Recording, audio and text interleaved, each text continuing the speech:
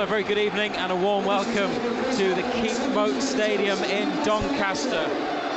What a noise, and it's all coming from the end away to our left, where there are around 3,000 Newcastle United supporters, all on their feet to welcome the players in black and white stripes, black shorts and black socks onto the field. Led out by the skipper, Jamal Lascelles. Here at Doncaster now in red shirts with white hoops, red shorts and red and white hooped socks. The goalkeepers, Newcastle Langley in the pink Newcastle goalkeeping kit, and Doncaster's keeper wearing green. Kick-off was supposed to be at 7, but it was put back by 15 minutes to allow supporters into the ground. Doncaster have fans in all of the home areas. They are socially distanced. It is not sold out, but there were some queues at the turnstiles, so that's why the match has been slightly delayed. This is Matthew Raisbeck from BBC Radio Newcastle. Once again, we'll bring you every match live this season on the radio and here on NUFC TV. And alongside me tonight is the former Newcastle defender, John Anderson. Ando, great to see you, great to be back at a game, and an away game with supporters there as well. A great atmosphere. Yeah, without a shadow of a doubt. Great that the supporters in. I think there's more black and whites in here than there is home fans, and making a hell of a racket away to our left-hand side. Steve Brucey's named a strong side as well. One or two missing, but there's a lot of experience in that side. You know, one or two young boys on the bench, but all in all, it's a strong team that he's put out there. The Newcastle side shows a couple of changes from York on Sunday. Dan Langley continues to play in goal with Martin Dubravka injured, Carl Darlow having tested positive for COVID-19, and Freddie Woodman and Mark Gillespie both self-isolating as close contacts of Darlow. Then in front of Langley, it's 3 centre-halves, and Isaac Hayden is in the back line tonight. Jamal Lascelles in the middle, Paul Dummett at the left. Jacob Murphy and Jamal Lewis are the wing-backs. Sean Longstaff and Jeff Hendrick in the middle of the park. Ryan Fraser, Alan Saint-Maximin and Callum Wilson in attack for Newcastle, who kick us off. Fraser rolling the ball back to Hendrick, and they're going from left to right in this first half, defending the goal behind which are the away supporters. United's bench is Max Thompson, the young goalkeeper, Kieran Clark, Matty Longstaff, as Sean Longstaff breaks onto a ball forwards that Doncaster get clear. Dwight Gale, Federico Fernandez, and then some young players. Kel Watts, who started the game on Sunday, Tom Allen, Oisin McEntee, an Irish under-21 international defender from the academy, Jack Young, a midfielder, and Matt Bondswell, a left-back. You may remember they signed from RB Leipzig earlier this year, 19 years of age, Bondswell. All through the Doncaster team in a moment. Here in Newcastle, through Wilson down the right. Ball taken off him and scooped clear by the home team. Hendrick onto it in midfield, couldn't hold it. And Doncaster Rovers of League One with the ball in the centre circle, looking to play it forwards. Chipped up to the edge of Newcastle's box. Lascelles, big header away.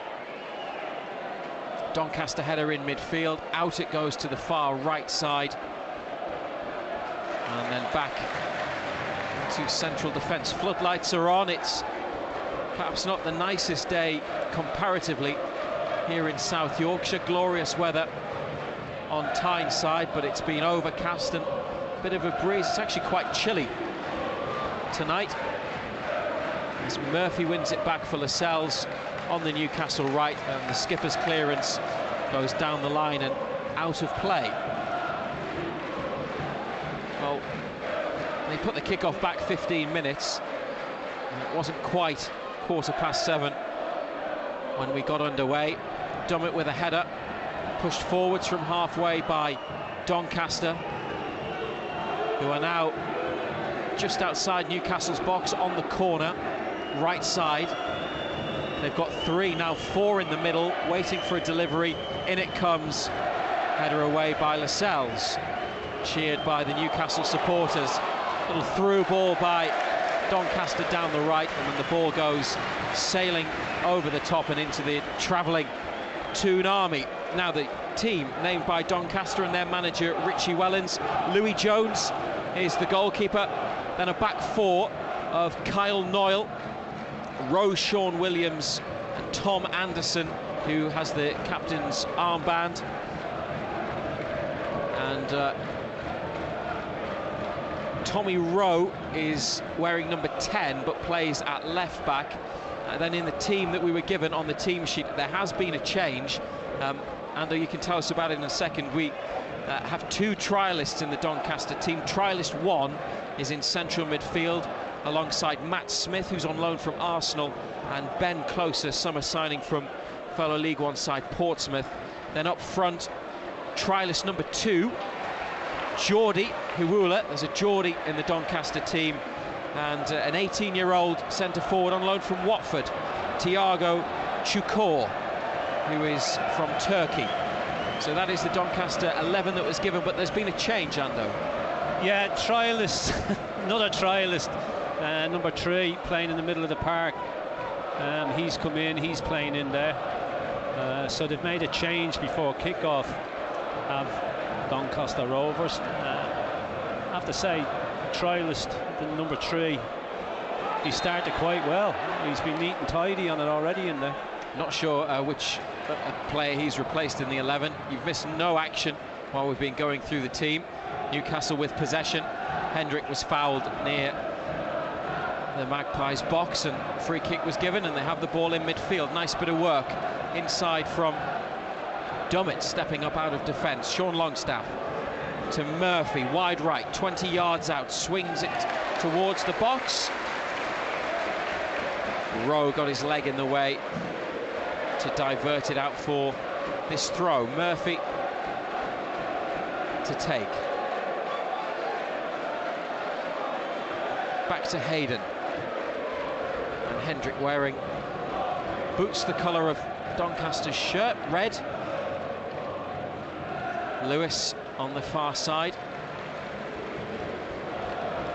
Dummett down the line, looking for Wilson, holds it up and then tried to slip one into the path of Jamal Lewis, and there was a foul spotted by the referee. Yeah, he was strong, Wilson.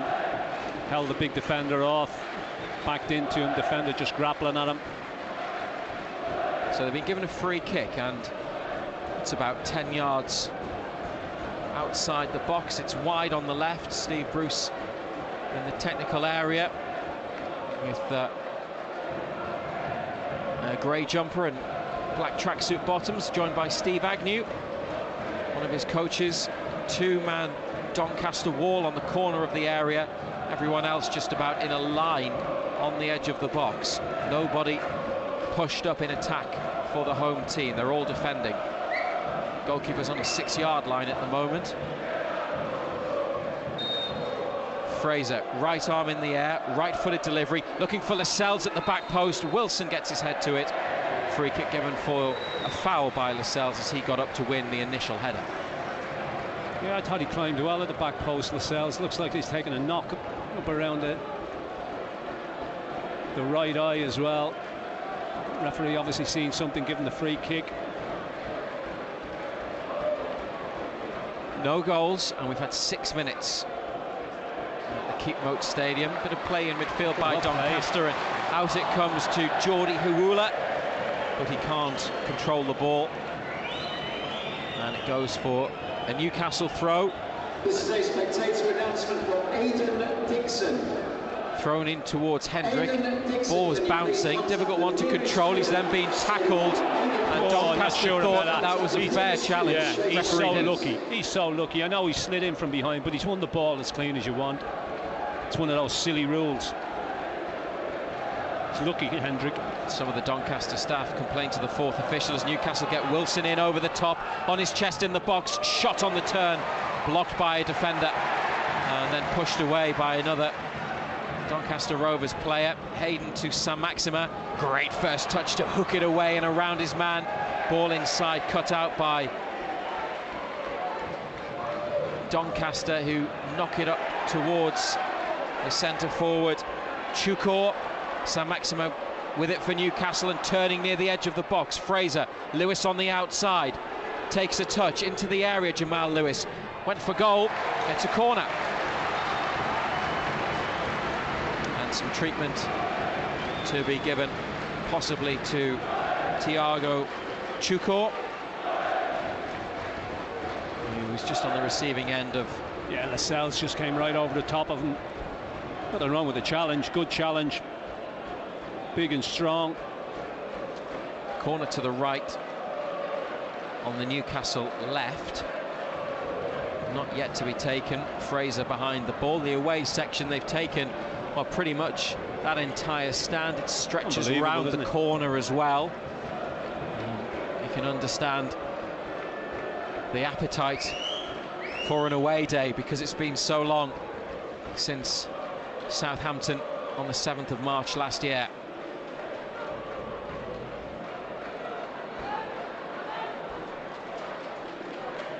Chukor is helped to his feet. He's actually not had a lot of football in pre-season terms because he's been in isolation for about a month. He played for Doncaster the other night when they faced Wakefield, but he travelled from Turkey to the Netherlands and then to London and then tested positive for coronavirus.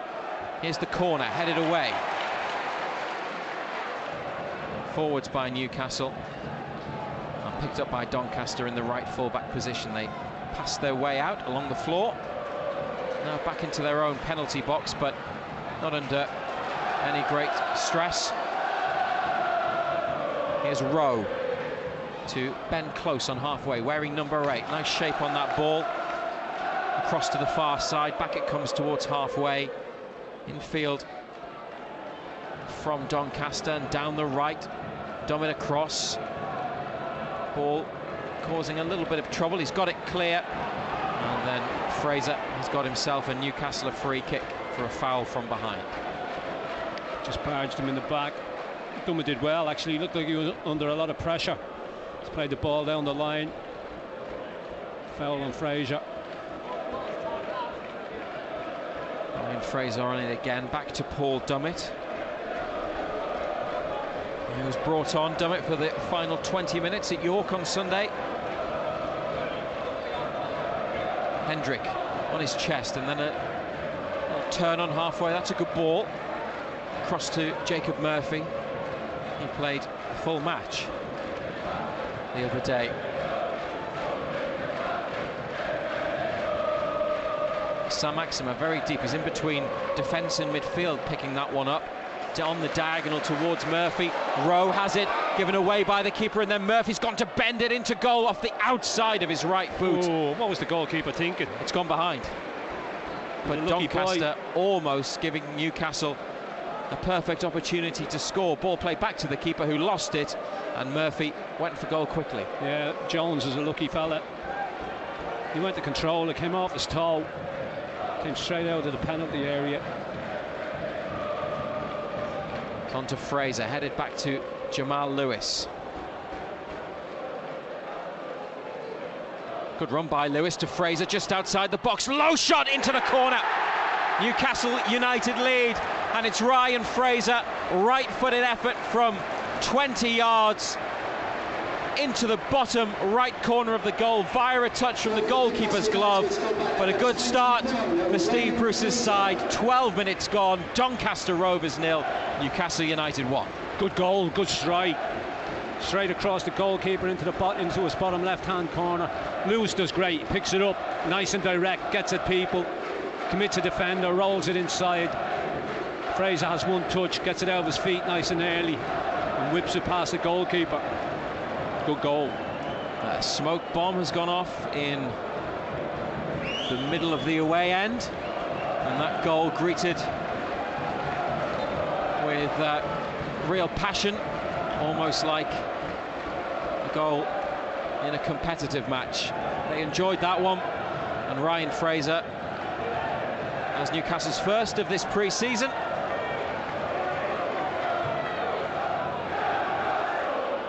Doncaster play it back to Sean Williams. He actually faced a Newcastle side last year. Williams, he was at Shrewsbury when they met the Magpies under-21s in the EFL Trophy. Wilson with a challenge. And then just a bit too much on the Doncaster trialist, number 3, in midfield. Nice bit of play up to trialist number 2. Rowe, left corner of the box, low ball in, a stooping Lascelles heads it away. Rowe's got it again. Nicely played out to the left once more to Ben Close, but Isaac Hayden, competitive, throwing himself towards the ball and sticking it out for a throw. High up on the Doncaster Rovers left side. 1-0 Newcastle, 13 on the clock.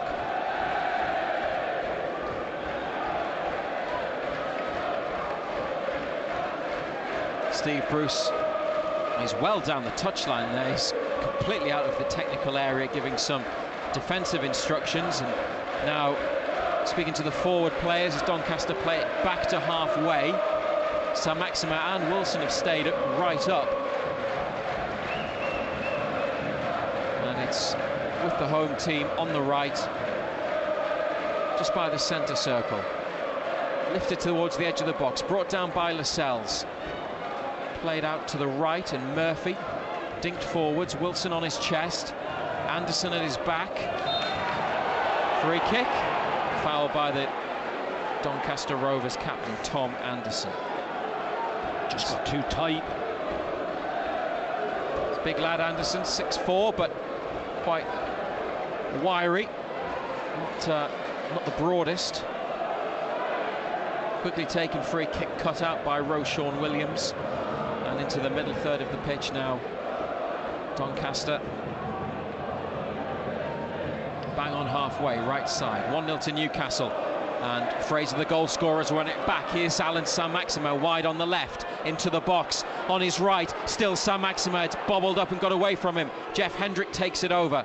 Fraser still in the box, left side, back to Hendrick.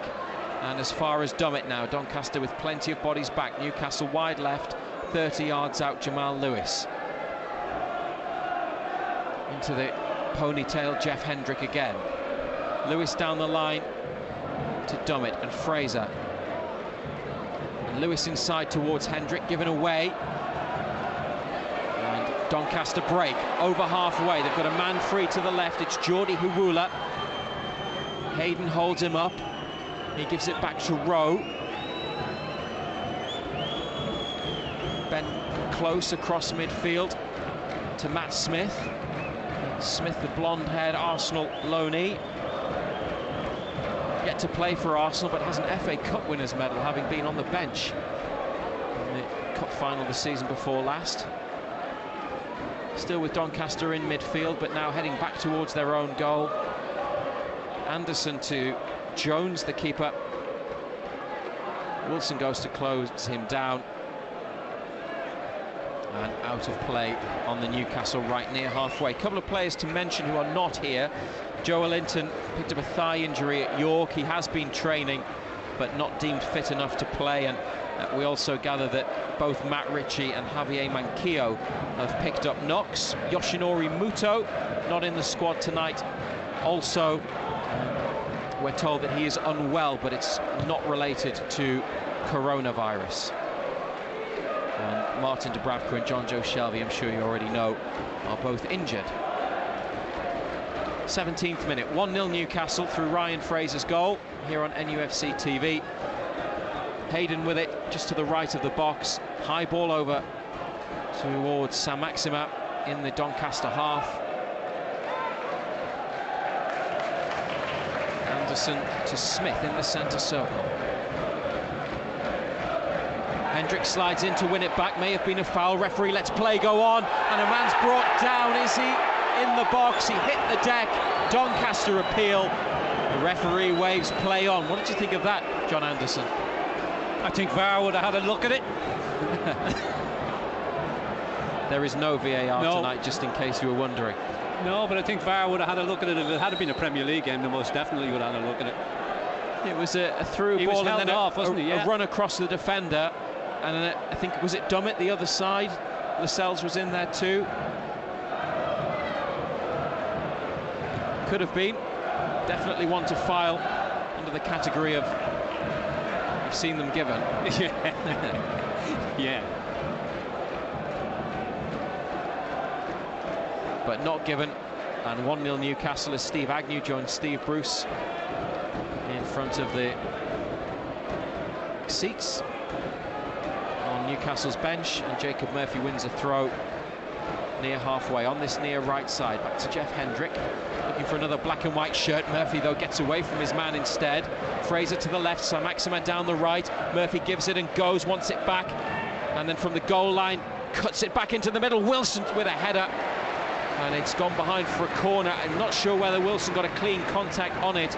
Maybe the defender instead headed it behind, but it's Newcastle's ball on this right side. Murphy linking up with Saint-Maximin, and corner kick. Yeah, angle was always tight. Always going to be difficult for him to score from that angle. Good play down that right side. Murphy got on his bike again, just hung it up. Ryan Fraser, the goal scorer, to take. Newcastle's number 21. It's an outswinger. It's high towards Dummett, headed away into the middle of Newcastle's half. Murphy's got Lewis behind him, and after looking to play a forward ball, he turns and goes back to Jamal Lewis, who plays it to the feet of Dan Langley. Straight back to Lewis, and now Hendrick, furthest player back actually, picks it up, heads towards halfway, gives it to Dummett and gets it back again. 19 minutes gone. This is Doncaster's 4th friendly. They played non-league Rossington and won. They lost to Bradford on Saturday and then had a 2-0 win at Wakefield on Tuesday. So they're well into their summer campaign as Wilson down the right chases a ball, looks for Longstaff. Anderson wins it back and Williams clips it towards halfway. Taken down by Smith, won back by Newcastle. Dummett forwards along the floor to Lewis. It's come for Saint-Maximin. Middle of Doncaster's half, now heading towards goal, gets away from a couple.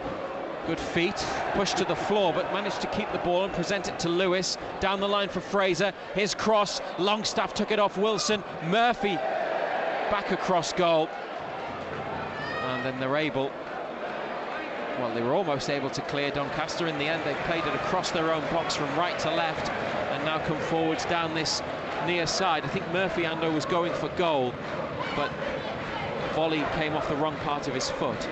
Yeah, it wasn't the cleanest strike. Difficult one to hit, to be fair to the boy. Hendrick dispossessed. And the home team with it on halfway. It's their 4th year in League One. Last season and they finished 14th. They were as high as 3rd in February, well in the playoff picture, but won only 2 of their last 16. Is Longstaff for Newcastle, up to Saint-Maximin, back to Hendrick, couldn't hold it, and now Newcastle are defending and players chasing back, facing their own goal. Chukor out to the wide right position, and he's committed a foul on Paul Dummett, given by the assistant referee.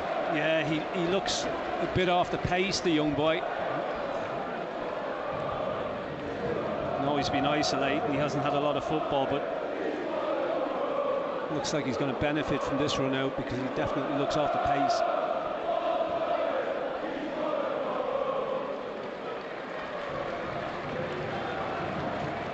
Jamal Lascelles, it's a ball for Wilson to chase. It's going to beat him and go out in the left-back position. Doncaster's half.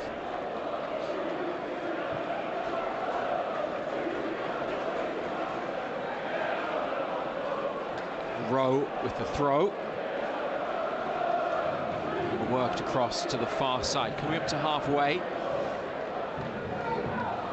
Steve Bruce mentioned in training gear. Richie Wellens, his opposite number.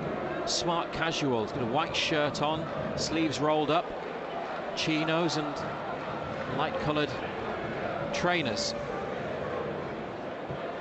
It's a cross from the left from Doncaster, from Geordie Hawula, looking to whip it in towards goal, but it didn't bend back in, and no, it was a poor ball. Goal kick for Newcastle. Yeah, just overhit, gave nobody no chance.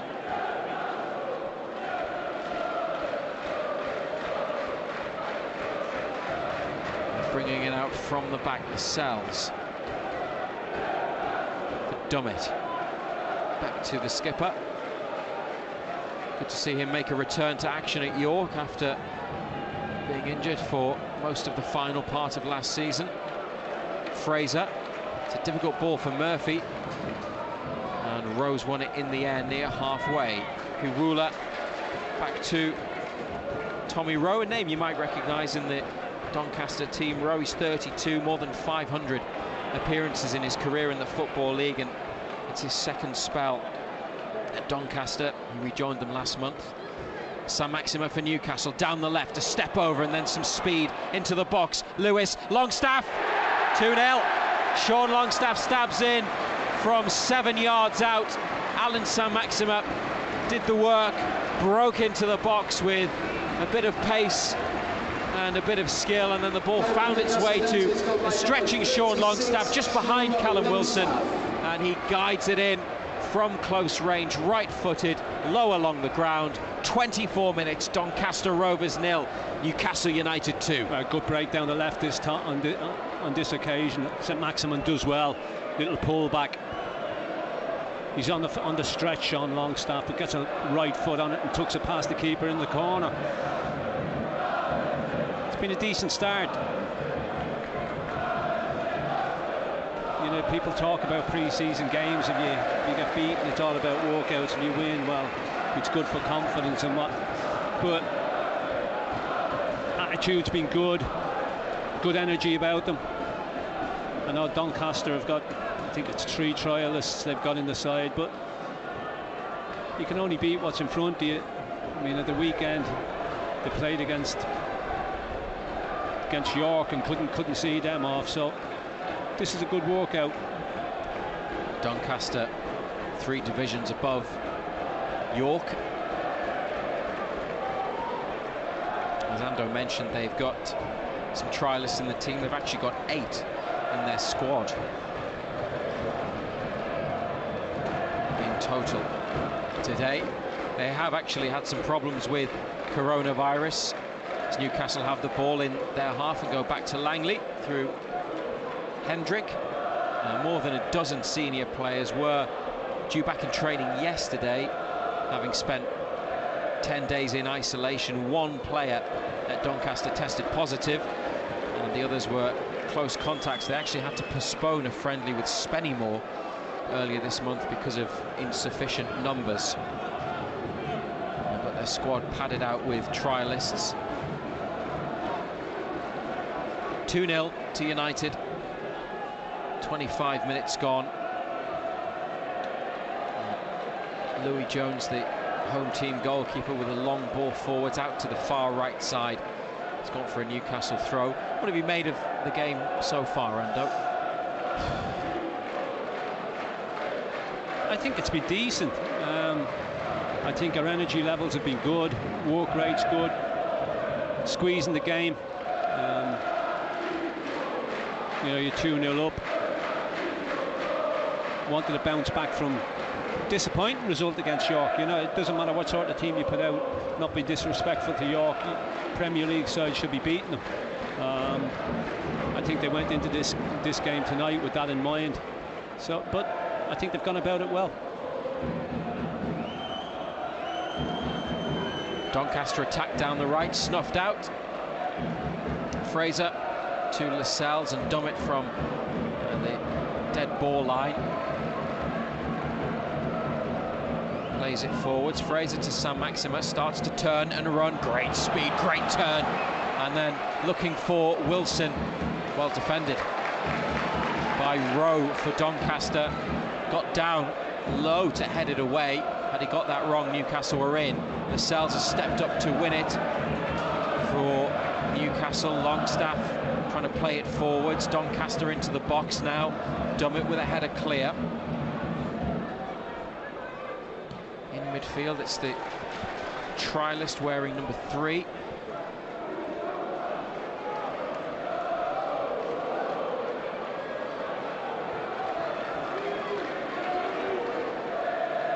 Rowe on the left, cross blocked by Murphy outside the box. Wilson takes a couple of touches and then gets cleaned out. Free kick has been awarded to Newcastle, who lead 2-0 here at Doncaster on NUFC TV.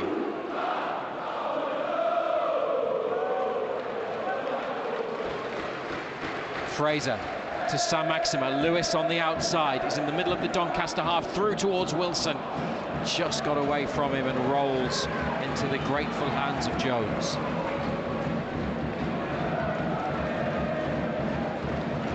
Ball not quite in line with Wilson's run, but now Kyle Noyle playing it right back for Doncaster, loses the ball, miscontrols.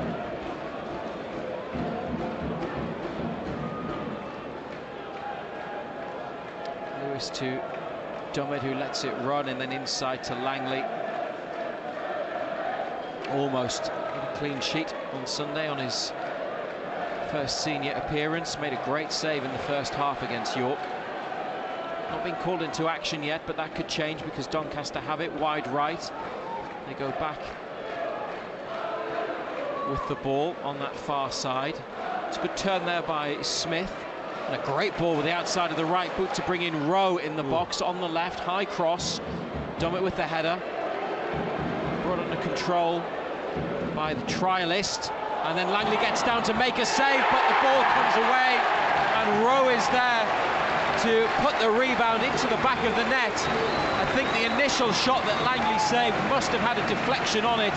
Looked like it deceived the keeper. He got down to push it away from goal, but only out to the left side where Rowe was coming in. And he just slid it in with his left foot, low into the back of the net. And after half an hour, Doncaster get back in the game. Doncaster Rovers 1, Newcastle United 2. Well, I mean, it's the boy in the middle of the park, the trialist, number 3, who's played well. He's been neat and tidy in there. He's gone on and he passed it quite well. He's hit the shot. It's not the cleanest shot in the world. I think it's taken a deflection. I think it's deceived Langley. It's a decent save. He's pushed it away, but Rowe follows it up. Murphy goes asleep. He doesn't track him. He doesn't follow him in there. Here at Newcastle looking for a third. It's Murphy having been played in by Saint-Maximin after some decent stuff in midfield by the Frenchman. Wilson's got it now on the right, goes shoulder to shoulder with Hiwula, and the assistant referee gives a decision by flagging. Look, shoulder to shoulder. Not happy about it, Newcastle. The referee goes with his linesman. Free kick. I thought it was shoulder to shoulder. It was the first shot on target. Doncaster Rovers. Goalkeeper young Langley, a little bit unlucky. Makes the save, pushes it out away from goal. Got to track him in there though. I mean, you know, Murphy's not a natural defender. It's not a natural instinctive thing for him to do. Ball broke for Sean Longstaff. He crossed the halfway line, but then there were 3 on him, and the ball has been pinched back by Doncaster. Close to Smith now, Matt Smith running away from Longstaff. Left-footed ball in, Lascelles with a volley clear. There's Wilson battling with Rowe. Newcastle throw. Sent a few of the subs out for a warm-up. Fernandez, Gale and Clark. Clark, who didn't get on, he was the only outfield player in the squad not to get some action at York on Sunday. Up to Wilson, nice turn, then a flick away. Saint-Maximin in the middle. Fraser there as well. Lewis on the far side, given to Saint-Maximin. Return ball for Wilson. Anderson's got it covered. Cleared up to Hiwula, heads it inside, Hendrick on his chest. And Newcastle don't turn back, keep going forward with it. Coming forwards with it, but Hendrick went back instead to Isaac Hayden there.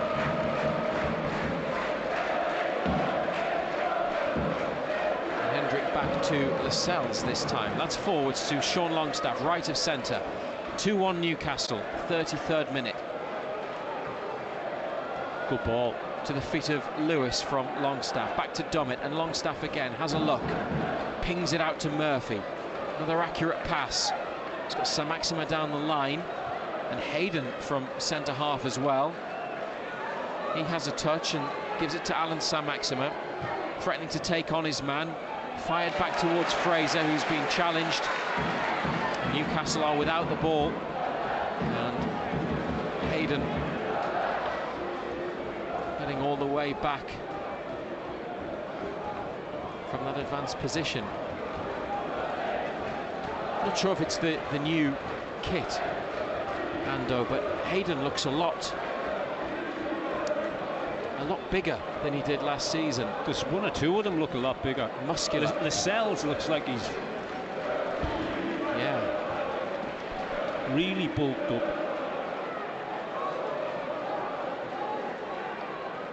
Doncaster ball. It's that trialist again. Murphy to Hayden and back again. Newcastle have it in the corner. Swung forwards by Jacob Murphy, cut out by Tom Anderson. Matt Smith rolls the ball along the floor out to the right. Chukor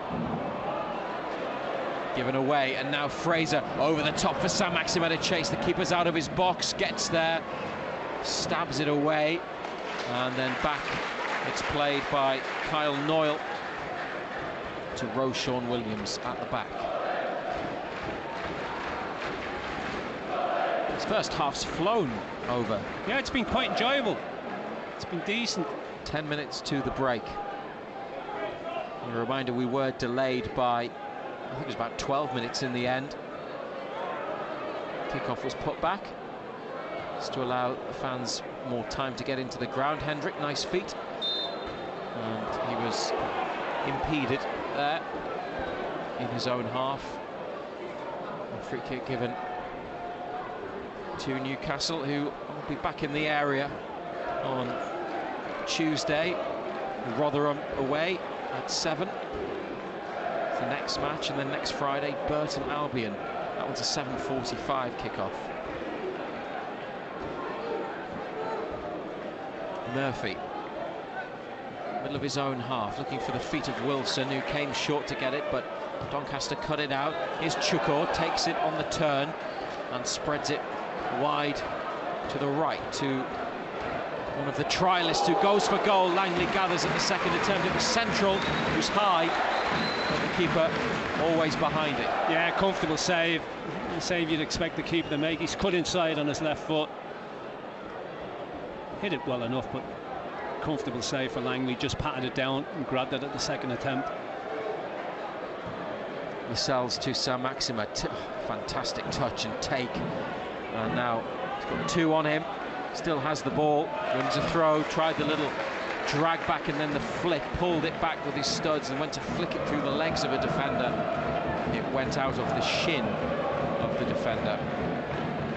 Sean Longstaff throws it to Isaac Hayden. Murphy had gone on beyond, down the right. Can you tell me why they all cut the back of their socks now? No, I don't know. There's obviously a good reason. Bet you the kitman's well pleased. Why put holes in the back of your socks? I'm trying to think. I mean, they have to have their socks pulled up during the match, so is it easier maybe to take a shin pad off if you need to?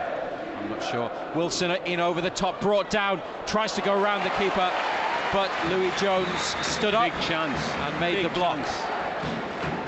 First touch was great. Little ball over the top. Keeper thought he was done. He just stood his ground, the keeper. 2-1 to Newcastle. Fraser and Sean Longstaff. Rowe got the goal back for the home team, who have a free kick now, and it was Murphy's block, Murphy's foul on Tommy Rowe, who knocked it through his legs, and he just wasn't going to let him pass. It's on the left, 25 yards, maybe getting on towards 30 from goal, 5 yards in from the sideline. Saint-Maximin is behind the line of vanishing spray. Everybody else in defensive mode just inside the box, the Newcastle line. Langley, centre of the goal, middle of the 6-yard box, right-footed from close, round the back, headed up by Dummett. Anderson going for it, then an overhead kick attempted by Doncaster. Half a clearance from Newcastle. Hendrick then wins it, gets fouled as he tried to come away. They want to take it quickly, United, but they can't. There's actually a player down in red and white, so the referee has stopped the game. 38 minutes have been played. Murphy comes over for a drink.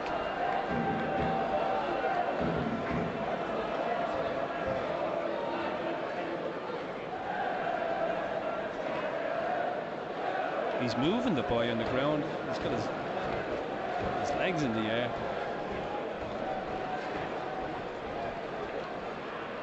Yeah, not quite sure who it is lying on his back. Is it Tommy Rowe, is it?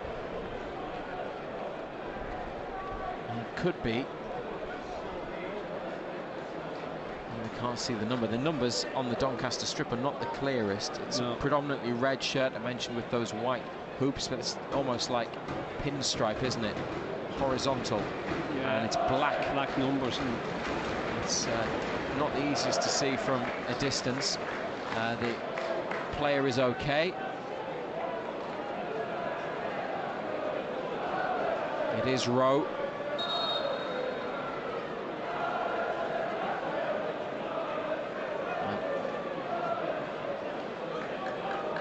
Some of Newcastle's other players alongside Murphy have come across to the side of the pitch. Murphy and Hayden talking to Steve Bruce. Just a reminder that they've got Langley in goal. Hayden, Lascelles and Dummett are the 3 central defenders. Murphy and Lewis in the wing-back roles, right and left. Sean Longstaff and Hendrick in the middle. And Fraser with Saint-Maximin and Wilson in attack. Match will restart with the ball at the feet of Jamal Lascelles. And Newcastle's bench, by the way, Max Thompson, the young keeper, Clark, Matty Longstaff, Gale, Fernandez, and then the 5 youngsters, Watts, Allen, McEntee, Young and Bondswell. We've got 5 minutes to half time and they lead 2-1. Lascelles carrying it up to the middle of the half, to the feet of Saint-Maximin. First time to Hendrick, out to the right to Longstaff, and now down the line for Murphy. Wilson ahead of him at the edge of the box, back to Longstaff, inside to Hendrick. Plays it square to Hayden, who joins in now. 30 yards out, maybe 35, Newcastle. Playing it along the floor, Dummett back to Hendrick. Forwards to Longstaff, takes a touch.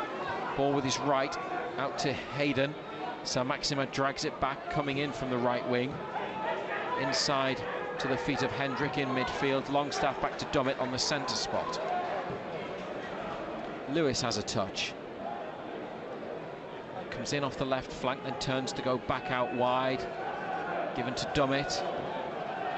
1-2 with Hendrick, then back again to Hendrick, under pressure from Smith. It's Longstaff to Hendrick. Newcastle keeping it, moving it quite well. Making Doncaster work. Saint-Maximin and Murphy couldn't keep it in. It was up around knee height. And it went out off Newcastle's number 23, Jacob Murphy.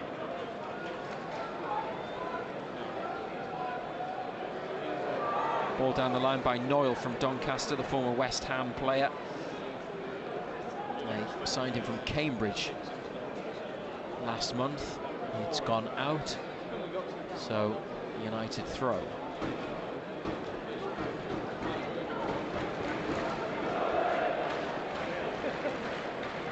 3 minutes to the break here on NUFC TV. Langley has a touch, passes it with his left to Hayden, then gets it back again. Right-footed ball up to Wilson on halfway. Anderson, the defenders, flicked it back. And Doncaster with plenty of room and time in defence. Sean Williams, middle of his half, forward to Noyle. Ball played inside. Hendrick with a block. Couldn't keep it in. Looped up off him and out on the far side.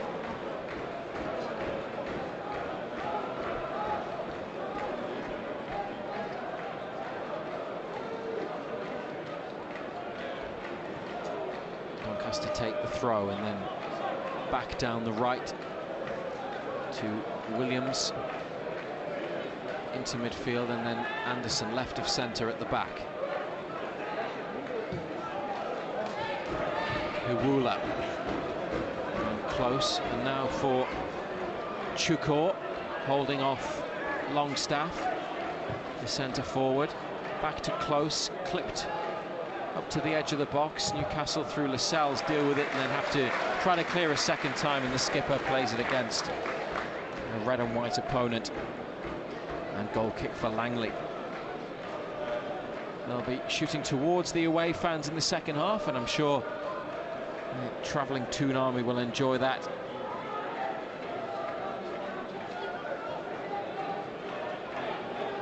And a 2-1 lead given to them by Fraser and Sean Longstaff. Rowe pulled one back. Here's Murphy to Longstaff and back again. That's good work under pressure. Murphy to halfway, inside to Saint-Maximin. Lewis free to the left. Saint-Maximin moving at speed and playing in Jamal Lewis, left corner of the box. 3 in there, back to Saint-Maximin, just outside the area. Takes it on, goes for goal, and it's deflected behind for a corner on this right side. Yeah, you could see what he was always going to do. A lot of red shirts in front of him. He shifted it, but he got people in the way of it. Got the block, corner kick on this near side. But yet again, moved the ball quickly. Moved it with pace. Ryan Fraser to deliver. Doncaster with everyone back. An outswinger headed away at the near post area. Murphy back out wide to Fraser, takes a touch. Oh, what a ball. Good ball towards the back of the box, and it's chested behind, chested by Noyle for a corner on the Newcastle left. Oh, it was a great ball. A lot of pace and whip on it. So a minimum of a minute added to this first half, with Newcastle finishing with a corner kick. Fraser to get the ball himself. Puts it down. Longstaff, Hendrick and Lewis around the D. Plenty in the middle. It's clipped towards the 6-yard box. Back out away to the Newcastle left, where Fraser has it under control again. Lewis on the touchline. Murphy to Longstaff. And he's forced in the end to play it back to Langley. The goalkeeper doesn't take a risk. Plays a short ball to Jamal Lewis, and there is the half-time whistle here at the Keepmoat Stadium. Newcastle United in the lead at the break. It's been a decent first half, quite an enjoyable game to watch. A strong team named by Steve Bruce. A few players missing through injuries, few youngsters on the bench, but a strong look about the 11. And Ryan Fraser gave them the lead on 12 minutes with a low shot into the bottom right corner from just outside the box. Then Sean Longstaff sliding in the box to convert across, made it 2 on 24. Tommy Rowe pulled one back for Doncaster on the half-hour mark. John Anderson, what's your verdict? I quite enjoyed it. It's been a decent game. I thought we've gone about it the right way. Energy levels have been good. Trying to do the right things, moving the ball with pace. I know Doncaster have got trialists in there, but I think we showed them plenty of respect. We got ourselves 2-0 up. Goalkeeper young Dan Langley's a little bit unfortunate with the goal Doncaster got. It's taken a deflection, the shot, and he's pushed it away. He's done well. We didn't follow Tommy Rowe in. You need to track back. We just let him run off us and he put it into an empty net. But all in all, it's been a decent 45 minutes. Well, we look forward to the second 45. It's coming up in about quarter of an hour here on NUFC TV. Thanks for joining us this evening. We'll see you for the second half at the break. Doncaster Rovers 1, Newcastle United 2. And welcome back to the Keepmoat Stadium. Doncaster Rovers players have emerged from the tunnel. Just to our left, we sit in the middle of the main stand. It's the same side of the ground where the TV cameras are, so if you were watching a game here on television, your view would be the same just about as ours. It's 2-1 to Newcastle at the break.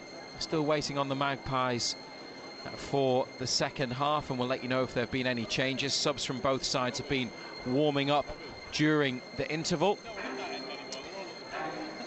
First things first, though, John Anderson, you were talking in the first half about the socks of the players and why do they all cut them at the back? Is it a fashion trend? Is there a more scientific reason? A couple of people have been in touch. Thank you to Stephen Jones and Mateus on Twitter. Stephen says the reason they cut their socks is they wear an anti-slip sock for more grip and comfort. And Mateus says they cut holes in the socks to release tension in their calf muscles, stops any pain or cramp if the socks are too tight. Really? You'd think with modern technology socks wouldn't be that tight, wouldn't you? Yeah. So thank you for providing us with that explanation. It is well, just one of the things that you notice about the modern game. Here they come, black and white stripes, black shorts and blue socks, bit of light blue trim around the kit as well, bit of a throwback. That was present on a few kits, wasn't it, when I think when you were playing, maybe early 90s, there was a bit of light blue, wasn't there, on some of the home shirts.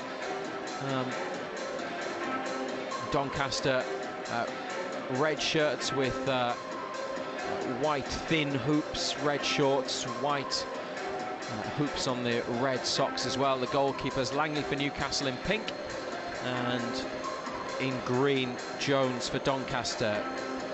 No changes for United at the break, as far as we can see. None have been displayed on the numbers board. So Dan Langley in goal, back three central defenders, Isaac Hayden, Jamal Lascelles and Paul Dummett. Jacob Murphy right wing back, Jamal Lewis left wing back, Jeff Hendrick and Sean Longstaff in the middle, Ryan Fraser, Alan San-Maxima and Callum Wilson are the attacking players. Doncaster also going with the same 11 for this second half. Louis Jones the keeper, back four right to left, Kyle Noyle, Rowe, Sean Williams, Tom Anderson the skipper and Tommy Rowe, who scored their goal. Then they have a trialist in central midfield with Matt Smith and Ben Close. Another trialist on the right, Thiago Chukor in the centre, the striker on loan from Watford, and Jordi Huwula, signed from Portsmouth, also of League One earlier this month. He's got a good goal-scoring record in the third tier. And an attack from Doncaster Rovers at the start of the second half. After 40 seconds or so, gives them a corner on the right side.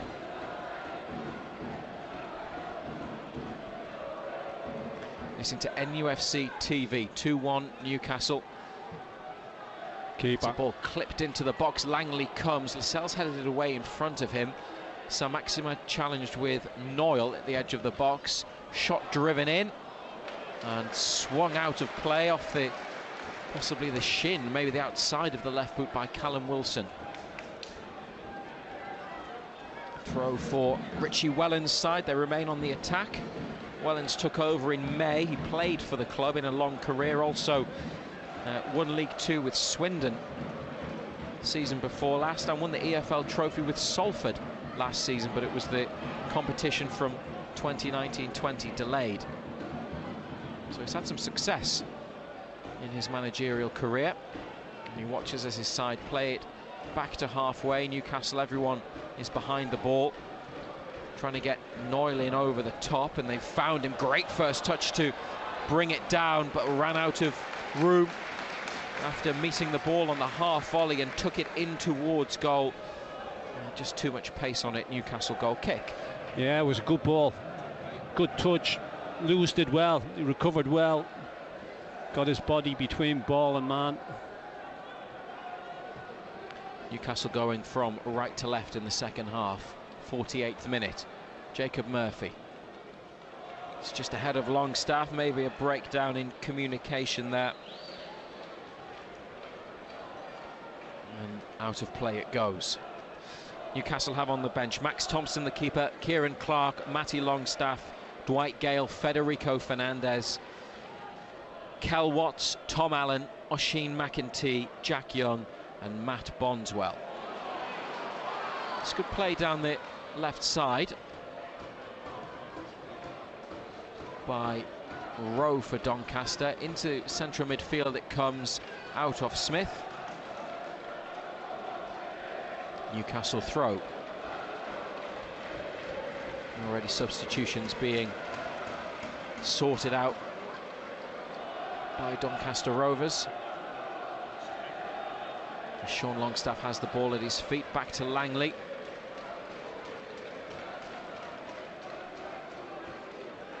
To Dummett. It's all on the floor for Newcastle in their defensive third. Then Lewis away down the left, turned into a good ball for Wilson. Looking to slip it back inside for Fraser. Cut out. Stopped on the way through. And here's the Doncaster trialist. Foot on the ball and then played back. He's wearing number 3. He's actually down as trialist 4. No idea who he is, but he's a neat and tidy player. Looks good. Yeah, he was one of Doncaster's better players in that first half. It was his shot that led to the goal as well. He's got short, light-coloured hair. He plays like he's been around a bit as well, mine. Not the biggest, maybe about 5'6", yeah. I think. Yeah. Heading on the ball again. We'll try to find out who it is. Into the box from deep from Doncaster. Lewis covering. Heads clear.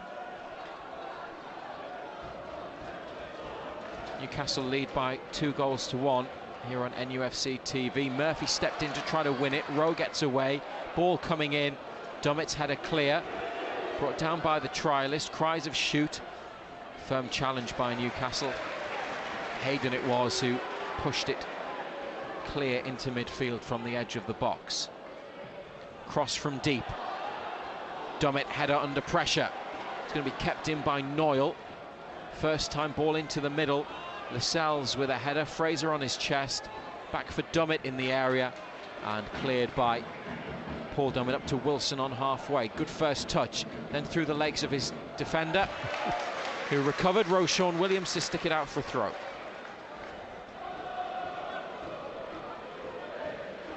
Back it goes to Dummett in, well, I guess most of the modern era. When you talked about Doncaster Rovers, you probably mentioned James Coppinger, who was once of Newcastle in the reserve side and made one senior appearance for the Magpies in 2000. He retired in the summer after a 17-year spell playing for Doncaster. Substitution for the Rovers player coming out. Show your appreciation for number. Now they're making a change. Thiago Chuko, the centre forward, has been given 50 minutes. Looks absolutely shattered. Yeah, he does. Yeah, he looks like he needed the game, to be fair. 3 separate isolation periods. Yeah, he's a big boy, isn't he? Did nothing. Needs a bit of work. Yeah. And also had the virus as well, so had to recover. He's off, and they've made a change, bringing on Omar Bogle, number 7. He's had a few clubs in the Football League in recent years, including Cardiff, Wigan, joined from Charlton in January. Here's Doncaster free kick put into the box. Newcastle head it clear, and now Saint-Maximin on the right, only 2 defenders ahead of him, and 4 black and white shirts there, lifted over the top for Fraser, into the box on the left. Ryan Fraser to Callum Wilson at the back post, brought down by Wilson, shot is blocked and then pushed behind for a corner. Didn't make the most of it, wasn't the greatest defending by Doncaster, pushed everybody forward, break was on, should have done better.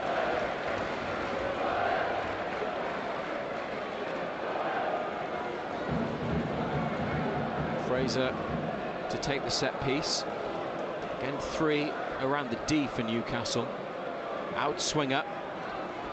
Lascelles attacked the ball. It's headed back out wide, right to Fraser. Step over into the box. Back towards Longstaff. It's actually away from him. Hendrick was covering to keep Newcastle in possession. Hayden down the line. Hendrick gets there first in the corner. Coming back with it, Longstaff comes in off the right to Fraser, clipped out wide for Isaac Hayden. First time ball cut back, defender's taken a touch and it wasn't what he intended, it went backwards. Newcastle still have it on the edge of the box. Here's Lascelles with a drag back, try to get away. Doncaster win it, Newcastle hold them up in midfield. Referee gives a free kick to the League One team. Player down for Newcastle, Isaac Hayden. He received treatment at York as well, but he was okay. He's on his back though, and the referee is standing over Hayden. There's a Doncaster player there as well, just making sure he's okay. It's Bogle, the substitute.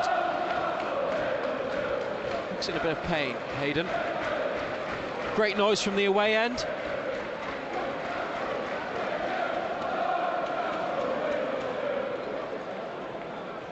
Under the lights tonight.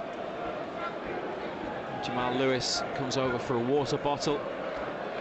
Dwight Gale among those warming up.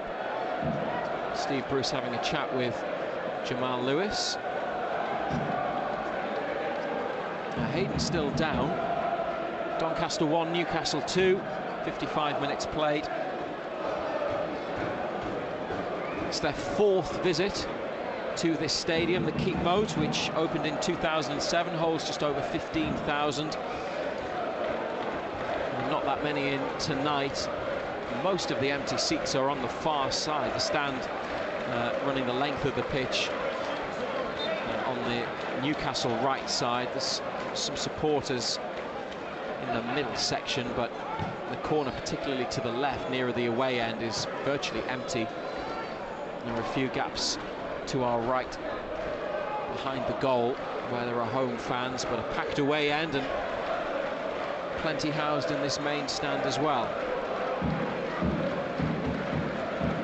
Match has restarted from that Doncaster free kick in midfield. Murphy intercepts on the far side, comes in with the ball at his feet, tries to slide one through for Wilson, who couldn't get there. And here's Bogle, and into the box Doncaster goes, stopped by Lascelles, who's been caught as he swung the ball clear. Murphy away now for Longstaff. It's very tight on that far side, and they link up a couple of times. Longstaff to Saint-Maximin, that's nice, and then a flick for Hendrick. Wilson just ahead of him, straight offside. Ball goes to Fraser on the left, and his ball through now for Callum Wilson. That's a really good Newcastle breakaway goal, and they extend their lead. Wilson slotting home after being played in by Fraser. Hendrick involved in the attack, which started on the right, deep in their own half. And after 57 minutes, Wilson's low right-footed finish from inside the box across the keeper makes it Doncaster Rovers 1, Newcastle United 3. It's a smashing goal. Great ball by Fraser. Just threaded it between defenders. Didn't have to break stride. Wilson, once he got there was only going to be one outcome. Took the past the keeper into the corner. Really good goal. And you would say that Doncaster have probably started the second half the better of the sides. They've had more of the ball. But it's all about that quality, isn't it? Isaac Hayden is going off to be replaced by Federico Fernandez. He's walking and moving fine, Hayden, but having received fairly lengthy treatment, maybe they just don't want to take a risk. So straight swap, Fernandez into the back line.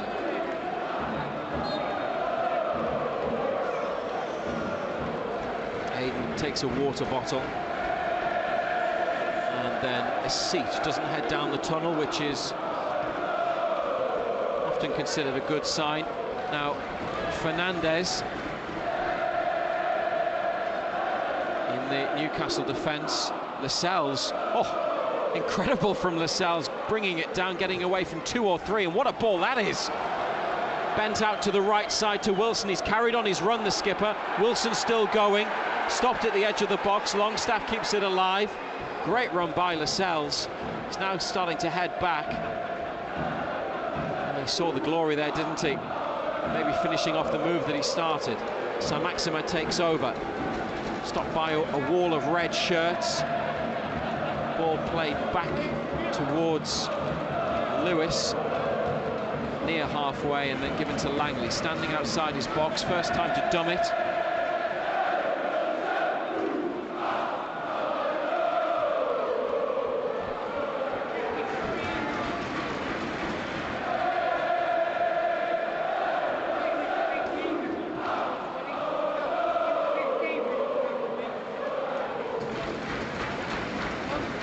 Fans have a song for Callum Wilson, who's made it 3-1.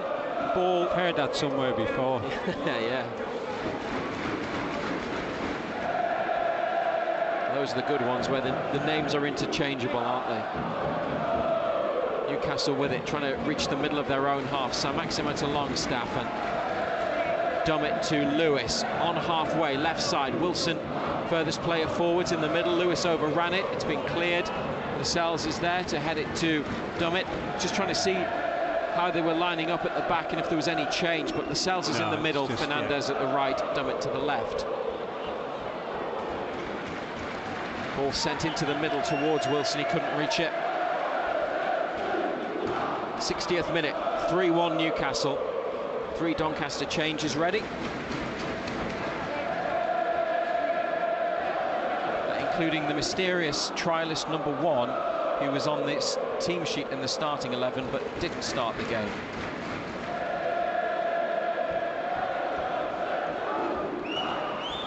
And one other who isn't even on the team sheet. That's what happens in pre-season. Longstaff helping it on to Saint-Maximin, who gets turned and, ooh, yes, fouled. Didn't think the referee was going to give it. It was Matt Smith on a little bit Frenchman. Of a mismatch there, isn't it? Well, Smith's what? 6 stone went through. Jordi Hurula is going off.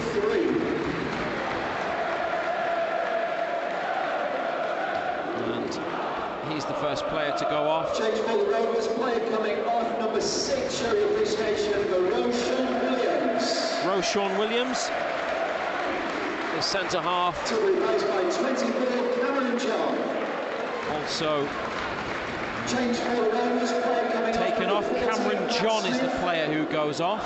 To be replaced by trialist 4. Matt Smith, the midfielder, is the one going off. There's some confusion.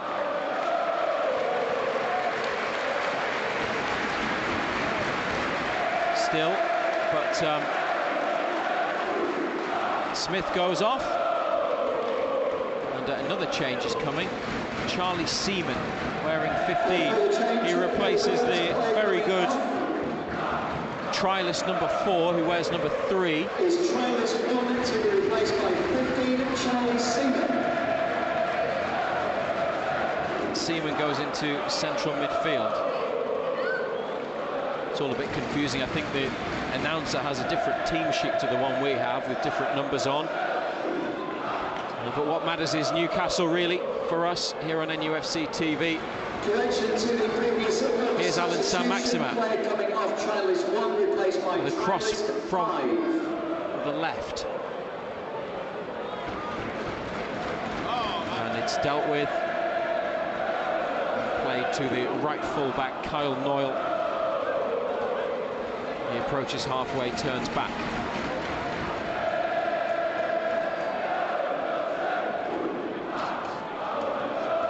Doncaster have got Sheffield United now of the Championship at home on Wednesday in their next pre-season assignment. They host Wimbledon on the opening day of the League One season.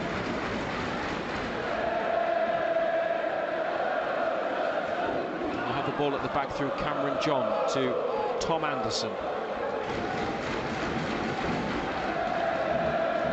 Steve Bruce with hands in pockets, keeping a close eye on things. Dwight Gale is ready to come on.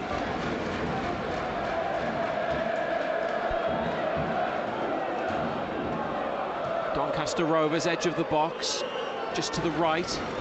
Noyle, back to Seaman. Murphy's header, Longstaff lobbed forwards. Just got away from Saint-Maximin, just. Here's Bogle, one of the earlier substitutes. The centre forward cuts in from the left. Now wide on the left side.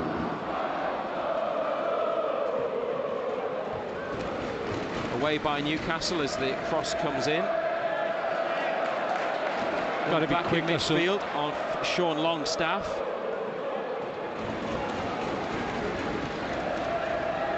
Seaman, 25 yards out forwards. Doncaster go down the left now.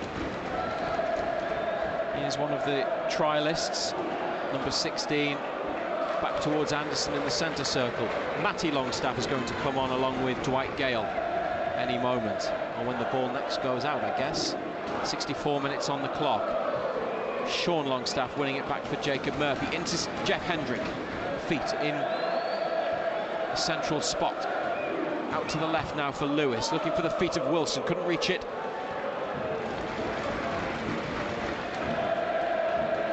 He got Newcastle's third, they lead 3-1. It's 2-1 at the break. Fraser got the first, Sean Longstaff the second.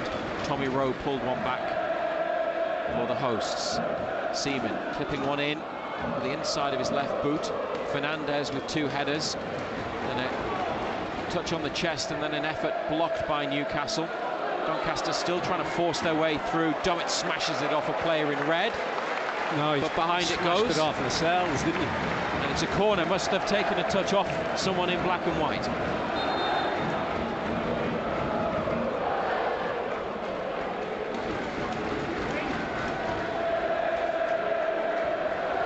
Trial of 6 is coming on now as well, Reza, for Doncaster. Substitution for the Rovers player coming off number 2, Kyle Noyle. To be replaced by number 19, Charlie Seaman. Charlie Seaman is number 15 on our sheet. Number 19 is trial of 6. And number 19, who's just come on, is trial of 6, but oh well. He's Charlie Seaman. It's all very confusing. Track. Yeah. They do look a bit alike. Anyway, here's the corner. Left-footed from the right. Flicked on by number 9 for Doncaster. Just stick with the numbers, I think. Here's the Newcastle change. Gale on for Saint-Maximin. Coming up is number 10, Alan Saint-Maximin.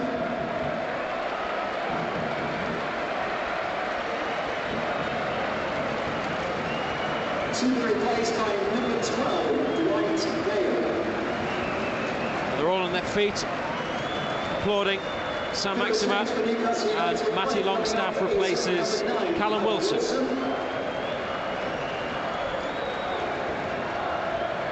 Saint-Maximin gets pat on the back and on the shoulder from members of the coaching staff, Steve Bruce and Callum Wilson. High five.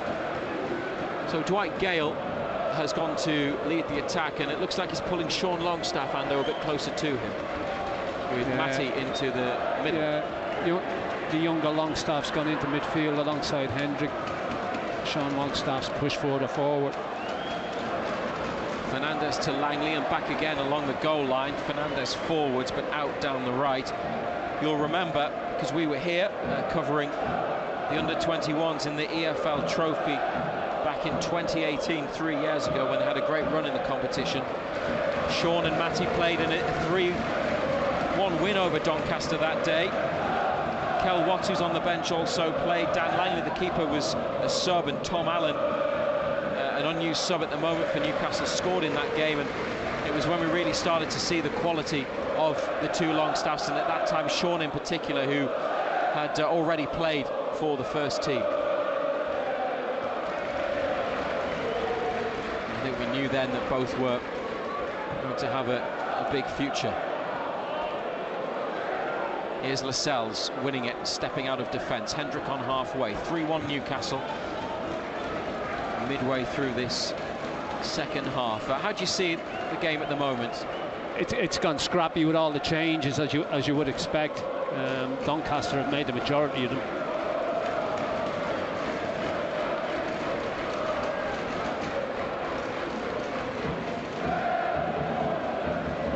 Would you expect Steve Bruce maybe to make a few more? There's Kieran Clark on the bench. The rest of the players in reserve are younger and more these games you've got to use players.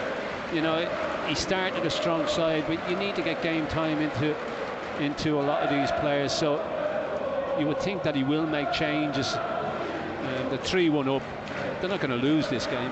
You know, Doncaster, they've made a hatful of changes, so that's good play at the edge of the box by Doncaster, and a left-footed shot curling in towards goal has clipped the top of the crossbar from one of the trialists.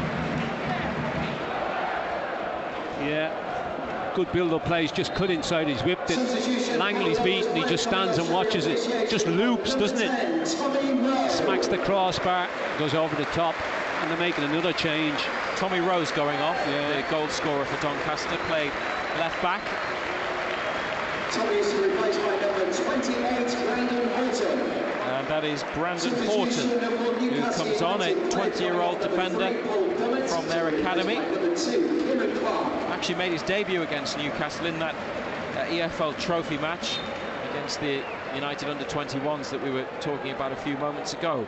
Brandon Horton, who's on at left back, and Kieran Clark has come on for the final 20 minutes into defence, left side of the three, in place of Paul Dummett. Here on NUFC TV, they have a 3-1 lead, Newcastle, and the ball played back to the keeper, Gale chasing it down, but Louis Jones, himself only a youngster, 22, finished last season as the first choice goalkeeper, got it out to the left side, received a ball back under pressure, and then played it forwards, where Lascelles has now gone into a challenge but committed a foul, and he apologises, and it's just a free kick. Kel Watts and Jack Young warming up for Newcastle, who win it back through Jacob Murphy. It's Fernandez inside to Murphy, middle third of the pitch. Hendrick to Clark, takes a touch with the outside of his left, passes it with his right to Lewis, 15 yards from halfway, back to Clark and square to Lascelles in the middle, in front of Newcastle's penalty box. Here's Matty Longstaff now to brother Sean.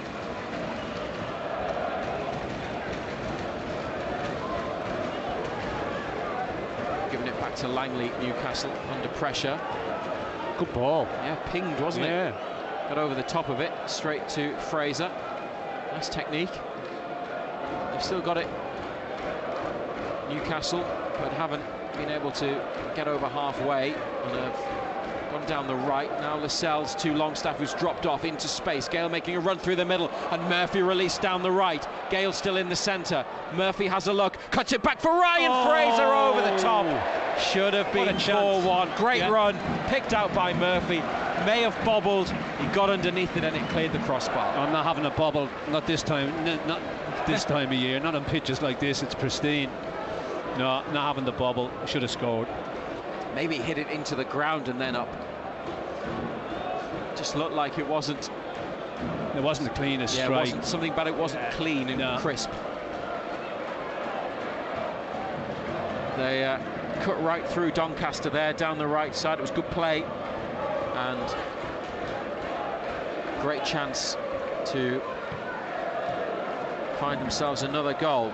Fernandez got that away with his shoulder. Hendrick to Longstaff. Matty Longstaff through for an offside Dwight Gale, who finishes from well outside the box. Nice chipped finish. I'm sure he might disagree with the flag. Looked fairly tight. I mean, he wasn't coming back from an offside position or anything. He was trying to time his run. Might have been close. Haven't got far. Haven't got far. But the Lions next year are going to be thicker. Don't know how much thicker. The one thing about that flag from the assistant is that it went up immediately and we didn't have a 3-4 second delay where the attack continued, which can lull you into a false sense of security. Tom Anderson has gone off, the central defender, the skipper, and another trialist has come on to play at the back. Someone who is not on our rather unreliable team sheet. The game has gone really messy now with all the substitutions that have been made. It's lost all its shape, hasn't it? First half was decent, but all of a sudden everything's all over the place. 16 minutes of normal time, plus whatever gets added on. Murphy, oh, what a run by Jacob Murphy, up to the edge of the box, goes for goal himself. Oh, it's narrowly wide. Low shot off the laces of his right boot. It was a clearance from Doncaster. He took it down on his chest. He just ran, and they tried to chop him down, and they almost got him, but somehow he kept his balance and kept going. It would have been a great goal, but just opened up for him, didn't it? He just took off. He's got pace, runs with it well. We are going to see Jack Young shortly. He has number 46 on his back. He's a central midfielder, 20 years of age, from Morpeth in Northumberland. And Young had a loan spell with Tranmere Rovers in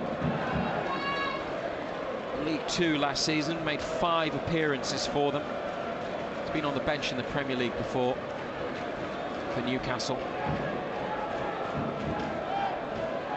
3-1 up, quarter of an hour to go here on NUFC TV.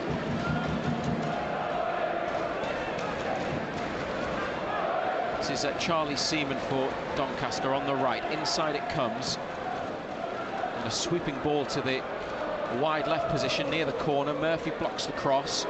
It's kept alive and then sent in. A flicked header. They have another goal back. Doncaster Rovers. Dan Langley at full stretch across down to his left-hand side. Couldn't keep that one out. Ball floated in, right-footed from the left, and then the header flicked. It was just a flick on the header towards goal from Omar Bogle. Doncaster's centre forward has brought them to within 1 of Newcastle.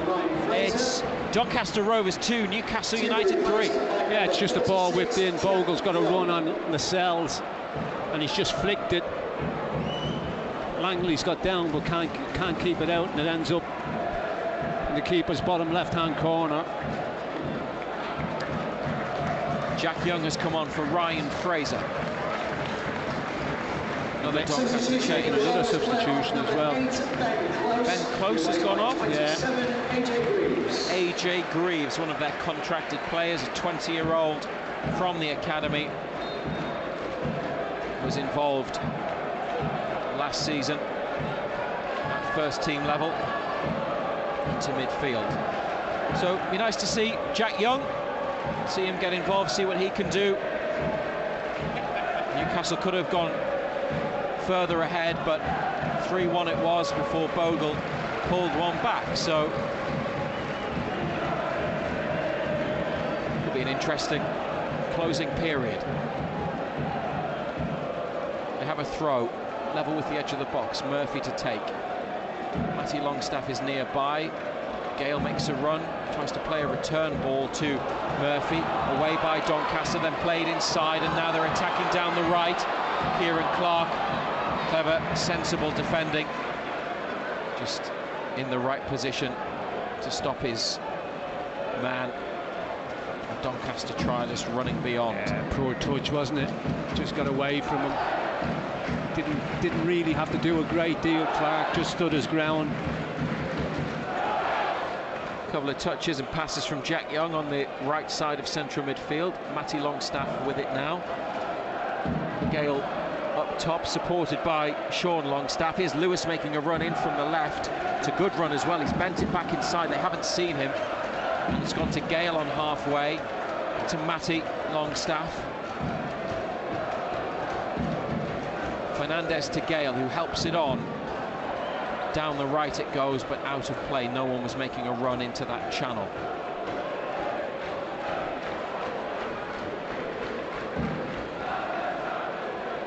Steve Bruce has a look at the bench and points to someone.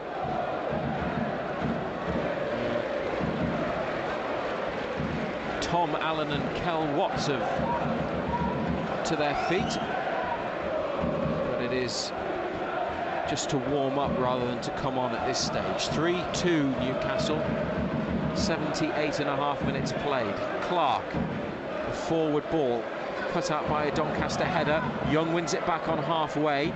It's under a bit of pressure here, Jack Young, but did well to get the ball back to Fernandez.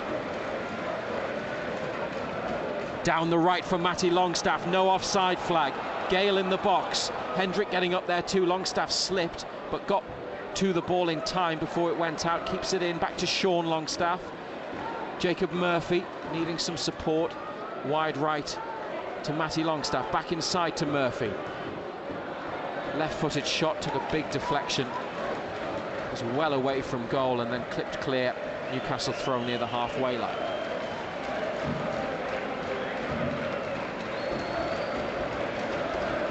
He was cut inside. Murphy hit it with his left foot. Good strike, hit it well enough. Steve Bruce is calling Kel Watts back, and Allen's coming back as well. They might both be coming on. Murphy with the ball in his hand for Newcastle United. In his new 6-year contract, Jacob Murphy, underlining his importance after a really good season last year. Langley, big kick away, left-footed. Matty Longstaff heads forward. Hendrick trying to get close to it. Now chasing it down as it goes back to Cameron John. And the Doncaster defender up to Bogle. Clark wins it from him. Gale back to Lewis. Under pressure, Jamal Lewis. Wanted to go on the outside. It's won back by the home team. There's going to be a double change. Watts wearing 35, Allen with 37. And still leave Newcastle with Machine McEntee and Matt Bondswell on the bench. But this is the first sniff of first team involvement that those two players have had. Allen, I'm sure you remember, set up a goal for Joe Linton in the FA Cup against Rochdale in a replay at St James's Park last January. His only senior appearance. Watts came on in the Premier League against Liverpool, final day of the season before last. Had a season-long loan with Plymouth in League One, did really well, played here. in March. He replaces Jamal Lascelles, Kel Watts and Jacob Murphy coming off for Tom Allen, who can play in the forward line, can play out wide as well. He's going to go into presumably a wing-back position. Allen, 21 years of age. Number 37, Tom Allen. He's got League One experience. He was on loan to Accrington last season. Made 8 appearances for them, Allen.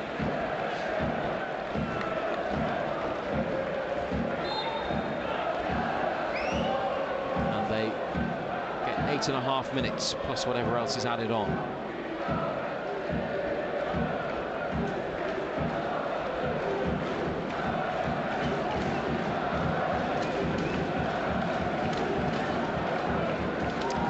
Clark's gone into the middle of the back three. Watts to the left and Fernandez to the right. Gale with a foul trip in the midfield area in Doncaster's half, and they've played it along the floor over to the left. It's 3-2 to Newcastle. Hendrick closing down.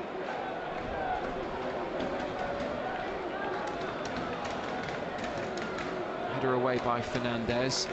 Matty Longstaff trying to win it back. It was, I think, there to be won in midfield.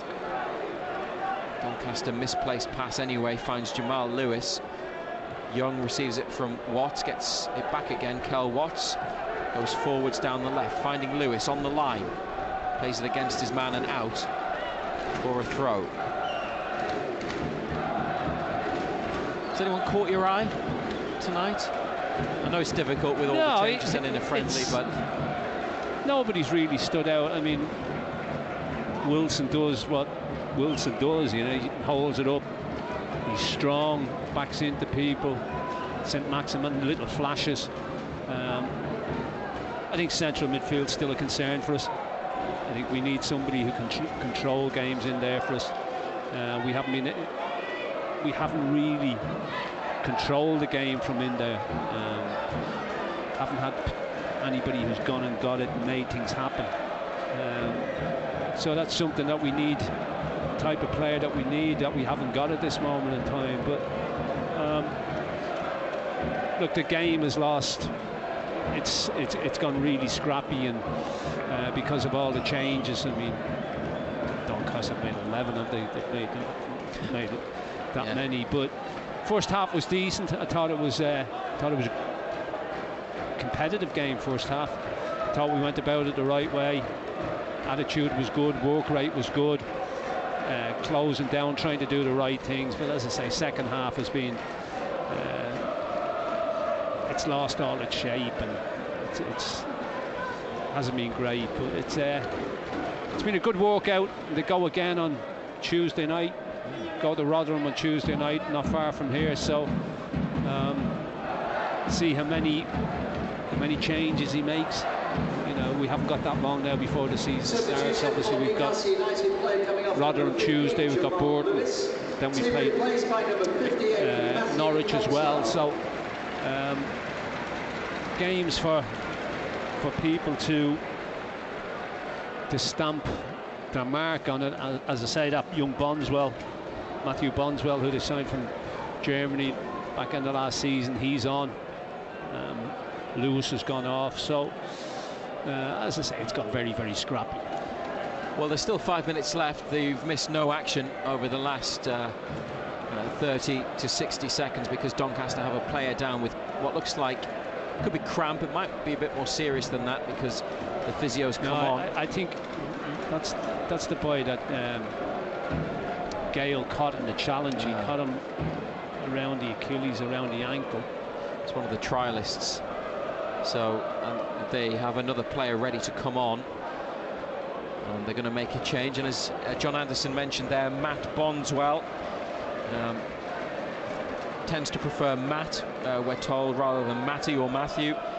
19-year-old Nottingham-born left back, was playing for RB Leipzig in Germany, had a senior experience from a loan spell with Dordrecht in the Netherlands. Newcastle brought him back to England in March. He's come on for the final 5 minutes. Maybe someone to watch. And those away fans, some of whom are heading for the exits now, have been able to at least see, for a little while anyway, some of the players in the academy who are on the fringes of the first team, which is always nice, isn't it? Doncaster with it at the back, losing it almost to Hendrick, playing in a bit of a tight area. Jack Young's got his boot to the ball and done well to keep it in. That's really well played, and Bondswell back to Clark. Looked like he was spinning away. It was a difficult ball to control, but Young, having had the initial touch, kept it in, brought it down and found a teammate. Forwards down the right, Newcastle. They're rather getting one another's way there, Gale and Allen.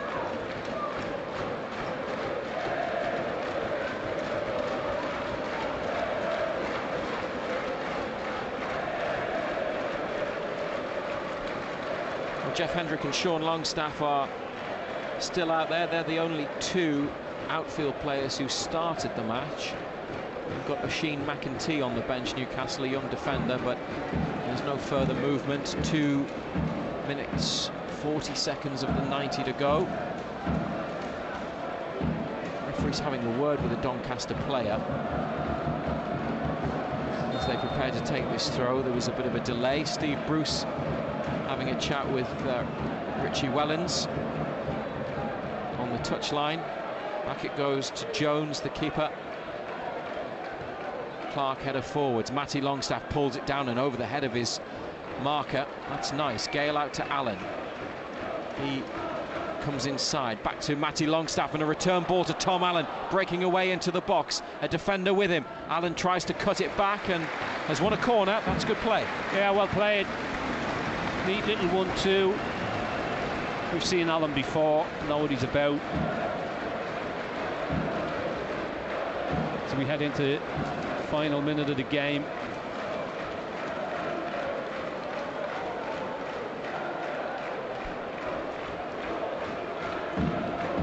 They drew 2-2 here in 2016 in pre-season. Newcastle scored a very late goal that day. There they are looking for another late goal from the corner, floated in by Young, but the keeper catches it in the middle of the 6-yard box. Bondswell gets his head to the kick downfield, and out it goes for a throw. 3-2. Newcastle had 2 good chances to score another one in the second half. Fraser over the top when it looked like he was going to find the back of the net, and Murphy narrowly wide. Gale did have the ball in the net, but he'd already been flagged offside. Doncaster hit the top of the crossbar with a shot, curling shot from outside the box. Newcastle throw. Allen with it. Tinner in the defensive third of the pitch.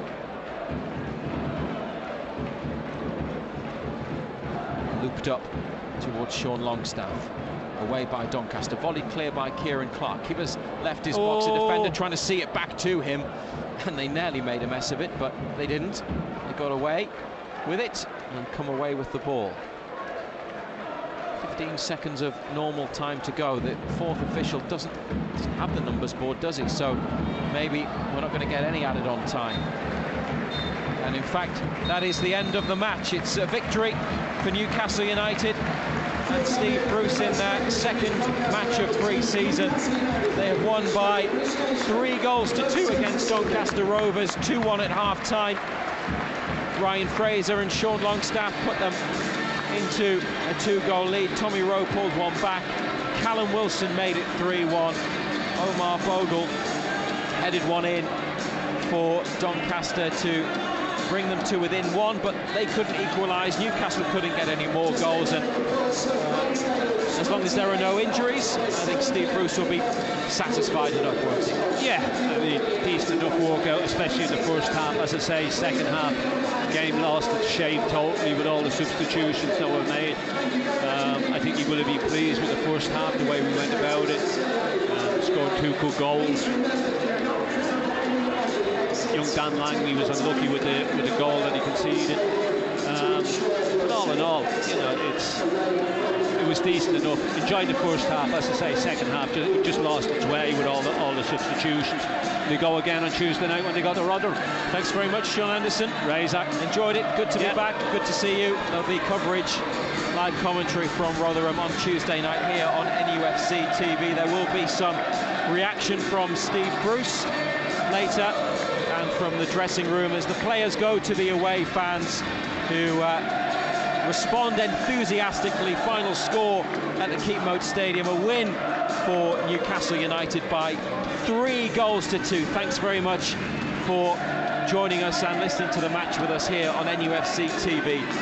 You're listening to BBC Radio Newcastle. Teams are back in the changing rooms. Kick-off just a little over 5 minutes away, and a reminder that if you're looking for Sunderland against Wickham in League One, well, that match is on DAB and Freeview Channel 719. Despite Newcastle's results, Steve Bruce feels there have been some positives this season, and that maybe his players haven't quite got what they've deserved yet.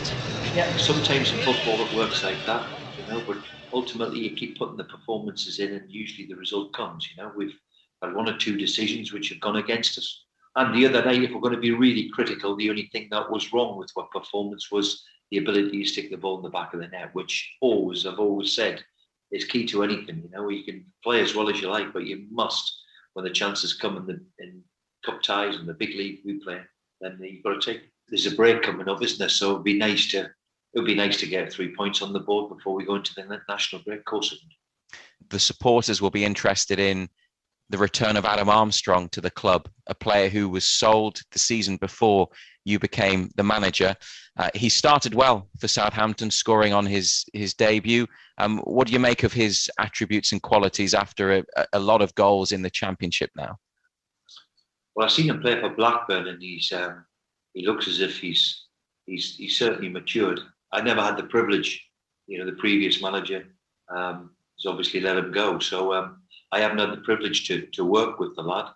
But it's fair to say he's come through the ranks here, and it's I'm sure he'll be looking forward to it coming back home.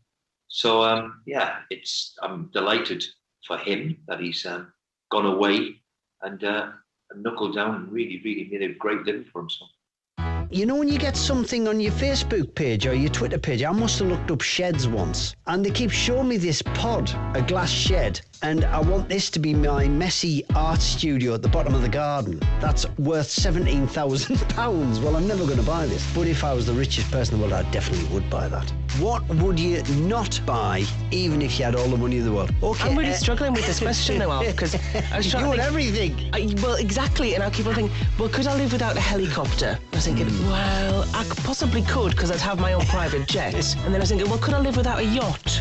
Well, what if I want to go sailing? So at the moment I've narrowed it down to maybe I could do without the helicopter. I'm coming across as very materialistic here, aren't I? I'm loving it. The sound of the North East at breakfast. BBC Radio Newcastle, making a difference in the North East. Matthew Raisbeck and black and white legend John Anderson. BBC Radio Newcastle. Some thoughts from Steve Bruce there on Newcastle's season and on Adam Armstrong. The referee today is Paul Tierney from Lancashire. His last Newcastle game was the 1-1 home draw with Aston Villa in March, and he did Arsenal's defeat by Chelsea in the Premier League last weekend. Konstantin Hatzidakis and Ian Hussin are the assistant referees. John Brooks, the fourth official. And on video assistant referee duty today, VAR to Mike Dean. Southampton take to the field, led out by their skipper, James Ward-Prowse, the England midfielder who was cut from the provisional squad ahead of Euro 2020. Scored a free kick here, and a great free kick it was last season, one of 9 goals for Southampton. They're wearing yellow shirts with blue sleeves, blue shorts and yellow socks, and McCarthy, the giant 6'4" goalkeeper, all in orange, and his boots as well, wearing white gloves. Southampton, McCarthy in goal, Livramento at right back, Stevens and Salisu at centre-half, Walker-Peters at left-back, Elyounoussi right midfield, Romeu and Ward-Prowse in the centre, Gineppo on the left, Adams and Armstrong up front. The Saints bench is Forster, the goalkeeper, Redmond, Perrault, Broer, Teller, Diallo, Walcott, Bednarek and Valerie. Here in Newcastle, in black and white striped tracksuit jackets. And here come the referees as well, in what will be light green, maybe mint green shirts, black shorts and socks. Newcastle United, Freddie Woodman continuing in goal. He's played every match now this season in League and Cup. Fabian Schär, Jamal Lascelles and Federico Fernandez, who got a late winner against Southampton here a couple of seasons ago. Jacob Murphy right wing back, Matt Ritchie left wing back. Interestingly, Ritchie has created 9 chances this season, 4 against West Ham, 5 against Villa. That's according to the people who collate this information. Only Trent Alexander-Arnold of Liverpool, with 10, has created more opportunities for his teammates than Ritchie this season, who has put in an awful lot of crosses from that left side. Sean Longstaff starts in midfield in place of Isaac Hayden, and the only change from the Premier League team from last weekend, Joe Willock and Miguel Almiron, whose last goals for Newcastle were against Southampton in February, 16 without scoring since then. Callum Wilson and Alan Saint-Maximin. On the bench, Mark Gillespie, Kieran Clark, Joe Linton, Jamal Lewis, Jeff Hendrick, Emil Kraft, Javier Manquillo, Ryan Fraser and Dwight Gale. Lascelles and Ward-Prowse go to the centre spot with Paul Tierney, and will contest the coin toss. It's feeling, Ando, isn't it, that we are really getting back to normal, and the sun is shining. There are some empty seats. Southampton have taken 3 blocks. I think it's about 1,700 fans in the top tier of the Leazes End, but level 7 is open again, and lots of black and white striped shirts on show. It feels good to be back like this, doesn't it? And you just hope that these supporters here, and of course you listening as well, will be able to cheer and celebrate what would be a very important result if they could win. Yeah, look, I think it's hugely important that they get a result here tonight, here today. You don't want to be going into this international break with no points on the board. Fans play a huge part in the game of football. There's no doubt about it. I mean, we seen it during lockdown when we were at games, empty stadiums, games were totally soulless. Football without fans is absolutely nothing. So it's great to have them back in. Players take the knee. Southampton will kick us off. Newcastle are going from right to left, like they prefer to do, up the hill towards the Leazes End in the first half. Black and white stripes, black shorts and black socks, Woodman in pink, and we're underway. BBC Radio Newcastle and NUFC TV. Long ball forwards by Southampton, couple of headers out off Almiron. Throw in on this near right side for Tino Livramento, called up by England's under-21s this week, the 18-year-old. Definitely someone to keep an eye on. Schär has started as the left-sided centre-half, with Fernandez to the right of Lascelles. Up to Wilson, takes it down, goes around a couple of Southampton players, but they had a covering man who got back to him, Gineppo. Gineppo is on the left wing and cut in there to win the ball back. Sean Longstaff holding off Elyounoussi in midfield and then turning back outside to his left. Plays a good ball to Almiron, who now leaves it for Saint-Maximin. Ritchie, and then Longstaff back to Schär. That's interesting, Schär and Fernandez switching. Yeah, I mean, neither are left-sided, are they? So I would have thought that Schär would have been more comfortable on the right side, but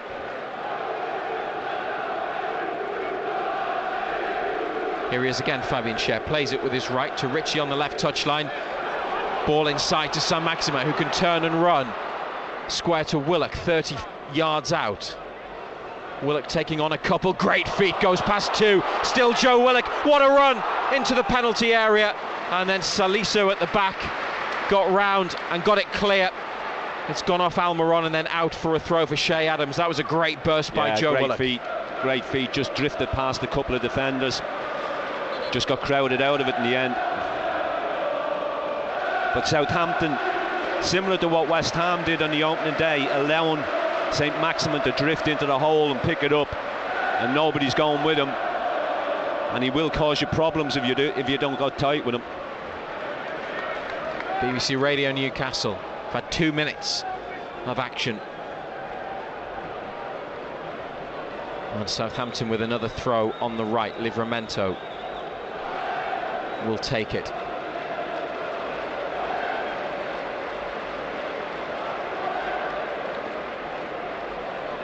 Lob down the line, Fabian Schär away, left-footed. Salisu, dreadlock defender, heads it clear, forwards by Newcastle. Wilson making it difficult for Salisu. He got the touch, Callum Wilson, but then it fell kindly for the defender who clears. Sean Longstaff pushes it away. Ritchie in with a challenge, and Longstaff as well, and it was 2-on-1 against Elyounoussi, who gets the free kick in the centre circle. Yeah, just got sandwiched, didn't he?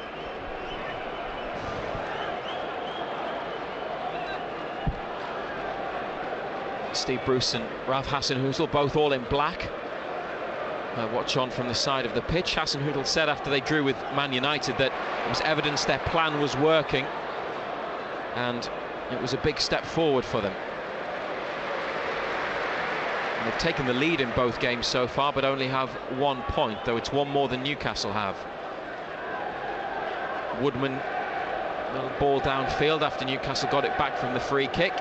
Southampton in possession through Kyle Walker-Peters, playing on his wrong side today, on the left, and he was dispossessed there by Joe Willock, who had fouled him first. So, former Arsenal player on the ex-Spurs man. Southampton free kick. Ward-Prowse gives it back to Walker-Peters, just behind the halfway line, forwards. Armstrong. Where's number 9 for Southampton? Couple of touches on that far side. Then turns and gets away from Longstaff. 20 yards out, Armstrong, dispossessed, and Longstaff forwards, and the ball bent infield and away from Wilson, and that means Jack Stevens can bring it into a bit of space right of centre, coming up to halfway. 0-0. Romeu crosses into Newcastle's half now. Elyounoussi, born in Morocco, plays international football for Norway. Back to Salisu and Gineppo now. He's got Walker-Peters on the outside. He's 5 yards into Newcastle's half, goes back to Salisu. Ghana-born defender. Now Stevens. Back to Salisu, furthest Southampton player back behind the centre circle. Comes to Stevens again. Saint-Maximin closes him down. Livramento takes it on past Almiron, running at Ritchie. Still Livramento. Ritchie's got it and then gets, well, looked like he got tripped. Referee wasn't going to give it. Assistant referee waited and then put his flag up. Gets an earful from Matt Ritchie. Yeah, it was a delayed reaction from the linesman, wasn't it? Do have the free kick in the corner.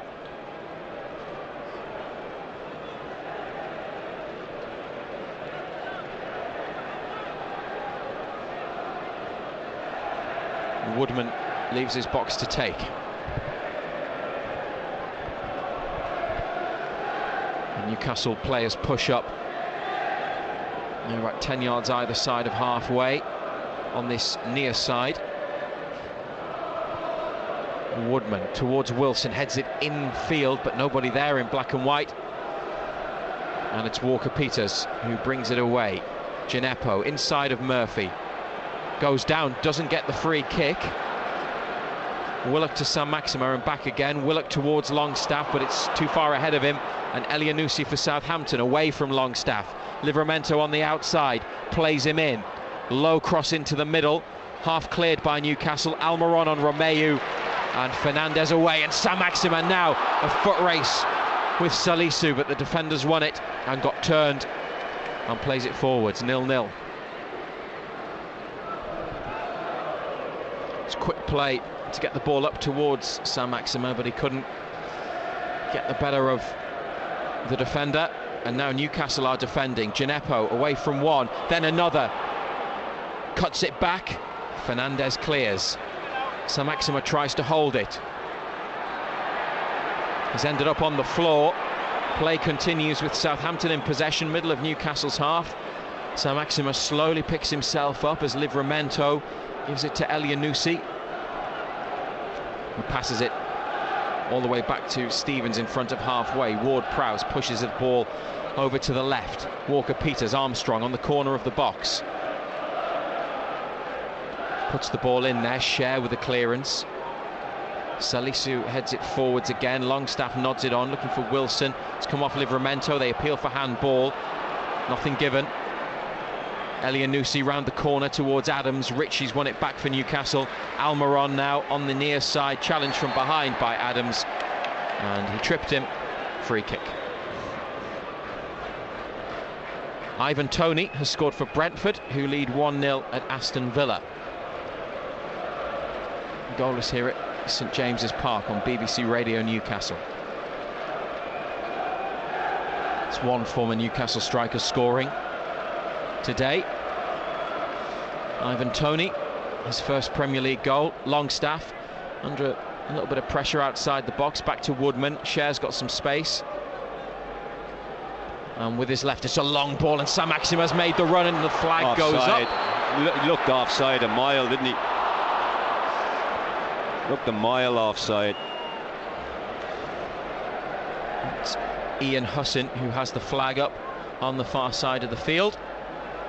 The yellow flag. Saint-Maximin made the run. Sort of bent it round, didn't he? But I think his starting position was ahead of the Southampton defender. Haven't quite been able to see on the replay, but it doesn't matter now anyway, because we're playing again. And Leicester are 1-0 up at Norwich through Jamie Vardy. Almost played 9 minutes. Oriol Romeu, the Southampton midfielder, to Adam Armstrong. Space. Goes down the right. Two in black and white with him. He's turned, then clips it in. Fernandez volleys it up. Ball leaves the area. Wilson battling with Ward-Prowse. Didn't have any support there. Callum Wilson had about 3 Southampton players around him, and Walker-Peters with a speculative effort from 30 yards, well wide. Yeah, he was very hopeful, wasn't he? Long way out. Fullback coming on to it. Naturally right-sided Walker-Peters, but playing at left back. Went well wide. Lascelles to Fernandez, up to Wilson. Salisu goes into the challenge. Wilson appeals. Southampton with the ball.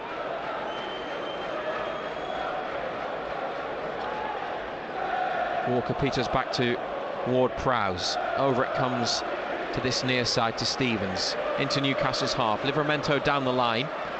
It's gone infield to Romeu. Now Armstrong tried to take it on the turn. Cher was equal to it. Then Willock's been dispossessed by Romeu. Armstrong looking to get Adams in. Cleared. And Salisu to Walker-Peters. Lovely first touch away from Willock. Then a run to the edge of the area. And Armstrong with a snapshot that goes wide. Yeah, he's had a few touches, Armstrong. He's given it away. Maybe trying just that little bit too hard, but they've had the better of it, Southampton possession-wise. But as of yet, neither keeper really been called upon to make a save. That's John Anderson, our match summariser on BBC Radio Newcastle. Ritchie's pulled into space on the left. Woodman with the ball at the edge of the box goes to his left to Cher. Cher plays it over to Lascelles, closed down by Adams. It's to go to Fernandez on the outside, down the line to Murphy. Takes a touch, tries to pass it infield. It's been won back by the visitors, and Ward-Prowse, middle of Newcastle's half, to his right, and Livramento. He's trodden on the ball. Almiron's won it. Wilson takes it out to the wide area, but was caught by Ward-Prowse. Free kick for United.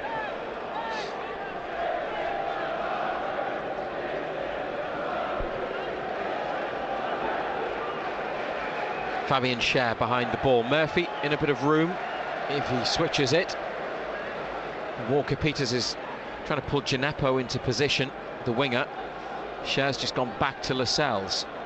Ritchie stretched it, so is on this near side in a bit of space if they can see him. He's calling for the ball. Lascelles with it at the back, and Fernandez now on the right. And back to Lascelles. Ooh. Under pressure from Armstrong, and the ball given away to Southampton. Ward-Prowse. One back by Miguel Almiron. Here's Saint-Maximin going on the outside, challenged fairly by Romeu, but he's gone down again. Shock. And here goes Southampton. It's Shea Adams just outside the box. He's hit it low and straight at Freddie Woodman. Yeah. Getting in around Saint-Maximin again. Getting close to him, getting tackles in.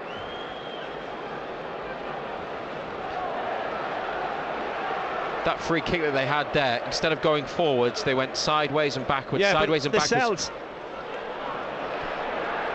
For the life of me, I don't understand why he keeps trying to play from the back. Just get it and give it to the nearest black and white shirt, because he's not comfortable enough on the ball to play from the back. And it was that possession at the back, Ando, that played them into trouble, didn't it? That was the point I was going to make. Trouble. When they could have gone forwards. Emiliano Buendia has equalised for Aston Villa, 1-1 against Brentford. 0-0 at St James's. Southampton. That's a nice one-touch move, and now Livramento is released down the near side. Lovely feet into the box from the fullback. Still Livramento, pulled back. Ward-Prowse left-footed. Goal kick. Good play. Played away out of trouble nicely, didn't they? A lot of one-touch football. That was a really quick break. Yeah, it was quick. Newcastle struggled to live with them there. They've settled a lot better, haven't they, than Newcastle have into the game. They've used the ball. It's the same old story. Yeah. We don't pass the ball well enough. We don't keep the ball well enough. We give it away in bad areas. Southampton can move the ball well and effectively and quickly, like we saw there. Stevens with the header away from the goal kick. Adams out with Lascelles. Beats him to the ball in the wide area. Now to Armstrong. First touch takes him into the box and then wide. Cut back to Adams on the 18-yard line. Almiron with one challenge. Ritchie with a second. It's come to Romeu in the centre.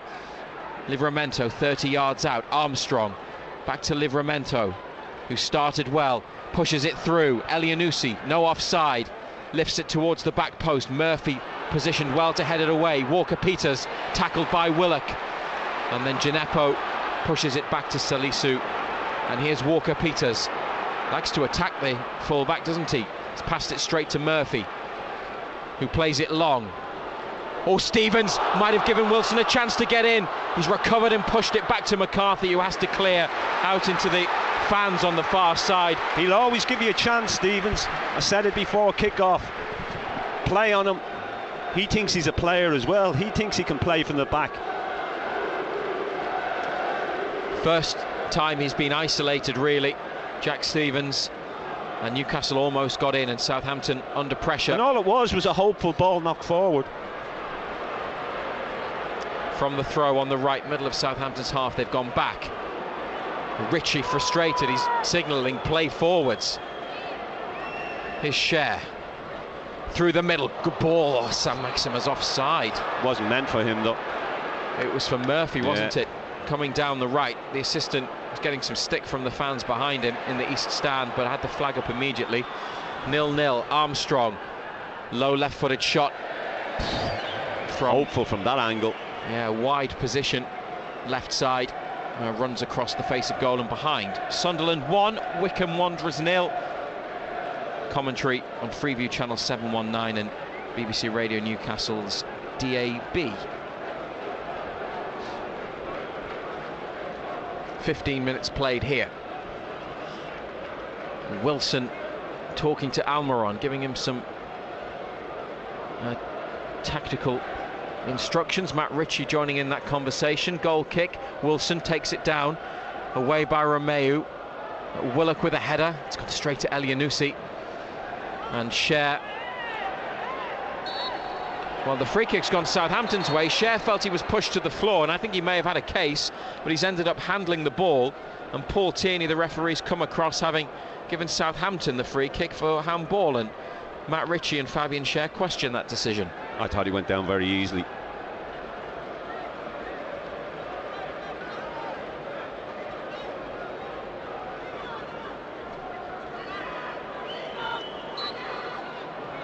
Livramento does look a good player, doesn't he?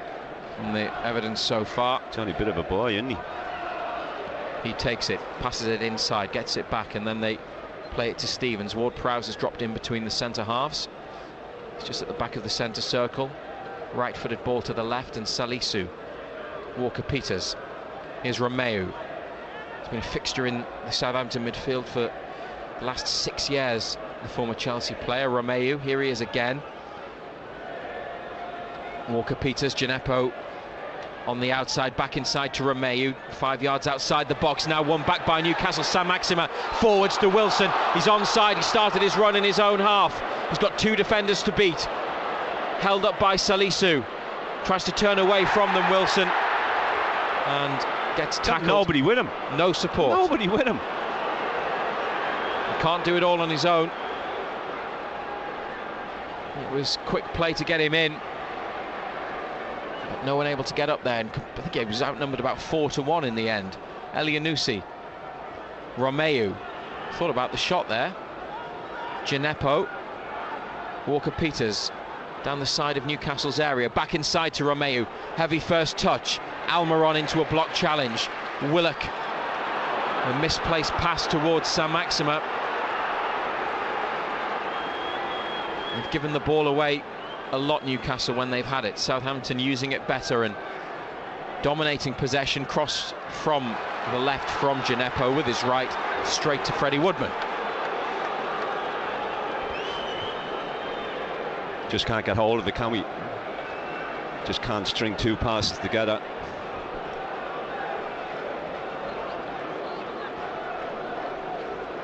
Fabian Schär down the left wing, Wilson header inside, Livramento, what a take and turn that is.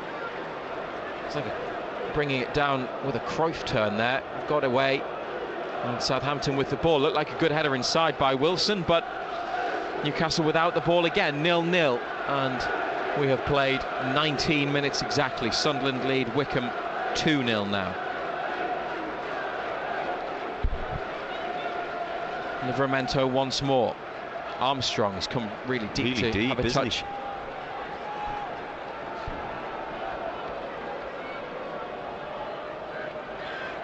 Romeu back to Stevens on halfway, furthest Southampton player back.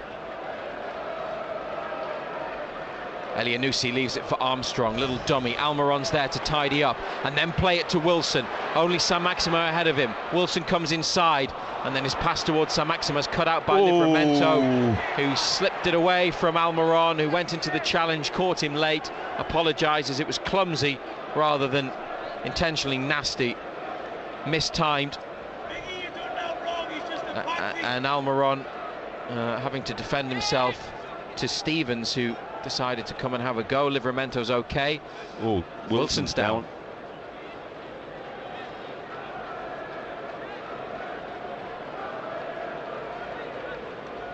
And Callum Wilson receiving some treatment. His left thigh by the looks of it.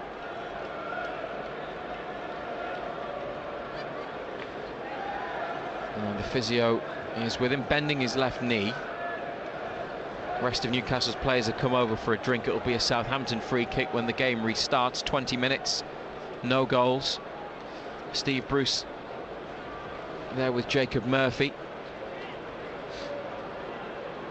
Stephen Clements has come out now, and the former midfielder talking with Sean Longstaff. Wilson still being examined. Referee having a word now. Just have to wait and see how this develops rather than make any predictions. Still Callum Wilson being looked at. He's back on his feet. I wondered if it was his knee. Steve Bruce gives him a pat on the back, comes over for a drink. I think he's going to come back on, Ando, which would be good news. Yeah, and he is back on the field of play. 11v11 again, Southampton with the ball on the left wing.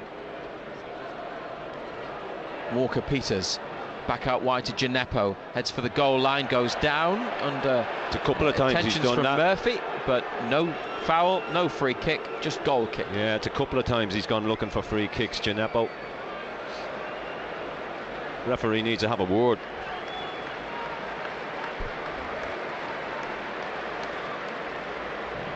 Dwight Gale, Joe Linton gone out to warm up, but Wilson seems to be okay. Freddie Woodman once again, he's got the three centre-halves there as options in the box, and he's sent them forwards. Yeah, he's reluctant to give it to him. You can't blame him.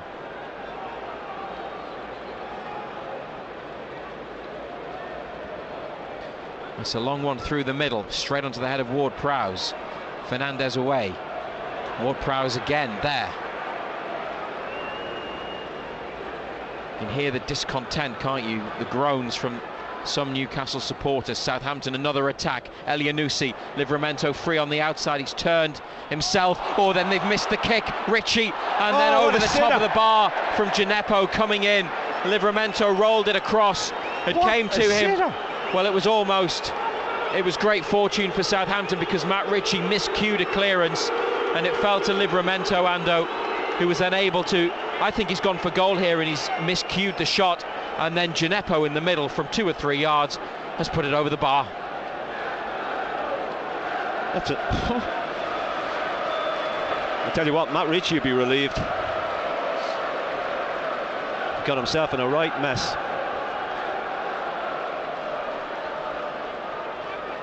It's another warning for Newcastle. Fernandez header forwards. There's Gineppo, gets away from Murphy, and now Adams. The referee's brought it back for a foul on Gineppo. They've played it quickly, but Paul Tierney doesn't like that. 23.5 minutes. It's not been great, has it? Not from our point of view.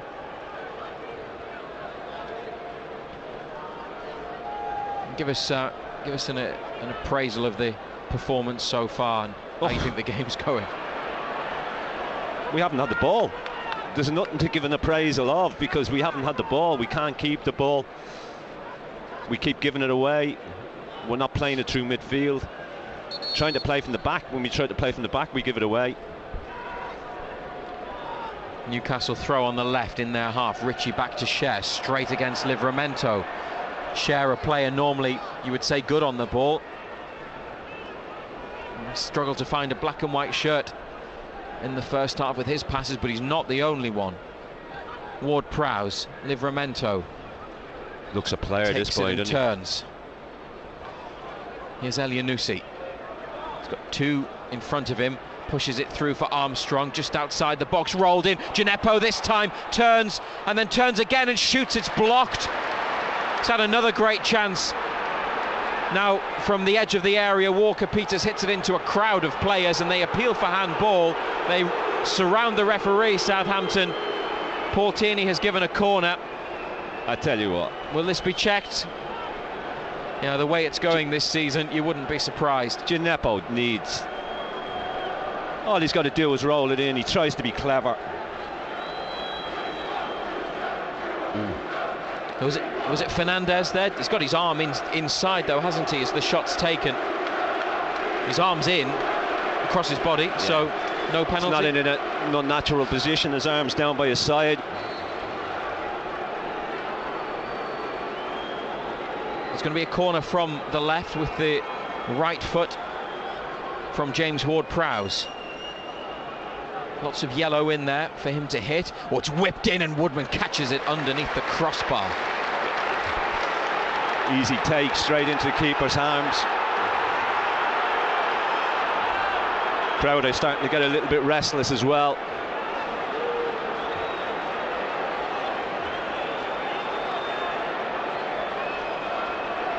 Woodman puts it down on the floor and his former Newcastle colleague Adam Armstrong rushes at him. And then the ball goes out of play. And that's what the fans think of the opening 25 minutes. At least what it appeared to be a quick VAR check for the handball. Although it wasn't given the full treatment. We didn't get the message on the giant screen here. Down by his side. He can't put his arms anywhere else. And they obviously had a look at it because the referee told Southampton to wait for the corner kick. And wait until he gave them the all clear. At least that went Newcastle's way. Ritchie slides into a challenge with Livramento. It's a Southampton throw on halfway.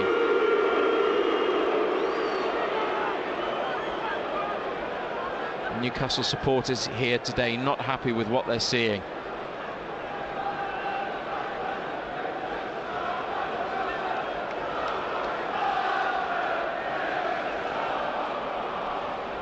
Shea Adams in a pocket of space, dispossessed. Federico Fernandez. He's only got 2 players ahead of him. Wilson to the left, Saint-Maximin to the right. He's played it towards Saint-Maximin, but it's straight into the area that Salisu's standing in. There's no one to hit. There's no numbers in the attack. Movement's got to be better as well, though. You've got to give them something to hit. Yeah, exactly.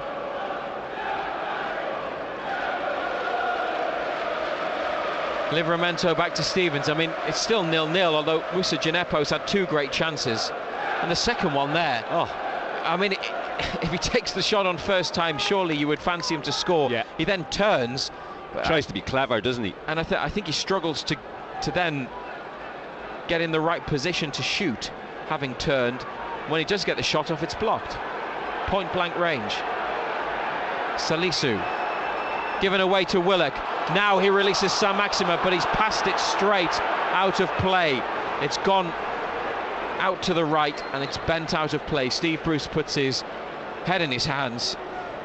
I mean, Salisu, he's a centre-back. He's having a touch.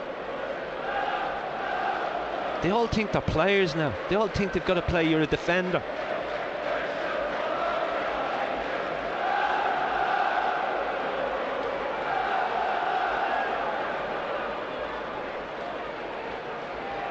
Almiron and Longstaff win it on halfway, and then Almiron back to Lascelles, given to Woodman. It's a long kick. Wilson was coming back from an offside position. Stevens tried to take it down and couldn't. He's then found a pass to Livramento. Ritchie caught the fullback late. Flag's gone up against Wilson, having challenged for the ball.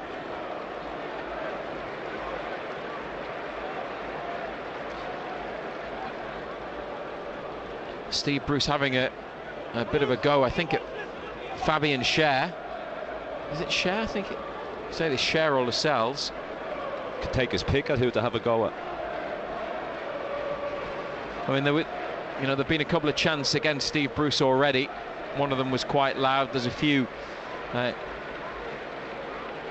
voices from the crowd that we can hear near to us, aiming some criticism at Steve Bruce.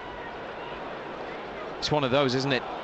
If the players aren't completing passes, is it his fault? Now Callum Wilson back to Saint-Maximin. Did well, the pair of them, to link up, and then they've combined again. He's going around Ward-Prowse. Oh, it's a great run from Saint-Maximin, and it's stopped by a foul from Walker-Peters just outside the box. That's the difference. A bit of positive play and a run from Alan Saint-Maximin makes to the crowd. Free kick in a great position. Matt Ritchie might fancy this one. Well, it's set up for a left footer. Murphy's over it as well. It's in a similar position to where Murphy scored against Wolves. Yeah, he whipped it low at the near side, didn't he? And McCarthy's a big goalkeeper. Schär's there as well.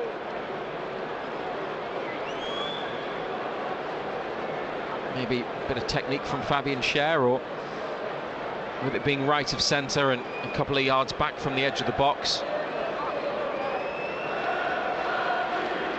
It's a favourable angle for Ritchie to come onto it with his left. It's 0-0, BBC Radio Newcastle.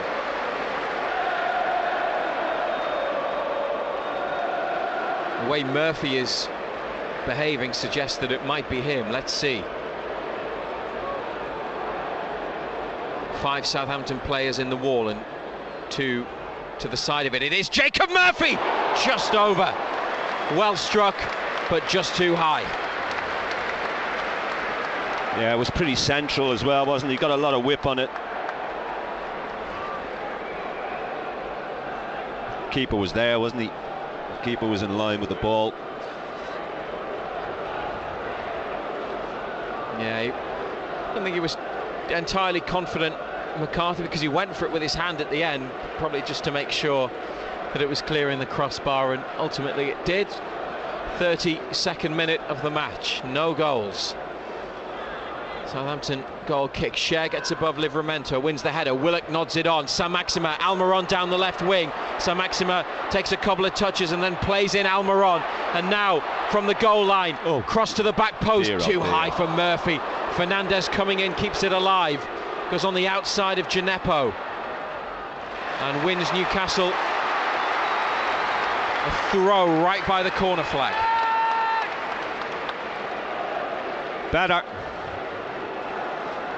Bit more intent.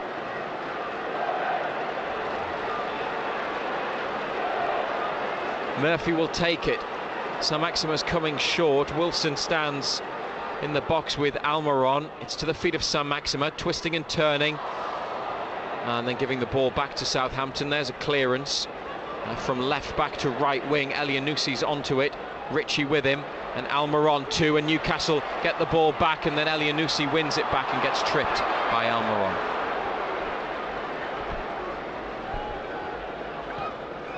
Quickly taken, Armstrong to Adams, quickly returned. Sharp play from Southampton. Armstrong ends up on the floor. No free kick. Longstaff under pressure, turning it clear, but only into an area where Romeu is standing. Willock pushes it away from Romeu and then wins it back from Ward-Prowse and breaks over halfway. A 3-on-2. Wilson to the left, gets it from Willock. Here's Callum Wilson, runs into traffic in the middle. And now Gineppo gets away as Southampton clear it. Inside to Elianussi on halfway. That was a good break by Willock, and better from him after some misplaced passes in this first half. Well, that's 2 or 3 times Romeu's been caught on it. Wants too much time on it. And we broke. We had a 3-on-2 as well. We didn't make the best of it. Slowed down by Southampton now, 34 minutes. Romeu to Walker-Peters. And back to Salisu, backpedaling. Saint-Maximin getting close, makes him play it to McCarthy in the D, the goalkeeper. It's good ball. Yeah, it's one of those that's just above the surface, and you think maybe he's miskicked it, but no, it was deliberate. I think straight back out to Walker-Peters on halfway on the left, and he's got it again. Angled ball inside to Armstrong, gets away from one, and then through for Elianussi. Plays it from the goal line to Gineppo, wide left. Walker-Peters then puts the cross in, beats everybody in yellow, and Woodman has it in his hands for Newcastle. Now there's some groans, but Woodman looks up, he sees Saint-Maximin on halfway and nobody any further ahead than the middle of Newcastle's half. So what can he do? Cher up to Saint-Maximin, heads on. Salisu heads it straight back to Saint-Maximin and forwards for Almiron to get after, but Stevens lifts it clear, and Livramento takes it inside, but Longstaff is there. He knocks it forwards. Wilson backing into Walker-Peters, holds it up and finds Murphy. They're in the Southampton half, wide right. Willock to Murphy, gets away from his man, sticks the cross in towards the near post, but the keeper makes a comfortable claim. Yeah, too close to the keeper.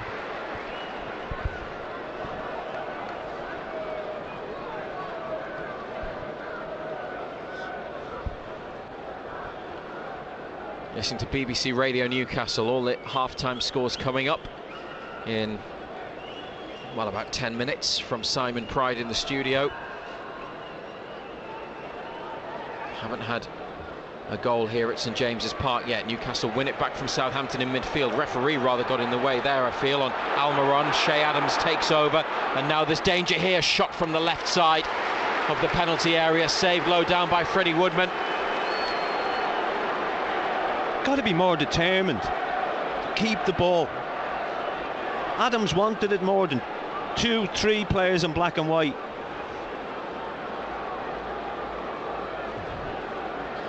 It was Elianusi with the effort. He swapped flanks with Gineppo. Gineppo now on the right. Woodman looking for Wilson, off his chest towards Willock. And Walker-Peters from wide on the left, back to McCarthy. He's got time, and Stevens in the box, rolls it ahead of the defender, brings it out of the Southampton penalty area. Romeu to Ward-Prowse, carries it 10 yards, passes it to Elianusi, shifts it out to the left. Walker-Peters loves to join in the attack, a step over, going around Murphy, who caught him, tripped him. It's down the side of the area, probably 12 yards back from the goal line on the left, and a dangerous Southampton free kick now. Yeah, good feet again, isn't he? Wants to get forward quick. Just does Murphy. Murphy sticks out a leg.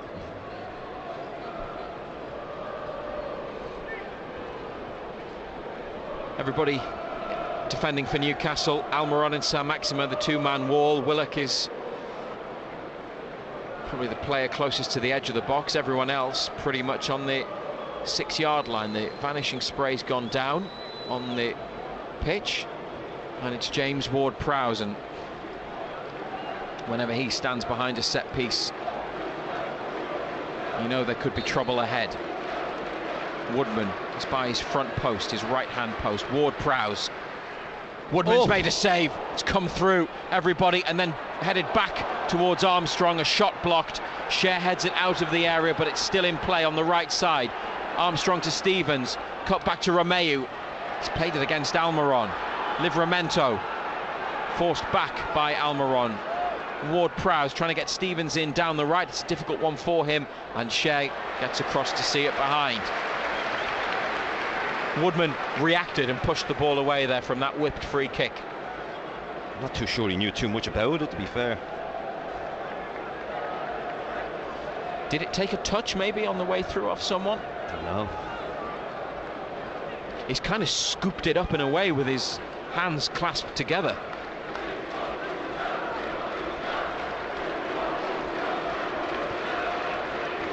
.39 minutes, BBC Radio Newcastle. Woodman's ball, Ritchie heads on, Saint-Maximin starts to move towards it, but Salisu sticks up his left leg and hooks it clear. Ritchie onto Wilson, and then he plays in Saint-Maximin on the right, just outside the box. Alan Saint-Maximin, can he dig out a cross or a shot? Still on it, heading for the line now. Back it goes to Murphy. First time ball in from Murphy. Header away by Stevens. And then Southampton coming forwards with it, but Murphy's got back to do some good defending, and Lascelles to Cher, and he brings it over halfway, but he had Adams at his back and he overran it and maybe committed a foul, and Ward-Prowse is coming forwards for Southampton, out to the right to Adams, tripped by Almiron. Free kick this time. How can the linesman not see that? Referee is going to book Fabian Cher I'm not surprised. for his challenge. Will he show Almiron a yellow card as well? I think he is going to. No, he's put it back in his pocket. Yeah. Pablo Fornells has given West Ham a 1-0 lead over Crystal Palace. 0-0 here, in case you hadn't heard. But Southampton should be ahead. Newcastle's best chance was Murphy's free kick, which was just over, but keeper had it covered. Gineppo with two great opportunities. Woodman there with a save from the last free kick, and a similar sort of position, but on the right side, a little bit further back, maybe more in line with the edge of the box. But Southampton will feel they should be in the lead. For all the play, though, they haven't worked, Woodman. Just the free kick. Yeah. It's a one-man wall. It's Saint-Maximin this time. It's a couple of yards out of the area on the right. Ward-Prowse stopped by Willock. Almiron takes it backwards, and then Ritchie lifts it away, and Alan Saint-Maximin has taken it down and breaks into the Southampton half. He's got yellow shirts back. He's played it to Wilson. Chance for Callum Wilson, edge of the area, over.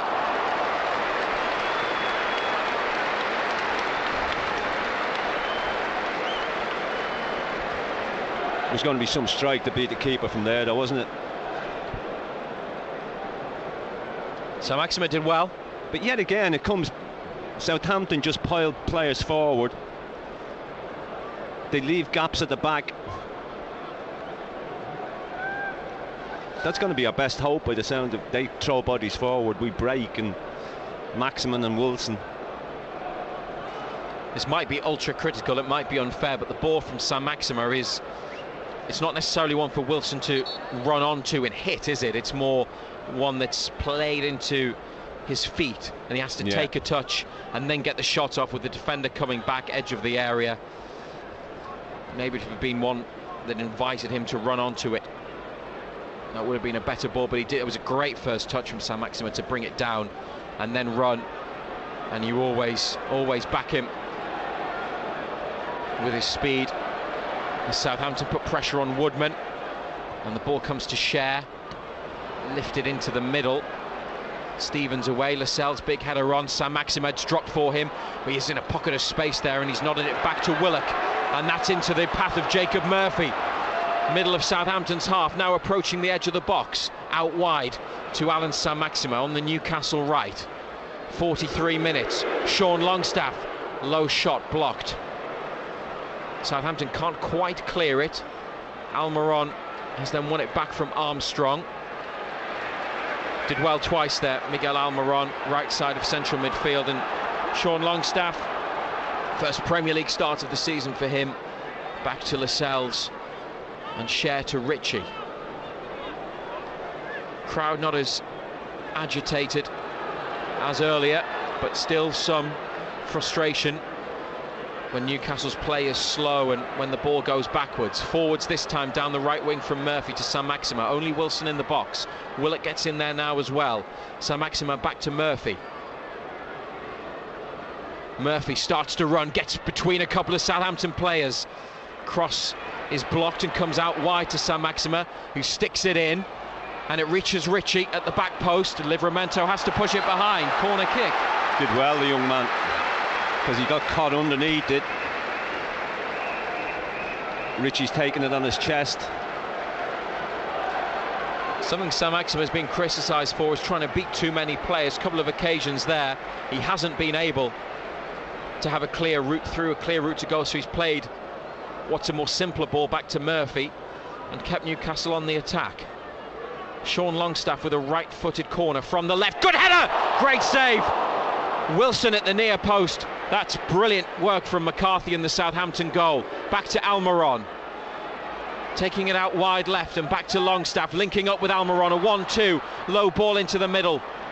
Cleared away. Longstaff makes a good challenge. It's a Southampton throw. Oh, it's a fabulous save. It's a wonderful header. Whip ball in near post, and he's just got ahead of his marker. A lot of power on it. It's a top save by McCarthy. He's got space, hasn't he? Callum Wilson there near post. McCarthy's kept it at 0-0 on BBC Radio Newcastle. Going to get the numbers board from John Brooks now. We'll reach the end of the opening 45, and there'll be a minimum of 1 minute added to the first half. Good battle there between Almiron and Ward-Prowse. Southampton have eventually got it clear. Lascelles has come across, and he plays it back to Woodman. Walks the ball out of his area. Up to Wilson. He's won the header in front of Stevens. Ritchie then with a header. Willock to Longstaff. It's played in Ritchie down the left. That's a ball for Willock to chase. Maybe a bit too much on it. And yes, Southampton see it behind through Jack Stevens for a goal kick.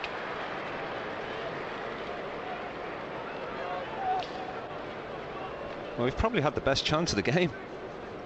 The header. Yeah. You know, for all the ball that Southampton have had, Woodman's hasn't been worked that much. McCarthy's made a top save. Reaction from the crowd at half-time will be interesting. There's a lot of frustration. We can hear it. And we hear it loud and clear there. Newcastle United 0, Southampton 0 at the break, as the players head off down the tunnel. Important team talk for Steve Bruce and his staff, because in the main that wasn't great. Southampton have had more of the ball, they've moved it quicker, they've moved it well as they do. It's something Newcastle struggle against and are often criticised for not being able to do well enough themselves. But as you said there, John Anderson, the Wilson header, there was the break when he had the shot over. Murphy's had the free kick. They have had towards the end of the half a couple of opportunities, but it is goalless. Yeah, goalless. Southampton have dominated the ball. They've kept it. They've got in and around the penalty area. They haven't made the best use of it. Gineppo should have had two. Should have scored twice. He's hooked one over. How he's hooked it over, I do not know. And the second one, he tries to be too clever. Saying that, McCarthy's made an unbelievable save. It's a top save from Wilson's header. Would we deserve to be in front at half-time? Probably not, but look, we need to get control of the ball. We need to pass the ball better. All we rely on is getting it to St. Maximin, hoping he's going to do something, give it to Wilson, and that's it. I mean, it's, you know, there doesn't seem to be a game plan of playing through midfield. We want to play from the back. We're not good enough to play from the back. You know, and it hasn't been great. It was a poor 45 minutes. And you can understand why there were boos there, because the fans aren't enjoying what they're seeing, and it's maybe as well, Ando, not only are they not enjoying what they're seeing, they're perhaps not seeing how it's going to get better either. Well, that 45 minutes wasn't good, and they've got every right to vent their frustration. You know, we haven't passed the ball, we haven't kept the ball well. As I say, our main outlet is St. Maximin. Get it to him, hope he runs forward, does a trick or two, rolls it into Wilson, and Wilson does something. But we've seen Sean Longstaff hasn't controlled the middle of the park, hasn't gone in and around people. Almiron's run around, but yet again, he's just not a midfield player. He's not good enough on the ball. Willock, very little seen of Willock. He had that one little skimmy run, great feet, skim past a couple of players, but all in all, it was a real poor 45 minutes. Thanks for the moment, Ando. We hope the second half is better. It is still level. Newcastle looking to get their first Premier League points of the season here today against Southampton. Not a great first half. Second half coming up on BBC Radio Newcastle. At the break, Newcastle United 0, Southampton 0. The sound of the Great North Bike Ride.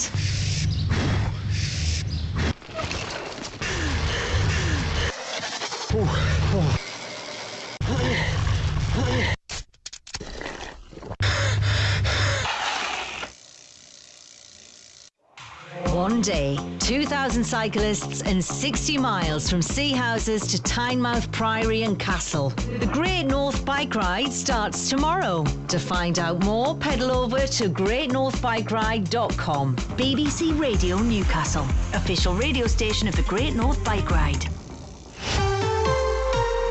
Total Sport. BBC Radio Newcastle.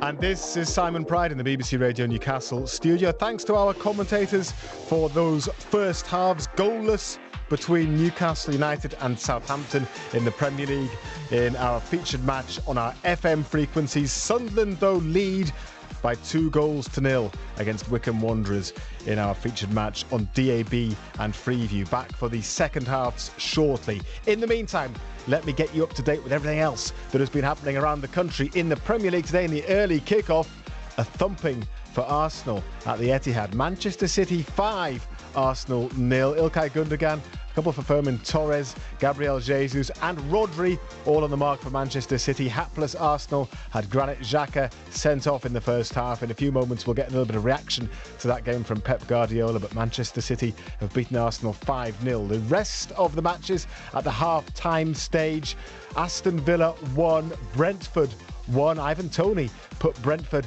ahead in that game, the former Newcastle striker, but Emiliano Buendia is having another good day. He has equalised for Aston Villa 1-1 at half-time. In the game at the Amex, it's Brighton and Hove Albion 0, Everton 1. Demarai Gray with the goal for Everton there. Newcastle 0, Southampton 0. You know all about it if you've been listening to that game on our FM frequencies. It's Norwich City 1, Leicester City 1.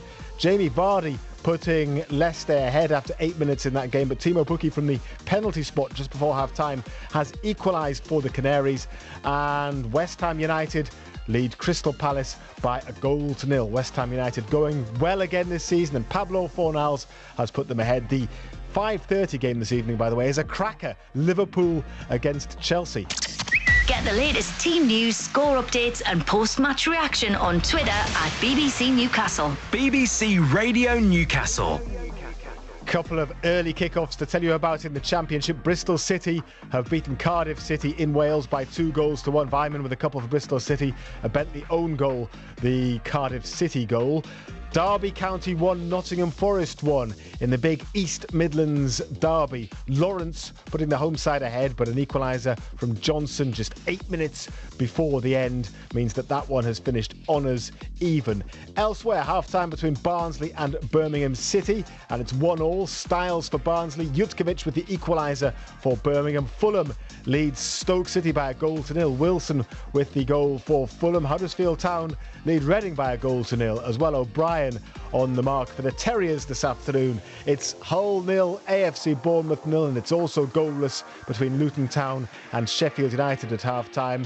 Middlesbrough 1, Blackburn Rovers 1. Howson equalising for Middlesbrough after Gallagher had put the visitors ahead there, but it's Millwall 0, Blackpool 0 at half-time, and Preston North End leads Swansea City by 2-1. Piero with the first goal for Swansea City, but then Preston North End bouncing back. Van der Berg scoring first, and then Reece Jacobson, who was on the mark in midweek in the Cup, scored again just before half-time. Queen's Park Rangers 0, Coventry City 0 is a half-time score from Loftus Road. And this evening at 8 o'clock, it's Peterborough against West Bromwich Albion. Have your say on the game. Call 0800 234 6565. BBC Radio Newcastle.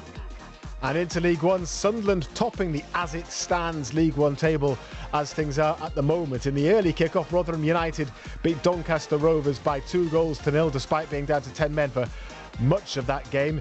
They scored through Michael Smith on 27 minutes and just before half-time. Miller sent off in the second half, but the Millers went on to win by 2-0. Elsewhere, Cambridge United 1, Bolton Wanderers 0. Tracy for Cambridge United. Charlton 2 up on Crewe Alexandra, Jayasimi and Stockley for Charlton. Goalless between Ipswich and Wimbledon. Isa has scored for Milton Keynes Dons, so they lead Accrington Stanley by a 0-0. No goals between Morecambe and Sheffield Wednesday. Sheffield Wednesday, who topped the table going into this afternoon's games. Oxford lead Lincoln City by 2-0. Henry on the double for Oxford United. 2 goals for him in the first half. Plymouth Argyle going well this season. 1, Fleetwood Town 1. Hardy for Plymouth. Camps for Fleetwood. It's Shrewsbury 0, Gillingham 1. Tucker for Gillingham. And it's Wigan Athletic 0, Portsmouth 0. Total Sport. BBC Radio Newcastle. By the way, if you'd like to have your say at any time this afternoon, do text in 81333. Start your text with the letters BBC, and standard network rates apply if you do that. You can also tweet at BBC Newcastle using the Total Sport hashtag. We'll have a phone in with Benno and Ando after the game as well. 0800 234 6565, the number you'll need if you want to join in with that. Into League 2 then, Barrow 1, Bristol Rovers 1, Crawley Town 0, Northampton 0, Forest Green Rovers 0, Port Vale 2, Harrogate 1, Exeter City 0, Hartlepool 1, Carlisle United 1, Leyton Orient 0, Bradford City 0. It's Salford City 3, Newport County 0.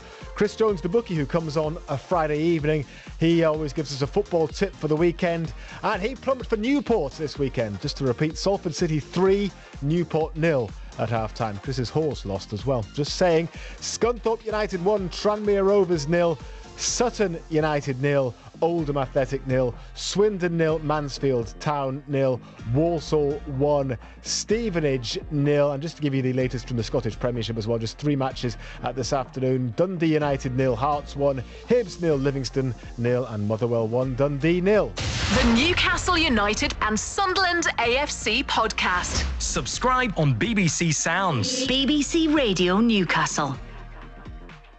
I'll bring you the latest on our local matches very shortly. Before that, though, some reaction as promised to the Premier League game earlier today. Arsenal were thrashed 5-0 at Manchester City to make it 3 defeats from 3 in the Premier League.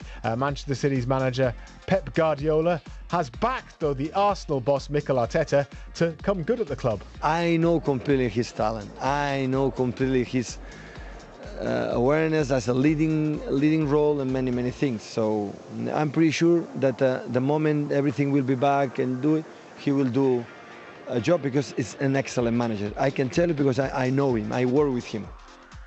So he's got the backing of Pep Guardiola. Has he got the backing of the Arsenal fans? Time will tell. Now let's go to our local football. Paul Dixon is at Morpeth, who are playing Atherton Collieries. Now Morpeth need to get their season up and running after 4 straight defeats. Are they doing that, Paul? They certainly are, Simon. Half-time score 1-0 to Morpeth. And after 4 defeats, they were looking for a real good start in this game, and they got that after 2 minutes. The corner by ex-Hartlepool player Liam Noble found Morpeth centre-back Michael Turner to head firmly into the corner of the net. The crowd here really pleased with that start. 1-0 to Morpeth. But then 3 minutes later, it should have been 2. Liam Noble, quick free kick to Jack Foley, in on goal, should have scored, should have been 2. And then Morpeth went close again on half an hour. Good play by Ben Ramsey on the left wing, who's having a good half. Curled his shot, looked as though it was going in. Goalkeeper touched it onto the bar, and then it was cleared. Morpeth are playing really well in the first half on this new AstroTurf. Good crowd here, 1-0 at half time. Thank you very much indeed, Paul. Let me just take you through some of the other local scores as well. Blythe Spartans 0, AFC Telford 0, goalless as well between Chester and Gateshead, both of those in the National League North. In the other game in the Northern Premier Division, South Shields lead Grantham by 2-0, so looking good there. In the Northern Premier League East Division, Dunstan 1, Pontefract Collieries 1, Ossett United 2, Hebburn Town 1. Hebburn were 2 down, but they've pulled 1 back there. And in the Lowland League in Scotland, the latest I have is Berwick Rangers 0, Cumbernauld Colts 0. We will have a local football roundup as usual at around about 20 to 6 this evening. And just to remind you as well, the Women's Championship gets underway this week. We previewed it on Total Sport earlier in the week. Durham women are at home to Watford ladies at midday on Sunday. Sunderland ladies are at Coventry United at 2 o'clock tomorrow. You know when you get something on your Facebook page or your Twitter page, I must have looked up sheds once, and they keep showing me this pod, a glass shed, and I want this to be my messy art studio at the bottom of the garden. That's worth £17,000. Well, I'm never going to buy this, but if I was the richest person in the world, I definitely would buy that.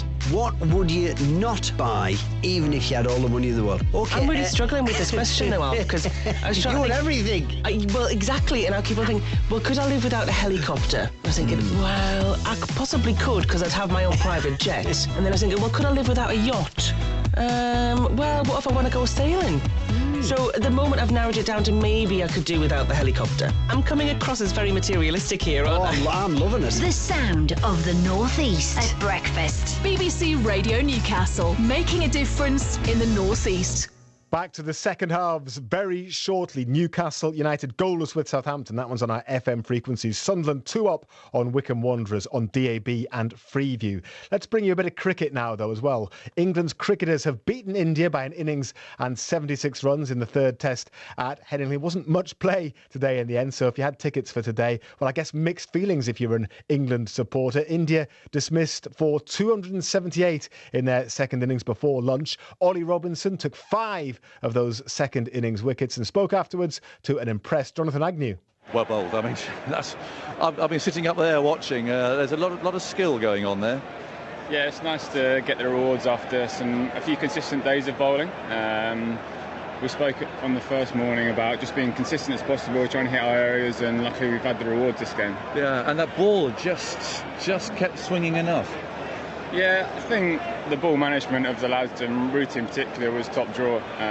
To keep it swinging in these conditions is a great effort from everyone, really. And that one that comes back, I mean, that's I think, watching from up there again, has been pretty key in this match, because you all do that, and so that has caused that sort of tentative batting outside the off stump. I mean, it's very skillful. I've actually just learnt it last week off Jimmy. Really? Yeah. So it just changed my wobble seam grip a little bit to how Jimmy does it. Changed the ball around to the other side, and luckily it's come off this week, but it needs a bit more practice. Well, I don't think it does need that. I spent an entire car journey with Steve Finn trying to learn it, and I couldn't get it right. But it is. But that really is something to add to your game, though, isn't it? Yeah, definitely. I think with someone like Jimmy in the dressing room and Brody when he was here as well, to learn off them two is invaluable. For me to get to the level that I want to get at, to learn off those two is something that I'll be trying to do for as long as possible. Yeah. And are you surprised by what's happened? I mean, the turnaround from all that hostility and aggression and that heavy defeat at Lord's to this, it seems remarkable.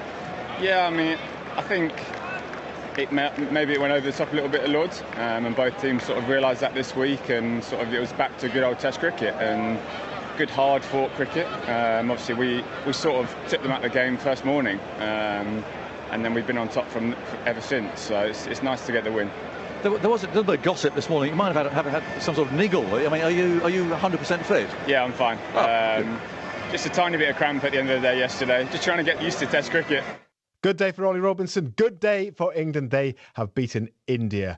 Right then, the second half is ready to start at both of our grounds, or almost ready. So, yeah, Newcastle against Southampton on our FM frequencies, DAB and Freeview for Sunderland against Wickham. Second half is next. Matthew Raisbeck and black and white legend John Anderson. BBC Radio Newcastle. And here at St James's Park, Southampton have been on the pitch for a good couple of minutes. Newcastle just emerging from the tunnel. Let's hope that they will be at it from the off in this second 45. 0-0. Can't see any changes. Woodman in goal. Cher, Lascelles, Fernandez at the back. Murphy right, Ritchie left. Longstaff, Willock and Almiron, Saint-Maximin and Wilson up front, and Southampton, McCarthy in goal, Livramento, Stevens, Salisu, Walker-Peters, back four from right to left. Elianusi, Romeu, Ward-Prowse and Gineppo, who had two great chances to score. Adams and Armstrong. Second half has started. Newcastle kick off, and they're going from left to right, so down the slope towards the Gallagher end. Back to Longstaff, and then forwards, cleared by Southampton. Murphy then with a ball into the corner on the left. They've kept it in and then cleared it as far as Ritchie, and now Alan Saint-Maximin, who's gone for goal at the near side, and it's hit the side netting with McCarthy down low, probably covering the post, but positive enough start to the second half. Yeah, he's gone near side, but it's never beat McCarthy. Knows it's going wide of his right hand post. Got to go back across the goalkeeper, cutting in from that left side. And the two benches: Gillespie, Clark, Joelinton, Lewis, Hendrick, Kraft, Manquillo, Fraser and Gale for Newcastle, and Southampton with Forster, Redmond, Perrault, Brower, Teller, Diallo, Walcott, Bednarek and Valerie as their subs. Black and white stripes against the yellow and blue of the visitors. Ritchie with a ball down the left. Saint-Maximin trying to stretch them. He's got there before Livramento, and then a back heel down the touchline for Almiron, but the ball has gone out. So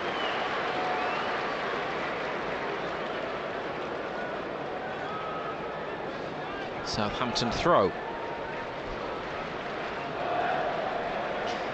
You would expect that Ralph Hasenhüttl may well prime his players for a bit more from Newcastle, but yeah, you would also have told them, you'd think, to do the same, but take their chances. You would hope for a reaction from Newcastle.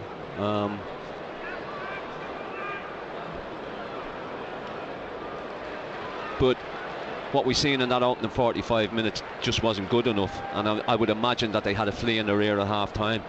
I think there was one or two home truths said. Well, you would hope so. You'd want to see a big improvement in this second half. They've had a throw on the left and then gone back to Fernandez. Made Murphy work to control that ball. He did, kept it in, forwards towards Wilson, headed away, and now Southampton through Armstrong attacking down the left into the area, forced wide by Jacob Murphy. Back to Gineppo. He's got two in the middle to hit. Romeu now goes into the box, plays it to Armstrong, lifts it towards the back post. Woodman claims, throws it out quickly to Saint-Maximin, who pulled wide into a position to receive the ball. Wilson ahead of him.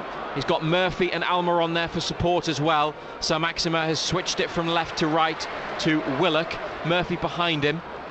Now goes down the line and Longstaff plays in Jacob Murphy. Takes a touch, swings in the cross. Salisu volleys clear. Armstrong is back there to take it down on his chest, and Southampton in possession again. Gineppo to Walker-Peters. Chipped away with his weaker left, straight to Sean Longstaff, can't keep it in. Poor touch.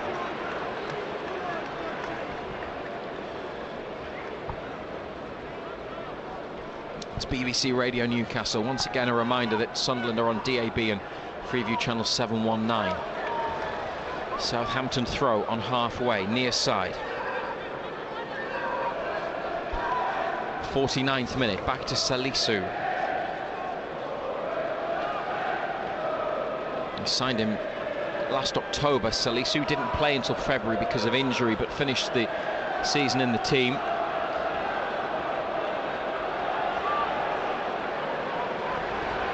Here comes to Elianusi in the middle, pursued by Almiron, through for Armstrong. Danger here, onto his right, in the box, blocked. It's come out to Gineppo, still in the area, onto his right. Gineppo goes across goal, and it didn't miss by much. Woodman flung himself at it, but it's wide of the keeper's left-hand post. Yeah, it was swinging back, wasn't it? But not enough, thankfully. You could see what he had in mind, but as soon as it came back out to him, he's just shifted it inside Fernandez, and he's whipped it. Got a lot of bend on it, but fortunately not enough.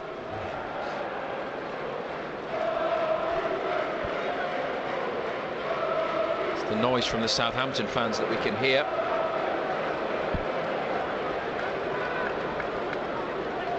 Chanting Gineppo's name. Players have come out to this near side, Newcastle's right. Murphy and Willock are there. Southampton have got the two forwards in Newcastle's half. Murphy's the target of Woodman's ball. It's over his head and Romeu nods it forwards. Fernandez chasing, Armstrong at his back. Fernandez has seen it out for a Newcastle throw.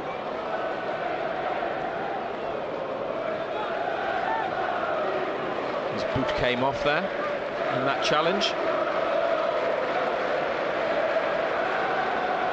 Murphy to take the throw. Steve Bruce has a look at his watch. No movement for Murphy. Square to Longstaff, takes a touch. Forwards it goes. Stayed in. Saint-Maximin chasing with Stevens. Jack Stevens wins the header. Newcastle throw 20 yards out.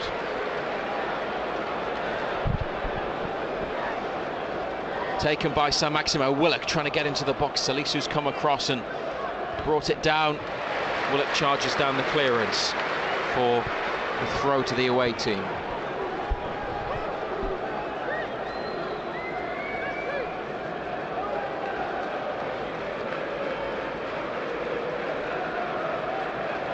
Walker-Peters with the ball in his hands, going to go down the line. It's onto the chest of Murphy. He's found Willock, knocks it away from Walker-Peters, but ran out of room, and out it goes.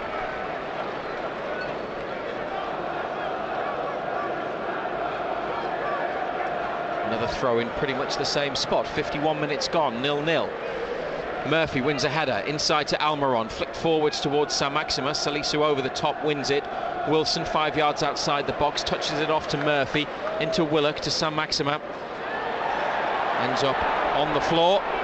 Gineppo bringing it away. Armstrong steps inside away from Fernandez. Good ball to Livramento, right side, over halfway. Elianusi out wide, takes it on and crosses straight at Woodman. No one close to it for Southampton, but a threatening break. Good play by Armstrong. Longstaff plays a pass, it's deflected, but it's come to Almiron. Saint-Maximin wanting it through the middle. Almiron running with it. He's played it to Wilson. Might have to take it on himself, and he's just outnumbered once again. Collided with Romeu. They both fell to the floor. Paul Tierney, the referee, lets play go on. Willock, great challenge, great tackle to scoop the ball back from Walker-Peters, and then Murphy turns inside, passes it to Sean Longstaff, middle of Newcastle's half, back to Cher. And the supporters appreciating the effort there. As Ritchie comes into the centre with the ball and then plays it back to Cher, and Saint-Maximin now on halfway. He's come deep to get it. Ritchie's gone on beyond, down the line.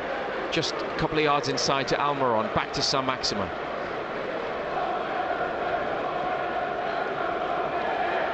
Cher to Lascelles and now Fernandez. Longstaff straight back to Fernandez. Wide to Murphy. And he's tried to get Wilson in but didn't have the angle on the ball. Trying to force it now.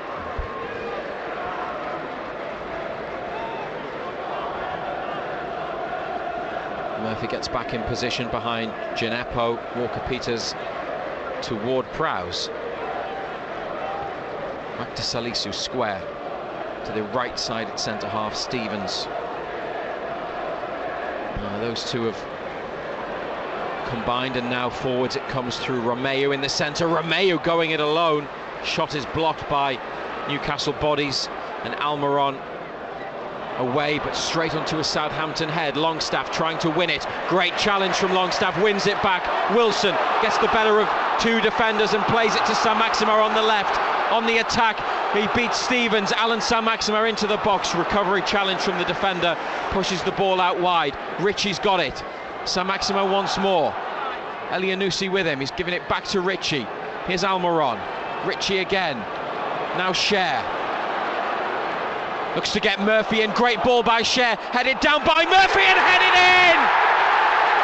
Callum Wilson has scored for Newcastle. Getting on the end of Murphy's header across. There he was in the middle to get down low and nod it beyond Alex McCarthy for the opening goal. On the evidence of the first half, Southampton don't deserve to be behind, but a good goal created by Cher, laid on by Murphy and finished by Wilson, his second of the season. Newcastle United 1, Southampton 0. It's a smashing goal. Build-up play was so much better. Good ball, Cher. Murphy got on his bike. Good header back across goal. And like all centre forwards, he got himself in the right area. Keeper had no chance.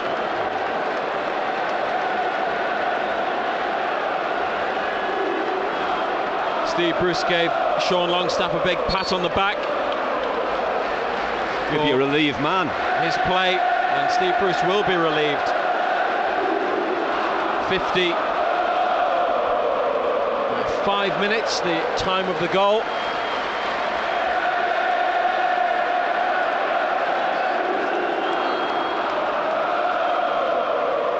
And Southampton have kicked off. 1-0 to Newcastle.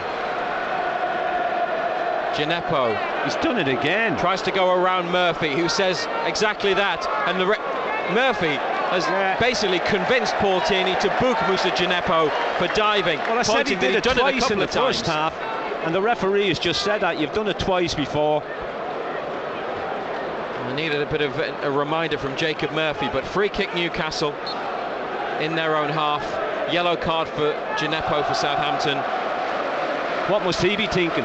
The two gilt-edged chances he had. Fernandez to Almiron, back to Longstaff, and then Fernandez again. Willock backing in, chests it down, comes back to Longstaff. He's switched it across to Ritchie, left side. Cher coming forwards with it, pinged it, dinked it towards Wilson at the edge of the box, couldn't get in. Salisu and Stevens just about get away with it and get it clear. And Romeu on the right, down the line to Livramento. Low ball to the edge of the box. Fernandez pushes it away. Hooked forwards by Ward-Prowse to Gineppo. Armstrong, corner of the area. He's curled it to the far post. Goal kick. His final ball has been really poor.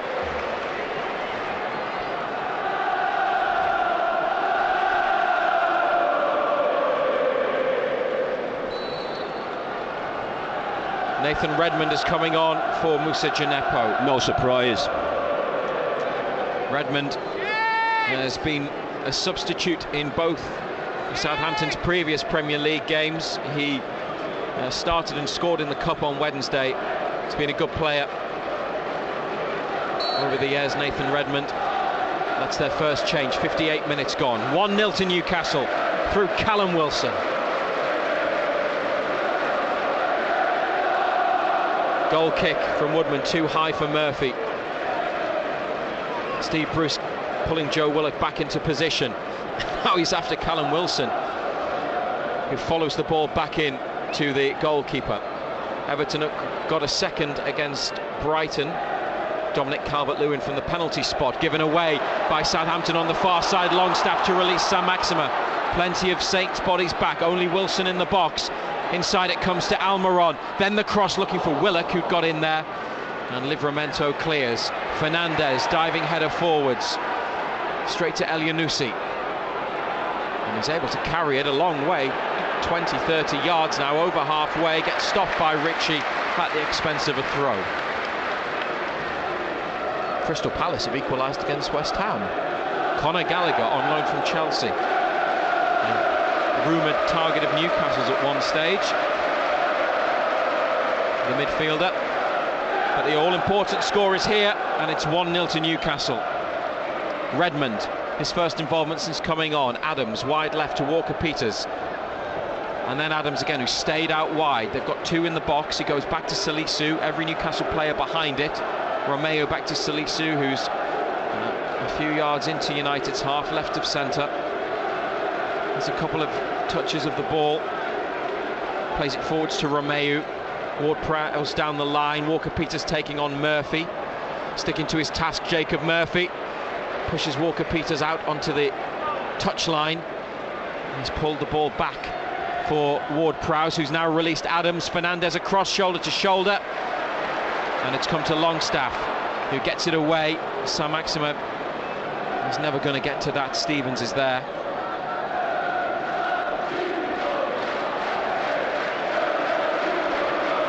And Livramento inside square to Romeo. Back to Livramento. Fouled by Almiron.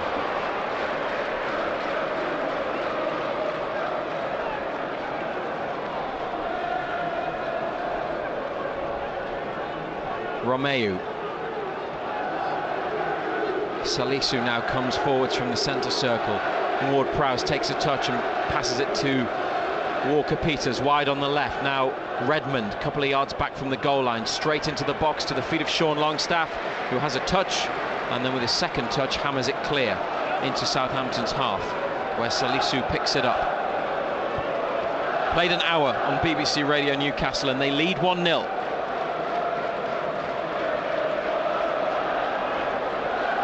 Stevens has carried that and found Redmond. Pass to Livramento, who crosses, blocked by Almiron, knocks it round him, tries to go the other side, eventually gets a throw.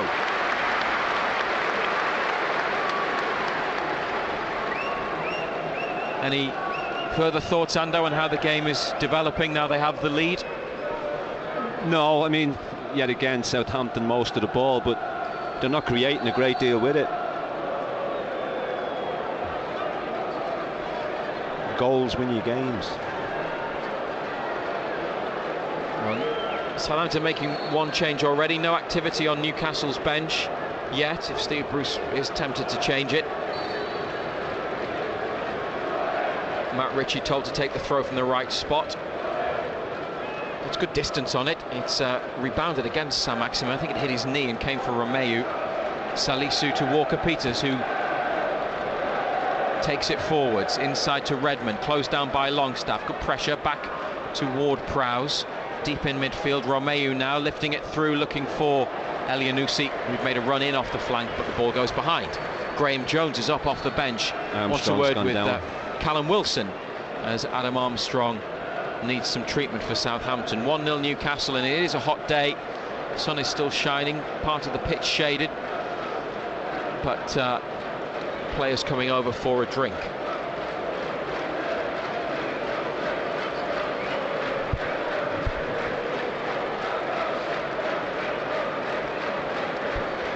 Be a massive result for them, but they've got to get there first. The 500th Premier League match at St James's Park, the 6th stadium to host 500 Premier League games. And they've won 245 of the previous 499. Jones talking to Wilson earlier and now having a word with Sam Maxima and Willock. Armstrong is on 2 feet, walking over to the side of the pitch with 2 members of Southampton's medical staff.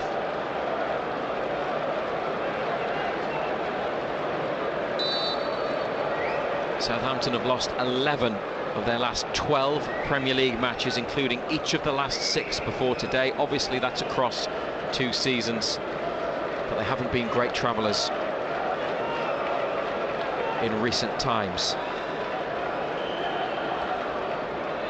Out off the head of Romeu from Woodman's long goal kick. Murphy with a throw to take 35 yards out on the right. 1-0, looking for Sam Maxima, he's got him away. Starts to come inside, but a touch that was heavy, and Salisu well placed to see it behind. Just overran it, didn't he?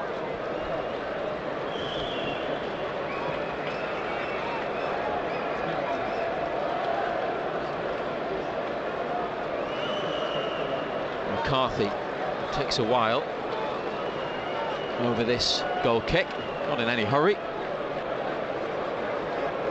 64 minutes on the clock. Adams comes in off the left to win the header in front of Longstaff. Ritchie away.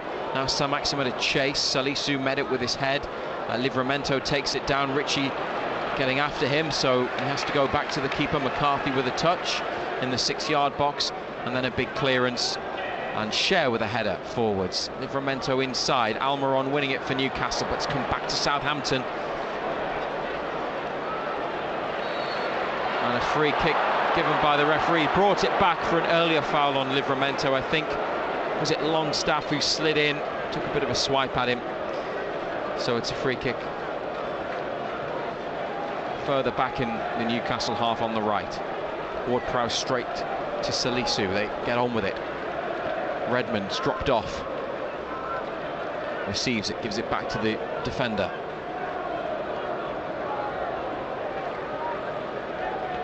Romeu, quick pass to Armstrong. Tackled. Elianusi near the corner of the Newcastle 18-yard box. They've gone out wide to Livramento and then inside again to Mohamed Elianusi, looking for the run of Romeu.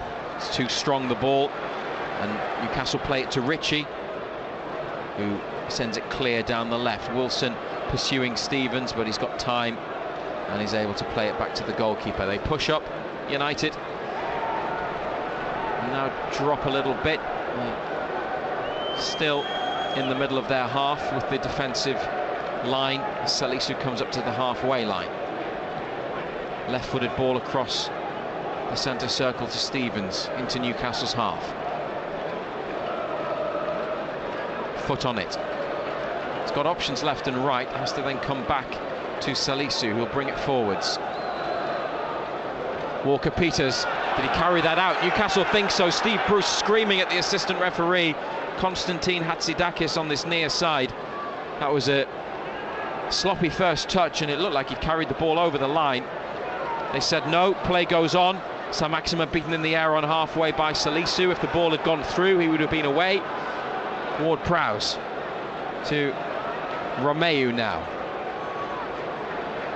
Ward-Prowse again, left of centre. Walker-Peters, 18 yards out, low cross. Fernandez gets his boot to the ball. Longstaff heads away.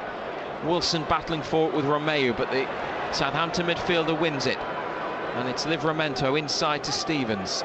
They're in Newcastle's half. Everyone's behind the ball. 67 minutes, BBC Radio Newcastle. Salisu. Square to Stevens. Southampton keeping it. Newcastle trying to stop them getting through. It's Armstrong just outside the box. It's opened up for him, and then the shot takes a deflection. Hit it with his right at an angle, and it's a corner on the left. Yeah, he was always off balance when he hit it. It's taken a big deflection as well, gone behind. Ward-Prowse coming across to this near side. Swinging in with his right foot. Joe Linton's coming on. There's no one in the 6-yard box in yellow. Now they move as Ward-Prowse puts his arm in the air and they go into the 6-yard box. He aims to the back post, great header. Matt Ritchie. And then Southampton for Adams, blocked by Sean Longstaff. Threw himself at the shot, gets an acknowledgement from Jacob Murphy. Callum Wilson is coming off, and Joe Linton, his replacement. He's obviously got a knock on him. Maybe it goes back to that situation in the first half when he needed treatment. But yeah, Wilson off, Joe Linton on. Michael Antonio has scored again for West Ham, and they lead Crystal Palace 2-1.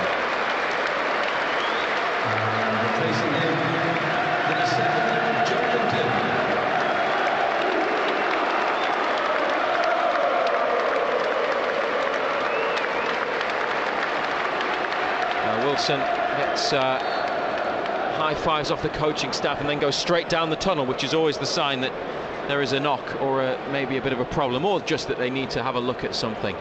Southampton throw from that block by Longstaff, and then Joe Willock gets Newcastle a goal kick, playing it against Redmond. Approaching the final 20 minutes, how do you see it, John Anderson? Yet again, Southampton since the goal have had the majority of the ball, but yet again Woodman hasn't had a save to make. You know, I think we've defended quite well. They're slow in their build-up, Southampton.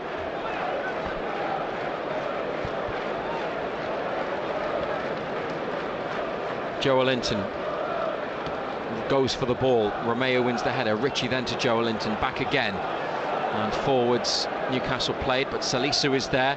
That made Ward-Prowse stretch, but he got to it. Passed it short to Romeo. Armando Broa is going to come on. Broa, the Albanian international on loan from Chelsea, scored at Newport on his debut in midweek. Scored twice actually. Here's Alan Saint-Maximin, good feet on the Newcastle right side. Into Longstaff. Murphy has a look down the line, wins a throw, playing it off Redmond.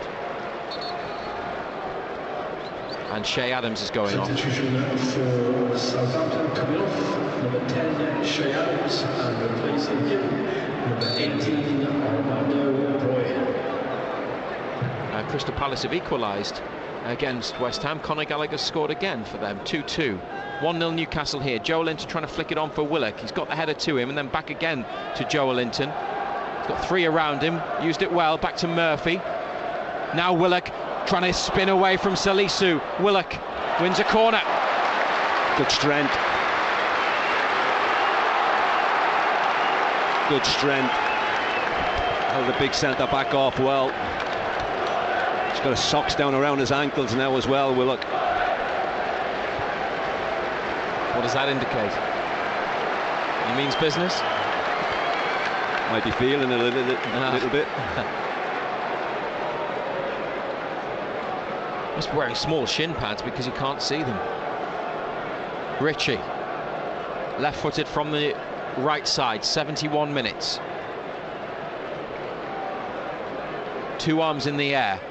Here's the delivery, it's to the back post. Lascelles nearest to it. It's gone behind off the skipper, and it's a goal kick. No complaints by Newcastle. Yeah, didn't get a clean header on it, did it? Came off the side of his head. Deep ball to the back post. Big centre back coming to attack it, but got nothing on the header. They are leading 1-0. They're writing letters now, look. Yeah, Southampton with a note for Kyle Walker-Peters. Big bit of paper as well, isn't it? Normally it's just a scrap of paper that they've torn off. That looks like a full bit of A4. It's been folded in half. He's given it to Salisu. What does he do with it now? Stick it down his sock. That's exactly what he's done. The goal kick from Southampton headed out by Fabian Schär. Might be the time that you start thinking about ringing us after the game.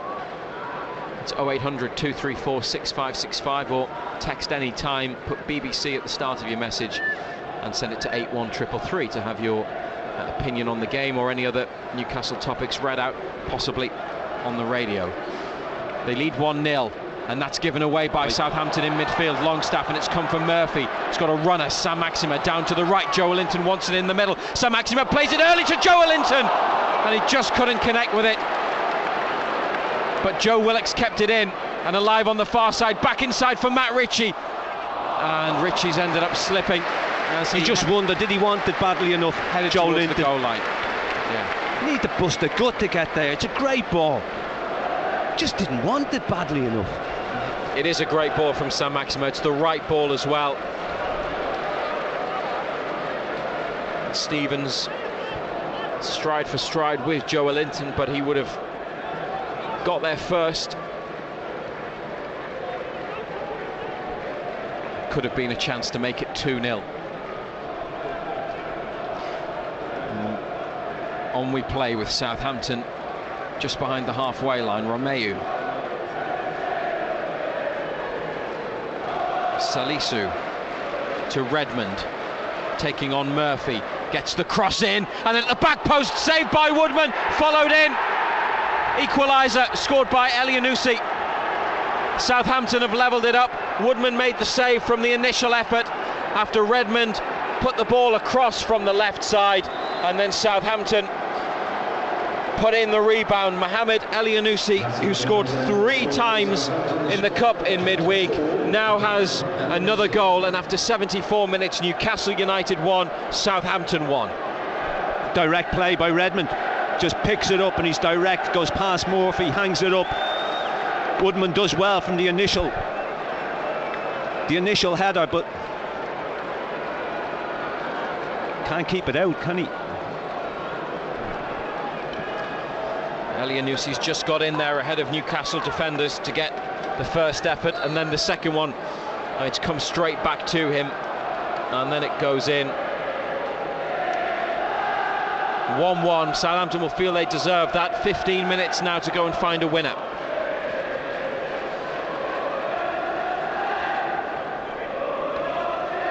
Murphy on the right side, trying to get past Redmond, does, and releases Saint-Maximin with the flag staying down. Joelinton in the middle. Saint-Maximin cuts inside himself, is brought down potentially. No. Referee says corner. No, Willock got to the loose ball and then won a corner kick as Alan Saint-Maximin went down. Let's have a look at this one again. I think he's going to be all right. Referee, as VAR's having a look. VAR are having a look. Ando, what do you think to that one? The challenge coming in on Saint-Maximin. Did they get the ball? Can't see. Well, the check would appear to be complete. Must have got something on the ball.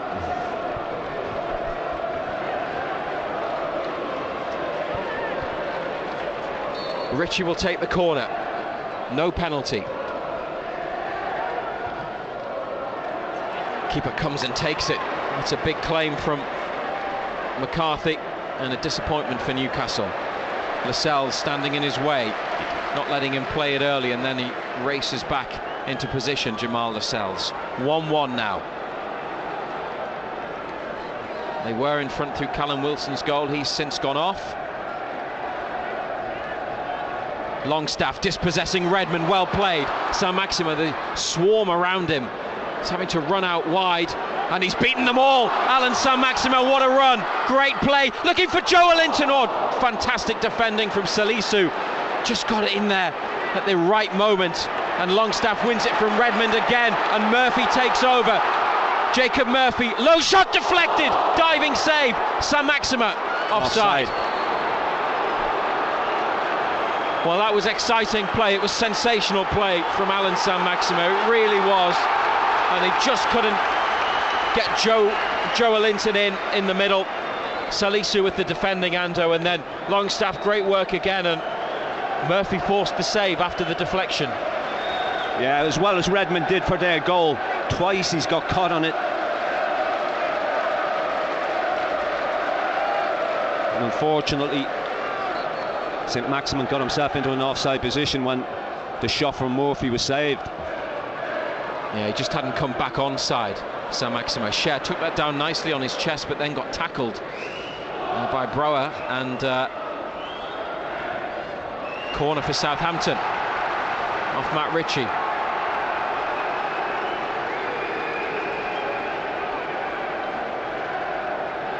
Corner kick on the right. 78th minute on BBC Radio Newcastle. 1-1.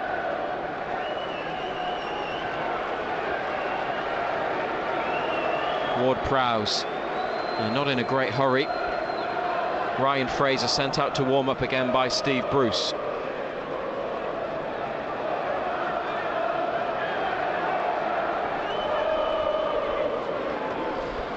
Be an outswinger, and they've stayed at the back of the box this time, Southampton players. Here's the ball in. Headed towards goal, but cleared comfortably by Longstaff, and then St. Maximin on, and Willock's after this. And the challenge from Ward-Prowse will see him get a yellow card.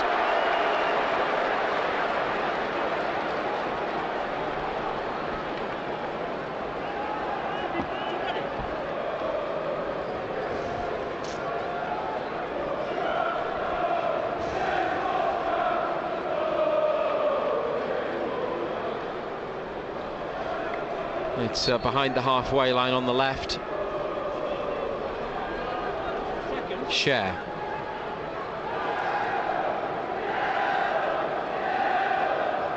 Stands behind the ball. Joelinton and Lascelles are there, right side. They look for the skipper. He gets up with Salisu, heads it inside. Fernandez in the middle, looking for Joelinton, who was offside and coming back onto the ball. And the assistant on this near side has spotted every single Newcastle offside in this second half. Flag's been up a few times.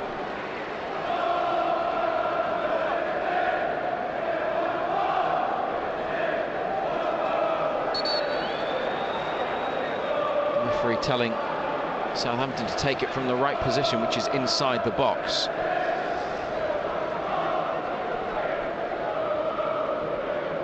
Graham Jones and Steve Bruce having a talk in the technical area as Fraser looks back to the bench and continues with his stretches.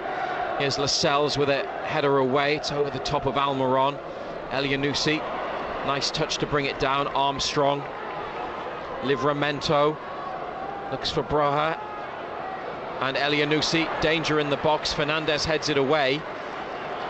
Southampton remain on the attack. Walker-Peters, Redmond, who created the goal, stopped by Fernandez, can't get down the line away from him.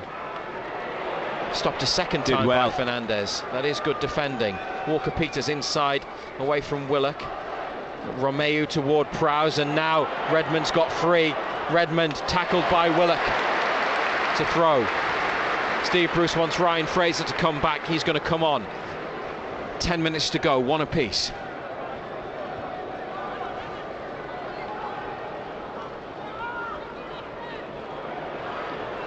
It's Redmond. Looking dangerous there with close control. Keeps the ball alive for Southampton into midfield to Ward-Prowse. Stevens up from the back to Romeu. Murphy onto it quickly. Now over the top. St. Maximin after it with Salisu. Defenders beating him to the ball and headed it away. Had to get that right, had to do well, Mohamed Salisu, and did. And once again it's Redmond down the left, and there's the cross. Elyounoussi pulls it down, laid off to Ward-Prowse. Good block, Sean Longstaff. Important work. Walker-Peters on the corner of the area. Can't get it clear, Newcastle. Romeu back to Walker-Peters and Redmond. Walker-Peters goes down the line, gets it from Redmond, trusses with the outside of his right, and Willock deflects it behind. Just so slow in everything that they're doing, Southampton, giving us time to get people behind the ball. The first time they upped the pace, Redmond, they got the goal from it. And Ward-Prowse to deliver again.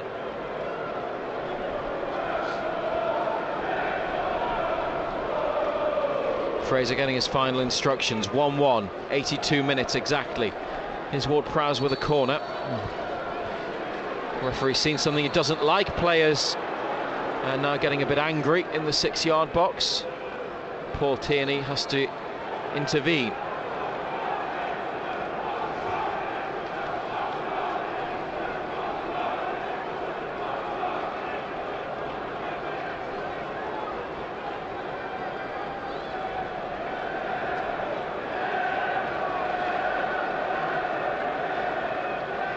So now we'll have the corner after the referee has sorted out that situation. Ward-Prowse from the Southampton left. It's into a dangerous area. Newcastle get it away, then Saint-Maximin comes out wide and starts to run. Held up by Salisu, who's then played it back towards Fernandez under pressure.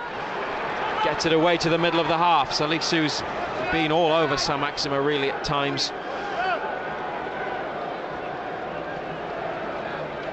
Sunderland lead 3-0 against Wickham on DAB and Freeview channel 719.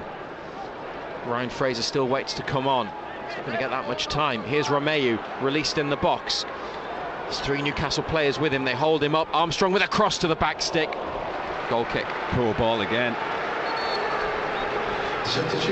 Joe Willock is coming off for Ryan Fraser.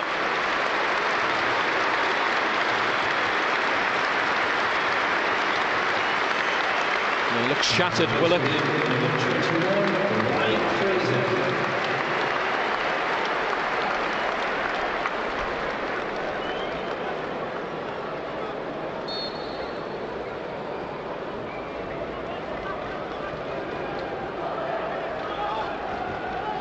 Joe Linton keeps it in from the goal kick. He's done well there to find Longstaff, and now Almiron takes it out wide right. He's got options from Fraser down the line. Fraser has won Newcastle a corner with his first touch. It's all he could do, best he could hope for. He was always stretching for it. Just played it off the big centre-back. I think Norwich have got one back against Leicester. No, Leicester are winning 2-1. Leicester are winning 2-1 now. Thank you. Mark Albrighton with Leicester's second.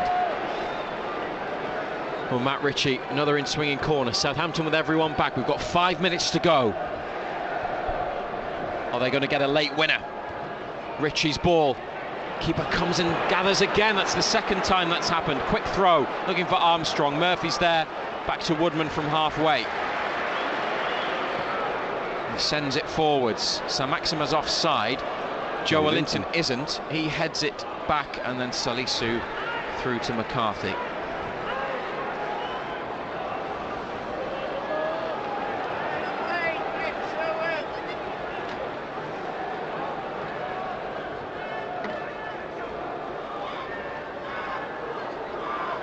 Broadhead inside now from Walker-Peters on the left. Ward-Prowse in the centre circle. Southampton with a bit of determination, you feel, to try and get a winner, having brought it back to 1-1.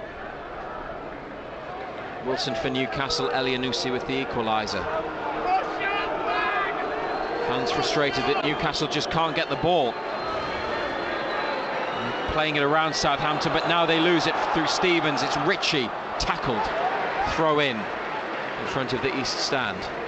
Romeu with the block there.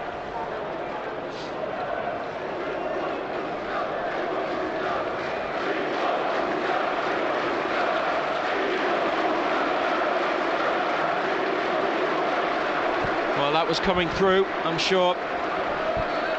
One of the louder chants against Steve Bruce. Some fans calling for him to go.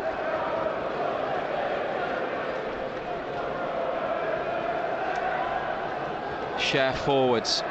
Southampton header away. Lascelles and Longstaff rise. Longstaff back to Lascelles, and Jacob Murphy looks down the line, trying to get Saint-Maximin in, but Salisu's positioning's been good. He plays it back to the keeper, and McCarthy. That goes out of play though. And another substitution from Ralph Hasenhüttl for the away side. Romeu coming off, and he's being replaced by Ibrahima Diallo. Number 6, Romeu coming off. And replacing him, number 27, Ibrahim Diallo. Murphy with a throw just in front of halfway. Joelinton, good header on. Saint-Maximin to Fraser, good play, back to Saint-Maximin into the box, and just stopped by 2 or 3 defenders. That's well played by the substitute Armando Broja, the Chelsea loanee, and took it down, played it out wide. Murphy has to defend for Newcastle, and here's the throw. Walker-Peters.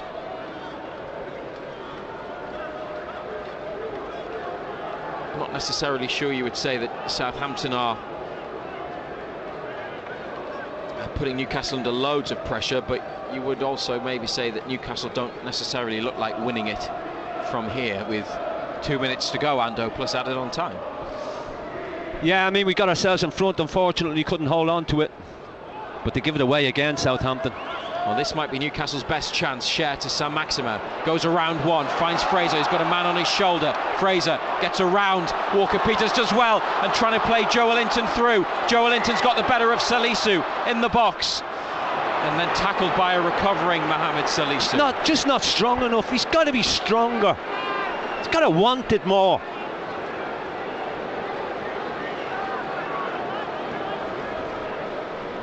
Redmond away from Murphy. Now the threat from Southampton. It's Nathan Redmond, Livramento, 3 to pick out. It's behind Armstrong. It comes to Ward-Prowse. No one got out to him. Edge of the box. It's wide. That's a wasteful effort from Ward-Prowse. That could have had Southampton ahead.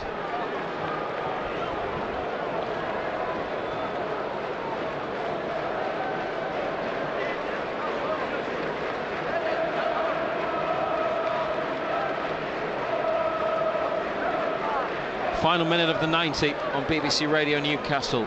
1 apiece. A lot of fans deciding now is the time to go. Woodman's kick. It's come out of Longstaff to Fraser. Straight at Walker-Peters. Diallo gets away from Fraser and then away from Longstaff and into the path of Livramento. 30 yards out, the fullback. The teenager. Diallo's carried on his run, gets the ball, and his cross is stopped by Cher. Up to Saint-Maximin. Now can they do something, Newcastle? Joelinton ahead of him. Fraser there as well. Through for Joelinton. Sent wide in the box. Joelinton cuts inside. Still Joelinton. Ryan Fraser to win it. Blocked on the line. Saint-Maximin! Alan Saint-Maximin has won the game for Newcastle United in the 90th minute. A quick break, Joelinton involved, Fraser involved, he couldn't finish it, but after the block on the line, Alan Saint-Maximin lashed it into the back of the net for Newcastle United 2, Southampton 1.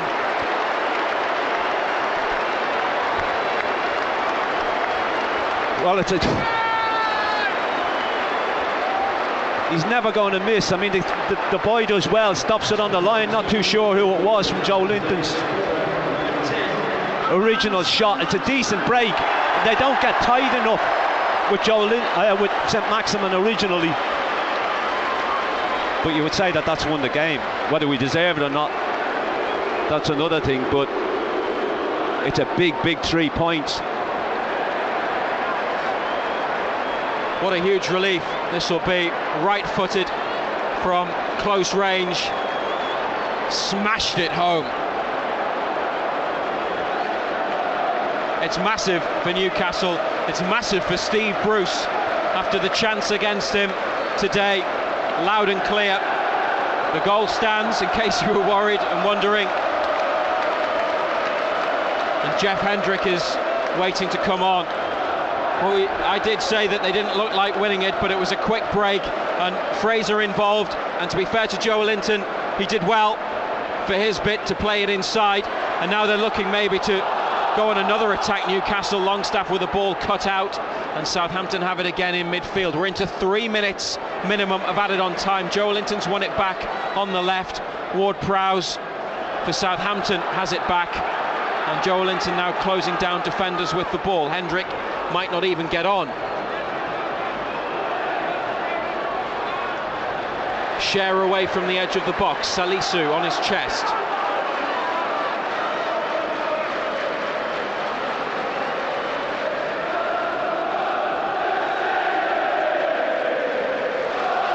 Sunderland are 3-1 up now. Wickham have got one back here. 2-1 Newcastle. Redmond, danger. Adam Armstrong blocked by Woodman, smothered by the keeper, and they have a player down. Newcastle. It's Lascelles. He's got himself up. Armstrong's been hurt as well. They're trying to get the attention of the referee, who's just not looking. Paul Tierney. Lascelles has gone down. Finally, the whistle comes. He's gone down holding his face, but he's limping. What's that about? Well, Armstrong seems to be hurt as well. Big chance. And they might make the change now. Take us through that opportunity, Ando, when the ball was slipped through. It's the position that Armstrong likes to pick up, just on the shoulder of the defender. VAR's having a look now. Oh, don't. VAR having a look. Ooh. Oh, that's a... Has he clipped him? Southampton might get a penalty here. And VAR, which has not been kind to Newcastle this season, is examining for a possible penalty. Well, we await the outcome.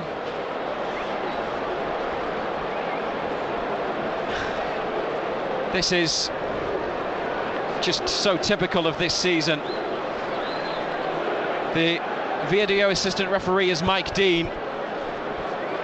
And the players wait in the penalty box. Newcastle have one of their medical staff on the pitch. The referee is walking away and is going to have a look at the monitor.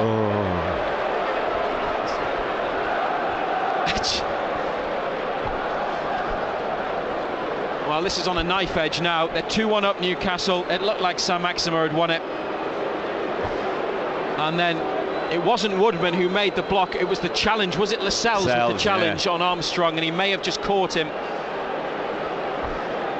And I can't remember a referee going to the pitch side monitor and not giving a big decision. He's had a look, Paul Tierney. It's walking back. It's a penalty. Southampton have a penalty. So in every game this season, Newcastle have had a decision given against them after a VAR check. Lascelles is going to get a yellow card. Mike Dean, video assistant referee, recommended Paul Tierney had a look, so he couldn't decide clearly. And now we're seeing it on the big screen, and a few groans from the fans having a look. It looked a penalty, didn't it? Well, it's a lot more of a penalty than the one West Ham got, and arguably the one that Lascelles gave away at Aston Villa. So Freddie Woodman, who saved from Michail Antonio and who saved one of Burnley's penalties in the shootout, now faces another spot kick from James Ward-Prowse. High drama at St James's Park. VAR again. 2-1 Newcastle. This Southampton penalty. Woodman bouncing up and down on the line, moving his arms, clapping his hands. Ward-Prowse hands on hips. It's into the bottom corner. Woodman went the right way, and it's Newcastle United 2, Southampton 2. Decent finish, decent penalty. A lot of pressure on it.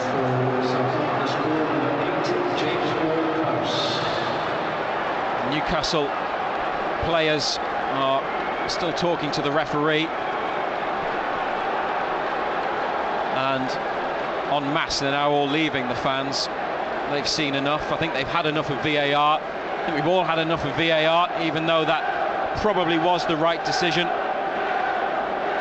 Not sure Woodman ever really stood a chance with the penalty. It was lashed in low and hard, although he's got across pretty well, to be fair to him. It's a very difficult one to save.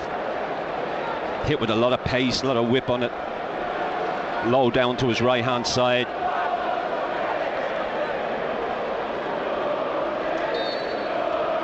Newcastle kick off. I'm not even sure there'll be much time to play, but the check for the penalties added a bit more on. Joe Linton heading on. Salisu stretching. It's come from Murphy.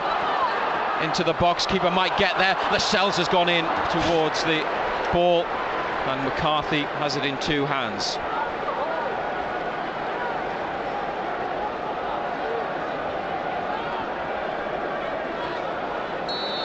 And that's it. And that's what they think of VAR, and arguably the performance as well. They were booed off at half-time, Newcastle. There are boos again. There have been chants against the manager, and there's been yet more controversy from the video technology, which has cost Newcastle in all of their games so far this season. And penalties sent them out of the cup the other night, and it's a penalty from Southampton's James Ward-Prowse Ando that's denied them 3 points here this afternoon. Yeah, got ourselves in front on two occasions. Whether we deserve to be in front or not remains to be seen. But you get yourself in front in the 90th minute, you expect to hold on. It's a reckless challenge by Lascelles. It looks like it looks like it's a penalty. It looks like he's caught Armstrong. The referee went and looked at it and felt the same way, and it's a decent penalty kick. Southampton will feel that a point was probably the least they deserve from the game. They dominated the possession stats. They passed it a lot better than we did, and they feel they will be justified in taking a point back down to the south coast. Newcastle's performance overall not good enough? No, not good enough. You play like that all season, you're going to have problems. We don't keep the ball, we don't pass the ball. We rely, and I've said it beforehand, we rely on St. Maximin and Wilson to do something, but disappointing performance. It's BBC Radio Newcastle. 0800 234 6565 is the number. Tweet at BBC Newcastle, or if you want to text 81333 is the number. Put BBC at the start of the message. Southampton's players are applauding their supporters. We'll be going back to the studio soon for a scores roundup from Simon Pride, and then the phone-in will start. And we will also hear from Steve Bruce. At the moment, we don't get to do any post-match interviews because of Premier League-wide restrictions on media access after the game. So we will hear from Steve Bruce with match of the day at some point in the next 45 minutes or so. I'm sure he will want to talk about VAR, but you may want to talk about the performance that Newcastle put in today. It wasn't great in the first half. Southampton were better, but they got in front through Callum Wilson with a header from close range. Then an equaliser from Elianusi, but San Maximo won it or looked like he'd won it on 90 minutes after a quick break involving Joe Linton and Fraser, lashed home a rebound of a shot. But then a penalty given after another VAR intervention. Ward-Prowse scored it at the Leazes end, and it's finished at St James's Park. Newcastle United 2, Southampton 2. BBC News at 7 o'clock. This is James Kelly. Travel companies have broadly welcomed the government's changes to the COVID regulations for people entering and leaving England from abroad. The traffic light system will be scrapped, with the green and amber categories replaced with one simple list. There will be no quarantine returning from those countries if you're fully vaccinated. From October the 4th, the pre-departure test will be scrapped, as will the Day 2 PCR test, which will be replaced with the lateral flow.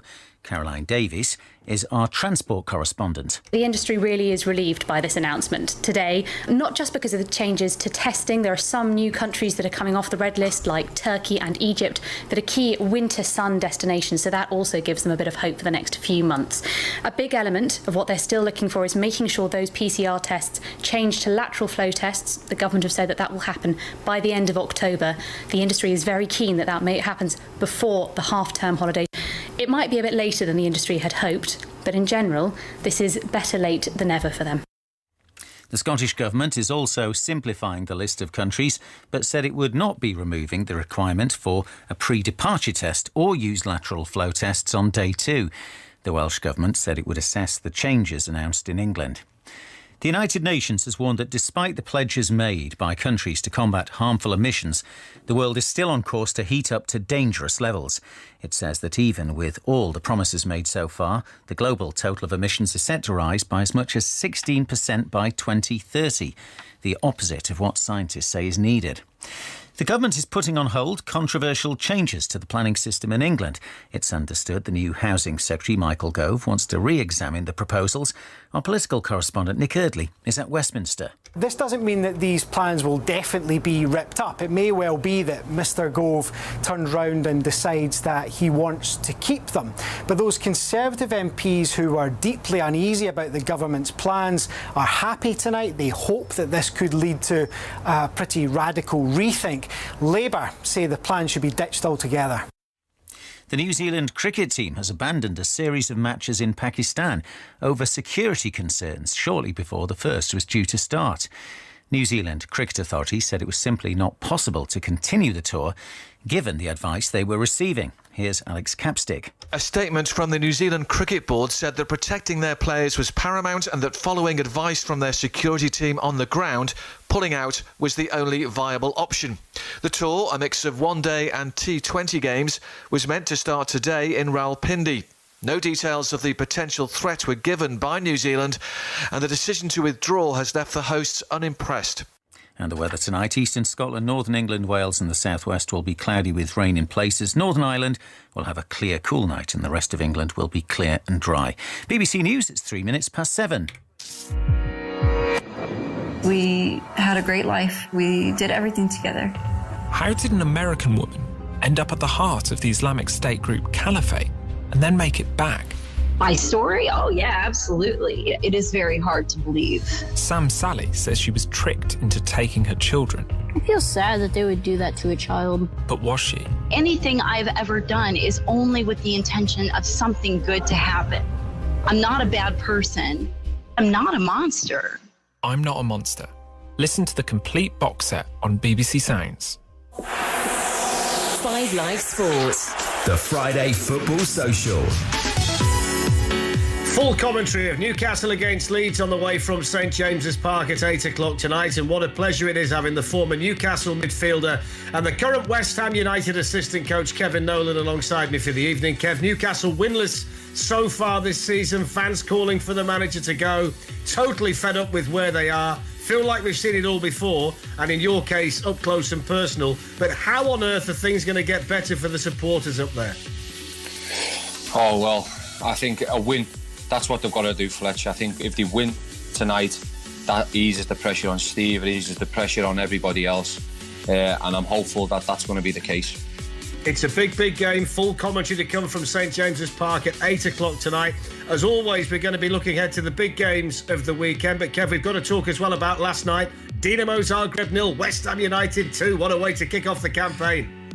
Oh, yeah, mate. I must admit, it was fantastic. You know, having tasted that as a player in Europe, to go there as a coach yesterday and be a part of it was absolutely fantastic. And the lads didn't disappoint. They were absolutely fantastic throughout the night, and well-deserved 2-0 victory gets us on the way, and hopefully more victories to come and get in them later stages of the competition. We're going to be chatting Solskjaer, Kane, and getting the thoughts of a Manchester City supporters group member on Pep Guardiola's comments about attendance at the Etihad. It's the Friday Football Social. Don't be shy. We want your input as always. You can get involved at 5 Live Sport on social media, or you can text us. It's 85058. 5 Live Sports. The Friday Football Social. Darren Fletcher. Good evening. Great to be back with you here on 5 Live Sport this Friday evening. Loads to get through tonight with Kevin Nolan joining us shortly to St James's Park in a moment as well. Full commentary tonight in the Premier League. Newcastle against Leeds, a big game for both teams. There's a fair bit of football, though, underway already this evening. England's women are in World Cup qualifying action at home to North Macedonia, and Hamish Marshall is there. We played 5.5 minutes. It's 0-0. This is the night when England hope to reverse the decline, which has seen them drop from second in the world rankings to 8th. They've won just 4 of their last 14 matches.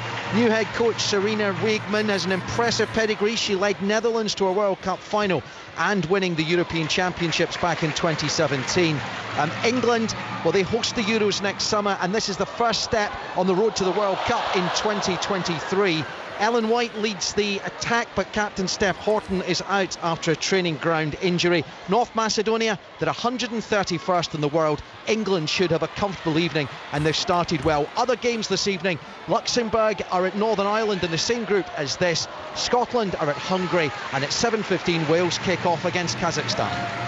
Hamish, thank you. So, commentary of Newcastle against Leeds on the way from 8 o'clock. Let's head to St James's Park then and get the team news. The former Manchester City midfielder Michael Brown is alongside Vicky Sparks. Vicky, good evening. Who's in and who's out then? Good evening, Fletch. Well, Steve Bruce has had to make some big calls in the goalkeeping department during his time here, and he's made another one. Carl Darlow on the bench last week after recovering from long COVID. He's in for Freddie Woodman, who endured a very tough afternoon at Old Trafford. That is their only change from the 4-1 defeat to Manchester United. Top scorer Callum Wilson is still out injured. Dan James makes his full debut for Leeds after his summer move from Manchester United, with Matthias Klick also coming in one of the two changes from their defeat by Liverpool. Jack Harrison, who is not in the squad, and Diego Llorente, who's injured, drop out. They're very depleted at centre-half, Leeds. Koch is also injured. Strout suspended after his failed appeal over the red card for that freak challenge on Harvey Elliott. There's a couple of options in terms of line-up, but we think Ayling will slot in at centre-half. So those line-ups in full for you. Newcastle with Darlow in goal, the back five of Manquillo, Hayden, Lascelles, Clark and Ritchie. Ahead of them, Almiron, Willock, Longstaff and Joelinton, with St Maximan up front. Leeds, we think, will be Meslier in goal. The back four of Dallas at right back, Ayling, Cooper and Firpo. Ahead of them, Phillips, and then in midfield, Rafinha, Klick, Rodrigo and James, with Patrick Bamford up front. And the Leeds bench, Fletch, is packed full of under-23 players. You've got Tyler Roberts, Jamie Shackleton, second choice keeper Christopher Claassen on there as well in terms of senior players. But other than that, it is a very young, very inexperienced bench. Thank you, Vicky. Let's say good evening to Michael Brown, who loves being on the Friday Football Social because he never knows what he's going to get asked. We're going to keep it nice and clean, though, at the start, Michael, and nice and straightforward. Stop telling lies already, Fletch. You know you're not going to do that. I'll ask you about Newcastle in a minute, but a quick one on the Leeds United situation. It's going to be fascinating to see Dan James make his debut because he looks tailor-made for a Marcelo Bielsa team. But two players who are missing tonight, Diego Llorente, Jack Harrison, vital coach in that Leeds United wheel. Big absentees, those two. Yeah, huge miss for them. We've seen Jack Harrison's career develop, finally becomes that permanent signing. I think he was excellent last season. I really enjoyed him, watching him down that left-hand side. And Llorente, you just look at the stats with him in the team and without him, it tells a story there. So very much depleted. Luke Ayling comes in at that centre-back position, who we've seen slot in very, very well from playing majority down the right-hand side. But the excitement all around Leeds United is Dan James.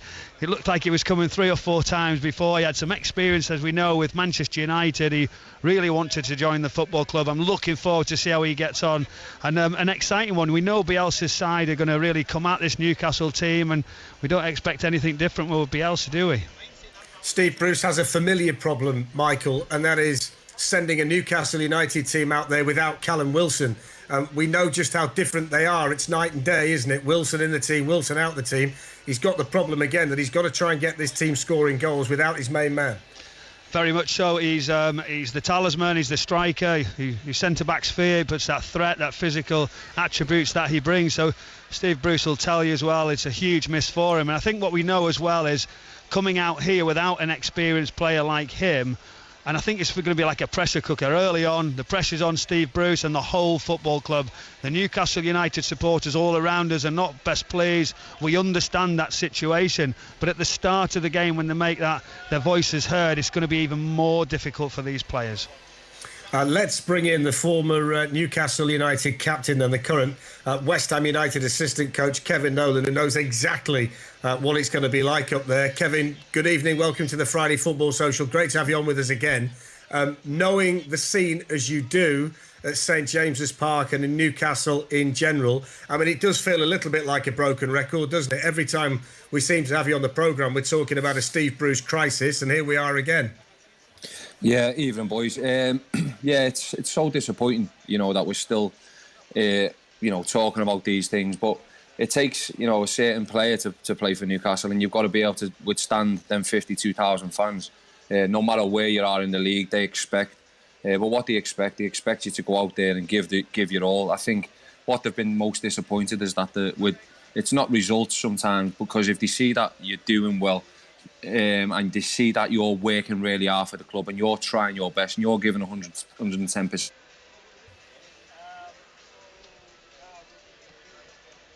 We've just lost Kevin for a second. Michael, just come in on that, because in the past we've been able to... We're going to get into this Newcastle situation. We may as well do it now. Vicky's got some interesting things to tell us as well, because she was at the press conference yesterday, which has raised a few eyebrows and led to different discussions. But just on this situation with Steve Bruce and Newcastle, up until this season, you've always been able to look at the results and say, but there's not a great deal of difference between the results that Steve Bruce has been getting, the results that Rafa Benitez was getting. Yes, they might prefer Rafa, but there's not been a great deal of difference in terms of where Newcastle are in the Premier League table. And he actually got a fair deal of praise last season for actually managing to get results when he didn't have St Maximin and Callum Wilson. And when we saw the team complete, with Willock in the side as well, they looked like a top six unit the way they finished the season. But he can't do that this year because they can't buy a win, so the dynamics change quite considerably. They do change at the moment. That lack of confidence in the supporters when you don't start the season so well, that's what's going to set the tone. But we also have to be cautious that it's only 4 games in, Fletch. We've got to not react too heavy. This is a big one tonight, though. 5 in, not getting a result at home to Leeds United. We've seen late goals against them, VAR drama, so things have not always gone their way. Steve Bruce under that little bit of pressure. I felt like the football club, after those lone targets that he had, he sent them 3 or 4. They didn't get delivered, would have helped him in such a big way. And there's only so many senior players here. The rest have been here for such a long time. They're all getting their contracts renewed, which is a very, very strange situation to be in when I feel like they possibly could go to the market where they could go and change it, freshen it up a little bit, and use that money for different players. So there's a bit of uncertainty at the football club, but the game's coming up. Watford away, Wolves away, Spurs and Palace. Is there going to be points there? But as you know, if they lose this game tonight, the pressure's going to intense even more. It's the centrepiece of our programme tonight. Full commentary of Newcastle against Leeds with Michael and Vicky from 8 o'clock tonight. But have a listen to this. Alan Shearer was very strong on Match of the Day last weekend, and Steve Bruce was able to respond yesterday in his press conference. I hate what my club is or has become. It's a hollow and it's an empty football club. There's no hope or ambition, and I'm pretty sick of it, to be honest. It's copy, paste, repeat every season. What could change it? Well, they give players that have been at the football club new contracts because they can't sell them on. Then they have the excuse that they can't bring other players into the football club because those players are being paid a salary. It's cheaper to keep them on the books rather than buying other players. And the fans deserve better. Every manager has the same problems. As I said, it's copy, paste, repeat every season. Alan is entitled to his opinion. That's what he gets paid for. That's where his job is now. What I will say is there's a lot of people, and especially the players, there's a nucleus of players who've been here a long time. Some have been here 5, 6, 7 years, and the club means something to them. There's a lot of good people who work in the club who've been here a long, long time, who want the club to do well. And unfortunately, at the moment, we're not doing well enough. And I'm the same. You don't think I want better players? You don't think I want a better squad to choose from? The ability to go out and compete at the top end of the transfer market? It's not possible. But I will, with my experience, hope that I can keep the club just ticking along and make sure that the club stays where it is and we maintain our Premier League status. I know for a lot of people, and there's the frustration, that we should be better than that. That's where we are at the moment, and we have been for a while. So that's the Newcastle United manager, Steve Bruce. We're going to get into this, but Hamish Marshall has seen a goal in the England-North Macedonia match. It's been coming, and it took 12 minutes, and England break the deadlock. A lovely through ball, and Ella Antun got on the end of it. Good finish from the edge of the penalty area. Her second international goal. England 1, North Macedonia 0. Thanks, Hamish. Let's bring in Vicky Sparks, who's going to be commentating on the match tonight with Michael at St James's Park, Newcastle against Leeds. Vicky, that was a little snippet, wasn't it, really, of what Steve Bruce had to say in response to a question in the press conference yesterday. You were there. What was it like? What was the feel like? What was the vibe like in the room? Well, to give you over Zoom still, unfortunately, because we still can't get in the room. The vibe over the Zoom. Which is But to put this in context, this press conference came off the back of a very fiery post-match press conference that Steve Bruce conducted after the defeat against Manchester United, when he got very annoyed with a question from the local paper after they asked if he'd been on holiday over the international break, and he feels that those sort of questions and that paper are fueling the fans' negativity. It's fair to say the local paper certainly doesn't see it like that, and made the point repeatedly this week in the build-up to this press conference that the fans can think for themselves and have their own opinions. So even over Zoom there was a little bit of tension going into it, but I was struck by his frustration. You know, he's spoken quite a lot last season. He will be quite direct, and he said earlier in that response and that answer that he's just trying to be genuine. What the question to him was, he talked earlier in the press conference about just keeping Newcastle ticking along, which is not really the tone that was struck last season. At the end of last season, and particularly before they went on that poor run and got sucked back into the relegation battle, it was very much about where you want the club to be, what the club can be, and the desire to do that. Now, he stressed that is still his ambition. He wants to see the club competing at the top end, but the message was, we are just not there at the moment. And he said, I'm just trying to be genuine about that. That's the reality. And the question was, well, that doesn't really give the fans very much to hang on to, the fans very much to cheer. And he essentially just stressed again, this is the reality of where we are, and it frustrates me as much as everybody else. But I've not really seen him go down that line before, certainly not recently. No, I got the same impression. Kevin, you pulled a face when you heard that phrase, we've got to keep ticking along. And you know just what that football club means to the town and to the people that support it. I mean, you can't go anywhere in Newcastle without someone having an opinion on Newcastle United. And they don't want the club to tick along, regardless of who the manager is, who the owner is. They want more than ticking along.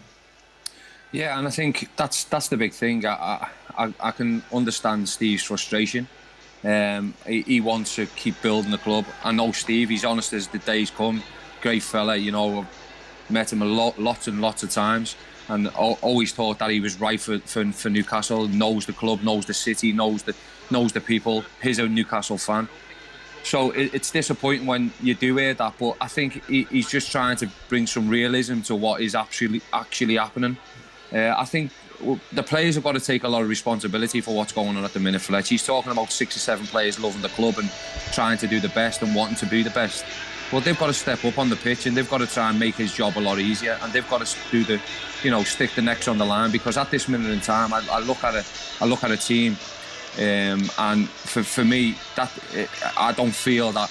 Although there's 5 or 6, there should be not only 5 or 6, there should be 9 or 10. So for me, it's got to get better, and that only starts on the pitch. Kev, when you look at that team, Kev, do you think there is enough of that sort of desire, ability, experience in there to do that, to help the manager out? Because he's inherited some of these players. Yes, there's some more come in.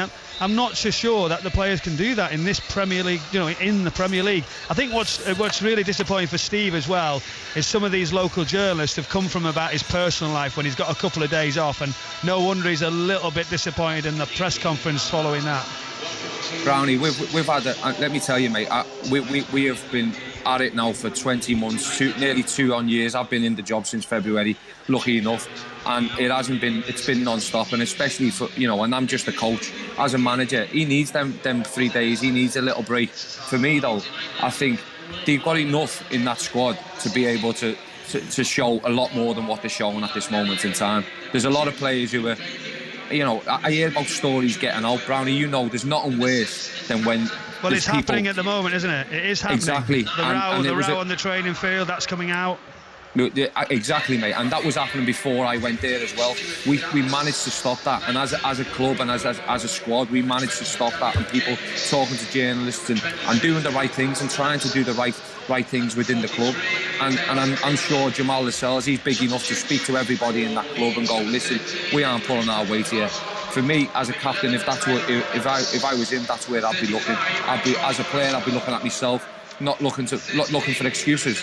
And I'm not talking about a coach here. I'm talking about Kevin Nolan, who played in the Premier League for a long time, and just was honest as a day's work. And at this moment in time, I think that's what the Newcastle fans are looking for, and that's what they deserve. Vicky, just bring us up to speed on that, because that was in the headlines today. It was Dwight Gale and Graham Jones, the allegation of a bust-up in training this time. Last season there was the one involving Matt Ritchie and Steve Bruce.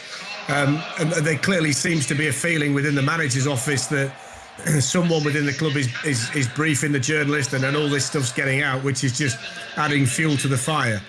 Yeah, and again, the context of this is there is a long-running disagreement, shall we say, between Newcastle United and this particular journalist, who is actually still banned by the club from last season. Newcastle felt there was overly negative and unfair reporting from this individual, not happy about the timing of stories being released. That journalist would certainly dispute that view. But as you say, similar situation last season. Story broke about a row between Matt Ritchie and Steve Bruce, which Steve Bruce then confirmed had happened. Played down the incident, said it shouldn't happen, but it does happen at training grounds up and down the country, but was not happy at all that there was a source at the training ground feeding stories. And I'm sure that, again, will be his huge frustration this time. And that is a bigger concern, really, than the story itself. Yes, it's not ideal if Graham Jones and Dwight Gale have clashed in training, but the fact that that has got to the media again, that will be the biggest concern. Yeah, just on that as well, if you are the journalist, Michael, and you get a story like that, you're going to report it. And I mean, what you would say in defence of the journalist, whether Newcastle like it or not, and I don't know the journalist personally, so I'm just kind of saying this, the way I would see it is that he has no obligation to put a story out when it suits Newcastle United. If he gets the information, he's going to run it. And if the club don't like that, he's doing the job that he's paid for by his newspaper. So it's easy to blame the journalist in a situation like this and say it's a big problem. He's doing his job. If these situations are happening within the club, it is going to get reported. And it's certainly going to get reported at a club like Newcastle, where, as I said to Kevin a few minutes ago, the football club is the absolute centre of the area. Nothing else is more important than Newcastle United. I think what we've got to understand here, Fletch, that it happens at every football club, week in, week out. There's these type of rows. Kevin will tell you the same, and you look around and say, who is it? You start to have an idea and start picking people out. But this has come out like word for word. So that's one thing, sort of saying somebody in the training ground, somewhere around it, is leaking that information. I think where this starts as well is that the journalist went to war with Steve very, very early on over their viewpoints and clashed and didn't get on. Then he was banned. But there's one thing there's reporting on his football and matters off sort of on the field, Fletch, but then he's reporting and making it look bad regards to when he goes on holiday to Portugal for a couple of days rest and questioning his character, his commitment towards the football club. So there's horses for courses with the journalists. So yes, they've got to report certain things, but also, is he crossing the line and is he going too much and too personally against the football club? Because it's not helping.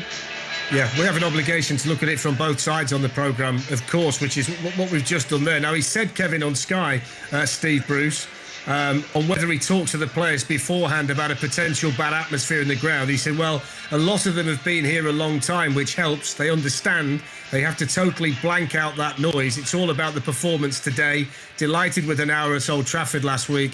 Let's repeat that again today, and hopefully we'll get a result. I suppose you've played in that stadium in various situations, haven't you? Good and bad. What is it like? Is it quite oppressive at St James's Park when the mood in the place isn't particularly good? Yeah, definitely, mate. We got relegated. You know, I joined in the January. We had some big players, some big hitters, and I've seen some big hitters at Newcastle not be able to perform there. You know, and you only have to look at a few players down the years who've gone there and really struggled because of the intensity of and how much scrutiny you put under. For me, tonight is going to be a massive thing for Steve and the players. They've got to step up tonight. No matter, they've got to block out the atmosphere. They've got to not worry about anything else except getting a result and a positive one. And I don't see. They've got to come away with 3 points. I mean, it's a big blow that they don't have Wilson, I must admit, because he cannot be in the game for 90 minutes and score you 2 goals. He gets 2 touches, scores you 2 goals. Tonight, they haven't got that, but they've got the driver, Alan Sam Maximum, Almiron. So you're looking at them players to try and give you the flair and get the feet get the crowd on the feet, and then obviously and about the back lads stepping up and making sure that there's a strong performance which says, yeah, I'm willing to fight for this shirt and I'm willing to fight for Newcastle this evening. Kev, I don't know what you think. Can he turn these supporters round now? Because I'm not sure myself, and whether there's a result or not tonight. Has it gone too far for them? Brownie, I mean, you know yourself, the only way you can turn supporters around is by winning matches. I think, there's always going to be that underlying issue with the fans and the board, and, there's a real, a niggling, worry that they're never going to be able to. But at this moment in time, I think all Steve can do is just keep doing his job, keep believing, and get everybody on side within that camp. At this moment in time, when you've got people leaking stories, that is not right. That is not right. And whoever is doing that, I don't agree with that whatsoever. You know yourself, Brownie, what goes on in the training ground should stay there, mate. What I would say, though, kind of the flip side of all of this, is I've never known an owner block out the outside noise to the extent that Mike Ashley does. They don't influence him at all. He doesn't want to win a popularity contest. He's sticking with Steve Bruce. I mean, if you're Steve Bruce at the minute, the Newcastle fans might not like the owner, but he must love the owner because he's decided he's his manager, and everything that we are led to believe, he's got no desire to change that. He's completely able to manage this club in a black and white scenario, excuse the pun, isn't he? That he's not influenced at all by his fan base, which is, in the football world, it's bizarre, Michael, because so many chairmen, so many people on boards are influenced by the fans. Mike Ashley just blocks all that out and does what he thinks he needs to do. It's so rare.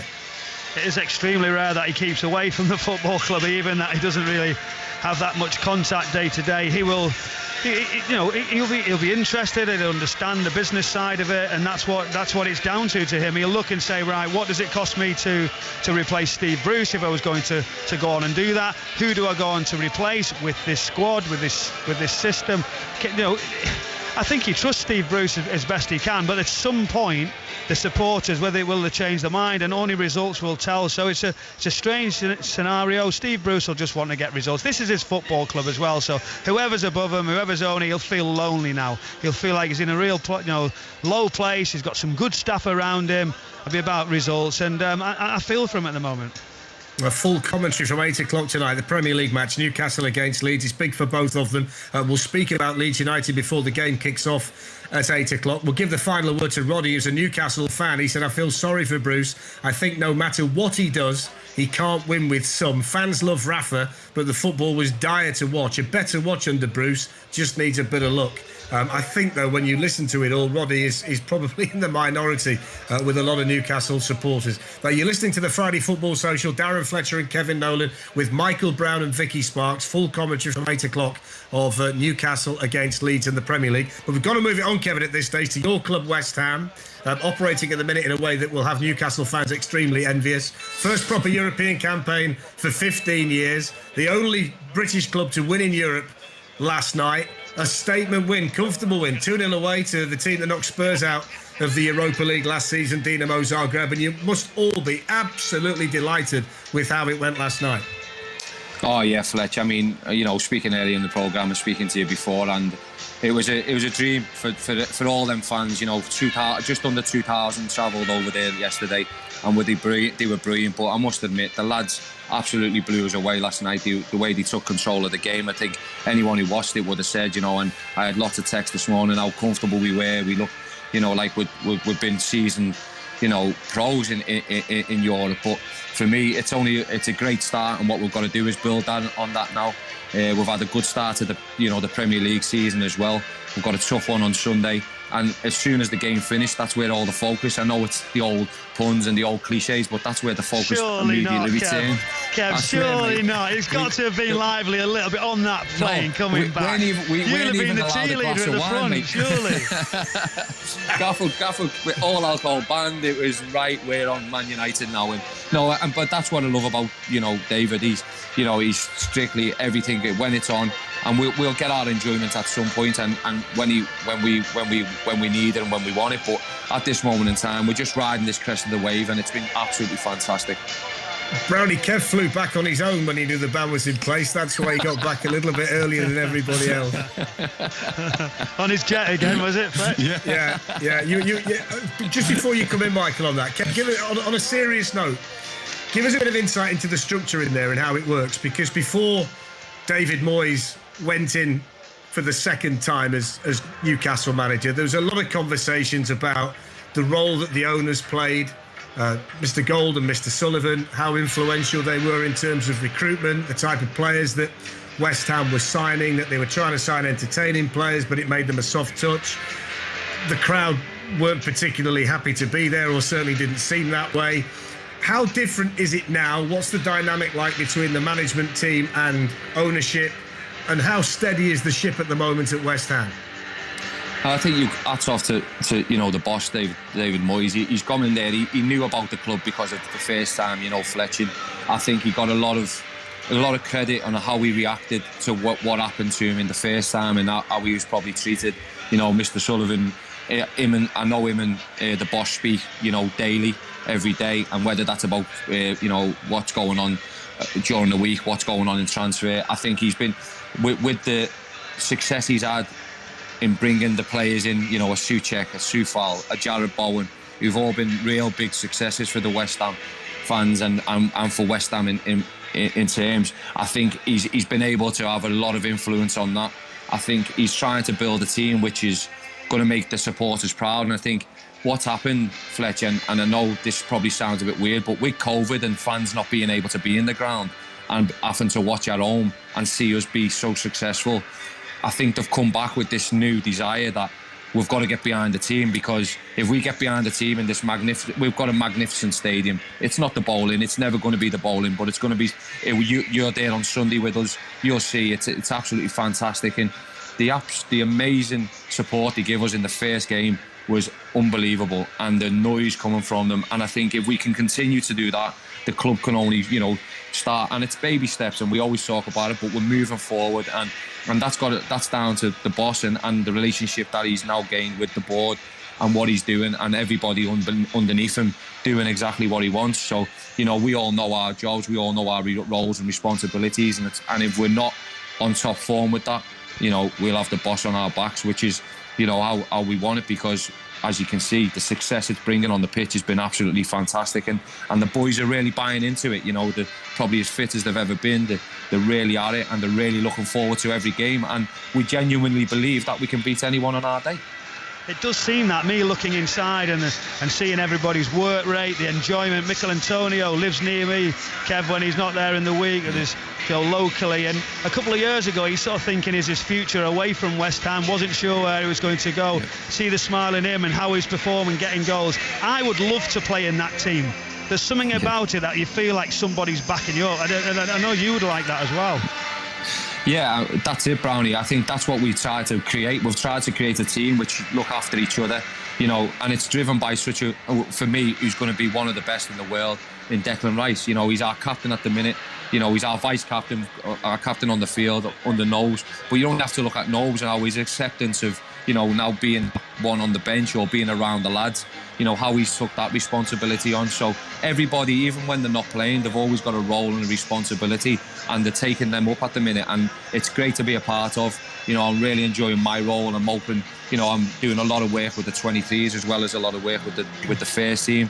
So that's helping me develop as a coach as well, and just bringing me on, and then obviously being in the office every day with the boss has been absolutely fantastic. So long may it continue. Keep riding this wave, and I'm just hoping that we can continue to keep putting wins out there and keep them fans bubbling. Kev, you just mentioned Declan Rice. I thought one of the great stories of the footballing summer was just how mature he was for England, next to Calvin Phillips, who Michael and Vicky are going to commentate on tonight. That those two in midfield were so influential for England. You've been telling me for a long time just how good Declan Rice is, and as we all tend to do in football, we all work it out for ourselves about 18 months down the line. But just give us a bit of insight into what makes him so special and what the ceiling is for him, because he's still got a little way to go, but he's getting better and better and better all the time. But you don't just love his football, you love his character as well. I think I was just going to start as character first and foremost. He doesn't feel, when you're in the room with the lad, you're in the room with Declan Rice, but he doesn't make you feel uneasy. He's one of those kids who just wants to learn, wants to get better, always willing to take advice on, always willing to try and get better, and wanting to get better. The biggest thing for me as a coach is that he will listen to me, and he respects me for what I've done. But I feel that this lad can go on, and he's already done more in his career probably than what I've done in terms of England appearances and being in Europe and stuff like that. He's gonna go and keep going, Fletch, because his athleticism, he trains every day, he wants to train every day. He's he can hit it from one side of the pitch with his right foot, his left foot. He can run with the ball. You know, he's got everything what you can possibly wish for as a footballer, and plus he's got a good footballing brain where he's now leading, and he's now learning more so for West Ham. He's done it a long time for England, but he's now learning how to control games. Kev, I tell you what he's not got. He's not got a good dress sense, and he's not very good on the dance floor in Mykonos with all these gold chains that he was wearing. I was giving him a bit of stick out there, but he's a wonderful player, brilliant talent, isn't he? What do you think he's worth, Kev? What do you think he can? You know, he's worth a lot of money now, isn't he? Brownie, let me tell you, his dress sense is absolutely unbelievably bad. You're right, mate. I will agree with you there, mate. But I think that's just the new breed of players these days. We were all dead smart, Brownie, you know what I mean? When we were out, they go out now in these bad t-shirts and that. I mean, it's unbelievable. But what I will say, mate, about him is that he's just, I don't know, when you watch him, when you play with him, when you watch him play, he just seems always that in control of everything, mate. You know what I mean? And for me, I think he's going to get better. Putting a price tag on him, mate, I wouldn't sell him for 100 million. Oh, that tells you, doesn't it? Ultimate respect from you. What I really like to hear there as well, Kev, is that he wants to keep learning from anybody. He's sponge, listening all around it. He's not going in there saying, I'm now Mr. West Ham, I've made it. He wants to keep improving. That's great to hear, and that's only going to add to his value and add to his status as a wonderful midfield player. Brownie, he walked off the pitch last night. We take him off, and he comes and sits next to me. And then he goes, hey. And he's like a little kid. 150th game tonight for me, like that. And he's happy. And then he went, and I've scored 2 goals already, so I've already doubled what I scored last year. And he's like celebrating on the side. But that's the type of kid he is, you know what I mean? But he's such a lovely character, and he's a great player and a great kid to work with. And I'm just trying to give him little things to make him better, because as I said, he's probably past where I was before anyway, but we can always, as ex-pros, you know yourself, Brownie, we see it and we can help him, and we know what's coming ahead of him, so hopefully it's only going to get better for him. I'll ask you this, Michael, because it's probably an unfair question to stick it on his coach at West Ham, because you've asked him what he's worth and they don't want to sell him, so you've already tried to roll him under the bus with that one. But when you look at him, but he wants to ask you, doesn't he? I'm going to opinion next. He's coming round to it. He's ready. He's coming. Yeah, he's just swearing down to you. Yeah. So what do you think he's going to do then, as a former Premier League midfielder? If you could get a crystal ball out and see Declan Rice in 18 months, 2 years' time, what do you see his future being then? Well, his future is going to be Champions League. It's going to be wanting to win a league title, wanting to win medals. So that's going to depend on West Ham United, isn't it? How successful they can be. And the more they do that, the longer they're going to keep hold of him. That's the fact of it. He's going to move on if they don't do that. That's what happens in the modern day football. He's a wonderful player, great talent, and you'd have him in the dressing room as well. So there's your answer. West Ham have got to finish as high as they possibly can, or he's going to be saying, excuse me, I need to go somewhere else. Now you're listening to the Friday Football Social tonight. We've got Newcastle Leeds coming up in about 20 minutes' time. And West Ham Manchester United is one of 2 Premier League commentaries that you can hear on 5 Live on Sunday. That match is at 2 o'clock, and then at 4:30 we've got Tottenham against Chelsea. Now, as we heard earlier, England are in Women's World Cup qualifying action tonight at home to North Macedonia. Hamish Marshall. 6 minutes to half-time. It's still England 1, North Macedonia 0. England totally in control, but they have failed to take their chances. Ella Toone of Manchester United got the goal, set through by captain Leah Williamson, but she has just had a long period of treatment for a leg injury. She has, though, trying to continue. Ellen White, Lauren Hemp and Bethany Mead have also gone close. Elsewhere across the world tonight in the qualifiers, it is good news for the home nations. Erin Cuthbert has given Scotland the lead in Hungary. It's Northern Ireland 2, Luxembourg 0. Marissa Callaghan and Rachel Furness have got the goals there, and Wales are leading Kazakhstan 1-0. Kaylee Green has got that goal for the Welsh. Thanks, Hamish. Rugby Union's Premiership kicks off tonight. Bristol hosting Saracens at Ashton Gate. Surrey's first game back after their season in the Championship for salary cap breaches. I imagine, Chris Jones, that all the talk is whether they can compete for the title straight away. Yeah, it would be a huge sporting story if they could, wouldn't it, Darren? And the noise that of Saracens is that they mean business and they're more determined than ever. You know, they've gone down to the Championship, they paid their penance, they had to have a big fine and a season in the relative wilderness of the second tier, but they're back, they're smarting and they're meaning business. They don't have as strong a squad, as deep a squad, obviously because of, you know, the way they assembled that squad was judged to be illegal, but you still look at their team and you look at the British and Irish Lions, who aren't available tonight, they're still resting. They're certainly going to be there and thereabouts. They've still got that kind of backs to the wall, us against them mentality that underpinned all their success before the salary cap scandal.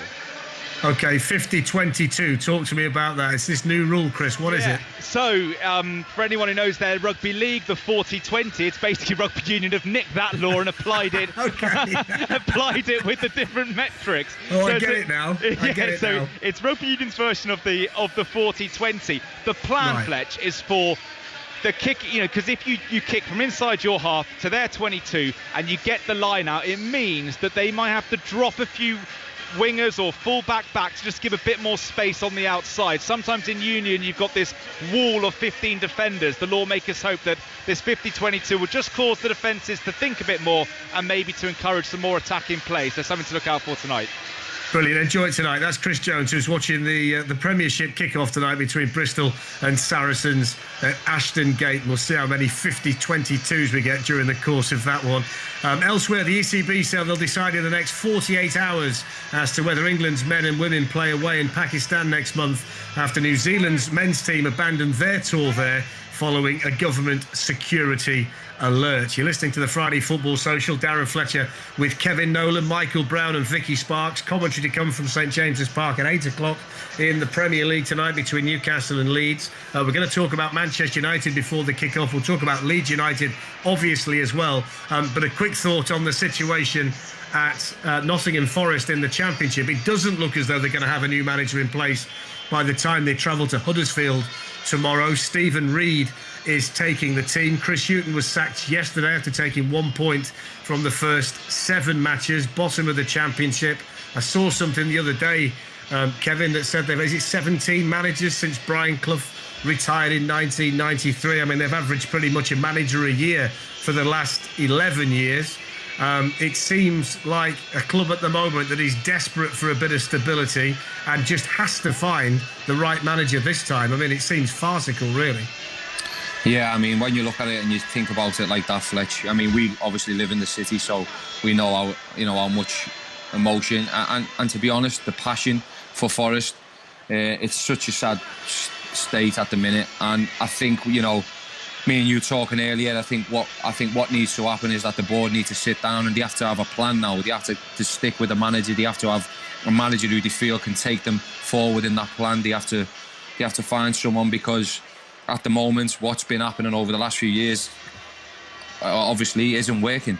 So they need to find something which is going to get Nottingham Forest back where they deserve and get them back in the, you know, around the playoff places, getting into the playoff and looking to try and get back in the Premier League. Because at this moment in time, what they've done over the last few years, you know, and we know the owners, you know, the lovely people, the great lads, but at this moment in time, it's simply not working. So they've got to come together as a backroom staff and as a hierarchy, and they've got to show someone, is this what's right for you as a manager, and that manager's got to buy into them ideas and then hopefully try and get them going back where they belong and get them back to where they belong. Michael, it's still a good job for somebody, isn't it? Steve Cooper's the favourite at the moment. I think there was a school of thought that he'd be in charge by the weekend, so I don't quite know what slowed that down. Chris Wilder has gone on record and said that he'd like the job. There's a bit of a link to Eddie Howe, who's available as well. I mean, you look at it at the moment, and a lot of people are making a lot of cases as to what the credentials of the new manager needs to be, whether that's working with younger players or working with the young CEO and looking big picture. I mean, when you've got 1 point at this stage of the season, you need a fella to keep you up first and foremost, don't you? That's got to be the only real thing on the agenda right now, because they can't drop into League One. Well, for sure, that's the one thing you could look, sort of say, as you said, Steve Cooper, a different mindset, a different way of thinking. Chris Wilder comes to mind straight away for me. I've seen the job that he done in a difficult situation, League One, Sheffield United, and by the way, he had offers to go to the Championship at that point. He loves a challenge, Chris Wilder. You've seen at Northampton what he did for them, Sheffield United, how he turned it around. He wants that job.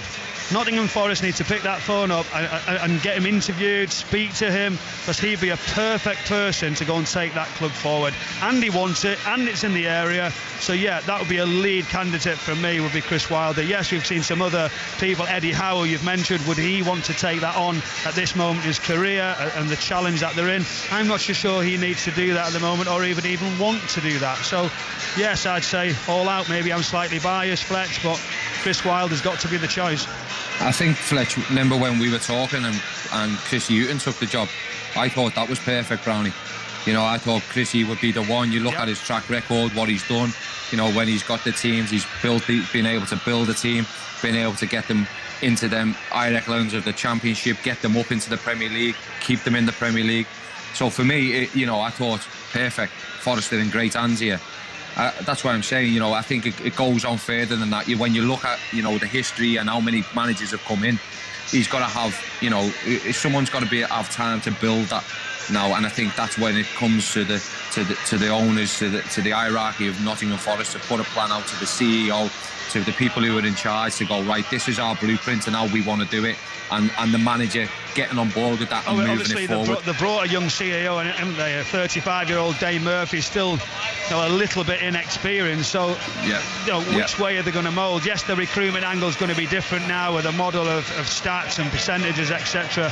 But ultimately, they're in the position they're in, and as Fletcher's just said, they might just have to sort of say, we might have to wait a little bit longer for that model, and we have to stay in the league. We will keep you updated if that managerial situation develops at Nottingham Forest. Don't forget, we've got commentary in 13 minutes' time of Newcastle against Leeds. You're listening to the Friday Football Social. We've got Kevin Nolan with us.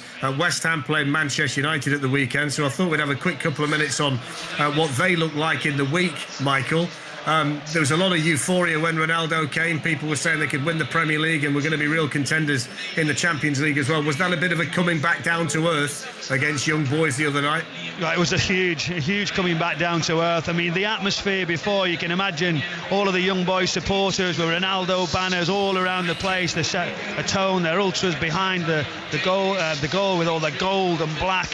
And as the game developed, it looked a little bit comfortable for Manchester United. They didn't go and overplay. It was that one opportunity from Ronaldo that got them on the way. The red card, yes, it changed it, but then half-time, the manager changed. Varane comes on in a three-man centre-back, and it all changed. They didn't touch the ball. I don't know, Kev, if you've seen much of the game and much of what happened in it, but none of those players actually took control. And with 10 men, I would have said, there's enough talent to go and take it, keep the ball, but the pressure just kept coming, and ultimately they were overrun. Yeah, to be honest, mate, we've only watched a bit of it because obviously we were out in Zagreb. I was watching our 23s at Ipswich win 2-1 on Tuesday, so we didn't get the Man U game. But listen, what Ronaldo's done, and I think why everybody's got probably carried away, is that now if anything falls for him, he brings them goals, doesn't he? He gives them goals and gives them something different to what they haven't had in previous seasons. For me, we feel that they've still got vulnerabilities, and I think Ollie's come into question about obviously the subs he's made and what he's done, and is this a repeat of what happened to them last year in the Champions League? But they're at the top end of the game, and for me, sometimes highly scrutinised.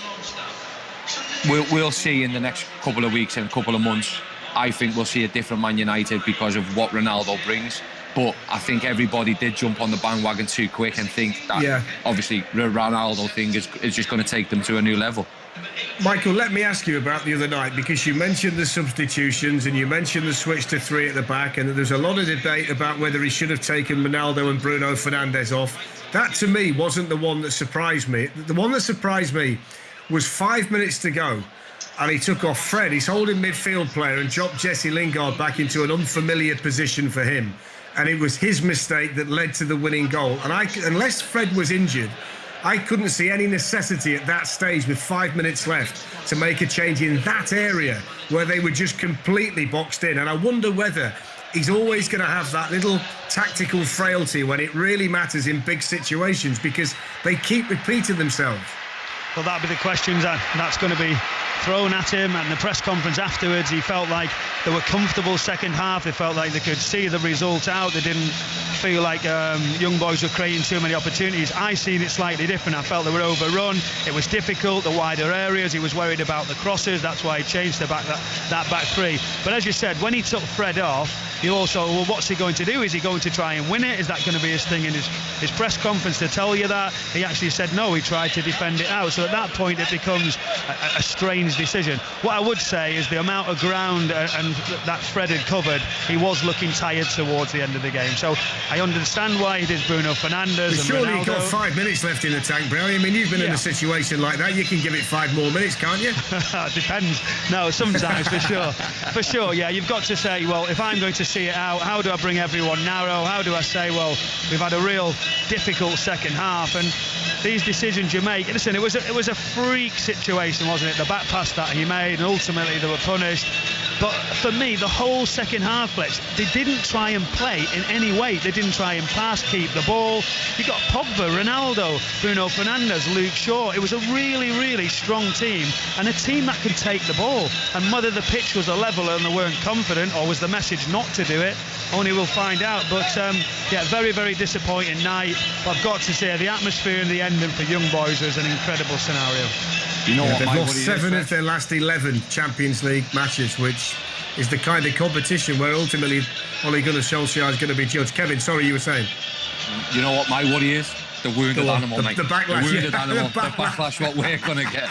You know what I mean? All these players, everyone having a go. That's why I'm not jumping on the bandwagon, mate. Ronaldo's in the gym now. He's doing a little bit extra. Ready, Kev? That's why I've still got my stuff on, Brownie. I'm going in anyway. Don't worry, afterwards with the lads. Ronaldo sat there and said, I've had half an hour extra to get ready for West Ham at the weekend. I will be fine on Sunday.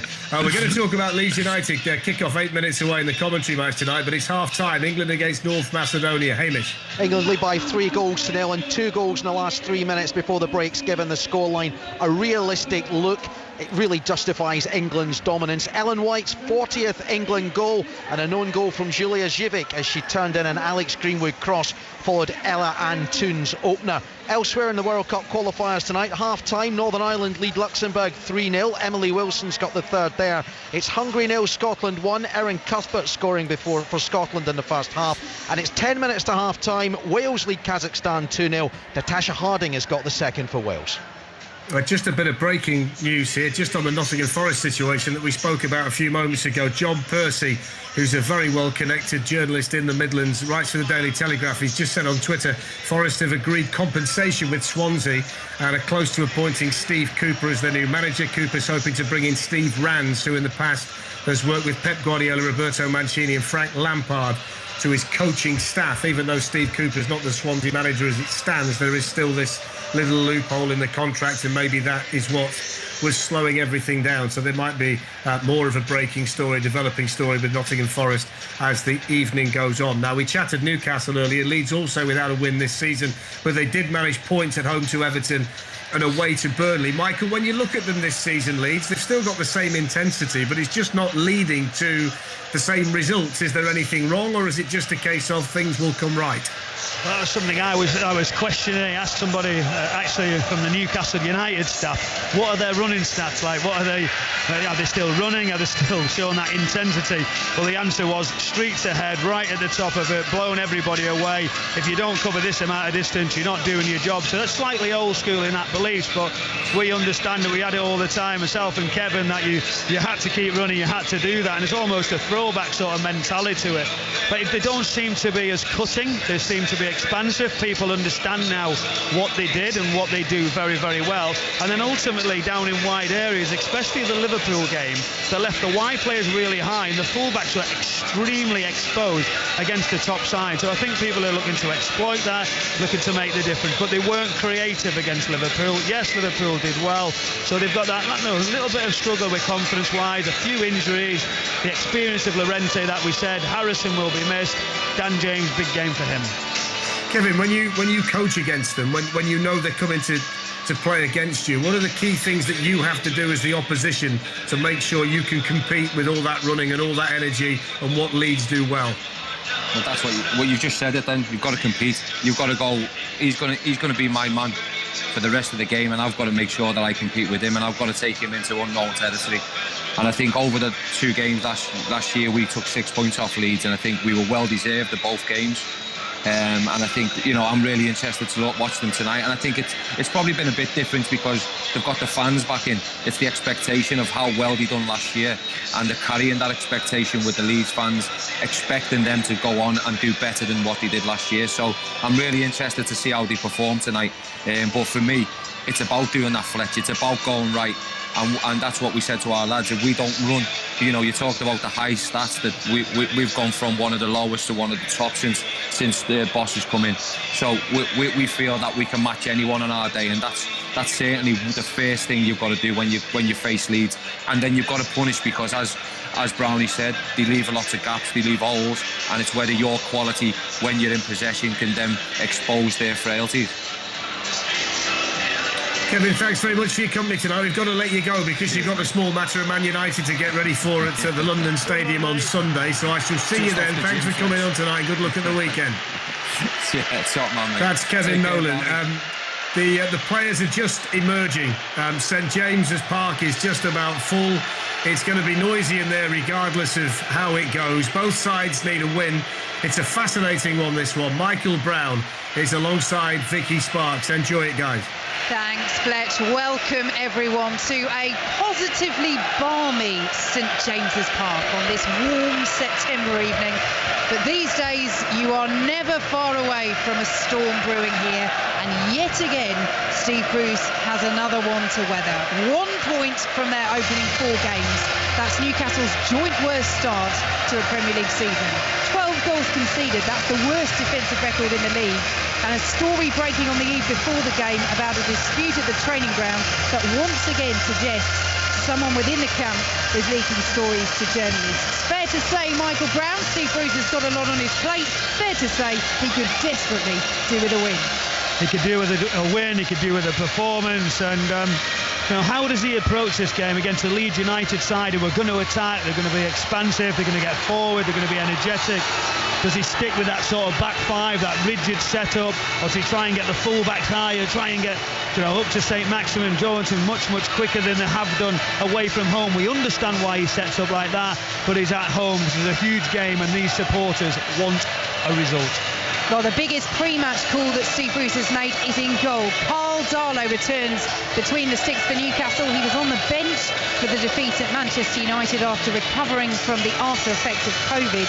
And that was when Freddie Woodman endured a tough afternoon for Newcastle at Old Trafford. So another big call in the goalkeeping department from Steve Bruce. He's had a few to make during his time here. Doesn't have his first choice keeper Martin Dubravka available yet. That is Newcastle's one change from the defeat at Old Trafford. Still no Callum Wilson.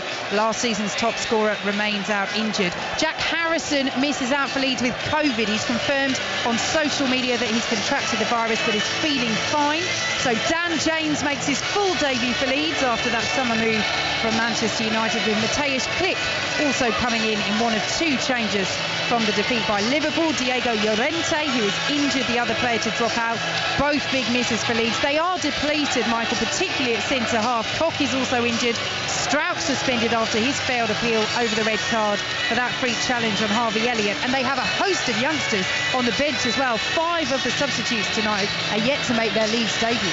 Yeah, they do have that inexperience as cover, but we talk about that centre-back position in particular. I think what's in their favour, we've seen Luke Ayling do it at Aston Villa, had a wonderful game we've seen last season. So they've done it before. Stuart Dallas, extreme flexibility we've seen throughout his reign with Marcelo Bielsa. They've got that protection. Phillips just in front of the 2 of them, in front of Cooper and in front of Luke Ayling. That's going to be key, that he doesn't need to go too far away. It is a packed St James's Park under the lights. on Friday night. That contingent of Leeds fans high up the way to our left-hand side will make their voices heard as well. It will be Leeds to get us underway, playing in their lilac kit tonight against Newcastle in the traditional black and white. Patrick Bamford stands over the ball for Leeds. Both sides looking for their first Premier League win of the season. Both sides have been shipping goals this season already, and it really does feel that it's one of those games where anything could happen this evening here on BBC Radio 5 Live, as the players take the knee at the start of the match, and we are underway. Leeds get us underway, kicking from left to right, and we will take you through the two lineups. Newcastle with Carl Darlow returning in goal. The back five of Manquillo, Hayden, Lascelles, Clark and Ritchie. Ahead of them, it's Almiron, Willock, Longstaff and Joe Linton with St Maximin up front. As Leeds play the ball out to the left-hand side, won't be kept in by Dan James, making his full debut for Leeds United this evening after coming on as a substitute in their last match against Liverpool. So throw to Newcastle, midway through their own half. Leeds have Meslier in goal. The back four of Dallas slotting in at right back, Ayling slotting in at centre half, Cooper and Firpo. Ahead of them, Phillips will sit with Rafinha, Click, Rodrigo and James ahead of him, with Bamford leading the line up front. And that flexibility for Leeds, who have it at the back with Luke Ayling, is so positive. I mean, Stuart Dallas can play anywhere, can't he? Perhaps not in goal. Well, not so much. Actually, we interviewed him for 5 Live last season. I said to him, where's your favourite? Where do you like to play? And he sort of didn't want to say too much because he realises the manager picks him in so many positions. So he's just loving his football, loving being out there. And it's so important to have somebody so versatile to slot in all these different positions. Throw to Newcastle, deep in their own territory. Again, that ball out from Leeds, looking for Dan James. Not kept in by the Welsh winger. And Newcastle in possession, yes. Fantastic season again for Leeds last year. Stuart Dallas won their Player of the Year, back-to-back Players Player of the Year awards as well. And we have to say, Michael, the atmosphere inside St James's Park as Steve Bruce stands, hands in his pockets on the edge of his technical area, is completely supportive of the team, and that's what he wants to see. That's what he's called on the fans to do, as he says, as they always do. Yeah, and that's what, we were speaking in the show previous to the commentary. Are they going to back him? Are they going to come straight out and get behind the team? We've heard it I love coming to this stadium. I personally enjoy playing here. The atmosphere is just a proper stadium. It's one of the best out there, and if supporters haven't been there who are listening, they've got to try and get here. Firpo out on the left-hand side for Leeds, squares it to Calvin Phillips just inside the Newcastle half. Yes, we have so missed atmospheres like this. We can say that about grounds up and down the country, but it is so special to have fans back in. Rafinha for Leeds, midway through the Newcastle half, right-hand side, lovely flick by Click inside the penalty area, back heel, Bamford brought it down, volleyed over the bar. Lovely couple of touches there from Leeds United. Yeah, a couple of flicks, Rafinha into Bamford, starting down the right-hand side as he takes the chest just inside the penalty box. Patrick Bamford, he's sort of on the half-turn, tries to get this volley away. He tries to slow it down and get some control, but well wide, well over. But it was a promising attack from Leeds United. So Carl Darlow, all in light orange, takes the goal kick for Newcastle United up to St Maximin, left-hand side, appealing for the throw, but it goes out off the Frenchman, and it will be a throw to Leeds United midway inside their own half. What do you make of the call to play Carl Darlow in goal ahead of Freddie Woodman?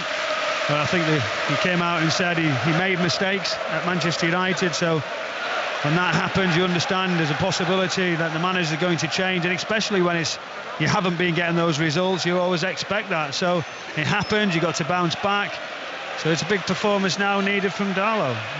Longstaff dispossessed by Patrick Bamford, but well won back by Joe Linton for Newcastle United. Infield won't be won though by Joe Willock, cleared away by Jamal Lascelles on the edge of the penalty area. Almiron won't latch onto that though, but the decision has gone against Leeds. Referee Mike Dean spotting an infringement, and Newcastle have a free kick midway inside their own half. 0-0, 4 minutes played here at St James's Park. Both of these sides looking not only for their first win of the season in the Premier League, but looking to keep their first clean sheets of the season as well, as the ball is played out to the left-hand side over the head of Matt Ritchie, who gives a big thumbs up with that bandaged right hand, and the ball spins out of play for a Leeds throw. And fair to say, Michael, neither side have really managed to put too much together, other than those nice tricks and flicks we saw on the edge of the box. A few little passes, a few little flicks and tricks, as you said. Newcastle United have not just let St Maximin be that number 9 at the top of the pitch. They've got a little bit of support. Joelinton, Almiron, that'll be important at home to these home supporters, that they can see 3 players, strength at the top of the pitch where they can.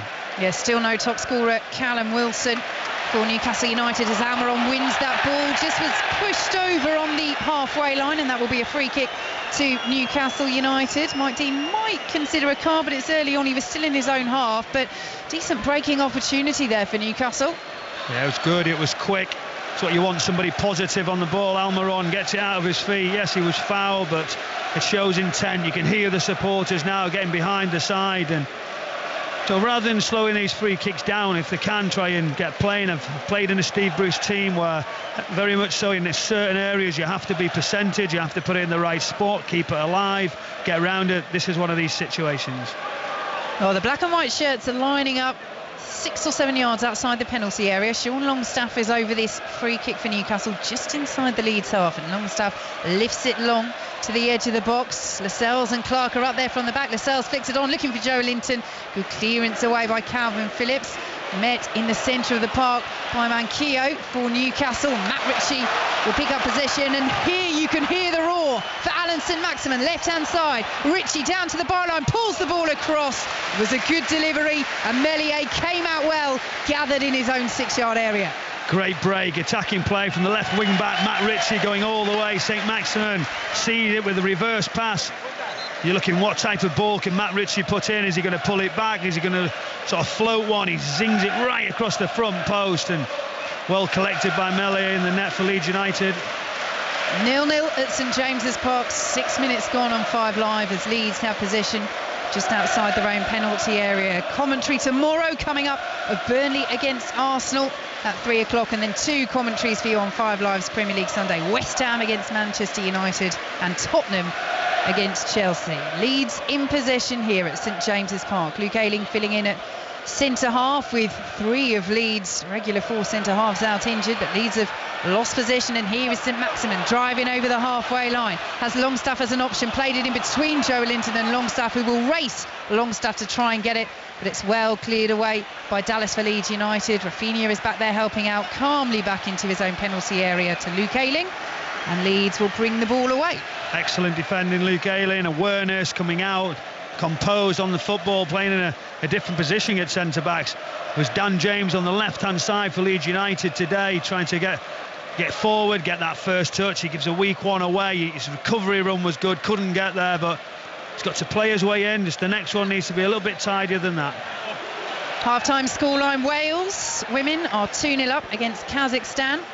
That is a half-time, as Rafinha has gone down here on the edge of the Newcastle United half midway through, and Mike Dean has got the yellow card out, and Newcastle not too happy with that. It was wonderful play. Rafinha squared up Matt Ritchie, just gave him a cheeky little nutmeg, but as he got away from him, Matt Ritchie's arm just come out to try and get the block, and it actually just catches Rafinha in the eye, and he's asking for treatment now. He lays on the floor. I think Mike Dean there, because it was so tight, so congested, all players around it, he could have given Matt Ritchie the benefit of the doubt, and Mike Dean's normally better than that he doesn't do it so early in the game.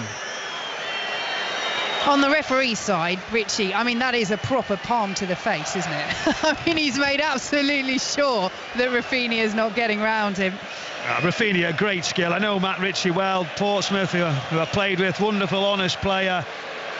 Oh, you're trying to say he knows what he's doing. That's the thing. It's just a little arm to stop. He doesn't go to get him in the face. He goes to block the body, and unfortunately he just catches him in the eye. At that point, that's why Mike Dean thinks, I must do that. It's a deliberate foul. But the players were all around him, so close. Benefit of the doubt for me. Yellow card on the pitch for Matt Ritchie. Rafinha is just off the pitch at the moment, getting some treatment from the Leeds medical staff, and we are still goalless at St James's Park. 9 minutes played on 5 Live as Leeds have the ball at the back with Ayling, enjoying the bulk of possession so far.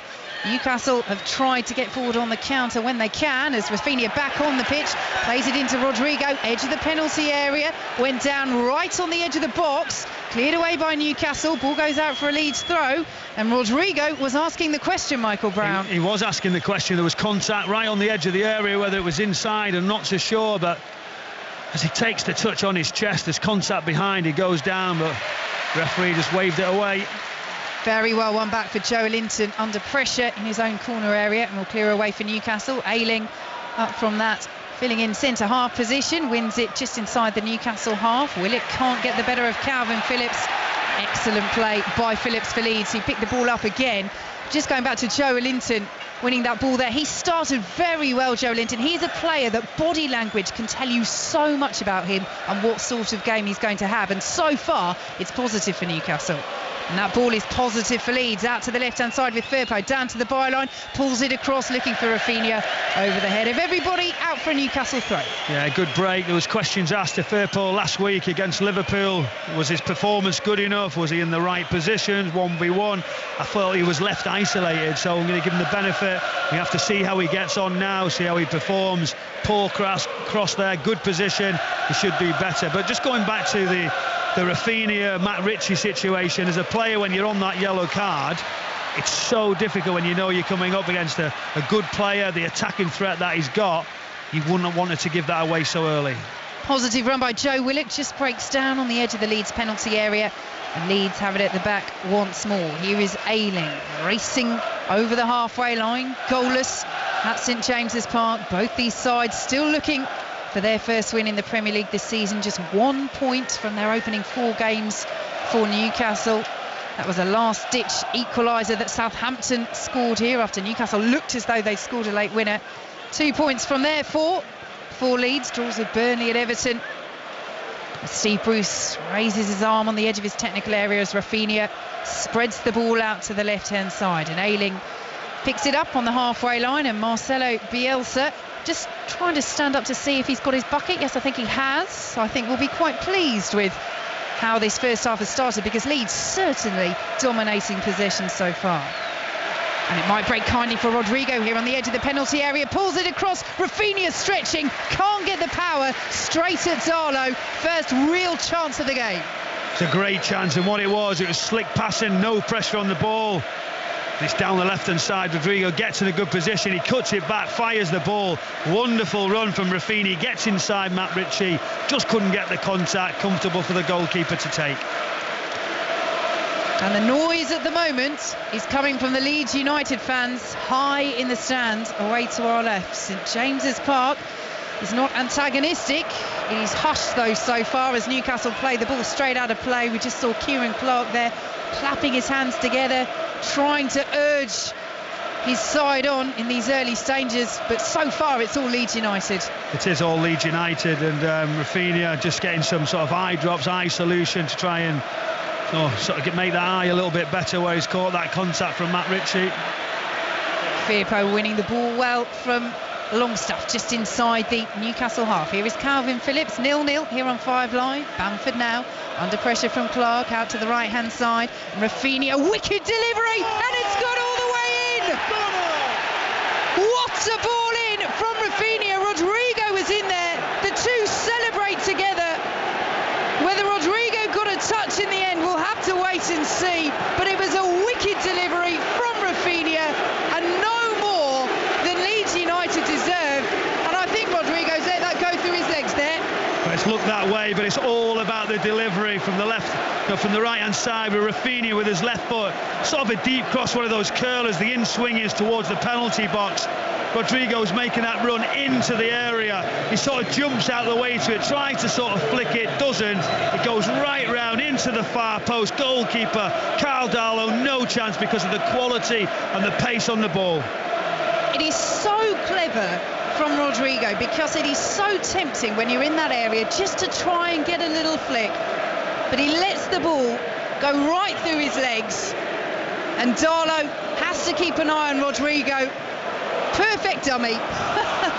It was a great dummy, because initially you're looking at the clip and you're sort of thinking, as he tried to flick it back heel it just a little touch towards goal, he doesn't, and that's probably the one that wrong foots the goalkeeper. He's not sure.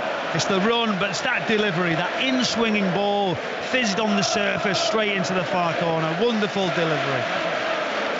His second goal of the season for Rafinha, and Leeds have the early breakthrough at St James's Park. They're in possession as Cooper plays it forward, high up and under from the Leeds United skipper, and it will be chested down by Almiron. Tried to play it infield to Willock, but nothing is coming off at the moment for Newcastle United. And Willock, though, will win it back in the centre of the park and plays it out to the left-hand side. And Matt Ritchie forward to Joe Linton, well anticipated by Stuart Dallas, who gets there ahead of the Brazilian, and the ball goes out for a Newcastle United throw. Leeds United in front on 5 Live. That's the first time they've taken the lead in the Premier League this season. Unorthodox, but a brilliant ball in from Rafinha, an intelligent lead from Rodrigo, and Darlow beaten, Newcastle behind. You look from a Newcastle point of view and you say, well, it's a little bit of misfortune, fortunate that it actually goes in from the cross. What more could we do? It's a freak goal. But what I would say, from the tone and the start of the game, they've allowed Leeds United to set the tempo, to move the balls around. They've got to get better pressure on the ball. Here goes Alan Saint-Maximin, though. Luke Ayling gets an important foot in and clears that away. Newcastle then want a free kick over on the right-hand side. Not given as Almiron went down. Steve Bruce throws his arms up in the air. The fans around us do the same. Leeds United still under pressure outside their own penalty area. Play back to Illan Meslier, all in bright yellow, who will just pause before bowling this ball out. But so far, 15 minutes gone, everything going to plan for Leeds, and Newcastle need to find a way to get a foothold in this game. As Leeds bring it forward once more, out to Rafinha, the goal scorer on this right-hand side. Very well challenged by Joe Linton, then clearly pulls back Joe Linton, and Joe Linton is saying, hang on, Mike Dean, where's the yellow card for that? Steve Agnew's up off the Newcastle bench as well, asking the same question, and Mike Dean says, well, I've already made my decision, there shall be no yellow. It's a very strange decision. I don't know how there isn't a yellow card given. Mike Dean's looking at it, chose not to. A word from Rafinha, we can hear the boos all around us, and Steve Bruce there standing in that technical area will be feeling that. A couple of decisions are not going for him. We've seen attacking Almiron down the right-hand side, probably was a foul. Then there's that one not given. He'll be disappointed, won't he, at the moment? You feel like everything's against him, especially when the ball goes in from across. Almiron flagged offside as he brought that ball down for Newcastle, and Leeds will have a free kick midway inside their own half. Leeds leading 1-0 at St James's Park. Rafinha's goal after 13 minutes. Matthias Klick in possession. Newcastle struggling to get hold of the ball at the moment. We have to say, from the fans around us, we're not hearing any chants so far towards Steve Bruce, but there is an air of discontent around St James's Park, because Newcastle really are not in this at the moment, as Rodrigo plays it forward. Willock puts a foot in, can't win the ball. Rodrigo will slide it through to Rafinha. They're linking up very well in these opening stages for Leeds United. Back to the edge of the penalty area, Matthias Klick just outside the D, goes for goal. Easy for Carl Darlow. Yeah, comfortable, works well. You're just looking at the setup, those 3 centre-backs at the moment for Newcastle United. And that's where the extra men come in. They're not actually getting out, they're not getting close to anyone. The full-backs are quite, the wing-backs are quite narrow, so the overload's easy in the midfield areas and wide areas, and full-backs coming forward for Leeds United. They've got to sort of be a bit braver, come out, get tighter to people. And what they're doing when they have possession is they're rushing it. That ball played right out to the left-hand side, straight out of play. And Leeds United have possession again. It's too easy for the visitors at the moment. Junior Firpo over on that far side, plays it in field to the captain Liam Cooper, who can amble towards the halfway line. Newcastle keeping their shape well in the 5-4-1, but that shape will be tested here. Rafinha gets inside the penalty area ahead of Matt Ritchie, can't control under pressure from Ritchie, And the ball will go behind for a Leeds United corner, but Rafinha has started this match superbly. Yeah, he's a wonderful player and he's making good runs, quick runs. He stays on the line and then he runs in behind Matt Ritchie. He gets in into the penalty box. If his touch is a touch better, he's going to be away. Great recovery from Matt Ritchie. The problem is the overload. He doesn't know whether to go short, Matt Ritchie, whether to take the midfield player, the wide player. They just can't get the distances correct, Newcastle, at the moment. Well, there are some boos here over in the far side. It looked as though somebody attempted to get on the pitch but was stopped by the stewards as the corner comes in. Leeds United will swing it back in from the left-hand side and the header cleared away just in front of Carl Darlow. Firpo will send it back in. Lovely touch, met by Rafinha, goes for goal. Darlow can't hold it. Rafinha denied by a fabulous sliding challenge by Kieran Clark.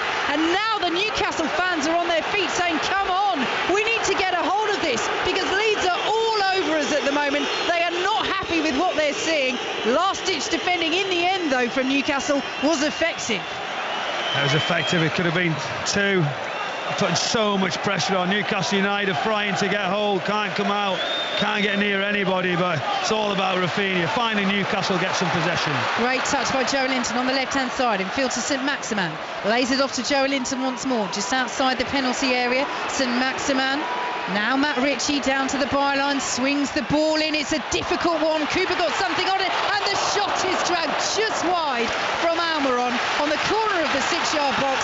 And that roar from St James's will tell you that's Newcastle's best move of the game. Best move, brilliantly well worked. St Maximin pushing people, getting into good areas. Swept down the left-hand side, and they couldn't clear it, could they? And at that point, Almiron comes forward, takes his shot, just pulls it wide. Great effort, much better play from Newcastle United. 20 minutes gone at St James's Park on 5 Live. Leeds United lead by 1-0. And Jamal Lascelles is just jogging over to Carl Darlow here, who is bending down. Looked as though he was doing his boot up initially, but the physio is on. Well, having made a big call in the goalkeeping department. I think you look at it as well, is when that ball comes in from the right-hand side with the left foot, he sort of dives past it and the ball comes inside him, so he's got to adjust his ankle, his foot, so that it gets caught slightly to come back across. It was a strain save, wasn't it? It didn't look sort of comfortable. And all below now is Steve Bruce, Graham Jones, Matt Ritchie, etc. Joelinton, all trying to get instructions, try and get back into this game. Well, Carl Darlow is back up to his feet. He's just readjusting his gloves, and Newcastle are taking the chance to have a little team meeting. Matt Ritchie, having had that conversation with Steve Bruce and Graham Jones, has gone straight over to Jamal Lascelles and Kieran Clark. Isaac Hayden's come over as well because Newcastle need to reorganise themselves. Midway through the first half, they trail Leeds United by 1-0. Let's head to England's Women's World Cup qualifier. They're playing North Macedonia at St Mary's, and Hamish Marshall is there. Still 3-0 to England, so no goals since the break. 63 minutes played, but we've picked up where we left off in the first half. England dominating, 82% possession, 25 shots on target. A couple of substitutions just been made as England's new coach tries to have a look at her squad, but her team are winning this one comfortably, 3-0. Thanks, Hamish. Miguel Almiron has just won a free kick for Newcastle midway inside their own half, so let's head for an update from Rugby Union's Premiership getting back underway this evening. Bristol against Saracens. Chris Jones is at Ashton Gate. 5 minutes left of the first half. Bristol 9, Saracens 6. 3 penalties, Callum Sheedy for Bristol, 2 for Alex Azovsky for Saracens. Bristol came close to scoring off the brilliant Charles Peartel break, but Johan Lloyd bundled into touch. Great atmosphere in the early stages, but there has been so much kicking. Is that a consequence of the 50-22 law? In the penalty area, won't quite get the shot away cleanly, and Newcastle can't take advantage. Ayling will bring it away for Leeds United, but St Maximin involved there, trying to slide through with it as Leeds look to counter, leading Leeds United by 1-0 at St James's Park on 5 Live. Rodrigo out to the left-hand side, and Dan James, who's been relatively quiet on his full debut, went down under a heavy challenge from Joe Willock. Mike Dean is happy, and Newcastle will try a counter of their own. Almiron to Joe Linton, just outside the centre circle, out to the right-hand side, and Manquillo now getting forward the right wing-back to St Maximin. He's got the pace, he's down to the byline, pulls it back to Almiron. Miscue, Joe Linton surely. No, Meslier makes the save.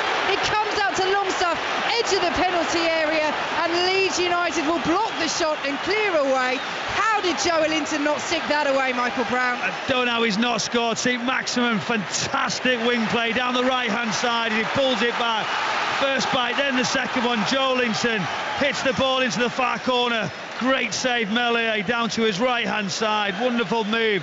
It's just not happening at the moment for Newcastle United. But it's better from Newcastle. They still trail by a goal to nil midway through this first half at St James's Park.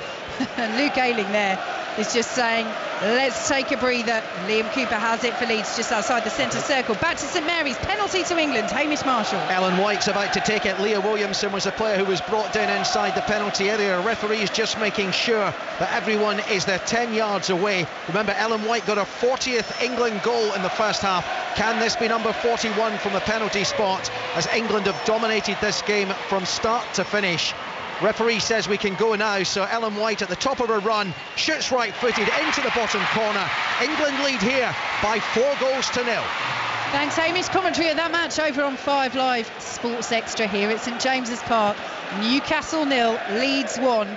But the last 5 minutes have shown some promise in attack for Newcastle United, as Steve Bruce and Graham Jones right on the edge of the technical area giving instructions to their side. But Leeds have picked it up through Patrick Bamford, 30 yards out, slides it through to Dan James, left for Rodrigo, just past the post. That was beautifully worked by Leeds United.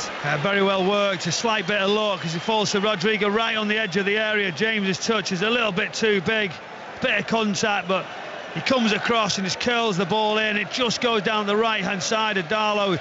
He should have scored. So goal kick to Newcastle United. We're just seeing a replay of that challenge by Joe Willock on Dan James. They've had a couple of half shouts, Leeds United, for penalties. Similar positions, just on the edge of the penalty area. One for Rodrigo, one for James. Nothing doing so far from Mike Dean. But it is Leeds who have the goal advantage through Rafinha. The delivery from the left by Rodrigo that went all the way in as Luke Ayling goes down, clutching his face. Again, Mike Dean not interested. And Stuart Dallas will take the throw for Leeds United. Now Calvin Phillips, midway through the Newcastle half. They look to go as Patrick Bamford waits just outside the centre circle, and click forward now over the halfway line. Forward now, click goes to Bamford, trying to get there ahead of Manquillo. Manquillo does very well there. Sticks a foot in the Spaniard and will race up towards halfway. Dan James comes back, gets the tackle in. Mike Dean is not happy with that, and Newcastle United will have a free kick. Let's settle down now. You can see, feel the tension in the stadium. The instructions, they finally got to grips much better. Newcastle United, it took them some time to work it out, to find out who can come forward, who can come inside. The instructions now, Steve Bruce and Matt Ritchie just below us, are still happening because they just can't get near them. And that's the difference, is who goes where, where's the extra man, where's the overload. They've got to deal with it. As soon as St Maxim gets the ball, the excitement, the people are off the seats, and he's exciting, isn't he? He puts the ball into good areas, and they should have had the equaliser. Off the seat, Steve Bruce is on the pitch, only by about a yard or so. But again, Matt Ritchie's come over to get more instructions during this break in play, as Manquillo is up now, having received treatment, and Bruce just stepping onto the pitch there. He knows they need this win. He needs this win. It might be early in the season, but there is pressure once again at St James's Park on Steve Bruce, as Newcastle United 1 point from their opening 4 games, trail at home to Leeds United. Kieran Clark forward to Matt Ritchie, midway through the Leeds half, left hand side, plays it back to Joe Willock, Newcastle's only signing in this transfer window. Very important one, but still just the one. Joelinton plays it forward, looking to squeeze it through to Kieran Clark, who'd made one of those overlapping centre half runs from the back 3, and will be steered back by Leeds calmly from Liam Cooper all the way back to Illan Melier, as Joelinton closes down Ayling, but Leeds will calmly play it out of defence. But you can see Joelinton, he's pushing up alongside St Maximin now, just giving him that support and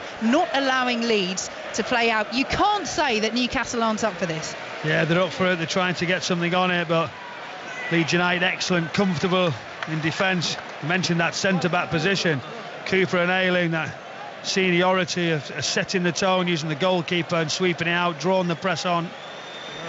Well, they had other options, limited options there. Charlie Cresswell, the 19-year-old centre-half, the Leeds under-23 captain, who won the Premier League 2 Division 2 title with them last season was an option, but they've gone for Ayling as Leeds inside the penalty area. Rodrigo, right hand side, pulls it back. Phillips drives, almost a brilliant effort from Calvin Phillips, and you can hear how almost, because some of the Leeds fans high in the stands to our left started cheering that. It hit the side netting, but what was notable about that, Michael Brown, Carl Darlow absolutely furious with his defence that Calvin Phillips was not closed down on the edge of the area. It was so difficult because they won the ball back in an area where Newcastle United were open. It was Cooper, brilliant sliding challenge, and the counter-attack was slick, and as he went down the right-hand side, the ball's drawn back right on the edge of the 18-yard box.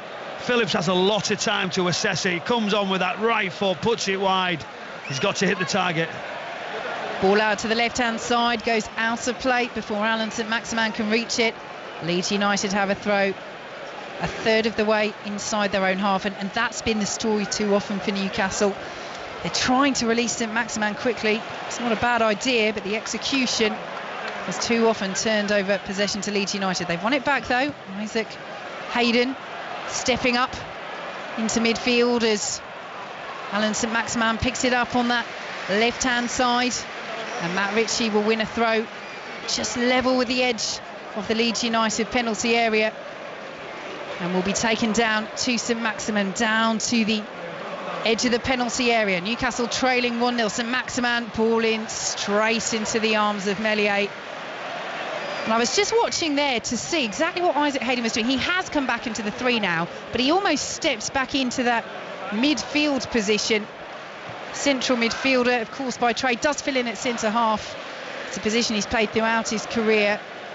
Let's just see where he slots in here.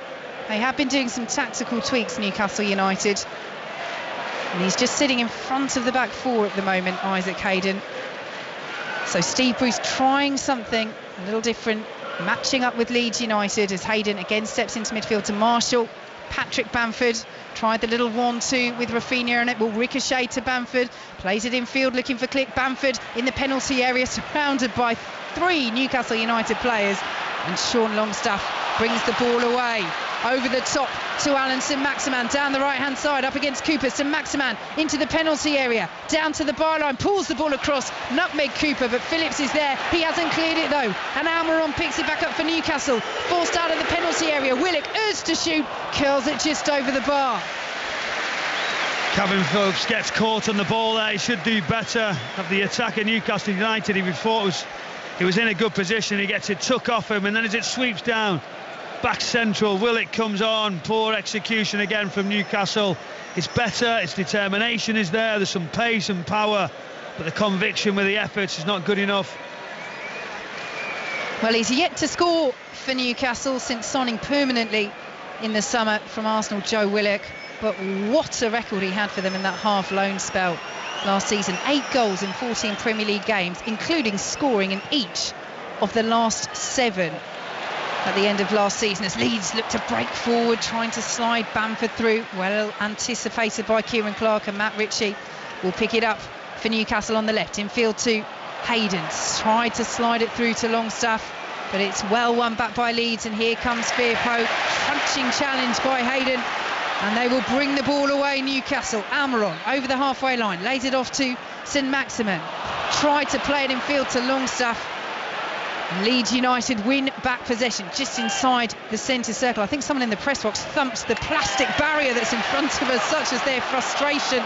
But Newcastle have won it back. Joe Willock challenged well by Ayling, picked up by Joe Linton on this left-hand side. Space now for Longstaff, 40 yards out, midway through the Leeds half. St-Maximin under pressure from Phillips, turns away from Phillips, who then got a foot in, brings down St-Maximin, and the free kick is given to Newcastle United. Central position midway through the Leeds half, trailing still the home side by a 1-0. Latest scores in the Women's World Cup qualifiers: Northern Ireland 4-0 up against Luxembourg, and Wales are beating Kazakhstan by 3-0. And we can head to Ashton Gate for a half-time in the rugby. Bristol Saracens, Chris Jones.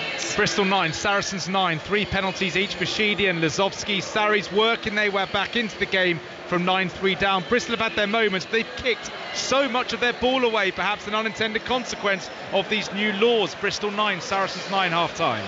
Thanks, Chris. Elsewhere in the Women's World Cup qualifiers, Scotland are leading 2-0 in Hungary, and England are 4-0 up still against North Macedonia. You can listen to that match over on 5 Live Sports Extra. Newcastle are still organising themselves for this free kick, taken short in the end by Longstaff, swung into the penalty area by Ritchie, headed across, looking for Willock on the edge of the 6-yard box, headed away by Bamford, still not clear by Leeds. Joe Linton will try and bring it down on the edge of the penalty area. Leeds do get the distance on it that time, headed forward again by Ritchie, but Ayling this time should emphatically clear, and he does, up to James on the halfway line. Newcastle 0, Leeds 1 here on 5 Live. Ball over the top to the right hand side of Rafinha into the penalty area, pulls it back onto his left edge of the area, click, Darlow just got there, and it's a good job for the Newcastle man. He didn't spill that because Bamford was waiting to snaffle up that rebound. It was great play again. The counter-attacking football from Leeds has been excellent. Diagonal passes, Rafinha this time takes it onto his right, pulls it back to his left, click on the edge of the area this time, shot smothered down the right hand side. Good save from Darlow, but excellent counter again from Leeds United. Joe Linton again eliciting applause from the Newcastle fans as St Maximin just outside the D, urged to shoot, breaks into the box right hand side instead, now lays it off to Almiron. Ritchie is there, edge of the D, in space, shoots, deflection, off the post and away to safety, just about by Leeds United, behind for a corner. Newcastle hit the woodwork, so close to an equaliser. How unlucky. Brilliant this time, Newcastle down the right hand side. It was a good pass across. Matt Ritchie on the edge of the area takes his touch onto his right foot, thinking, is he going to shoot with his weaker foot? He does. It's a slight deflection right across the goalkeeper, inside of the post and back out. Very unfortunate. They've responded, Newcastle United, and the fans inside St James's Park have responded in turn to that. Matt Ritchie over this corner, trailing Leeds by a goal to 0. 10 minutes to play until the break. Ritchie swings the corner in, flicked header by Clark, flicked on again inside the 6-yard box by Jamal Lascelles, gathered by Meslier, who springs the counter, and Sean Longstaff is saying, where's the defence? Because Rafinha is here. Plays it out to the left-hand side, leads the bodies over. One is Rodrigo, down to the byline, blocked behind by Almiron, who did brilliantly to get back there, as did St Maximin initially to hold up Rafinha. It's a corner to Leeds. It's breathless, Michael Brown. It's end-to-end. Rafinha just points to the goalkeeper, Meslier, say, brilliant sort of throw, get me on the counter. But did you see his awareness? Straight away, give me the ball, realised there was a one-on-one. And what he does, he drives in the pitch, St Maximin. Talking about effort, determination. This time he's coming back away. Brilliant defending, but it was slick from Leeds United down the left. Rodrigo just couldn't get it across as Newcastle get the numbers back. Catch your breath. Leeds corner. Newcastle 0, Leeds 1 here on 5 Live. A cracking game at St James's Park as the corner is swung in, very crowded 6-yard box, headed away by Lascelles. Click tried to meet it on the edge of the penalty area, and Almiron will try and counter, but Firpo has covered that well and sent it all the way back to Meslier. And as you say, Michael, it was a superb bowl out initially from the Leeds goalkeeper to set that counter-attack away as Phillips underneath that can't win the ball. St Maximin back to Longstaff, and it's wasted from Longstaff, plays it forward, and it will be collected by Meslier. So back to St Mary's, England, North Macedonia. Hamish Marshall. 2 quick goals for England means it's 6-0. Substitute Rachel England got the 5th. A simple header after the Macedonian keeper parried in Akita Para's shot. And the 6th goal has just come in. Bethany Mead's shot from inside the penalty area, deflected in by an unfortunate defender. England 6, North Macedonia 0. Thanks, Hamish. Commentary on Sports Extra as Leeds play the ball into the penalty area. Lascelles got something on it, but not the distance. James pulls it back across. What a dangerous ball that was. Matt Ritchie played it behind for a corner to Leeds. If he hadn't done, Rafinha would have had a tap-in. Yeah, it looked like he had nowhere to go, but he turned James, fizzed the ball across. It's a tight sort of angle as he does it. Matt Ritchie defends very well. He knows there's danger behind him. He puts the ball out for the corner. Which is swung in. Difficult one on the edge of the 6-yard box, cleared away by Newcastle, and Almiron will pick it up. Good turn to keep possession away from the looming presence of Calvin Phillips, and Almiron, he's done brilliantly there. Superb from the Paraguay international. Well, he was absolutely convinced he was brought down. Michael Brown was already waving the imaginary yellow card, and Mike Dean says play on. Leeds come forward, right hand side of the penalty area. Dallas has ball over the top, flicked away by Manquillo. Willett won't prevent the corner, and now listen to the boos ringing around St James's Park for that decision. It's quick, it's end to end. The players are giving everything with such intensity. What a run from Almiron. He gives him that yellow card, as you've just mentioned. whether it's for the dive or whether he's gone and said something that he doesn't agree. But the footwork, he had Phillips on him, he's going right, he's going left, then a little nutmeg to get out of a situation as he's contacted. Just looking back at the replays now, if there's any sort of contact, and it doesn't look like there is as he leaves that sliding leg. Sometimes it's telling when you leave the foot to slide in the grass. Well, Michael Brown called it, Mike Dean called it. Yellow card for Almiron, corner to Leeds United, powerfully headed away to Saint-Maximin on the edge of the box, and now the Frenchman will use that pace and trickery to try and spring the counter. He's very well dispossessed by Phillips.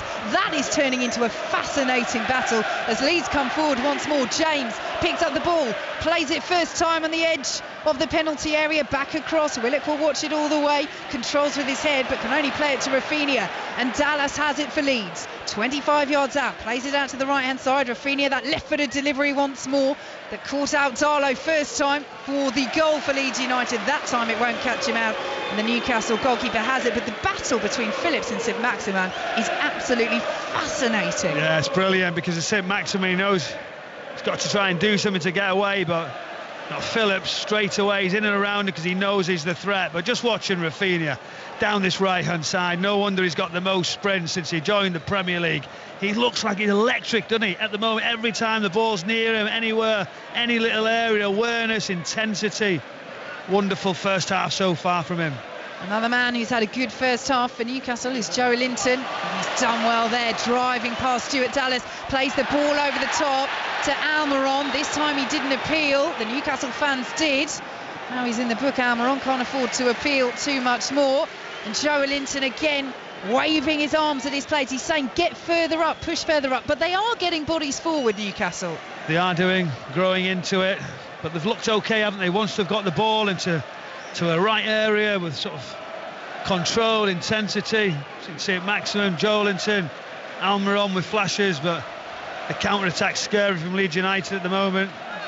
Dallas on the halfway line. 5 minutes to go until half-time in this pulsating match here at St James's Park, where Leeds United, looking for their first win of the season, as are Newcastle, lead by a goal to nil. That early strike from Rafinha. James over on the far side. Tries a little 1-2 with Click. Misunderstanding. And the ball will go behind for a Newcastle goal kick. Burnley against Arsenal. Our commentary coming up for you tomorrow on 5 Live at 3 o'clock, and then 2 commentaries on Sunday for you in the Premier League. West Ham against Manchester United. Tottenham against Chelsea. A packed weekend of Premier League action here on 5 Live, and of course we'll have all the latest from the Championship, League One, League Two as well. Do join us across the weekend as Carl Darlow plays the ball over the halfway line for Newcastle United, who trail 1-0 at home to Leeds United. Saint-Maximin won't latch onto that, and Liam Cooper has it all the way back to Illan Meslier as Marcelo Bielsa moves to the edge of his technical area. On high praise from Steve Bruce in his pre-match press conference. Bielsa, of course, everybody who follows the Premier League knows what Leeds United did last season, finishing a 9th superb season back in the top flight for the first time in 16 years. But Bruce went to Ellen Road with Sheffield Wednesday in the Championship when Bielsa was there early on, and said that he'd never seen such an impact that a manager had in the change in a team in a Championship side. As Leeds have the ball on the halfway line, yes, you get it with the likes of Guardiola and Tuchel and Klopp, you expect when those managers to come in, but he said he'd never seen such a transformation at Championship level as Marcelo Bielsa has invoked at Leeds United, as Leeds United swing the ball into the penalty area looking for Bamford. Willock will bring it down, very calmly done by Joe Willock for Newcastle. Plays it forward now. Saint-Maximin went down, gets back up, might have wanted the free kick. Mike Dean plays advantage. Saint-Maximin over on the right hand side, crosses the ball in, it's over the head of Joe Linton. Joe Willock will pick it up on the left hand side of the penalty area. Rafinha gets a foot in. Newcastle throw. Could have been more, Michael Brown. Yeah, it could have been more. There's a little clash, wasn't there, with Saint-Maximin as he got away. I was wondering if they were going to pull it back if there was a goal, but Newcastle come again. Joe Willock, left-hand side of the penalty area, pulls it across, laid off by Almiron. Sean Longstaff tried to pass it into the bottom corner, didn't have the pace on it to beat Meslier. Good movement from Newcastle. Yeah, great move, and as he got the set, Almiron, it's just inside the heel. So at that point he goes to try and take it on, but he just can't generate any power. Possibly could have took a touch, started again, but it's difficult when you see that goal. You're on the edge of the area, you've run a long way. I understand why he makes that sort of call to take it on, but the execution was tough. 2 minutes to go until half-time on 5 Live. Newcastle 0, Leeds 1 at St James's Park. Here is Calvin Phillips midway through the Leeds United half. Leeds, who are, like Newcastle, yet to keep a clean sheet in the Premier League this season, as Joe Linton tries to latch onto that loose ball. Luke Ayling gets there first. He's been solid at centre-half so far, Luke Ayling.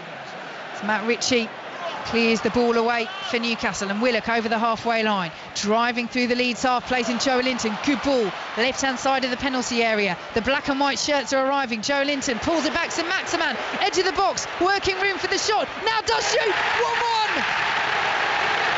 Alan St Maximin is at it again for Newcastle United, and they find the leveller against Leeds just before the break. Newcastle 1, Leeds 1. Oh, what a goal. If anybody was going to score it, there's a fight on the line at the moment.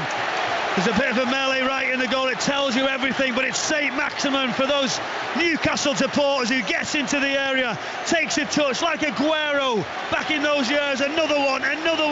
He finally hits his shot. Great power to the far post into the bottom corner. Great work down the left-hand side. Joelinton initially, but you can hear the stadium. Wonderful response. Steve Bruce on the pitch, as you've said, scraps to get the ball back. What a game we've got. Well, the linesman on this near side is having to remind Steve Bruce that he's not allowed to go on the pitch. St Maximin's goal is announced to a rapturous St James's Park, because he had strayed on once more. But that's it. You can see what it means to both sets of players. That little fracas that Michael mentioned there in the goal mouth. Difficult to see from where we are, but you suspect it's one of those where Meslier is not releasing the ball quickly. Newcastle want to get it back up to the halfway line quickly. Both sides want this first win of the season so desperately. It was Meslier, it was Phillips, it was Joelinton, all trying to get the ball back to get going, and there was a little bit of a scrap, but they've sorted it out, thankfully. All sensible, but we've got a game on. Just a wonderful finish. He's been electric whenever he's got the ball. He's tried to make it happen on this occasion. Finally gets that goal, and great strike into the far corner. Well, we're back underway. There was a very brief VAR check as Rafinha into the penalty area, cleared away by Isaac Hayden, and Joe Linton will put pressure on that ball, won't win it though, and Dallas will take the throw for Leeds. Yeah, possible VAR check for violent conduct, so a bit more than a fracas in that penalty area potentially that VAR were looking at, but they are happy. Jared Gillett at Stockley Park. And we are 1-1 at St James's Park. Dallas heads the ball into the area. Rafinha falls to him, tries to pull it back, hooked away by Isaac Hayden as Click was arriving. He's done that several times, Mateusz Click, on the edge of the penalty area. Leeds work it out to the left-hand side. And Dan James racing down to the byline. 2 black and white shirts with him. One of them is Manquillo. The fans in that corner doing their best to urge their side on as the ball is swung into the area, straight into the arms of a grateful Carl Darlow. Very grateful, especially with that in-swinging pass again. And as a goalkeeper, when the ball comes in after you've let one, you sort of, if someone's going to touch it, should I come forward, should I not? Comfortable, well taken from Darlow in the net for Newcastle United. It's been a wonderful first half, and long may this continue. And I haven't even had a second to tell you how much added time there was, because you can't take your eye off this game for a minute. It's three minutes of added time. And we played 90 seconds of it as Matt Ritchie goes down. Newcastle win the free kick, and you can tell from the ironic cheers around us that the Newcastle fans, as well as Steve Bruce, feel they may not have got the lion's share of the decisions that they should have done this evening. But this is a free kick to Newcastle, and again Steve Bruce right on the edge of his technical area. Graham Jones is there as well. The desperation, it is verging on desperation. I think he's going to have white lines, isn't he, on his shoes, Steve Bruce. He'll have to wipe them at half-time. It'll be full of them. I think that'll tell a story if he's been on the pitch or not. But now the referee, Mike Dean, he's moaning about the free kick needs to go back 1 yard. Let's just play on. Let's keep the intensity going. We've got 30 seconds of added time to play at the end of this fabulous first half here on 5 Live. Newcastle 1, Leeds 1. Ritchie's free kick swung over looking for Lascelles, headed away by Cooper on the edge of the penalty area. Forward again by Manquillo, flicked on by Clark, who's still up there, won't find Willock. Joe Linton will try and bring it down, edge of the penalty area, heads it forward. Phillips takes charge, clears towards halfway. Ritchie forward once again to Newcastle's goal scorer, St Maximin. Left hand side, is there time for one more darting driving run? There's time for a bit of skill. St Maximin, edge of the penalty area, lays it off this time to Almiron. Almiron tried to use his body to shield it, and has lost it, and Leeds can break. Here's Firpo bursting forward over the halfway line. Look at the men over on this far side. It's 2-on-1. Rafinha and acres of space. Rafinha, edge of the 6-yard box, steadies himself, shoots. Darlow makes the save. Rafinha collects on the edge of the penalty area, pulls it back across. Dan James, and the whistle has not yet gone. It's fired over on the edge of the 6-yard box.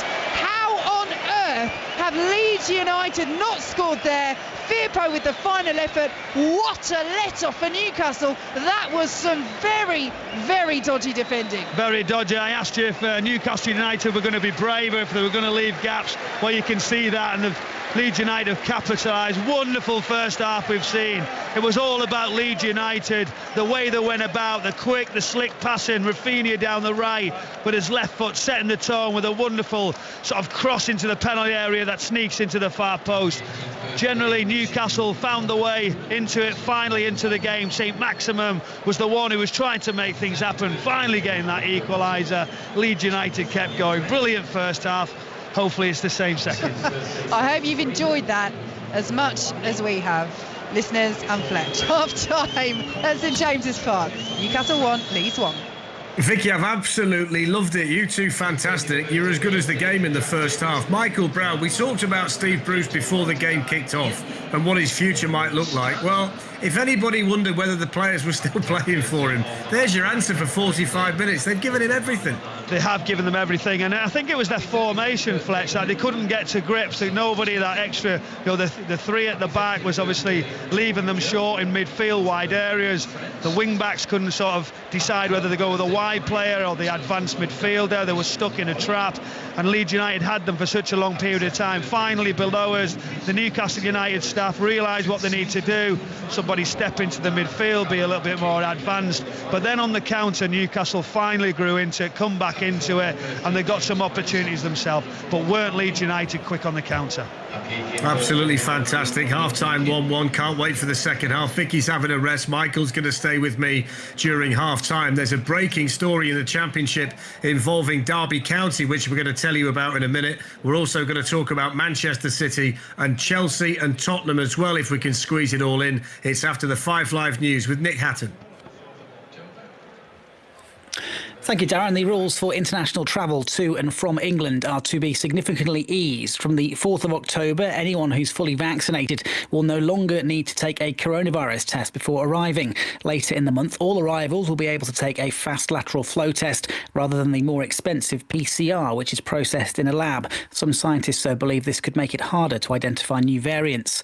England and Scotland are both simplifying the listed system of countries. The Welsh Government, though, said it would be assessing the changes announced in England.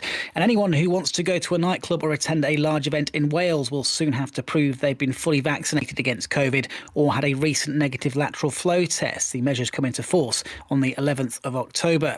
And UN climate experts have warned that the world is on course to heat up to dangerous levels. They say current plans will mean greenhouse gas emissions will rise by 16% by the end of the decade. To avoid the worst outcome, countries should instead cut them by half. The UN Secretary-General Antonio Guterres says the climate summit in Glasgow in November must be a turning point in the effort to limit global warming. Whatever your day brings, BBC Sounds is with you all the way. Arrive at a different mindset with Radio 2's Mood Music.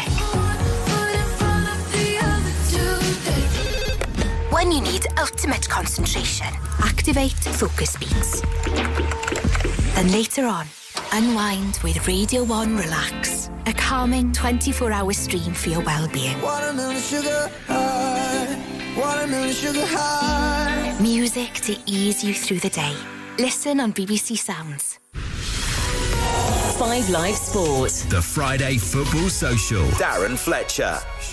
Brilliant first half at St James's Park. Newcastle 1, Leeds 1. Second half commentary with Vicky and Michael to come in a few minutes' time. But it's full time at St Mary's in the World Cup qualifier taking place tonight. Hamish Marshall. Yeah, Darren, I think we're getting into video printer time and we need to print the number as well. It's England 8, North Macedonia 0. Comfortable win for England's new coach, Sarina Vriegman. Had England taken their chances, we could have been talking 15, 16 goals in this. It really was that easy. Goals 40 and 41 for England from Ellen White. Ella Ann Tooney getting the opener, Bethany Mead late on, and a double from substitute Bethany England, adding that to 2 own goals as well. I'm not sure how much we've learnt from this match against the 131st ranked side in the world, but you can only beat what's up against you as England open their World Cup qualifying campaign in style. The next opponents are Luxembourg, who've lost 4-0 away at Northern Ireland this evening. Scotland are winning 2-0 in the dying stages in Hungary, and Wales are leading Kazakhstan by 4-0. The second half's underway in tonight's rugby match. Bristol Saracens, Chris Jones. Saracens lead here, Darren. Bristol coughing up a couple of penalties in the second half, and Lazowski has kicked them both to take the Saracens lead out to 6 points. Harry Thacker's come storming through, another line break for Bristol. They're not able to convert, but Saracens won't mind this. They're starting to get under the skin of Bristol and under the skin of the Bristol fans as well. Bristol 9, Saracens 15, half an hour to go. Thanks, Chris. Now, there's a breaking story in the Championship tonight. Derby County have announced that the club, the ultimate holding company of the group, and all of the subsidiary companies have filed notices of intention to appoint administrators. It's just the latest in a long line of financial issues at the club. Aaron Paul from our EFL podcast, 72 Plus, is with us. Aaron, explain to us how this has come about and what it actually means. Darren, firstly, I mean, for Eastern Midlands football, I described it as a soap opera standoff. Coronation Street over at Forest versus EastEnders at Derby. There just never is a quiet week on the A52, is there? Very simply, Derby County have put out a statement this evening saying that they intend to file for administration. The statement is very, very strange. It's very vague. It basically waffles on, and I'm going to use the phrase waffles on about how the club have unsuccessfully been able to find a new buyer, how the owner Mel Morris has failed to dispose of the club because of the pandemic, and it talks about the shortfall in cash throughout the pandemic. What it doesn't go into is the extent of the issues that the club has had in terms of financial misdealings and financial irregularities that have become so well publicised over the past few years. What's more worrying, and what the fans are sort of irate about this evening is that, you know, there are people who have jobs at the club, who have jobs at Derby County, and let's not forget, this isn't the first time that this club has seen sort of financial implosion. It happened 15 or 16 years ago. The club recovered. Mel Morris came in, a local man who effectively is a supporter of the club. He's ploughed money in, and they failed to get into the promised land of the Premier League, which is where they expected themselves to be. And so there's an infrastructure that goes with a club that's in administration. They take on Stoke City tomorrow at Pride Park. It's going to be a very, very interesting atmosphere. The fans very much, sort of angry towards the ownership. And let's just say the soap opera continues. Yeah, I mean, they've got this 9-point deduction hanging over them for a financial charge. I think if you go into administration, it's 12. I mean, are they facing the prospect here of 21 points potentially being taken away? Because, I mean, if that happens, you can virtually guarantee relegation, can't you? Oh, absolutely. I mean, it's a perilous position that Wayne Rooney finds himself in as manager. I mean, the ultimate baptism of fire is how I'd look at it. You know, having struggled to put a squad together and then obviously facing potential points deductions. The 9-point deduction, by the way, we don't actually know if that is correct, because no statement has come out. Well, there was a statement earlier this week, but no confirmation has come out from the Football League. The Football League said that, they're going to take their time, as if they haven't taken enough time to issue this statement and to confirm how many points they're going to Derby. But we're not actually sure. It could be 21, it could be 17. What we know is that if they do go into administration, it will be 12 on top of whatever other penalty they have accrued.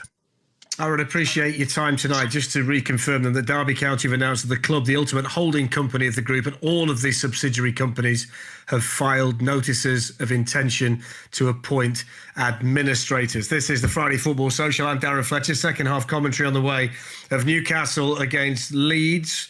Michael Brown's at St James's Park. We'll bring him back in because I wouldn't say storm's brewing at your old club, Brownie, but there definitely is a bit of tension between Pep Guardiola and some of the City supporters. He said he wanted more fans at the Etihad on Saturday against Southampton after just over 38,000 turned up for the win over RB Leipzig. The Manchester City supporters group said his comments were disappointing and uncalled for. This was his response today. I'm not going to apologise what I said. But I didn't say it wrong. I'm surprised about what happened about this man. So it's not the first time I said in my career, like I was in Barcelona, Bayern Munich here, when you play a game like Champions League, so tough like it was, knowing that 3 days with a lack of preparation and Southampton had all week to prepare. And I know perfectly Ralph, the manager for Southampton, how difficult it was last season and will be. And I make an approach to do something together again the next Saturday at 3 p.m. And I prefer to be with my people than without my people. But if they don't come for any reason, it's perfect. I never was here to say why you didn't come. But you don't come.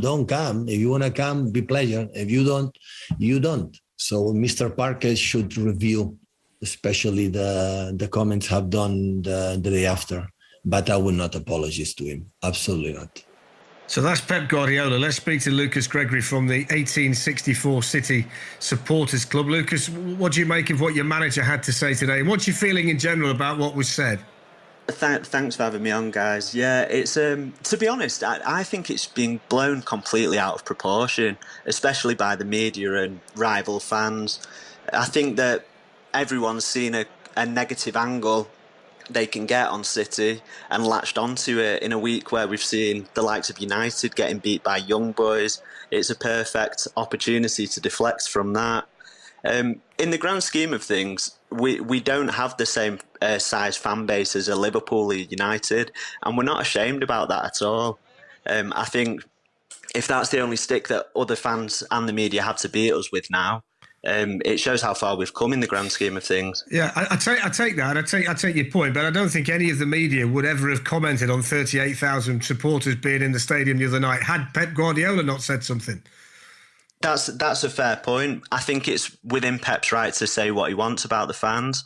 I think it's within the fans' right to say whatever they want back. I think it's not as big a deal as what I think other people are making out. It is strange that we're talking about empty seats after a 9-goal thriller. So it's kind of a reoccurring theme around City, isn't it? Well, I thought it was strange that your manager spoke about empty seats after a 9-goal thriller. I mean, we've got to remember that all of this stems from something Pep said. What I would ask you, though, Lucas, I mean, I agree with you. I think it's blown out of proportion. 38,000 seems pretty fair to me in the current climate where people aren't exactly flush with money at the moment. So I kind of get that. I'm with you on that. Is there any breakdown in love between you as a supporter group and your manager who's been so important to you? No, not at all. I think what a comment I heard earlier was that somebody had said, well, Pep's given our opposition fans a lot of ammo there to have a go at us and ridicule us. But over the course of the last 5 years, he's given us more than enough ammo to use back. The City fans hold him in the highest regard, and I think there'd have to be a lot more to change that. Lucas, I agree with you. Thanks for coming on tonight. Good to speak to you. That's Lucas Gregory having his say on this Pep Guardiola situation. The 1864 City Supporters Club is who Lucas represents. I mean, I thought it was a bit of a storm in a teacup, Brownie. Well, you'd always expect a reaction. I think the one thing we do know that Pep Guardiola is aware of his comments when he makes them. People are going to react. He's very clever when he makes them, when he wants to set something off, and he obviously felt that he wouldn't mind a few more supporters in the stadium. But to blow it out of proportion, like you've just said, Lucas Stairs just mentioned, it's a difficult situation, and we understand the hardship that that supporters have gone through at the moment. Pep's just saying, can we fill it up? Can we give us a little bit more help where you can? And that's what he said, and it's blown right up, which we'd expected to do. So let's see what reaction he gets going forward. And I think again he's got to answer these questions. They're asking, will he apologise? Will he do anything different? No. So we've just got to be aware. He's done a wonderful job. Manchester City is still growing as a brand, aren't they? They are. Let's have a quick chat about Spurs-Chelsea before the players come back out for the second half. I can't wait for your second half, by the way, because the first half was so good.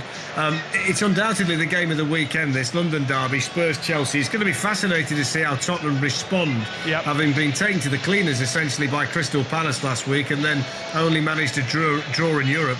I think the body language and the performance of Harry Kane is what's really kind of attracting me to the Tottenham situation at the minute, because for all this speculation in the summer, still doesn't look right to me, Brownie. Well, I think as we mentioned earlier, Pep Guardiola at Manchester City, Harry Kane's obviously the story at Spurs, isn't it? I think one shot from last weekend was that he never touched it in the opposition box. It's the first time in the Premier League he's ever done that. That tells you a story where he's dropping deep, he's not getting service, they're not getting to key areas. Yes, there was 10 men. Yes, you have to look at a certain game and how it affected. But a difficult night as well, wasn't it? Only last night he didn't finish the game and didn't get too many opportunities, and his teammates were asked afterwards, Højbjerg, if he felt like it was an okay performance. Not really, he said, and he understands the game coming up. Chelsea, it doesn't get any harder than that. They're on fire, changed all the players last week and still got the result. So it's a tough one. Harry Kane maybe not firing.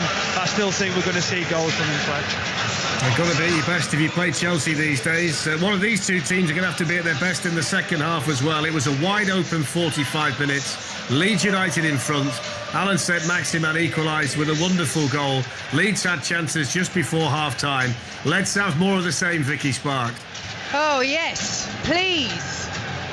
Absolutely. I'm not sure either managers might be able to take it if we had another 45 minutes of that. But I think both managers at half-time, Michael, there are so many positives for both, but there are also so many things to work on. I mean, that defending at the end of the first half for Newcastle, and you can understand, yes, being positive, wanting to get in front as Newcastle get us underway in the second half, but you've just equalised, and they almost squandered that by leaving Leeds with so many players over in that counter-attack. And that's why, when you look and you sort of say, why does Steve Bruce play that sort of back five? Why does he keep everyone behind the ball? Because he realises they're still a little bit frail defensively. You can see the quick counter-attack from Leeds United can punish them at times. They got away with it. Now how do they change with that back four? As you said, a slight different setup for Steve Bruce. So no changes at half-time.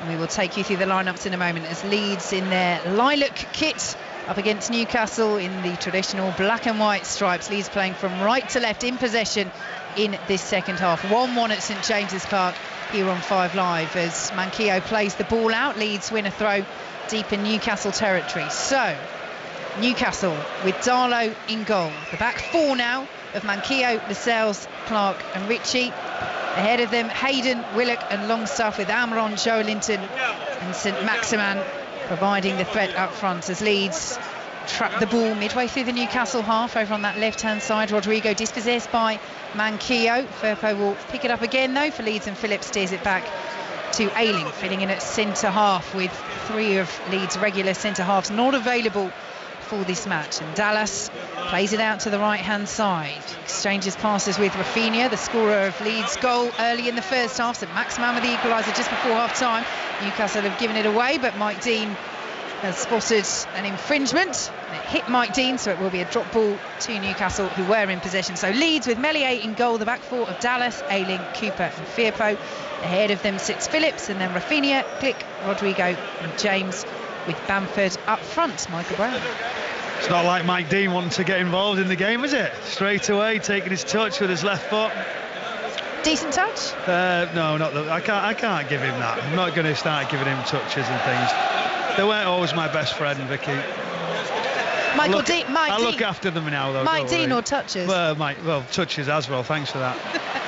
Maximin in possession for Newcastle on the halfway line, plays it out to the right hand side and back in field now to Longstaff, who just tried to keep hold of it. Phillips gets a bright orange boot in for Leeds United and will play the ball out to this left hand side and Click in field to Rodrigo, and now Patrick Bamford. Lovely ball out to the right, and there's space again, too much space for Rafinha, up against Matt Ritchie, into the area, plays the ball across, and Darlow just about gathered in his 6-yard area. Carl Darlow, who was given the nod for this one. Freddie Woodman, it was a decision in the end that was taken out of Steve Bruce's hands. Freddie Woodman picking up an injury in training, so Mark Gillespie it is on the bench for Newcastle as backup goalkeeper. Whether Darlow would have come in anyway. There was a big debate over Woodman, who had played well in the first few games of the season but struggled against Manchester United at Old Trafford. Might have lost his place anyway, as the flag goes up on the far side against Matthias Klick. And Marcelo Bielsa is off to the edge of his technical area, and Steve Bruce is, I would say, half a yard away from the pitch at the moment. Is he going to make it on there again? Michael Brown did so a couple of times in the first half. I will guarantee he touches the pitch yet again for sure, but you know, he'd be pleased with the reaction of his players, won't he? Of that determination, because at one point they looked like they weren't going to get near Leeds United, and they found a way, found something different, and finally got some opportunities. Long ball over the top for Newcastle, looking for Joe Linton, who had a good first half, the Brazilian. And the ball is played out to the left-hand side. Rolls out of play for a Leeds United throw. Newcastle again not too happy with one of Mike Dean's decisions, but it is a throw for Newcastle. Wales have taken a 5-0 lead against Kazakhstan in the Women's World Cup qualifying. And it's been a good night for the home nations. Northern Ireland have won 4-0 against Luxembourg. Scotland 2-0 winners in Hungary, and England off to an 8-0 win against North Macedonia in Serena Wiegmann's first game in charge, as Leeds win a free kick just inside the Newcastle half.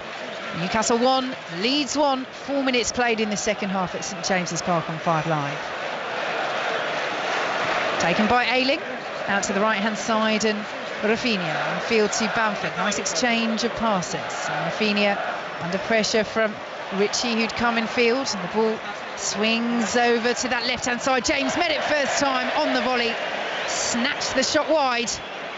And Newcastle have a goal kick, but Dan James in the right position for Leeds. How would you assess what is his full debut for Leeds United so far, Michael Brown? He's not really got too much involved. He's lost the ball firstly in the first half on his first touch. He's got one ball across which looked okay. That was a good opportunity. As the build down the right hand side, deep cross from Dallas right around the back, and he's coming on his favourite foot. When you're playing in off the left hand side, anything onto your right, you can come onto it, and he just drags it wide. He's got to hit the target there. Wales now 6-0 up against Kazakhstan in the Women's World Cup qualifiers. That match almost over, but time for Wales to get another goal in between our updates. St Maximin picks it up on the left-hand side for Newcastle United. 1-1 with Leeds at St James's Park, and St Maximin wins the throw over on that far side. He is such a huge player for them all round, Newcastle, but particularly with Callum Wilson out, playing in that forward position. It is vital that he stays fit, and he has the impact that he has done so far this evening, scoring the equaliser just before half-time, but he's lost possession there, and Leeds can counter. Jamal Lascelles across quickly to get there ahead of Matthias Klick. Very important covering challenge from Jamal Lascelles as Klick gets back up to his feet, because again that was potentially another very dangerous break for Leeds United. I nearly got that first touch, didn't I, as the clearance came. It was heading right towards us, just dropped short, but not great covering, as you've just said. Lascelles coming across to see the danger off. Good defending, but Leeds United are progressing, finally getting in some good areas for all the good work there. St Maximum is getting caught sometimes, and he's got to be careful. Nice attempted layoff by Rafinha for Stuart Dallas, but the cheers on the far side will tell you it just went out of play, and Newcastle United will have a throw with Matt Ritchie a third of the way inside their own half. 1-1, so the wait for a first win perhaps is going to elongate for both of these sides in the Premier League, but given the first half we saw, I would wager there may well be more goals in this one, as Almiron up against Firpo on the halfway line wins the free kick. A little push in the back, and that's the difference now for Almiron. He can't go down because he got a yellow card for diving in the first half. He has to let Mike Dean make the decision and not try and force it with an over-simulated fall. I'd still go down on that occasion. When you get that contact, I think you've got to fall, but under contact I think you'll always be okay, but you did it before where there was no contact. Lovely ball out to the left-hand side by Lascelles. Joe Linton is then penalised. Joe Linton not happy, the fans not happy, and Michael Brown not overly impressed either. I just want to see the game played. I want to carry it on. Well, they're carrying on now as Leeds try the quick counter, and Darlow's fortunate there because he came flying out of his penalty area. The effort in the end from Rafinha nicked it past Darlow, didn't have the strength to go all the way to the goal line, and Lascelles in the end was able to tidy up relatively comfortably. But Leeds have the ball back midway through their own half. They've got to stay switched on there, Newcastle, because again, Leeds with a quick thinking counter almost caught them out, and Dan James has it now. Left hand side, swings the ball into the area. Brilliant save by Darlow, would have been an own goal from Jamal Lascelles, was stretching, flicked the header almost over his own goalkeeper, and Darlow tipped it away. Let off for Newcastle. Big let off, what a moment for him. And Leeds have won it back. Newcastle really losing their way here in the last couple of minutes. Good block by Manquillo, and Almiron should be able to bring this away for Newcastle. They just need to find their heads again here, because Leeds are pressuring them outside their own penalty area, and Newcastle can't hold possession in the centre circle either. The ball goes forward from Calvin Phillips, but it's won by Joe Linton, and now here goes Saint-Maximin down the right hand side into the penalty area. Saint-Maximin just forced out, lays it off to Joe Linton, advantage played. Joe Linton fires over, Mike Dean gives the goal kick. It was the right decision to play the advantage, but again a chance for Newcastle, and neither of these sides are taking their chances at the moment. Michael Brown. What about Saint-Maximin? How does he clear everybody? One touch, next one, past another. He managed to still poke it to the edge. Joelinton puts it over. Great play. We've seen, obviously, Leeds United try to get him with that mistake from Darlow, rushing out of his net, gets away with one. Front ball delivered on the front post from Dan James. Lascelles flicks on, wonderful reverse-handed save. What a minute of football. Here goes Mateus' kick for Leeds United. Now Patrick Bamford, 25 yards out, lays it off to Dan James on the left-hand side. Manquillo again stands up very well and wins it for Newcastle. Longstaff, what a ball that was, over to the left-hand side. And Joe Linton is taking on Dallas to the edge of the area, pulls it back to Saint-Maximin. Saint-Maximin can't get the shot away. Will come out to Hayden, who's saying, Mike Dean, you're right in the way there. They're absolutely furious, the players, the fans. Steve Bruce, the ball goes out for a Leeds United throw. Not Leeds United's problem, but Mike Dean, got to work on your positioning there. Well, somehow it's all about Mike Dean yet again. This is just inevitable, isn't it? Every game you play, Mike Dean seems to be involved in the middle of it. He's had a touch 5 minutes ago, now he's got right in the way of a promising attack, but it won't be his fault, I'm sure. But ultimately, they go forward, Newcastle United, with intent, desire. Saint-Maximin, centre of the field. He does really well getting his touch away, but it's a wonderful game, isn't it? Both sides just end to end, keep going, and it's non-stop. Heavy challenge by Dan James on Manquillo. Mike Dean plays advantage. Ball forward now to Joe Willock. Lays it off to Sean Longstaff. And the Newcastle fans are singing what Michael Brown's just been saying. So they must have heard you, Michael, as Joe Linton, who really is having a good game for Newcastle, tried to slide it out to the right-hand side, and Alan Saint-Maximin, the ball goes out of play for a Newcastle throw. What that does as well, that sense of aggrievance, it gets the fans. They've been behind the team the whole evening, but the focus now is on Mike Dean. It's not on Steve Bruce. They feel aggrieved, and there's a sense of unity that inadvertently Mike Dean has generated. So Steve Bruce might thank him after the match. Yeah, he has, but he's not picked his water bottle up yet, Steve Bruce, that he flung to the floor when he got in the way, Mike Dean, and very frustrated. Here goes Isaac Hayden. Was he brought down there? Yes, he was, by Rodrigo, who's kicked the ball away there as well.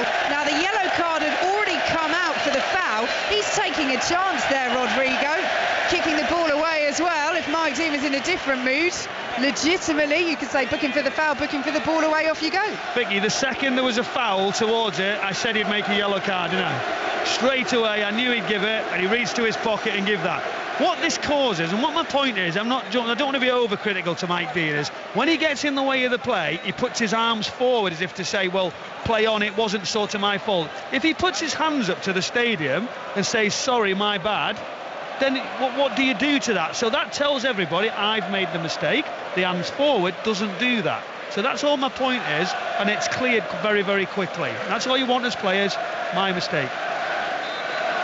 Can Newcastle United elicit a mistake from Leeds? Matt Ritchie with this free kick, central position, swings it to the edge of the area. Good covering challenge by Liam Cooper on Kieran Clark. Just eased the Newcastle centre half. Great defending, wasn't it? You take a risk when you make a slight block from the wide sort of free kick, and you try and block someone's run in the penalty box in case they go down. Cooper got that spot on. Wonderful defending. So behind for a goal kick to Leeds, 1-1 at St James's Park. 12 minutes gone in this second half. It's finished in the Women's World Cup qualifiers. Wales 6, Kazakhstan 0. And the ball is played forward to Patrick Bamford. Terrible pass by Bamford straight to Almiron.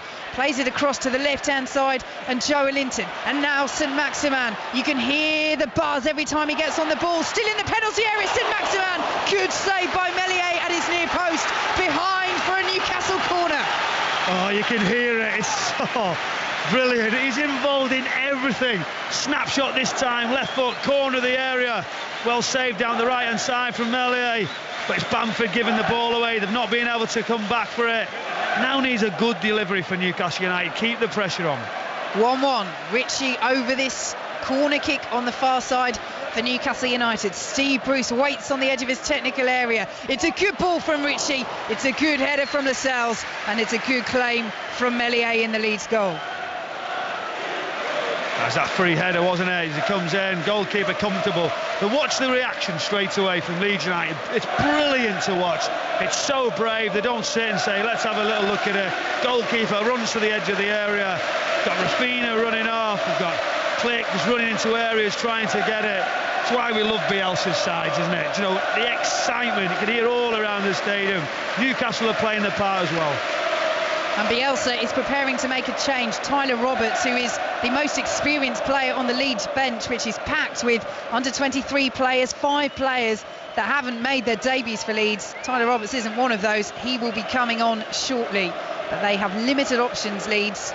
They're stretched defensively in terms of selection, missing 3 of their centre-halves. Luke Ayling filling in at centre-half, but on the pitch, that has not shown one jot in their performance. As Rodrigo plays it back to Firpo, lays it off to Click on the edge of the area, straight into the arms of Carl Darlow, and Marcelo Bielsa does a little hop of frustration on the edge of his technical area. Well, he knows it was another big chance for his side. Quick counter-attacking Firpo down the left-hand side, gets the return, at this point squares it up, edge of the area, shot, comfortable for the goalkeeper. Ball forward from Newcastle, won't reach St Maximin, and it's through to Meslier. Both sides have done that well this match, and it's something that was picked out on Match of the Day about Newcastle at Manchester United, getting players into good positions but not always choosing the right option. And I would say that both Newcastle and Leeds in and around the penalty area have been so alert to where a teammate is. Are they better placed? There's been a lot of those shots in and around the box. Too often the final shot has been straight at the goalkeeper. Yeah, and that's the difference at times when you're getting into these key areas. You've got to make it happen. Seeing Dan James now coming off the pitch and he's shaking his head, he's not best pleased, and he'd want to have really created more, getting better positions and seeing a shot, a chance, some sort of creativity. But both managers now, positive changes, trying to look at making a difference to try and go on and win this game. Yes, Roberts on, James off for Leeds, and Newcastle's change, Almiron off, and Ryan Fraser, who is back after picking up an ankle injury with Scotland over the international break, missed the last match against Manchester United, has come on as a substitute in every Premier League game apart from the game at Old Trafford. He's back from that ankle injury, and he is on for Miguel Almiron. 1-1 at St James's Park, just past the hour mark in this breathless encounter between Newcastle United and Leeds United, as Joe Willock is penalised and Leeds will have a free kick just inside their own half. But there is a real buzz around this stadium, and we can hear the Leeds fans high away to our left as well, playing their part as Matthias Click picks it up on the right-hand side, wins the throw deep in Newcastle territory. Newcastle 1, Leeds 1, taken quickly to Roberts, the substitute, plays the ball across, got a deflection, will spin behind for the corner. It's always quick thinking, isn't it? Quick play. They must do that in training all the time, keep the ball live. And I know another ball's fired in straight away all around the side of the pitch. You're serving, you're rolling, it makes you alert, quick in the brain. But they've been impressive with that. You're more proactive than they were against Liverpool, this Leeds United side. Another set piece now. Can they be creative and a good ball in. Yes, this is more like the Leeds we saw last season as Rafinha whips the ball in. It's too low, it's cleared away by Longstaff. Straight out of play over on that far side. As the Newcastle fans over on that far side take the opportunity of the ball going out to unveil a banner against the Premier League. That legal action still ongoing between Newcastle and the Premier League over the failed takeover.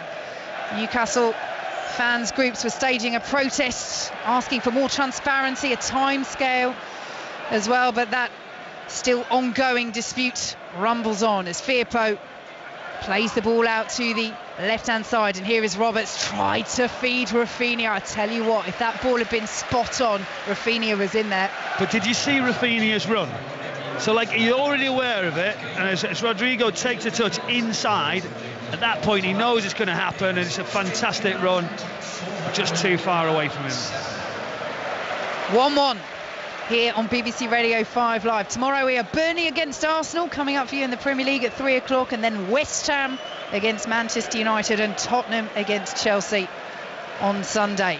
So the ball is played out to the left-hand side, and Joe Linton forward by Fraser, won by Phillips, cleared away by Stuart Dallas. Awkward one there for Dallas, headed forward again once more by Hayden.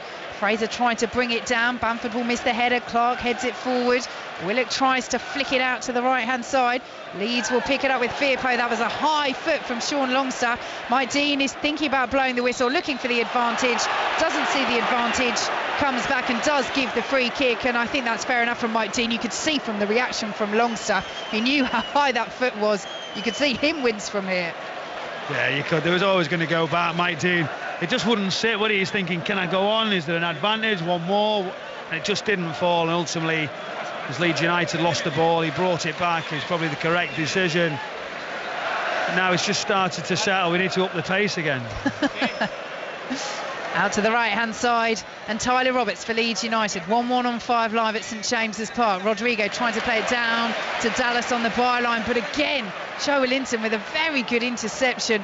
I really think this has been one of his best games in a Newcastle shirt, Joe Linton. As I say that, he almost gives the ball away, but Longstaff helps me and Joe Linton out. And now Manquillo racing over the halfway line, forward to St Maximin, finds Manquillo, right-hand side of the penalty area, feeds St Maximin down by the byline. It was ahead of the Frenchman, and the groan of frustration will tell you that goes out for a Leeds goal kick.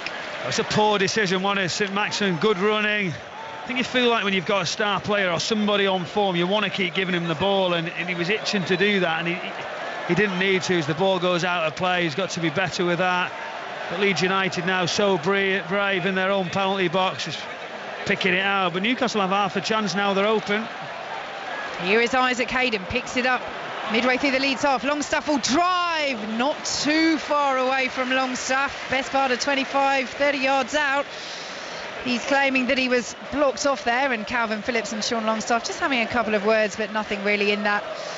Another chance for Newcastle, and Leeds will take the goal kick. Leeds, who have never gone 5 league games without a win under Marcelo Bielsa. They are heading for that midway through the second half.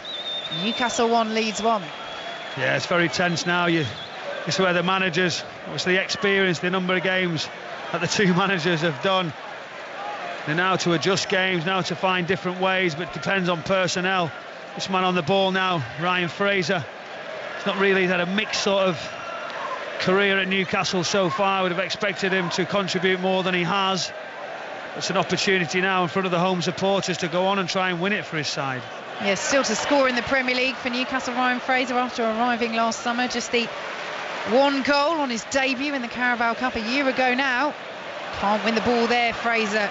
Well brought away by Leeds. Rodrigo, Rafinha won't latch on to it, and Jamal Lascelles comes sliding in. And that really will be music to the ears of Steve Bruce, as the ball is caught just behind us. Big cheer from the fans for that. But that's what he wants the fans to be responding to. Tackles like that from Jamal Lascelles. There is a sense of positivity in this stadium generated by how the team are playing. I think they want to see this, the players committed, don't they? As he comes across, challenges, it goes up into the stand right behind us.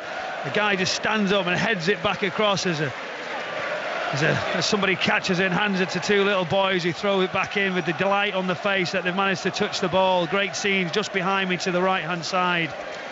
But yes, opportunities now, that desire from Newcastle United, but Leeds are still a threat on this counter. And they had the ball over on the right-hand side. Tyler Roberts picks it up, right-hand side of the penalty area, and the ball fizzes just over Darlow's crossbar. It's one of those as a keeper where you look in alarm and then you look and you think, no, it's going behind, goal kick. Yeah, it's just settling now, and it's rightly so. The intensity, the desire from the players is always going to be difficult to keep it up. I think we will see a spurt of it again from end to end sort of play, but the tactics now are to stay in the game and wait for that opportunity. And the tactics from Marcelo Bielsa is to give a debut to 19-year-old Crescencio Somerville. The Netherlands Youth International is on, and Rafinha, who put Leeds ahead early in the first half before St Maximan's leveller just before the break, is off. So one of the youngsters that has been in and around the squad this season, has been a regular on the bench for Leeds, making his debut. And Calvin Phillips has the ball midway through his own half. Newcastle 1, Leeds 1 here on 5 Live, and Phillips sprays the ball out to the right hand side but straight into Matt Ritchie, who will feed Joe Willock on this left hand side over the halfway line for Newcastle. And now back to Sean Longstaff, who does well to get away from Phillips there, and now Ritchie picks it up. Ritchie, who smashed the post in the first half for Newcastle before they found that equaliser. Willock quickly closed down, as is Lascelles by Bamford. Forward to Ryan Fraser, did well to keep hold of it there, but they're forced backwards, Newcastle. And Matt Ritchie will pick it up once more as Patrick Bamford just jogs between the centre halves. There's not had much to work with Bamford, relatively quiet night for him, although he has dropped back and got involved in play on occasion.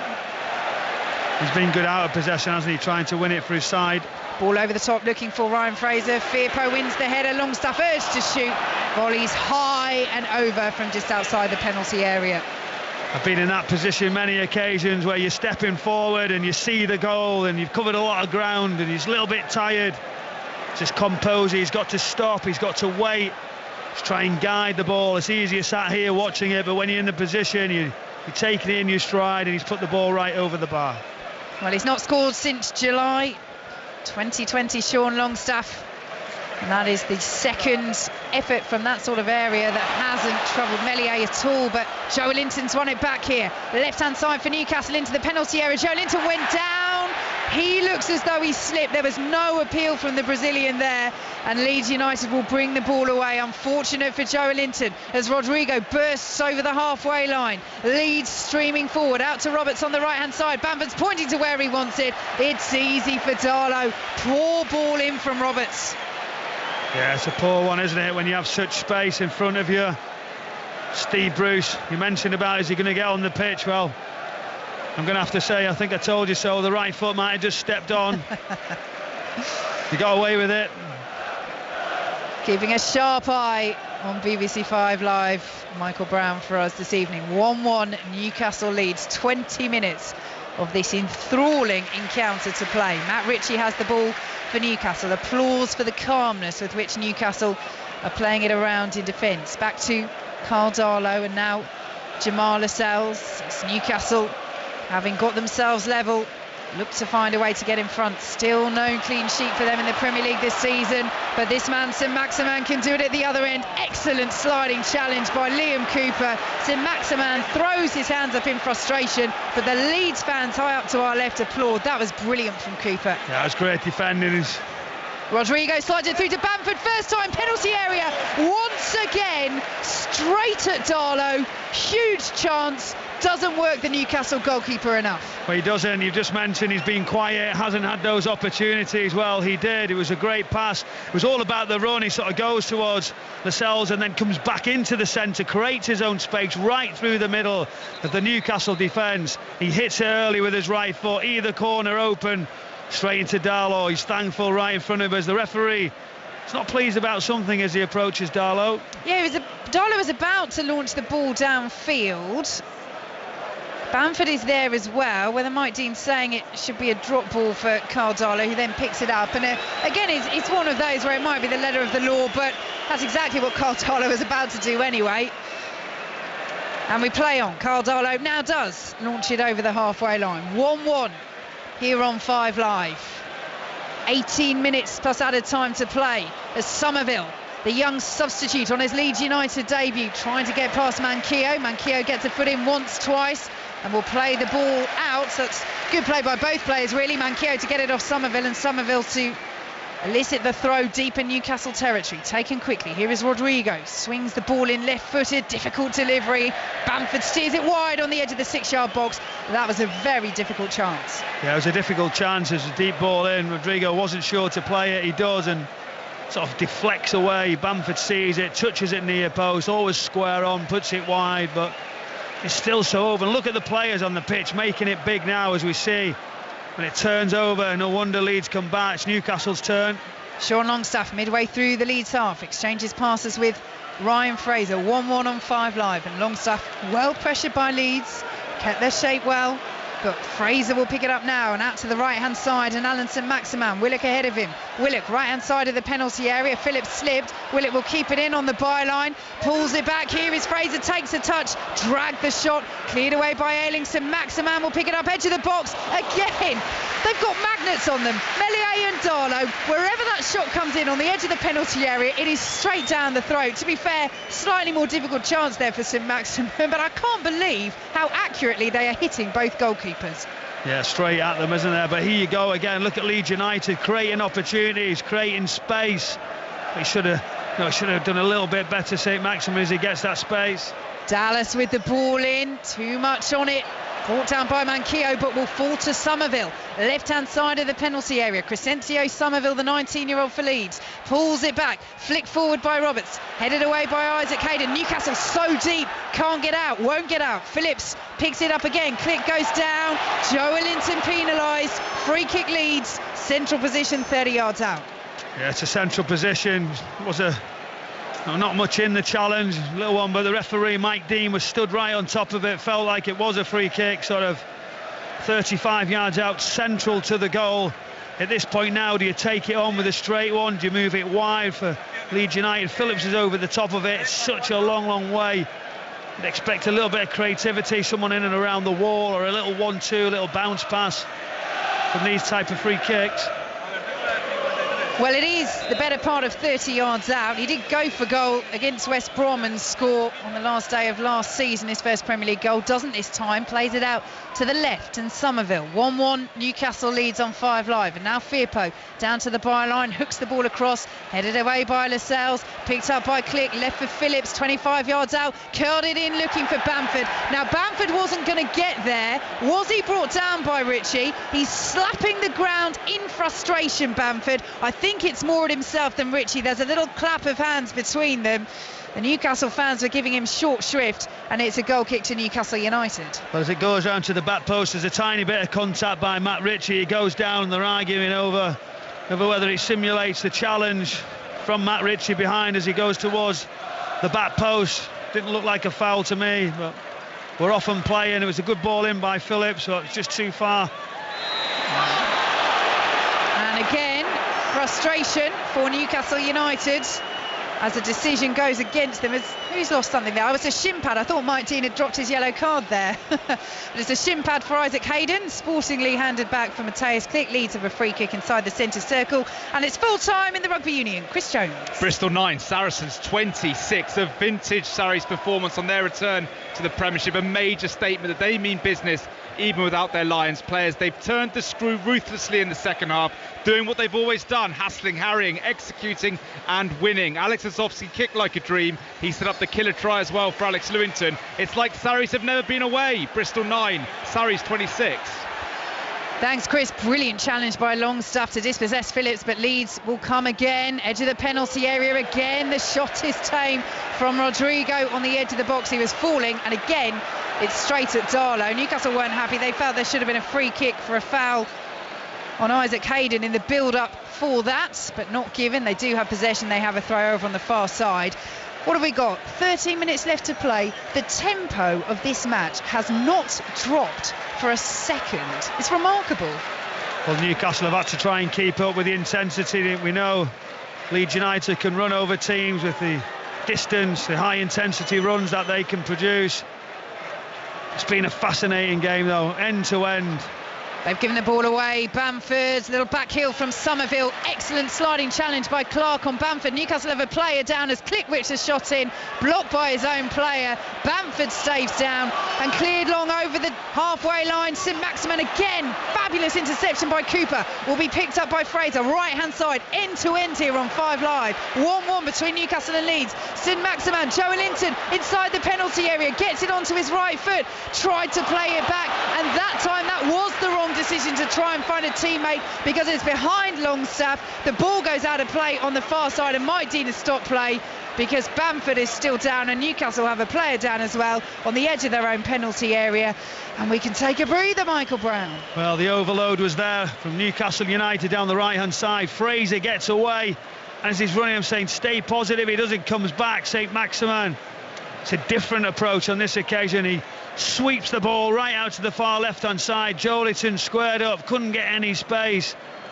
but just keeps going end to end. As you say, Bamford's caught on the edge of his area. He's got a little knock towards his, just looking now with the physios, that sort of ankle foot area that they're looking at. Hopefully they're both okay. As the players get a drink, they certainly deserve a drink down in front of us here, with more instructions from 4 or 5 coaching staff from both sides. Yes, Bamford and Manquillo is the Newcastle player down. Initially it was a fabulous challenge by Kieran Clark on Bamford, but in the collision afterwards between Bamford and Manquillo, both have hurt themselves. Manquillo is very gingerly up to his feet. Bamford just being helped up by the members of the Leeds medical staff as well, and Carl Darlow comes over to make sure that both players are okay. Good atmosphere still inside St James's Park, because we have been treated to a superb game here on 5 Live. 11 minutes to play. Will we find a winner? Newcastle 1, Leeds 1. Both sides yet to win in the Premier League this season. Will we find a breakthrough late on? Manquillo is over to the touchline. Looks as though he'll be able to come back on, and Bamford as well. No Jack Harrison for Leeds this evening, has confirmed on social media that he's tested positive for COVID. He says he's feeling fine, but not an option for Leeds from the bench in terms of an attacking sense. And Bamford and Manquillo both waiting to come on. Mike Dean with the drop ball for Luke Ayling, waves both players on, and Manquillo and Bamford back on, and both run straight towards the Newcastle penalty area as Firpo has it for Leeds, under pressure from Willock, diving in, adjudged to have fouled Willock, and Newcastle have a free kick. Calvin Phillips won't give the ball back. Firpo goes into the book for Leeds United, and again, Michael Brown, you just get the sense it could boil over at any minute. Well, it could, couldn't it? I don't, again, it was a little bit of a sort of slow challenge from him. I didn't know if it warranted a yellow card, but Mike Dean was right there. It felt like it warranted it, but more substitutions down in front of us, and the players do need freshen up. You can make that substitution late on the game now. It could be the difference, so that's fresh legs. And it's Javi Manquillo. They're taking no chances, Newcastle. Emil Kraft is on for his second Premier League appearance of the season, and Manquillo, after taking that knock with Bamford, is off. So like for like change. Newcastle with a free kick just inside the Leeds United half. 1-1. 9 minutes to play, and I make that the first anti-Steve Bruce chant we've heard. It might be cheers now for Newcastle as the shot is blocked on the edge of the penalty area, and Newcastle United win a corner kick. Yeah, the pressure's still coming. Newcastle United having the go, and you can hear that Bruce out sort of shout, but in 80 minutes we've not heard it. I think you see his side have had a right go. Don't think it's needed that at this moment in time. Help the players get behind him, which generally they do here at Newcastle United. Well, the fans still wanting to make their point despite this performance, as Ritchie swings the ball in, powerfully headed away by Calvin Phillips. Will come out to St Maximin, plays it back to Ritchie, left hand side, ball into the penalty area, and the header is just wide from Jamal Lascelles. Another chance, and it's gone. Yeah, they worked it really well. Lascelles is limping as well all the way back as he gets that header. When you have got that knock that he just had previously, it's hard for him to jump, to get that power, that elevation to guide the header into the far post, and that's why sort of just come off his head and went wide. And It's been fascinating, hasn't it? One little bit of a detail or mistake or brilliance now late on in this game.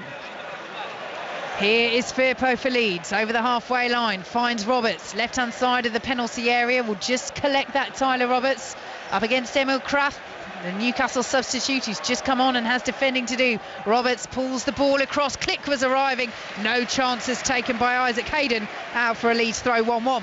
Yeah, Roberts does well, he squares him up, tries to find some sort of space, but he couldn't. Well defended at the edge. We just keep seeing Leeds United throw-ins. The intensity's dropped slightly. But lovely turn by Rodrigo, though, works a bit of space on the edge of the penalty area. Excellently blocked by Sean Longstaff as Rodrigo pulled the trigger. Saint-Maximin will fall onto this. Saint-Maximin just outside the penalty area. The black and white shirts arriving. Saint-Maximin goes alone straight at Meslier once again. That time it had the power. Either side of the goalkeeper, that would have been 2-1 Newcastle. You mentioned power. Thunderous strike with his left foot, wasn't it? Cooper, Ayling, the experience at the centre-backs for Leeds United get mixed up. Ayling's poor header allows Saint-Maximin the run from Joelinton down the back post. Couldn't find him, didn't want to find him. Brings it inside, edge of the area, gets that shot away. Nearly took the hands off, didn't it, Meslier? Bielsa and Bruce right on the edges of their technical areas. Rodrigo goes down 25 yards out. Mike Dean says get up. Joelinton will try and bring it away for Newcastle. They're under a lot of pressure here, Newcastle, and Longstaff will play it long, and Saint-Maximin will chase. Foot race with Cooper. Cooper was ahead of him, got there first. A little shove in the back from Saint-Maximin. Leeds United free kick. Experience from Cooper. He realises, he's aware of it. He knows last few minutes of this game, doesn't make a mistake. The pace of Saint-Maximin, he waits for contact, he falls down, and Bielsa's going crazy with his medical staff here below us, whether he doesn't want them to rush on or whether he does want them to go on. We've seen that in the past where you can go on too early or not so quick and you don't know whether to stick or twist. They've seen them going forward, going back. What should we do? Finally they've gone on there. We'll find out if they're in trouble or not. Well, Mike Dean eventually has waved them on because Luke Ayling is down, and again Leeds look as though they may have a problem at centre half. Ayling filling in at centre half because they're missing 3 of their regular centre backs, and he's down, he's got a problem. So will we see Charlie Cresswell coming on for Leeds United? I'll tell you what it has done for Luke Ayling. It's damaged his pride slightly with that last header. Realised it's coming out and he's made a big mistake. He's probably thought, just need a breather under a bit of pressure. I'm getting run and turned. But full credit to Mike Dean just a minute ago. An advantage where somebody tried to buy a foul. He's seen it. He played on. He allowed Newcastle to come forward. See, I can credit them when credit's due. Hey, I never said you couldn't. Just gave you a look. So Luke Ayling is up to his feet. There's no movement on the Leeds bench at the moment. So it looks as though Michael Brown is spot on and Luke Ayling will be able to continue. We will see. He's walking slowly over to the technical area down in front of us and downing a bottle of liquids just to get some refreshment, just to get a bit of respite. But talk about stick or twisting in terms of sending the medical staff on. Neither side look as though they want to stick with this 1-1, do they? No, they don't. I mean, if you look at the table, don't you? Look at the results that they've had. I was always wondering if one team was to lose it, I think it would have been real pressure on them. Would they maybe have sort of said, would we have took a draw? I don't know. Always difficult. Bielsa doesn't play like that. Steve Bruce realises at home he has to get a win for his team. Meslier with the free kick, long downfield, headed away by Emil Kraft, picked up by Firpo for Leeds, hacked forward by their skipper Liam Cooper up towards Patrick Bamford, powerfully away by Newcastle's captain Tamar Lascelles, forward again from Click. Newcastle appeal for offside against Somerville, not given. Firpo has it left hand side, and now Phillips back towards the halfway line, and Dallas over on that far side. 3.5 minutes plus added time to play on 5 Live. Newcastle 1, Leeds 1. Tyler Roberts drives through the centre of the park, tries the 1-2 with Bamford, breaks down and Longstaff will pick it up, try and release Fraser. Right idea from Longstaff, just too much on it, and Cooper will send it back to Meslier. We talk about the performances, the style that Newcastle fans want to see from their team, and particularly when they switch to 4 at the back. Credit to Steve Bruce for doing that in the first half. We have seen that attacking play. This is more like the Luke Newcastle. Ayling's struggling here. Luke Ayling's really struggling. He's just half give the ball away. He has, and Newcastle pick it up on that left-hand side corner. And Ayling, you're right, Michael Michael Brown is limping on the edge of the 6-yard box, and there are discussions here in the Leeds United technical area. I'm surprised they're leaving him on now, although he knows his job aerially, he knows his position, he'll marshal it. It's a big risk now that someone can go and get a run. If I'm looking from the outset now, I'm saying, right, let's clear it, let's go try and get our main header, try and get somewhere near Luke Ayling. Go and try and put that right on top of him. Jamie Shackleton is ready to come on for Leeds United. If Ayling can't continue, but Newcastle with this corner from Ritchie up towards Lascelles, wins the header. Good take from Meslier, coming out strongly ahead of Kieran Clark on the edge of a 6-yard box, and he slowed the play down. Meslier rolled it out to Junior Firpo, who plays it up to the halfway line, and Somerville. 2 minutes plus added time to play. Newcastle 1, Leeds 1 at St James's Park on 5 Live. Nice turn by Dallas, lays it off to Click midway through the Newcastle half, right hand side. Here is Tyler Roberts outside the penalty area, plays it back to Click, who goes for goal, straight at Darlow, holds on to it. Lascelles was there just in case he spilled it. Yeah, it was a difficult one. Did you see the bounce right in front of Darlow? He wasn't sure, but Luke Ayling now falls to the ground. Mike Dean is saying he must go off, and the Newcastle supporters are not sure, but when Darlow gets the ball there, you can see there's a centre-back struggling. Straight away, St Maxim, top of the pitch, put the ball right over the top of them, turn them and make something happen. They don't, they're staying safe. That's a team struggling on confidence. But that's Leeds United, they're still rolling the ball out. Even though they've got an injured centre-back, they still do it. Well, it's Leeds' turn now to stray onto the pitch with their technical staff, as they were trying to get the instructions, because this is going to necessitate a positional reshuffle. In the end, Liam Cooper's come across. It looks as though Phillips might go into that centre-half position, which is something that he has done for Leeds on occasion, can do it in game as well when they drop into a back three. Dallas is still there at the moment at right back, but Shackleton has dropped in as well, whether he'll sit in midfield. So a bit of a reshuffle for Leeds. This really is a makeshift positional defence now for them. He's fine there. Phillips is fine. He'll handle that surely in that position. Experienced enough now. Played so many games. He's played many times at that centre-back role. Leeds looks to counter down the right-hand side. Good sliding challenge from Isaac Hayden, picked up by Matt Ritchie. Now Longstaff, he's really grown into the game in this second half for Newcastle. Sean Longstaff into the final minute of normal time. 1-1 at St James's Park. Jacob Murphy is preparing to come on for Newcastle, as he's had a yellow card, hasn't he? He has. Junior Firpo committing the challenge. Mike Dean's given the free kick. That's exactly what the Newcastle players are saying. Jamal Lascelles is over there, but Mike Deal is not one to be moved by protests as Newcastle make their final change of this match, and Joe Linton is getting a rousing ovation. This has been one of his best performances in a Newcastle shirt. He's replaced by Jacob Murphy as we enter 4 minutes of added time. 1-1 between Newcastle and Leeds. 4 minutes for either side to find what would be their first win in the Premier League this season. Newcastle with a free kick just inside the Leeds half, sent long to the right-hand side by Longstaff. Lascelles tussling with Cooper, and again Cooper uses his strength very well. It was such a poor ball from Newcastle's point of view. They're trying to gain an advantage. It's really wide, and I said in the first half, we play the ball central into an area, pack it. Cooper experienced again, seen it out. Great defending, good position, very, very strong. So Cooper in possession just outside the Leeds penalty area. Back to Meslier, closed down by St Maximin. Here is Phillips, who has slotted into that centre-half position. Plays it to Shackleton, who's in defensive midfield where Calvin Phillips was. Shackleton over the halfway line to Firpo, and now back to Shackleton once more, and you can hear with the Leeds possession there is a tension that just creeps in around St James's Park and the black and white shirts around it. Shackleton plays it back to Liam Cooper. This is the slowest period of the game, and we're into the final moments of injury time at the end of this match. The tempo has been quite remarkable, and now Leeds try and pick it up once more. Cooper on the halfway line. Both sets of players have put in a real shift at St James's Park, and Shackleton forward. Just the first hints, Michael, that Leeds, as they play it back to Cooper in their own half, might now take the point. Well, they're moving it around, haven't they? They're just trying to wait for an opportunity, a gap. Newcastle United cautious to come out. Game management now from both sides, just waiting for a little gap.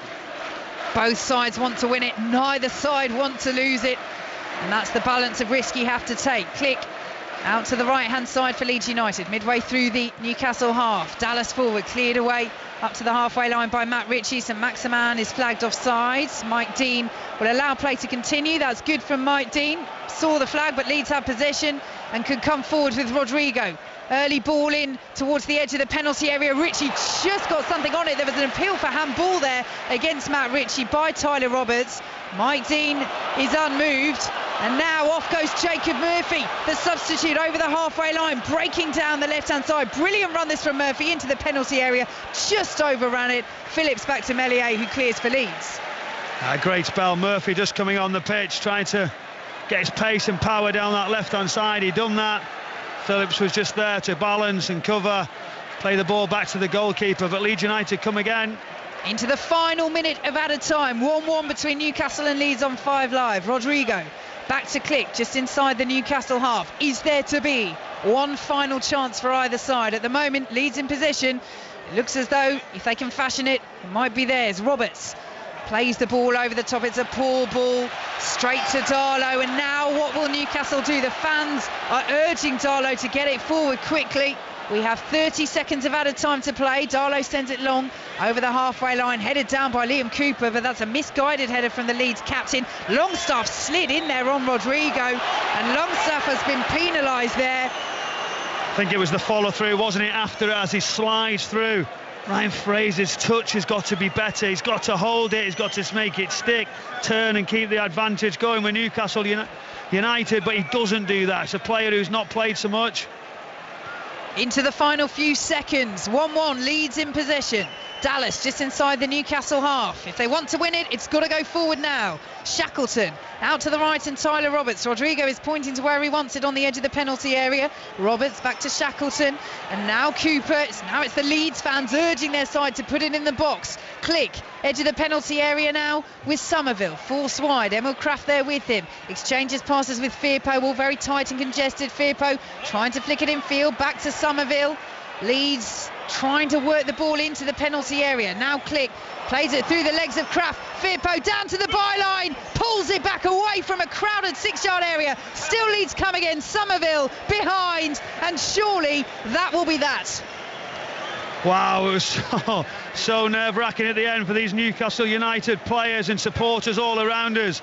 Leeds kept playing, little one-touches. Somerville, nice little areas. Firpo getting involved as well. Just wouldn't fall, and finally Somerville just curled it around the top end. It's been a wonderful game of football. Chances, ability, agility and work rate from both sides. Yes, it was Leeds United started well. We've seen signs from Newcastle as well, who certainly played their part in this game. It was a very, very enjoyable 1-1 draw. Final whistle goes at St James's Park, and what a real mix of emotions, Fletch. You could hear the applause from the Newcastle fans, you could hear that chant starting up again. We want Brucey out, a few boos, which I presume were probably for Mike Dean, but it finishes at the end of a breathless encounter. Newcastle 1, Leeds 1. Thank you, Vicky. Thank you, Michael. Michael, can you explain to me how that's finished 1-1? Not really, no.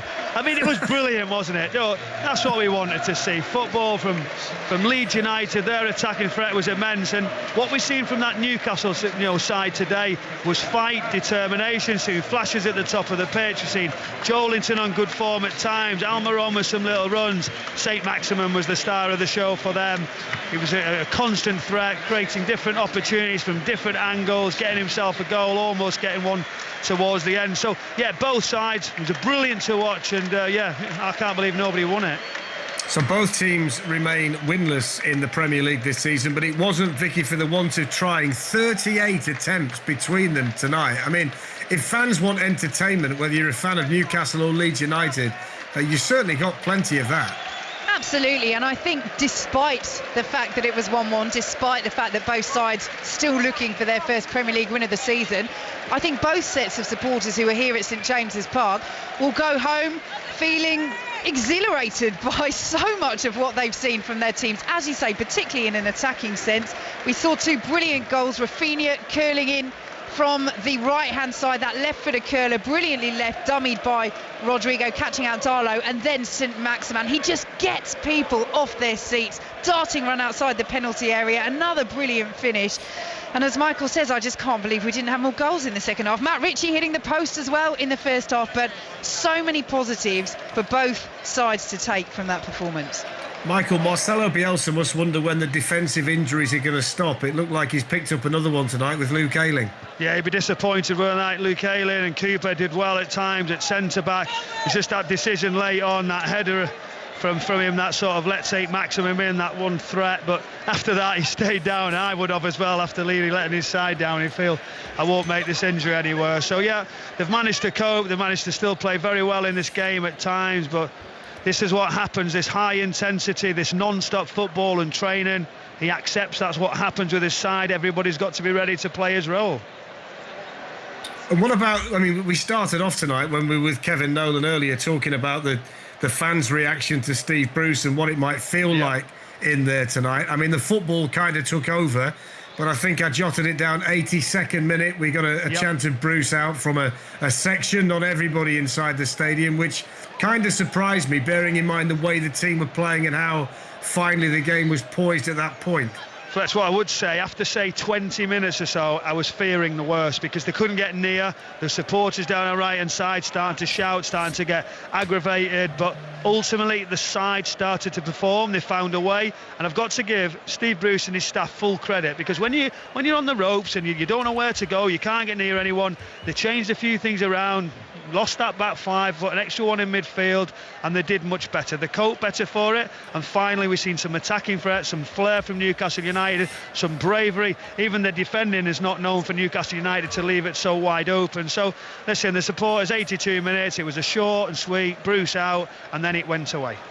OK, Michael, Vicky, thank you very much. What a fantastic football match. All square at St James's Park between Newcastle and Leeds. Elsewhere tonight, England's women beat North Macedonia 8-0 in World Cup qualifying. It finished Northern Ireland 4, Luxembourg 0. Scotland won 2-0 away to Hungary. And Wales beat Kazakhstan 6-0. Derby County is set to go into administration. The EFL have confirmed they're set to receive a 12-point deduction in the Championship. And Saracens won their first game back in Rugby Union's Premiership 26-9. Away to Bristol. In Super League tonight, Leaders' Shield winners Catalans were beaten 12-8 by Wigan. Second place, St Helens lost 26-14 at Salford. There were also wins for Leeds and Wakefield over Hull KR and Hull FC. If you missed any of tonight's programme, it'll be available on the Football Daily podcast on BBC Sounds. 5 Live Sport on air from midday tomorrow. Mark Chapman with the build-up. Burnley Arsenal at 3 o'clock. And don't forget on Sunday, West Ham Man United, Tottenham Chelsea. Thanks for your company tonight. Really enjoyed the Friday Football Social.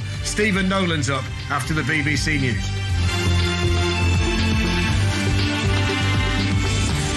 The voice of the UK. This is BBC Radio 5 Live. BBC News at 10 o'clock. This is James Kelly. The international travel traffic light system is being simplified for England with just 2 lists, red and open. 8 countries will be taken off the red list from Wednesday, meaning people returning from places such as Turkey will no longer have to stay in hotel quarantine. PCR tests will no longer be required for fully vaccinated travellers coming back to England. Under the new rules, holidaymakers who've had both jabs will not need to take a pre-departure test before leaving any country which is not on the red list. Alan French of the travel firm Thomas Cook is pleased with the changes. That's going to be great news for families. The half-term holiday in October, lots of interest in that. We've seen a huge amount of interest on the website. We've seen bookings spike on that. So that's really good news. And I think the whole concept of simplifying and making travel cheaper is going to really lift people's spirits. A judge in the United States has ruled that lawyers for the woman who's accused Prince Andrew of sexual assault will be able to serve papers on his legal representative in the US. Prince Andrew has consistently denied the allegation. United Nations experts have issued a further blunt assessment about the global threat from climate change. After a new study, they're predicting that greenhouse gas emissions will rise by as much as 16% by the end of the decade. Yesterday, the UN Secretary-General, Antonio Guterres, said November's climate summit in Glasgow must be the turning point to limit global warming. President Biden has agreed. Without adequate commitments from every nation in this room, the goal of limiting and warming to 1.5 degrees slips through our hands, and that is a disaster. We have to bring to Glasgow our highest possible ambitions. Those that have not yet done so, time is running out. Police leaders have admitted that more needs to be done to prevent violence against girls and women after a new report called for the crime to be given the same priority as counter-terrorism. The review of policing in England and Wales was ordered by the Home Secretary Priti Patel following the abduction and murder of Sarah Everard in South London last March. Assistant Commissioner Louisa Rolfe from the National Police Chiefs Council said although some progress has been made, more needs to be done. Every victim who comes forward to us deserves to be heard, to be listened to and to be supported. Forces nationally have been rolling out a programme called Domestic Abuse Matters, which is proven to increase officers' understanding of abuse, but also their empathy with victims. So we are seeing improvements every day, but I absolutely recognise there's a lot more we can do. The University of St Andrews has been named the best in the UK. It's the first to beat Oxford and Cambridge to the top spot in the annual Times and Sunday Times Good University Guide. In the weather, most areas will be cloudy with some rain in places overnight. Cooler but clear in Northern Ireland. And that's the BBC News. It's 3 minutes past 10. The best live sport. The Ryder Cup is back. Sends it forward. This is for the Ryder Cup. Team Europe is over the ball in its European blue. And rolling it on. And in. Versus Team USA. The United States have won back the Ryder Cup. There's nothing quite like it. The Ryder Cup, live from Whistling Straits. It's incredible. It's absolutely breathtaking. He just made a beeline for that hole. Where's this one going to end up? It's in the water. Coming soon on BBC Radio 5 Live. Stephen Nolan on BBC Radio 5 Live. Well, good evening, and thank you very much indeed for joining us this evening. Just to remind you how you can get in touch with us tonight, it is 08085 909 693, and that is the number which it drives the show every single night on a Nolan show. So here's what we ask you to do. We ask you to engage in the big news stories of the day. Let me give you the number one more time because it is so important. 08085 909 693. And there is so much around tonight, isn't there? If we just think about it, we've got the travel restrictions being eased here in the United Kingdom. We're going to be looking at that tonight. 08085 909 693 is how you can get in touch this evening. And here's the real reminder. This is BBC Radio 5 Live. Call free 08085 909 693. Text 85058. Text will be charged at your standard message rate. Plus, see our privacy notice. bbc.co.uk/5 Live. Stephen Nolan on BBC Radio 5 Live. Now, there's been an immediate and massive surge in bookings for flights and package holidays. Those are the words of just one holiday company in the last few hours after the Transport Secretary, Grant Shapps, announced changes for travel. 8 countries have been taken off the red list, and people arriving in England who are fully vaccinated will soon no longer need PCR tests. Let's get the details with the travel journalist and host of the Big Travel podcast, Lisa Francesca Nand. Good evening to you, Lisa. Good evening. Good evening. So which countries are off the list then? Oh my goodness. So we've got really lovely countries that people would like to visit, such as Turkey, the Maldives, Sri Lanka. There's some really good hitters there for holidays. And, you know, the languishing on the amber list previously have been all the European countries that we'd like to visit, all the Spain and Greece and France, and of course the USA. But what the restrictions we've lifted are only half the battle, because it depends on what countries want for us to arrive. So, for example, the USA is still on our amber list, but they're not letting us in at the moment, so it is only half the battle. It's good news that there's been new countries added to the amber list from the red list. However, everything will change on the 4th of October, which is only in 2 very short weeks' time. So the traffic light system will be abolished by then. There will just be a stop-and-go system, which will make it much easier. So just talk me through what happens then in a couple, as you describe it. In a couple of weeks' time. So on the 4th of October, there will be no longer any traffic light system. So we've had this very confusing traffic light system since May, I do believe. We've had the green list, the green watch list, the amber list, and France was thrown on its own amber plus list. And of course, we've had the red list, which has meant a hotel, very expensive and not very nice looking hotel quarantine. On the 4th of October, that will go, which is great news for anyone who wants to travel. I mean, of course, the peak period is on now, so it's a little bit too late for many people and many businesses as well struggling during this situation, but at least something is happening now. The other thing is, by the end of October or later in the month, the government haven't specified a specific date at the moment, but they've said later in the month, then the PCR test, all these very expensive day 2 tests for anyone double vaccinated will go to. So good news, but, is it a little bit too late for many of us who wanted to go away in the summer more easily rather than now? This is for England. What about Scotland, Wales, Northern Ireland? Well, the devolved nations all have the own right to make their own rules. However, this is for England. What usually happens is the devolved nations usually follow in suit, particularly Northern Ireland and Wales. Scotland sometimes changes things a little bit to suit their needs, but we don't know from them at the moment. But the assumption is that they will follow suit. Certainly, a couple of the devolved nations have said that in terms of putting things on taking things off the red list, they will follow suit at the moment. So it's hoped that they will all follow suit shortly. The United States is such a profitable route for a start for many of the airlines and a very popular route. What is going on with them? Well, that's a very good question. What on earth is going on? Do you remember back in June when we had the summit in Cornwall? We were talking then about a corridor between the US and the UK. Something like £30 million a day is being lost between tourism and business between our two countries. Now, in the last updates, or the update before, we put the USA is on our amber list. So we have said that we can go there. They're not letting us in at the moment. One, they're not letting us in, and two, they're not accepting the AstraZeneca vaccine as a viable vaccine. So there is nothing on the horizon right now, incredibly frustrating and beggars belief in many ways. There's nothing on the horizon to say that the USA will start accepting us UK travellers anytime soon. And meanwhile, what we're doing, am I right, is we're saying to American tourists, you can come here and you're on the amber list. So presumably when that amber list goes, they can come here effortlessly. Is that fair?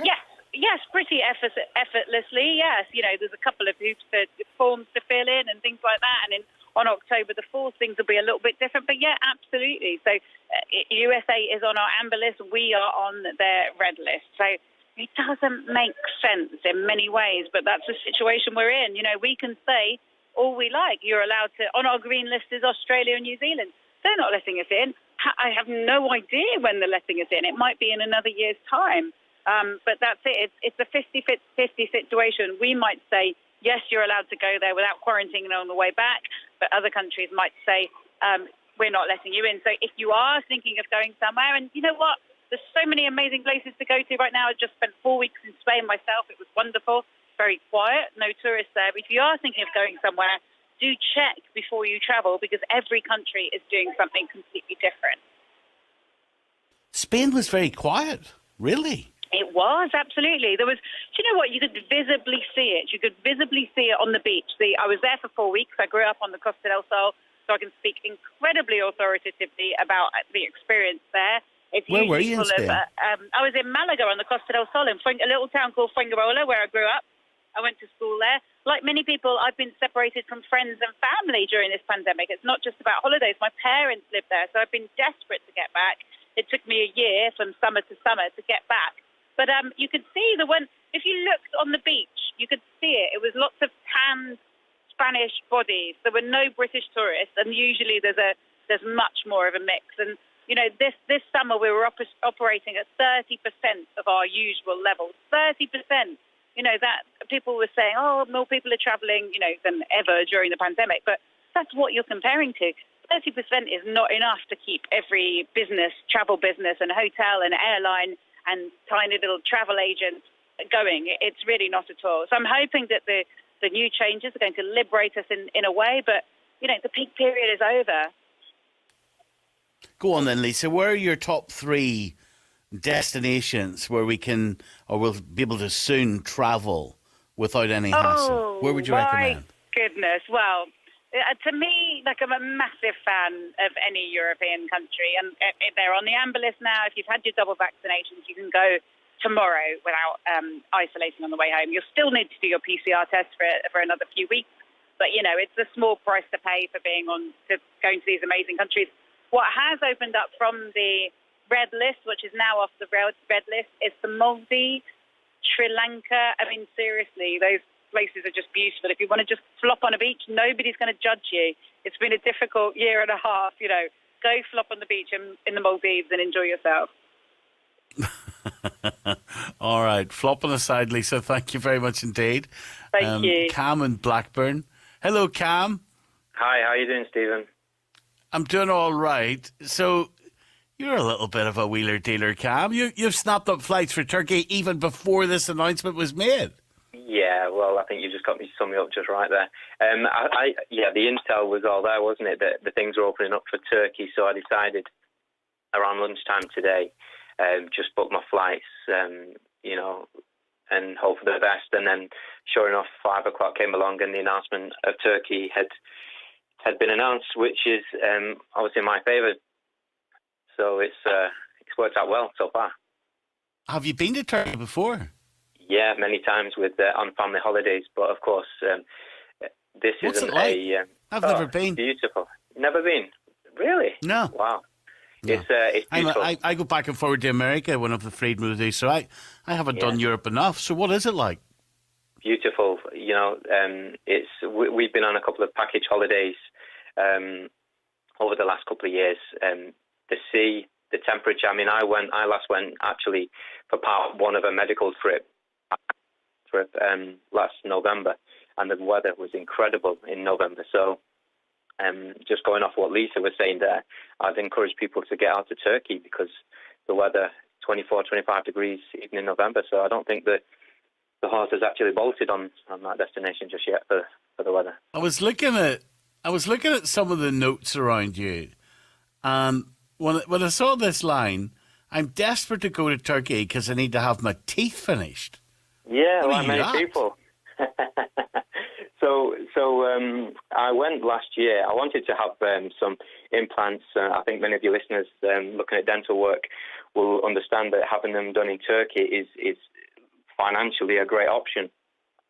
So not just the cosmetic side, but actually being able to eat properly, speak. I mean, I'm in sales, I'm in retail myself, so my mouth is my money, if to kind of phrase. So I went out there last year to a place called Smile Dental Turkey, and that's based in Antalya, and they couldn't have looked after me any better. It's what an experience. So that was part 1 of a trip. So they did some work then, and then we needed 2 or 3 months for the work to heal, and then for me to return. Of course, that was 12 months ago. So So now you're going back to get your implants in. Exactly. Eh? Indeed, so how much cheaper did you get the flights being ahead of the game then? How much have they gone up since? So the flights I booked this morning was £122 for a return flight to Manchester. I did a quick look a couple of hours ago, and we're at £290 for the same flight.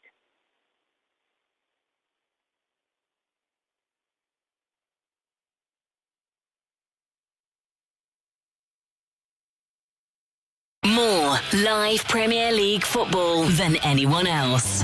This is 5 Live. Dwight McNeil sends in the free kick. Doesn't quite sit up for Goodmunson, but he's managed to turn and back into the danger zone. And it's Ben Mee again, the Burnley captain. And Ben Mee gets his first goal of this season. More live Premier League football than anyone else. Over 140 live subscription-free games on Saturday at 3 o'clock commentary match. Burnley host Arsenal. This is 5 Live.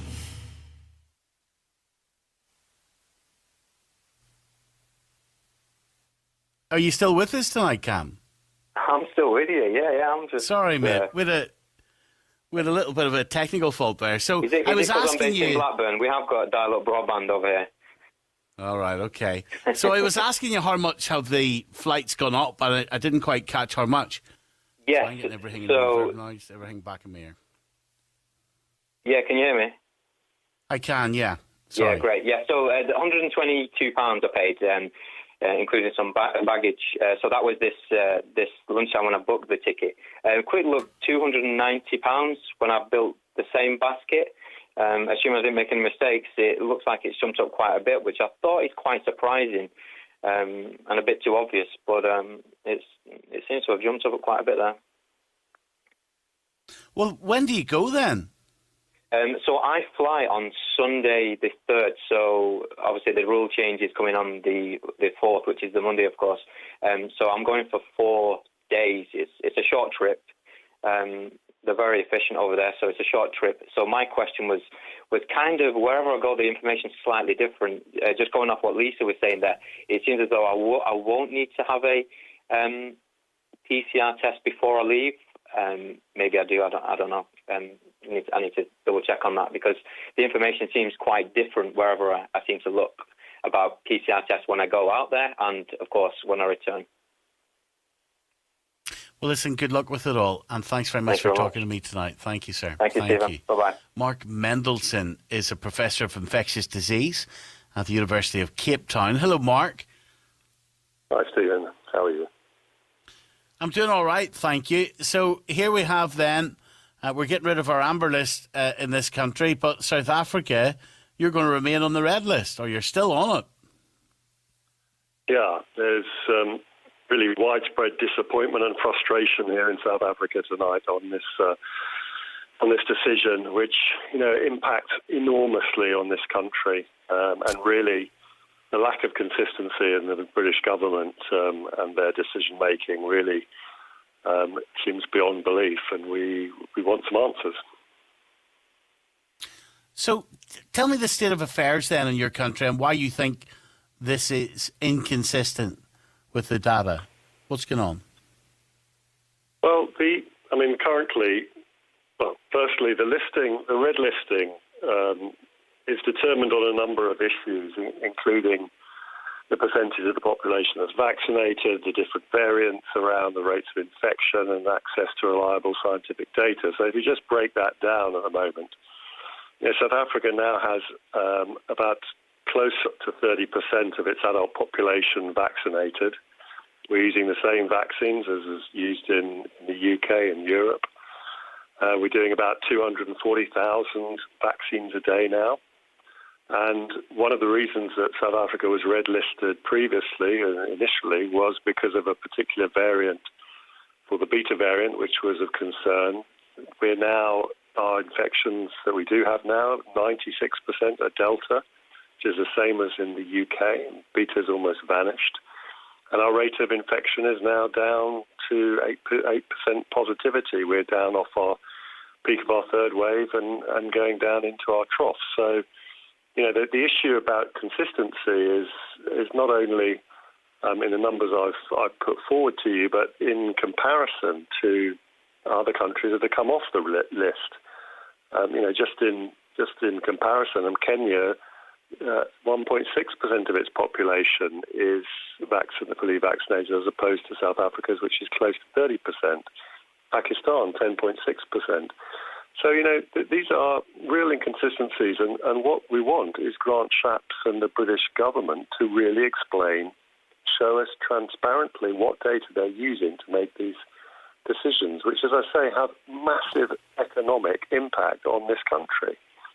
We depend on around 2.5 million overseas tourists a year usually to South Africa. It's an incredibly popular destination. that brings in around £4 billion, 82 billion rand, and around 700,000 jobs depend on tourism, of which the highest number of tourists is from the UK.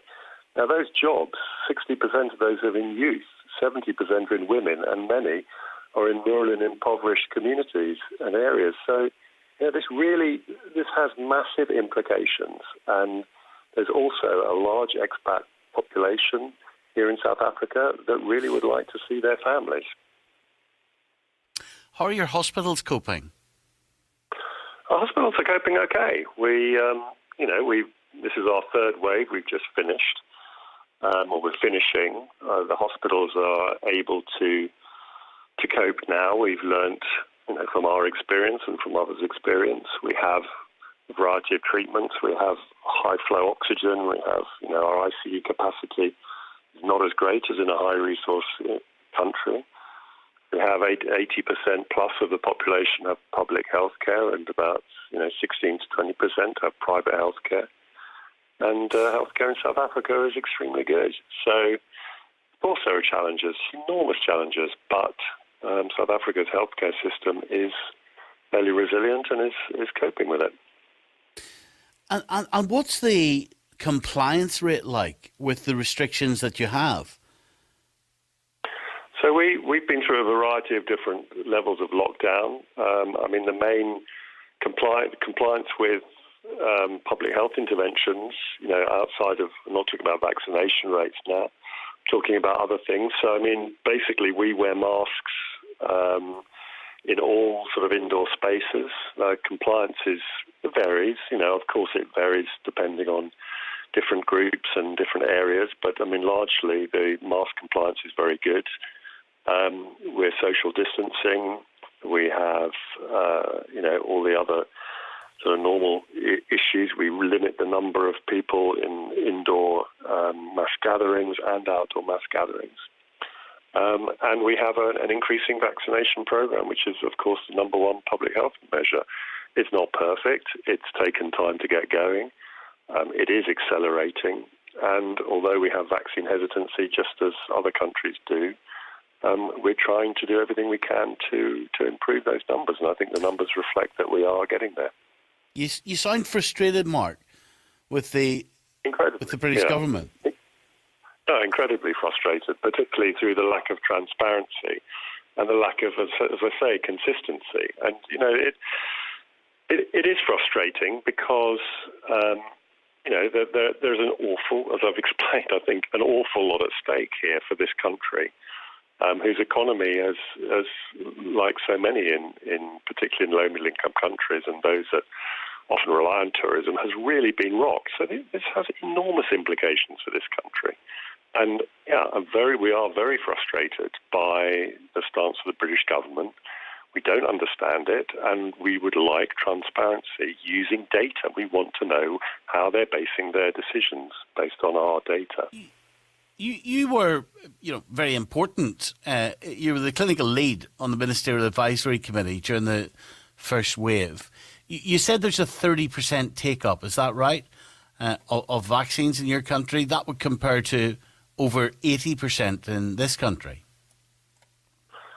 Yeah, well, firstly, remember that we lagged behind the UK in terms of the vaccination programme, and we didn't have access to vaccines that the British government had very early on, and the massive numbers, and obviously vaccine equity, and is a major issue.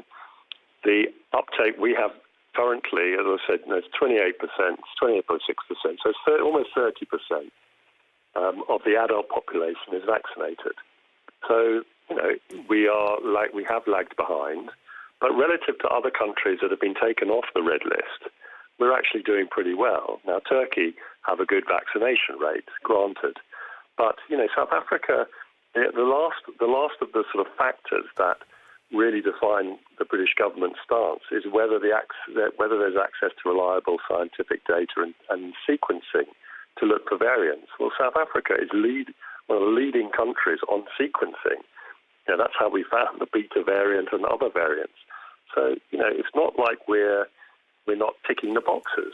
And that, again, is why people are extremely frustrated by this decision. Is the Delta variant the most dominant variant in your country? Yes, 96% of the cases currently are the Delta variant. So therefore, we can be drawing those parallels between here in the UK and most other countries, to be frank, and South Africa. So it's not as if there is a different type of variant in South Africa that might explain why the British government would be reticent to open up your country for travel. So what is the reason, Mark? Well, if you could help us to get the UK government to give us those reasons and be transparent about it, that would be fantastic. We don't know. I mean, obviously, our vaccination rate percentage in the population is not as great as the UK, but that is not a criteria for the comparison to the UK for being on the red list. And as I said, the people that are being vaccinated here are being vaccinated with Pfizer predominantly, or Johnson & Johnson. And, it's also been shown, as I'm sure you and your listeners know, that actually the vaccines that are currently available worldwide are extremely robust in general against variants, including the Delta variant. So at this current moment in time, we cannot see the reason why the UK government have made this decision to keep South Africa on the red list. Help me understand a broader point, because I'm being told, week after week doing this radio show, how important being vaccinated is in the fight against COVID. So if you've got 70% of your population unvaccinated, how come your hospitals have been able to cope? Well, firstly, remember that we're in our third wave now, so that we also, apart from the vaccination rate, we've had, we've got quite a lot of natural immunity as well. There are a lot of people have been infected. Look, the issues, it depends what you define by cope. I mean, South African health system has learned and is resilient. We are used to, unfortunately, having to prioritise and to understand how to manage patients and healthcare in a resource-limited setting. And so this is not new to us. We have a variety of different levels of hospitals, just as we do in the UK. And those hospitals will have a variety of different services and different ICU and high care capacity. I mean, we have in South Africa largely taken on, high care oxygen facilities in our general wards, which is generally not done elsewhere. But it's given us increased capacity. We've made a plan. South Africa, as I said, is very resilient and has an extremely good healthcare system. And having trained and worked in the UK, and having been in the US as well, and now in South Africa for 20 years, I can tell you that the South African level of South African health service and healthcare is really, really good. So we're okay. I just find that intriguing that here in the UK we have situations where we're cancelling cancer operations. We opened up massive resources, some of them closed down now, of extra resources to cope with the capacity because we were being told that our NHS couldn't cope. We're being told it's going to be a very difficult winter. The authorities are encouraging more and more people to get vaccinated with the threat, if you like, the message being our system might not be able to cope if we can't get more people vaccinated. And here you are as a country with 70% of your population not vaccinated. And I think what you're saying to me is natural built-up immunity from people catching it, surviving it, it means that your health system is coping. Am I interpreting that right? Well, in part, but not fully. I mean, we have had a large number of infections. So there will be people who have already been infected and therefore, have natural immunity and are not getting such severe disease that they require hospitalisation. The one thing that we're slightly wrong is, and perhaps I'm giving the wrong impression, you need to understand that the South African health system, just as all other health systems, has been under the cosh and extremely stressed. But we have done the same as most other countries, including the UK. We've had to cut back on non-emergency operations, and a lot of different aspects of healthcare outside of COVID have undoubtedly, and we know, have suffered. We have a large HIV population, we have TB, we have a large number of trauma cases and other issues. But, we have responded in the same way as other countries do. And as I said, the South African health system is a resilient health system. The healthcare workers are excellent, and we have made a plan and we have worked through this. Not without stress, not without enormous suffering, but we have done exactly the same as other countries have. And I think we have a health system which is very proud of what it's achieved. Mark, I've really enjoyed talking to you tonight. Thanks for spending some time with us this evening. That's Mark Mendelsohn, who's a professor of infectious disease at the University. Fine. We'll pause there. We'll get the news at 10:32. Listen on BBC Sounds. This is BBC Radio 5 Live. With the 5 Live News headlines, I'm Nick Hatton. The international travel traffic light system is being simplified for England with just 2 lists, red and open. 8 countries will be taken off the red list from Wednesday, meaning people returning from places such as Turkey will no longer have to stay in hotel quarantine. PCR tests will no longer be required for fully vaccinated travellers coming back to England. Under the new rules, holidaymakers who've had both jabs will not need to take a pre-departure test before leaving any country which is not on the red list. A judge in the United States has ruled that lawyers for the woman who's accused Prince Andrew of sexual assault will be able to serve papers on his legal representative in the US. Prince Andrew has consistently denied the allegation. And United Nations experts have issued a further blunt assessment about the global threat from climate change. After a new study, they are predicting that greenhouse gas emissions will rise by as much as 16% by the end of the decade. Yesterday, the UN Secretary-General Antonio Guterres said November's climate summit in Glasgow must be the turning point to limit global warming. In sport news of tonight's Premier League action in a moment. First, Serena Wiegman's first match in charge of England women saw them kick off their World Cup qualification campaign with an 8-0 thumping of North Macedonia. Ellen White and Bethany England both scoring twice, with 2 own goals also adding to the thrashing at St Mary's. So how did Wiegman rate the performance? Well, it's a very good start. I'm not sure if it's a perfect start, but we wanted to win. We wanted to play well and we wanted to score lots of goals and a clean sheet, and that's what we did. We could see lots of players, so we made 5 substitutes. We should have scored lots of more goals, but as you create so many chances, that's pretty good too. It was a clean sweep for the home nations as well. Scotland ushered in the Pedro Martinez-Loza era with a 2-0 win away to Hungary. Erin Cuthbert and Martha Thomas with the goals. Wales won 6-0 at home to Kazakhstan. Northern Ireland beat Luxembourg 4-0. Now, Newcastle United and Leeds United remain winless in the Premier League after the 2 sides played out a 1-1 draw at St James's Park. Rafinha giving the visitors the lead before Alan Saint-Maximin levelled on the stroke of half-time. It leaves Newcastle with just 2 points from their opening 5 games. Leeds have 3. Here's their captain Liam Cooper. Yeah, we're gutted not to win the game. I think we've created enough chances to win the game, and on another day they go in, but just need to players to it with that bit of conviction and get your foot behind it, put the keeper in the back of the net, and we didn't have that tonight, but something we can work on. We're creating chances, so hopefully next week we'll 1-1 go in. Derby County are set to go into administration amid their continued financial problems. The club, which is up for sale, said despite negotiations with a number of credible parties, identifying a buyer was unlikely in the short term. It means that they could face a 12-point deduction in the Championship. In a statement, the Rams said COVID-19 had a severe impact on revenues and that they had no choice but to appoint administrators to protect the club. Ed Dawes is BBC Radio Derby's Rams commentator. This is the end game for what has been at least 6 years of questionable management of a business and a football club. And it's very questionable that it's come to this.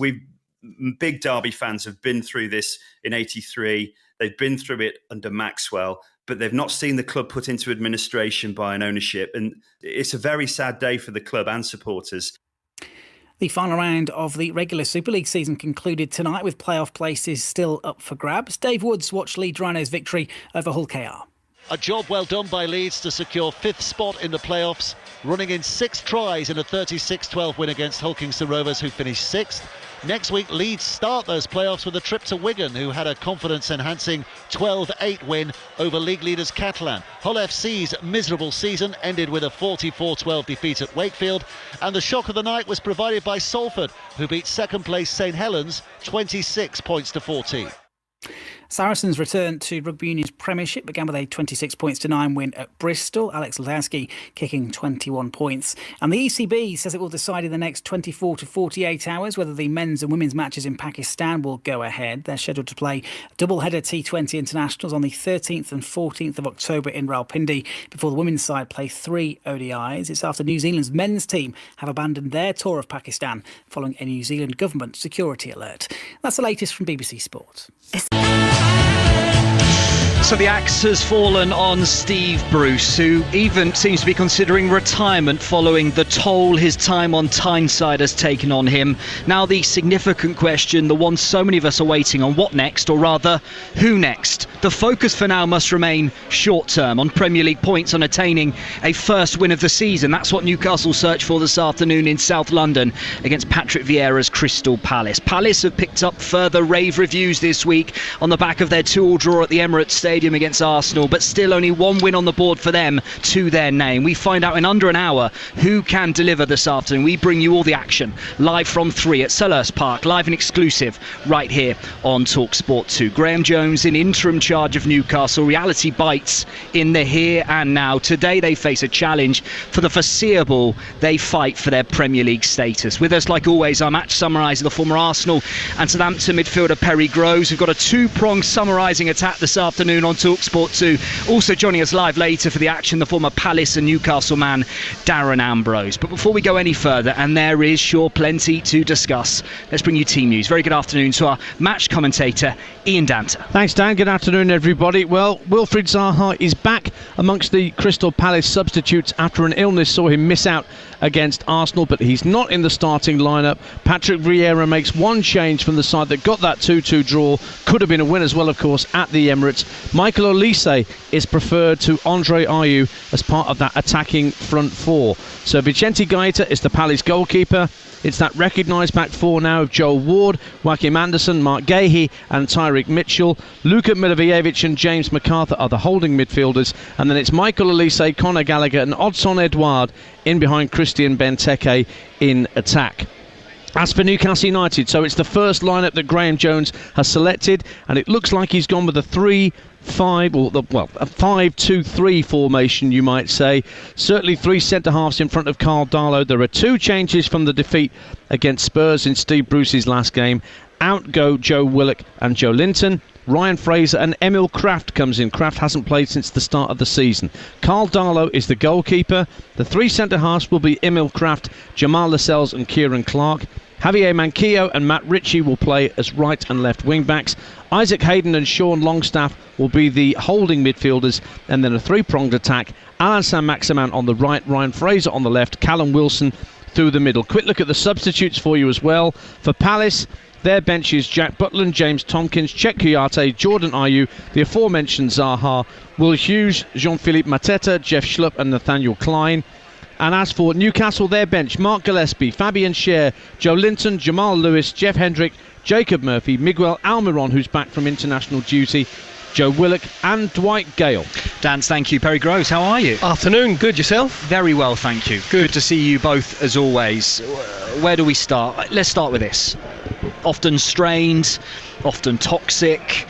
He was so often under siege. It was messy. Whether you thought he was his own worst enemy or not, Steve Bruce, Wednesday was such a significant day, wasn't it, when his exit was finally confirmed out of Newcastle? Yep, I think I didn't feel sorry for Steve Bruce, but I think he got a lot of unwarranted stick because obviously he was the buffer between the fans and Mike Ashley. So that was the sort of where they were trying to vent all of their frustrations. And if you look at Steve Bruce's record, he took Newcastle to 12th and 13th in the Premier League, and his remit from Mike Ashley was survival. I just want you to stand in the Premier League so that I can sell Newcastle, obviously, to like the highest bidder. Rafa Benitez, he took Newcastle to 10th and 13th. So on that side, it wasn't a lot of difference. I think with Steve Bruce, it probably hurt him more because being a Geordie himself, you know, the criticism that he got, and some of it was overly personal, which I thought, you know, went sort of a little bit too far. It's like your own tribe turning against you. Can you imagine Sheffield United fans being as vitriolic about Chris Wilder, or Aston Villa fans being as vitriolic about Dean Smith? I think that's what hurt him most. I didn't feel sorry for him about getting sacked, because Dance and myself were talking about it. Steve Bruce has walked out on clubs or resigned from clubs 4 or 5 times in his career to go to a better job. So getting the sack on it, and he had 8 million reasons probably, you know, where that sort of softened the blow just a tad. So it's difficult to feel that amount of sympathy. But I think sometimes, some of the comments were a little bit too personal. The fans' resolve against Bruce has been intense for some time. Dance, Perry, how would you both choose to remember Bruce's reign? Well, history won't be kind to Steve Bruce as a Newcastle manager because of what we've just been talking about. He is in the shadow of Rafa Benitez, because Benitez could do no wrong in the Mike Ashley era, whereas Steve Bruce performances dropped off. There's no getting away from it. You can sugarcoat it as much as you like, but it really wasn't working out well. You can compare net spends between the two, and Steve Bruce did have a bigger net spend than Rafael Benitez did. That said, he did bring Alain Saint-Maximin to the club, which is a great talent, but on the flip side, Newcastle fans said, well, Joe Linton came in as well. So there's I don't think history's going to be very kind to Steve Bruce, which is a shame as a Geordie, but if he's not on a sun lounger right now drinking a Super Bowl, there's something wrong with the world. Yeah, I think he said it, is he 60 years of age now? So there's every chance that could be his last manager. He probably just doesn't want the hassle anymore. He used to play for Norwich, you know. He's very good. And Gillingham, played against him when he played for Gillingham. Excellent. But I know you said it's not going to be kind, but he can look at it. He was told by Mike Ashley to survive in the Premier League. That was it. That was his remit. Now, the remit now is completely different, with obviously influx of money that Newcastle have. There's going to be a different demand on the style of football, demand on, you know, players that are coming in.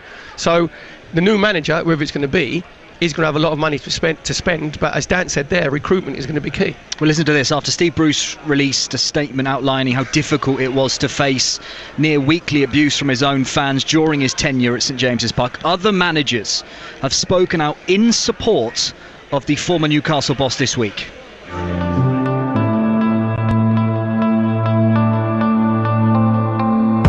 Steve Bruce has left Newcastle United. I think this might be my last job. By the time I got to Newcastle, I thought I could handle everything thrown at me, but it has been very, very tough. It's not just about me, it's taken its toll on my whole family, because they're all Geordies, and I can't ignore that. I was really sad after reading that statement from Steve. I would tell him don't pay much attention with the comments. I would say the managers, we are treated worse than the worst. Because they think managers get well paid, that it's okay. But managers' sons and daughters don't get well paid, and their grandkids don't get well paid, and their wives and partners don't get well paid. The reality of it is we're highly rewarded for the job we do, so there's not too much sympathy, but at the same time, like I said, to get that type of abuse is not right. It is part of the job, not saying it's right, but it is part of the job. We all know it, we all know the world that we live in as managers. It gets worse every year because of the coverage. You know, everyone's got a phone, everyone's suddenly a pundit of sorts. You can't just ignore that. For me, it's a very serious statement, and it's something that has to change and has to start to change. Talking exclusively to Luke Edwards at The Telegraph, listen to this from Bruce. It's been very, very tough to never really be wanted, to feel that people wanted me to fail, that I was useless, a fat waste of space, a tactically inept cabbage head. No one should ever really have to feel like that, should they? Whatever you feel about the job they've done, surely, Perry. And what are your thoughts also on what Mikel Arteta has had to say, particularly this week, that abuse like that is driving managers out of the game? I wouldn't say it's driving managers out of the game. It's making the job a lot harder because of social media. In the old days, it used to be you used to read it in the paper, so you could probably choose not to read the vitriol. If you can do that, then you can't take all the plaudits as well. So there's a bit of a fine, but I just think I think when it gets personal, if it's constructive and they're talking about the team or the tactics or him not playing enough free-flying attacking football or not putting the right personnel in, then fine. When what you read out there, about Cabbage Head and that's when it goes too far, because you're talking about was thrown at him when he was Villa manager. Yeah, and you're talking about like human beings here, so nobody has any right to abuse anybody on that level. And I think from his point of view, he had a chance twice in his career, Dancing, to take the Newcastle job, and he didn't. So he probably took it in his own career too late. Well, the thing is, his last 2 jobs in management, Dan, he took over at Aston Villa when he'd been a Birmingham manager, and took over at Newcastle when he'd been a Sunderland manager. Causes its own problems right from day one there. Well, the former Roma manager Paulo Fonseca, the clear front-runner, we're told, to replace Bruce, an agreement getting ever closer. Perry, they've got to be thinking short-term, yes, though. They are in a fight to stay up in the Premier League, and it's a fight that they're not doing well in at this moment in time. Well, fight is up. Well, we've seen Newcastle dance, haven't we, at Wolves, and the problem with Newcastle is that in that game in the first half, in the beginning of the second half, Newcastle actually started really well and they were on top, but when they concede, it's like the confidence just evaporates completely and they lose their team shape and they lose their discipline. The shape of the team today, which Graham Jones has put out, I actually like the balance of the team better. You got Matt Ritchie and Ryan Fraser on the left hand side instead of Joe Linton playing out on the left hand side, which makes it sort of imbalanced. But if you was Fonseca, it looks like he's the one who's in the sort of driving seat at the moment.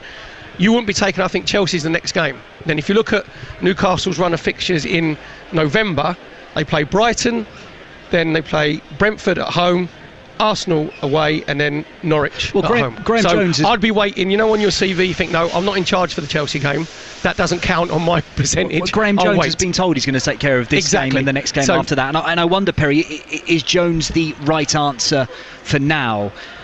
Some say he's got nothing to lose, lots to gain. I'm not sure I agree with that. I think Graham Jones has got a point to prove. Well, in the package that we had, it didn't go particularly well. Simon Jordan was quite critical, wasn't he? His stint at Luton, that was his first managerial job, where I think he tried to be a manager who was a bit more aloof from the players, and his man management skills weren't particularly great. So it's one thing I hope that he's learned from that, is that his man management skills have got to be spot on for these 2 games, because he's got to get everybody together, he's got to galvanise him, he's got to tell him, even if he doesn't believe it, he's got to tell them how good they are, how good the players are, that you're better than this. I know I can drag better performances out of you. And the one thing that he's got to do is stop them conceding goals. In the last 25 games in the Premier League, we only had 3 clean sheets. And those 3 shutouts were against the relegated teams last season. So he's got to make sure that they're more organised as a unit. And as a coach, Dan, the easiest thing to do is destroy rather than create. So it's easier to set your teams up and do functional play all this week, where you're going to be very difficult to break down, and you get back into shape. Dan said it'll be like 5 at the back, out of possession they'll probably go 5-4-1 and get themselves, it's like 2 blocks, very deep, difficult to break down. So we'll see, because he's got a brilliant reputation as a coach. Dan says we've spoken with Roberto Martinez, obviously coaching with England. So I think he's not under any pressure, because these aren't he hasn't chosen these players, and he can implement his own idea and style, because he'll probably be kept on anyway. The only pressure he's got is what he puts on himself, because he stood on the Gallagher end as a 4-year-old with his granddad watching Newcastle, so he feels that sting of pride because he wants the club that he supports to do well. Plenty more from Dance and Perry to come. Darren Ambrose with us from 2:30 this afternoon as well on Game Day exclusive. Time now for us to get a quick weather report on TalkSport 2, all thanks to QuickFit. Game Day weather report on TalkSport 2 with QuickFit. Drive away happy every time. This afternoon in South London, bit of light cloud, gentle breeze, highs of 13 degrees. A very pleasant afternoon indeed for our Premier League action. 5:30 on TalkSport, live exclusive commentary of Brighton against Manchester City. Again, cloudy, changing to sunny intervals later on. Highs of 15 degrees down on the Sussex coast. Excellent stuff later. That was today's weather report, brought to you by QuickFit. Subscribe to Carefree Car Maintenance and join QuickFit Club, a personalised monthly subscription that takes care of your car maintenance needs. Download the app for a quote today. Conditions apply. Game Day weather report on TalkSport 2 with QuickFit. Drive away happy every time.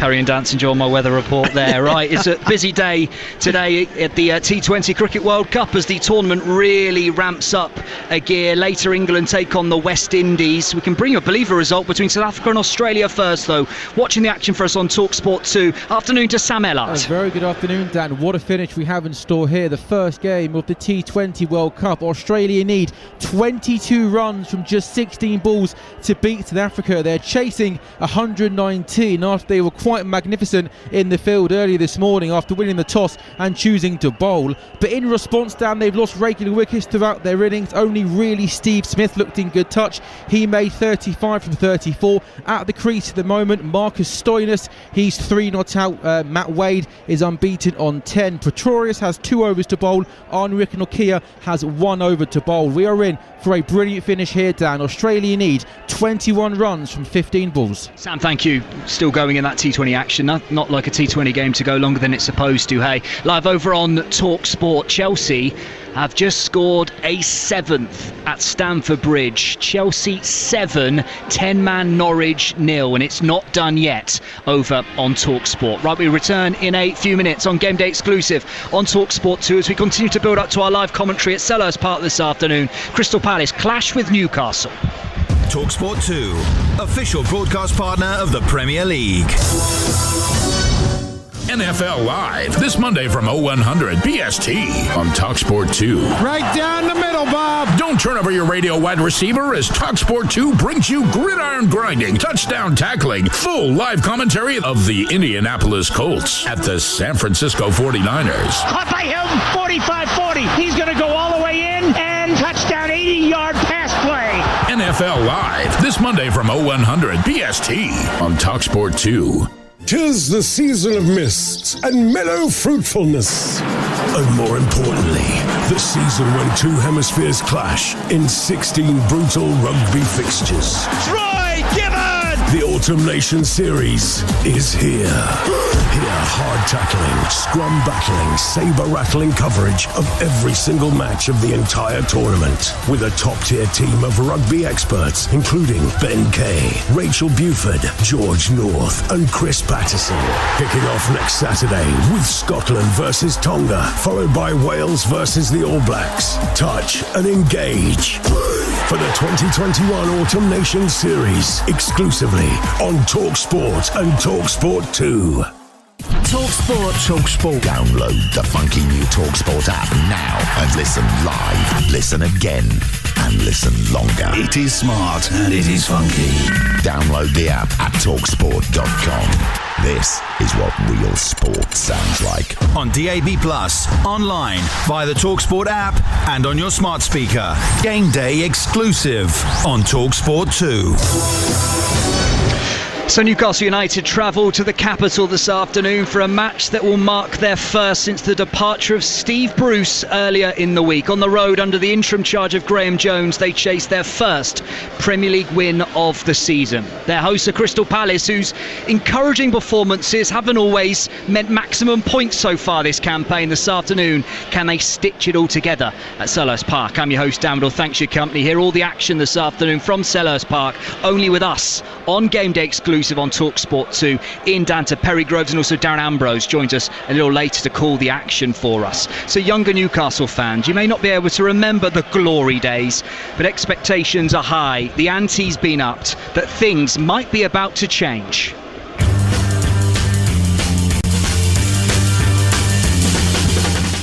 I'm a 25-year-old Newcastle fan. I may sound like more of a fraudie than a Geordie, but I'm no glory hunter. With Philippe Albert. I will love it if we beat them. Love it. The entertainers? I never saw them.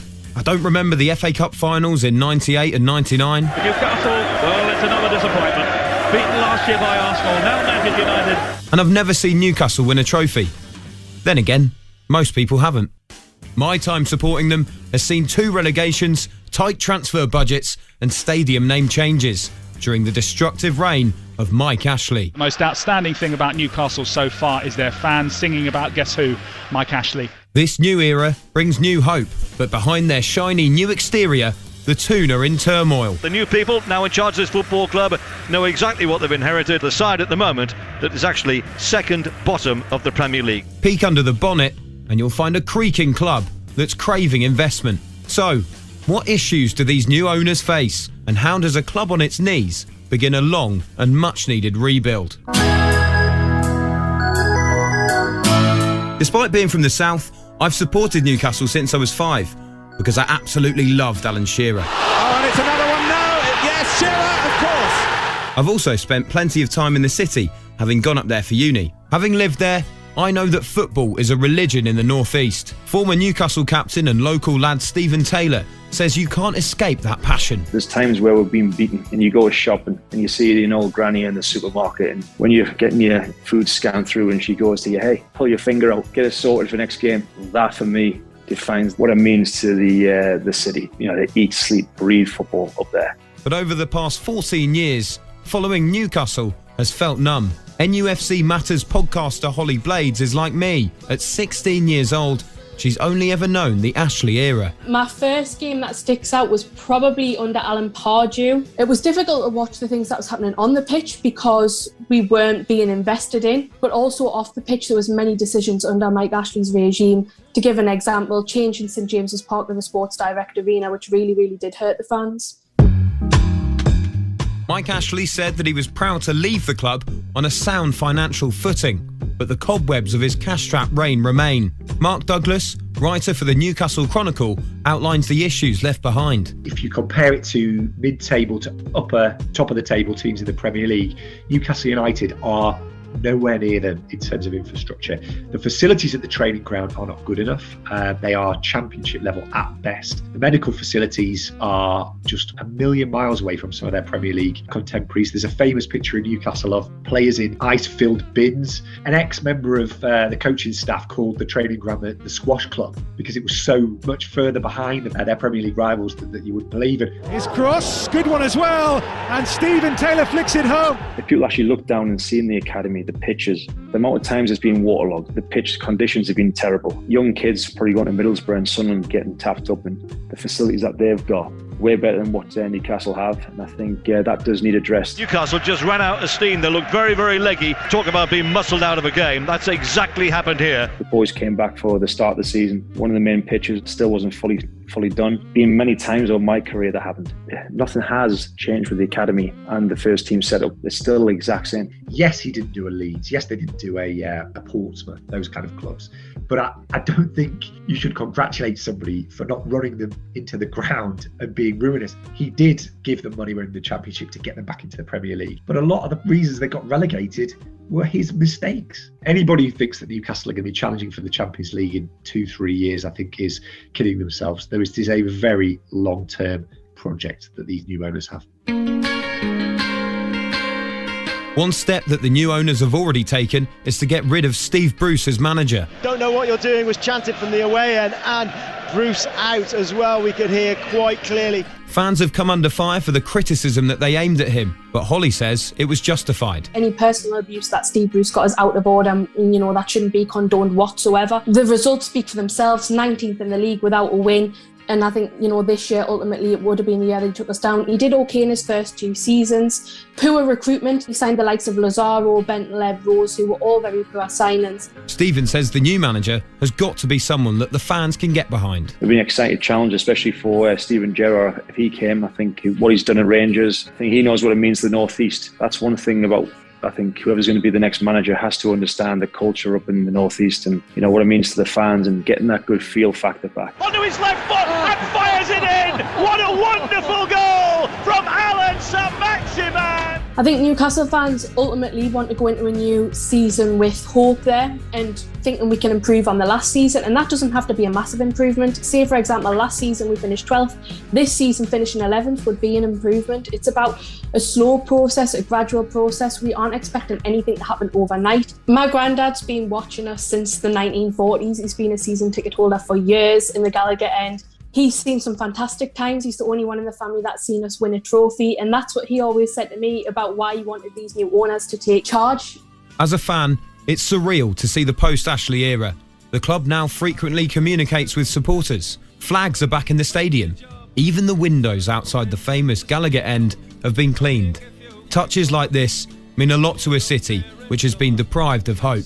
It may be a long road ahead, but Newcastle United are on their way back, and I can't wait to see it. I'm coming home, Newcastle.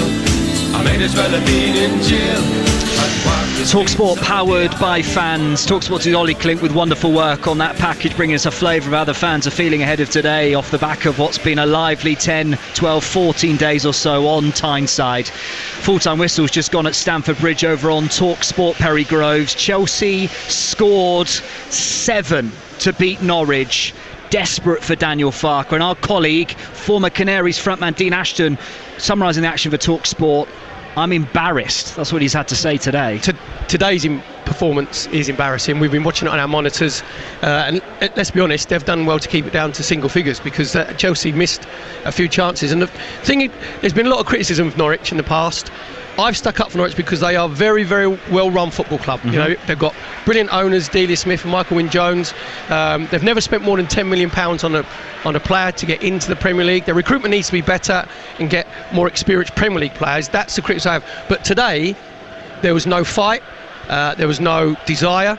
There was no heart. I didn't even see anybody getting angry. If you're getting beat 4, 5, 6, 7, there has to be a reaction. Obviously, and they're sending off. But I saw Ben Gibson punch the advertising hoarding when he got his second yellow card. But it's not out on the pitch when he's getting angry. And that's too late. Yeah. It's too late. So, on today's performance, yes, I think Dean is right. But as a whole, I'm not one of these sort of Norwich batters where, you know, what's the point of Norwich? People say, you know, why they're in Premier League. They deserve to be in the Premier League because they won the Championship last season. So it's a very well-run club. They produce excellent young players, which they sell on. But today's performance, after 2 0-0 draws, where it looked like, you know, they were getting a bit more competitive, that's set them back. Norwich are going down. Let's be. Are we then starting, Perry, to near the point? What's the point in Daniel Farke? Because whether you feel that he might be the best person to get them back up again next season, he could be. He's done that before, but that group of players are rock bottom, and you have to wonder Daniel Farke's ability to pick them up after a result like that. Well, sometimes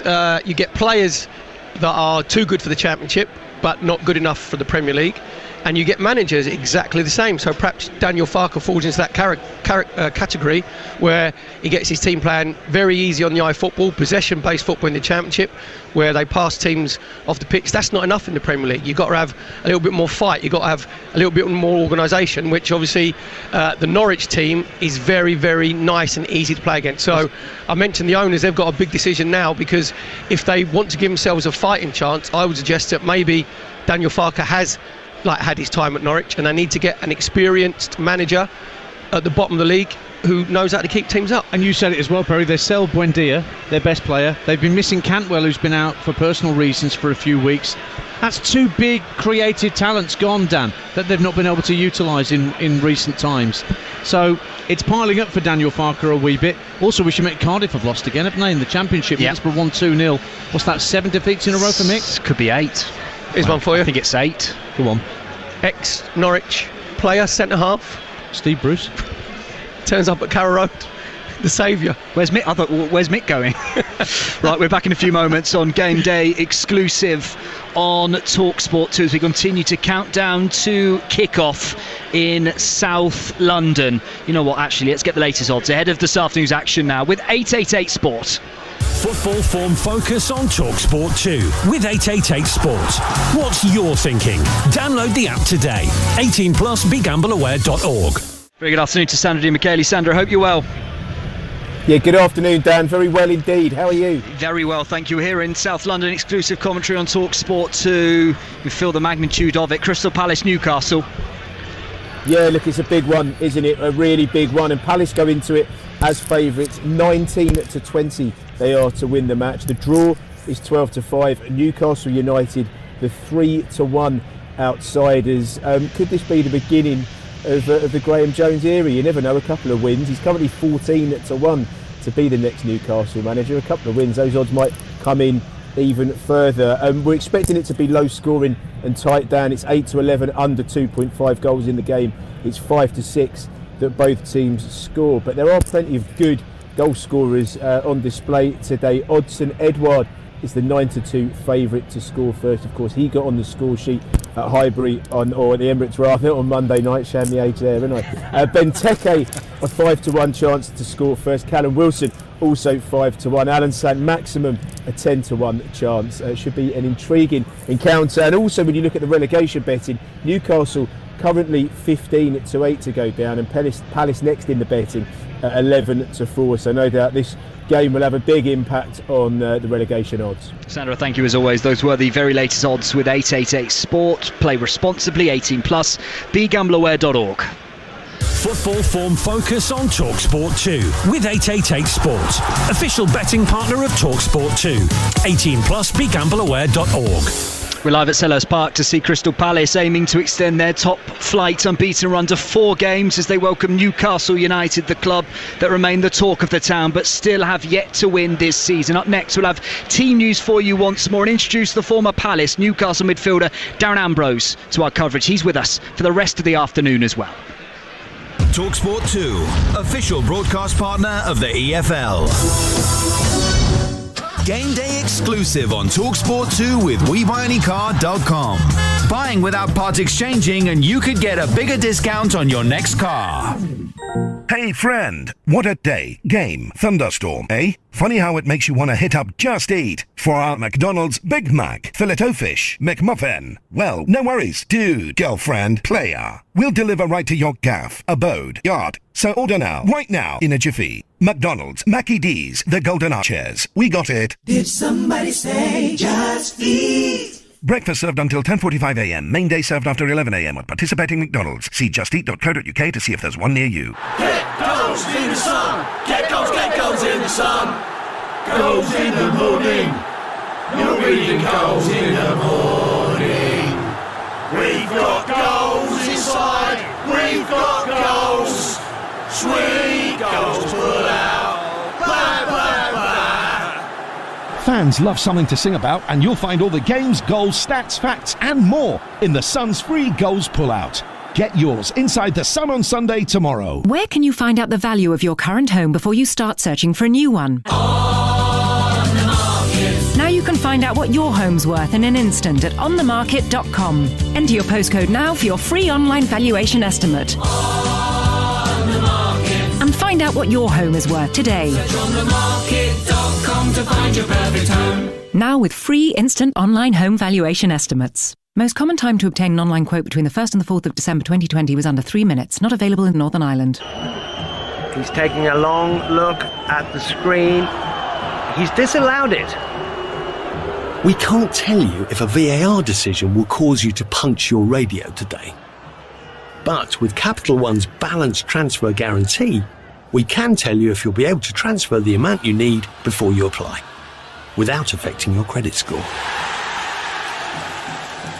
Balanced transfer guarantee from Capital One. That's credit done right. We've got it at Selco. Selco, it's where the trade goes. At Selco Builders Warehouse, we've got real deals on a wide range of trade quality building products. In October, we've got Rydal Grey hollow composite deck boards for only £5.99 per metre ex VAT. Now that's a real deal. Find even more real deals at Selco Builders Warehouse and online at selcobw.com. We've got it at Selco. Selco, it's where the trade goes. That charged at 20%. Game day exclusive on TalkSport 2 with a Now Sports Day membership. The only way to watch Brighton vs Man City live today on Sky Sports for just $9.99. No contract. Search Now Sports. 18+. Stream via internet. Terms apply. On DAB+, online, via the TalkSport app and on your smart speaker. EFL Game Day live on TalkSport 2.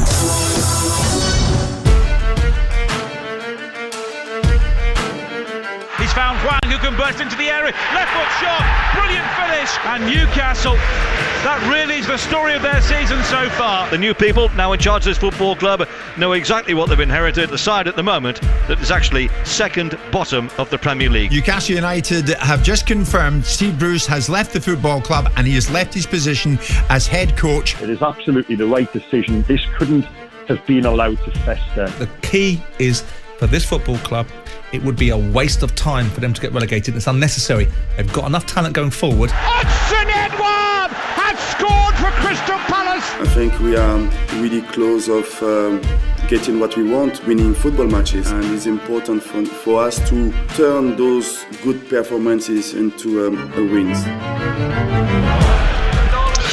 We're under 25 minutes away from kick-off at Selhurst Park. Newcastle now under the caretaker charge of Graham Jones. Will they look refreshed? Will they cut loose in the search of their first Premier League win of the season? The big ideas must wait at St James's Park. Points right now can be the only priority. The same could be said for Crystal Palace, though, who have impressed many in recent weeks, but a points tally of 8 points from 8 games still has Patrick Vieira's group very much looking over their shoulder. We bring you every kick live and exclusive on TalkSport 2 from 3 with me, host Dan Woodall. Thanks for your company. Let's recap the team news now with our match commentator Ian Danter. Well, Crystal Palace make one change from that 2-2 draw with Arsenal on Monday night. Wilfried Zaha is on the bench. He was poorly and didn't feature in the squad at all at the Emirates, but he's amongst the substitutes. The change is made with Michael Olise, the former Reading man, coming in for Jordan Ayew in attacking midfield. So Vicente Gaeta is the Crystal Palace keeper.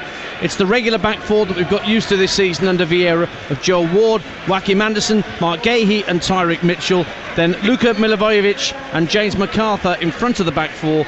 Michael Olise joins Conor Gallagher and Odsonne Edouard in behind Christian Benteke up front. And the Palace bench is Jack Butland, the sub-keeper, James Tompkins, Cheick Kouyaté, Jordan Ayew, Wilfried Zaha, Will Hughes, John-Philip Mateta, Jeffrey Schlupp and Nathaniel Klein. As for Newcastle United then, the first team selected by Graham Jones sees a switch of formation to a 5-2-3 formation, and there are 2 changes in personnel. Out from the last game go Joe Willock and Joe Linton. In comes Emil Kraft for his first game since starting the opener against West Ham, and Ryan Fraser makes his first start of the season altogether as he comes in further forward. Carl Darlow remains as the Newcastle United goalkeeper. There are now 3 centre-halves: Emil Kraft, Jamal Lascelles and Kieran Clark. Javier Manquillo and Matt Ritchie are the right and left wing-backs. Isaac Hayden and Sean Longstaff are the holding central midfielders, and then Alain Saint-Maximin and Ryan Fraser flanking Callum Wilson, the lone striker. The bench for Newcastle United, young Mark Gillespie is on the bench. Fabian Schär, Joe Linton, Jamal Lewis, Jeff Hendrick, Jacob Murphy, Miguel Almiron, Joe Willock and Dwight Gale. Match officials today: Darren England's in charge in the middle, and the VAR is Mr. VAR, Lee Mason. Is that what they write in his Christmas card? Kick-off creeping ever closer at Selhurst Park. Should say also underway in a short while. England begin their T20 World Cup campaign against the West Indies in Dubai in what is a rematch of the 2016 final. Watching the action for us on TalkSport 2. Very good afternoon, John Norman. Yeah, good afternoon to you, Dan. I think the 2016 World T20 final was pretty much when we first met. The birth of TalkSport 2, and really the renaissance for English limited overs cricket.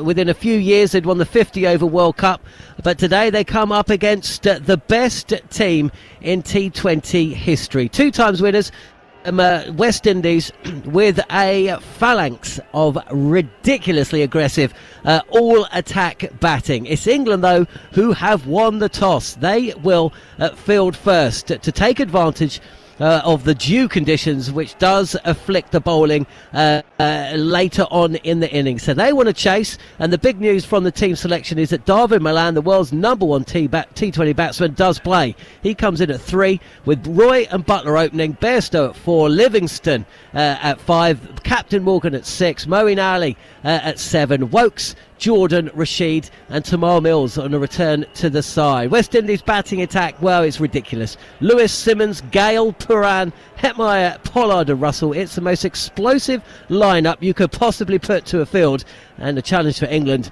is to get their 2021 T20 World Cup off with a bang. They've won the toss, they're going to have a bowl, and the action gets underway in about 20 minutes time. John, thank you. Game day exclusive on TalkSport 2 with me, your host, Dan Woodall. Ian Danter calling the action. Perry Groves, the former Arsenal Southampton midfielder, with us as always. And also joining us for the remainder of the afternoon, played for both these clubs, Darren Ambrose.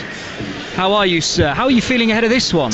I'm excited. We're sat up here and we're watching the Crystal Palace warm up right in front of us. And what's interesting, Perry, and you'll say the same, is you do shooting sessions before a game and you normally just play it to the front man and then you have a shot. They're actually set up in the formation that they're going to play, so you can see what they're working on. up, back and through. I mean, this is going to be a fantastic game. I think there's too much of a feel-good factor for Newcastle. There's a massive feel-good factor with Crystal Palace, but the feel-good at Newcastle is off the pitch and Palace is on the pitch, so that's the main difference. Can I ask you on Wilf Zaha, fit enough to go on the bench? What are your thoughts on Zaha not coming back into the starting 11 this afternoon?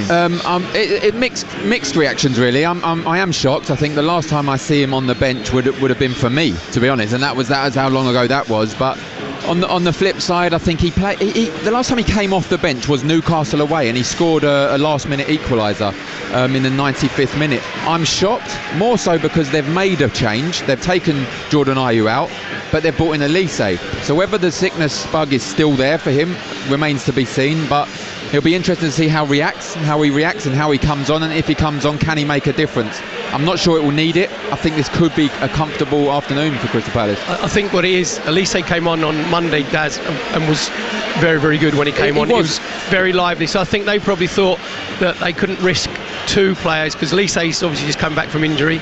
So with Zaha, we was talking to Sean Derry down, and he said that it laid him quite low, and it's taken him a little bit to recover.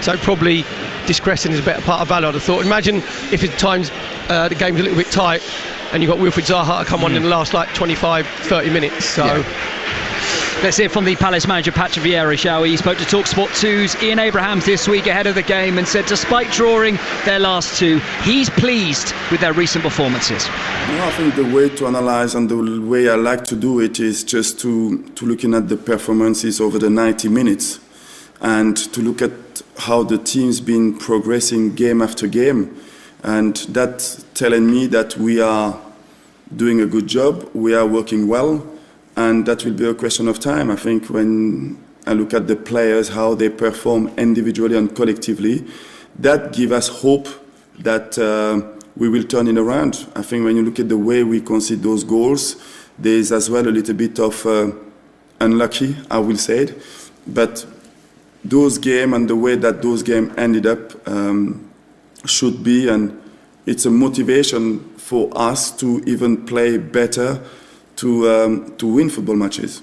You've already mentioned the likes of Eberechi Eze, Michael Elise.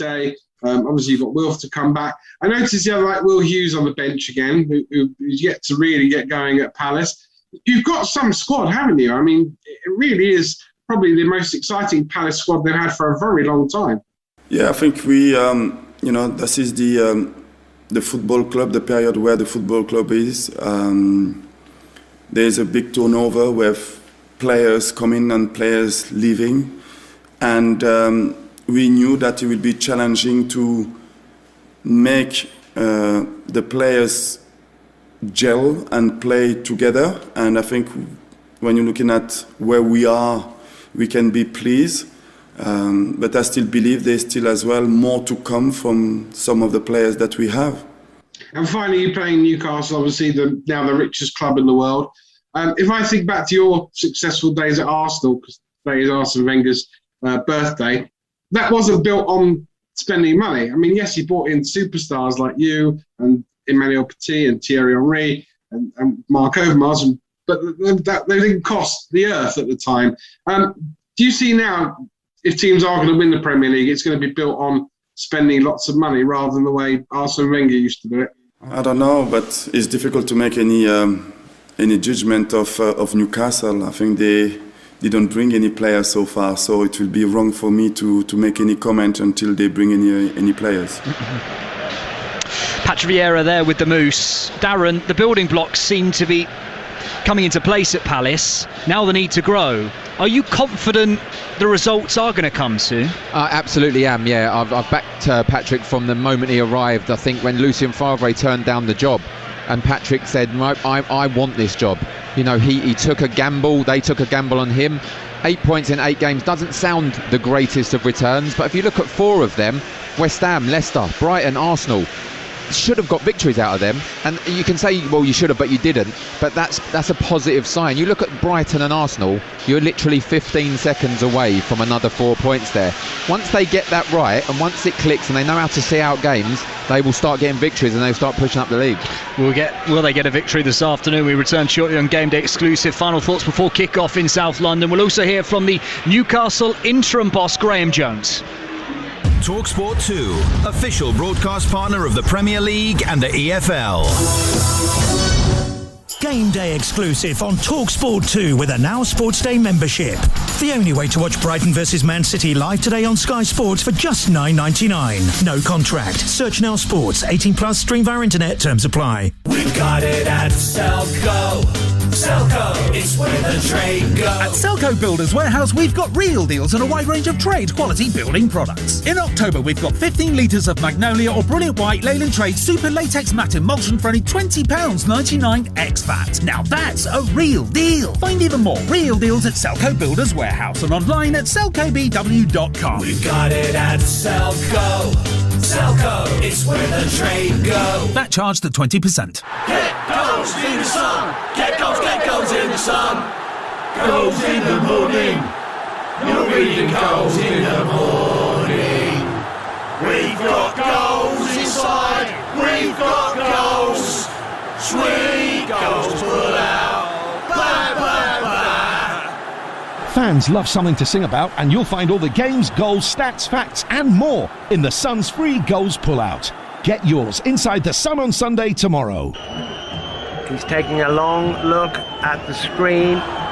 He's disallowed it. We can't tell you if a VAR decision will cause you to punch your radio today. But with Capital One's balanced transfer guarantee, we can tell you if you'll be able to transfer the amount you need before you apply, without affecting your credit score. Balance transfer guarantee from Capital One. That's credit done right. Where can you find out the value of your current home before you start searching for a new one? Now you can find out what your home's worth in an instant at onthemarket.com. Enter your postcode now for your free online valuation estimate. And find out what your home is worth today. Search onthemarket.com to find your perfect home. Now with free instant online home valuation estimates. Most common time to obtain an online quote between the 1st and the 4th of December 2020 was under 3 minutes. Not available in Northern Ireland.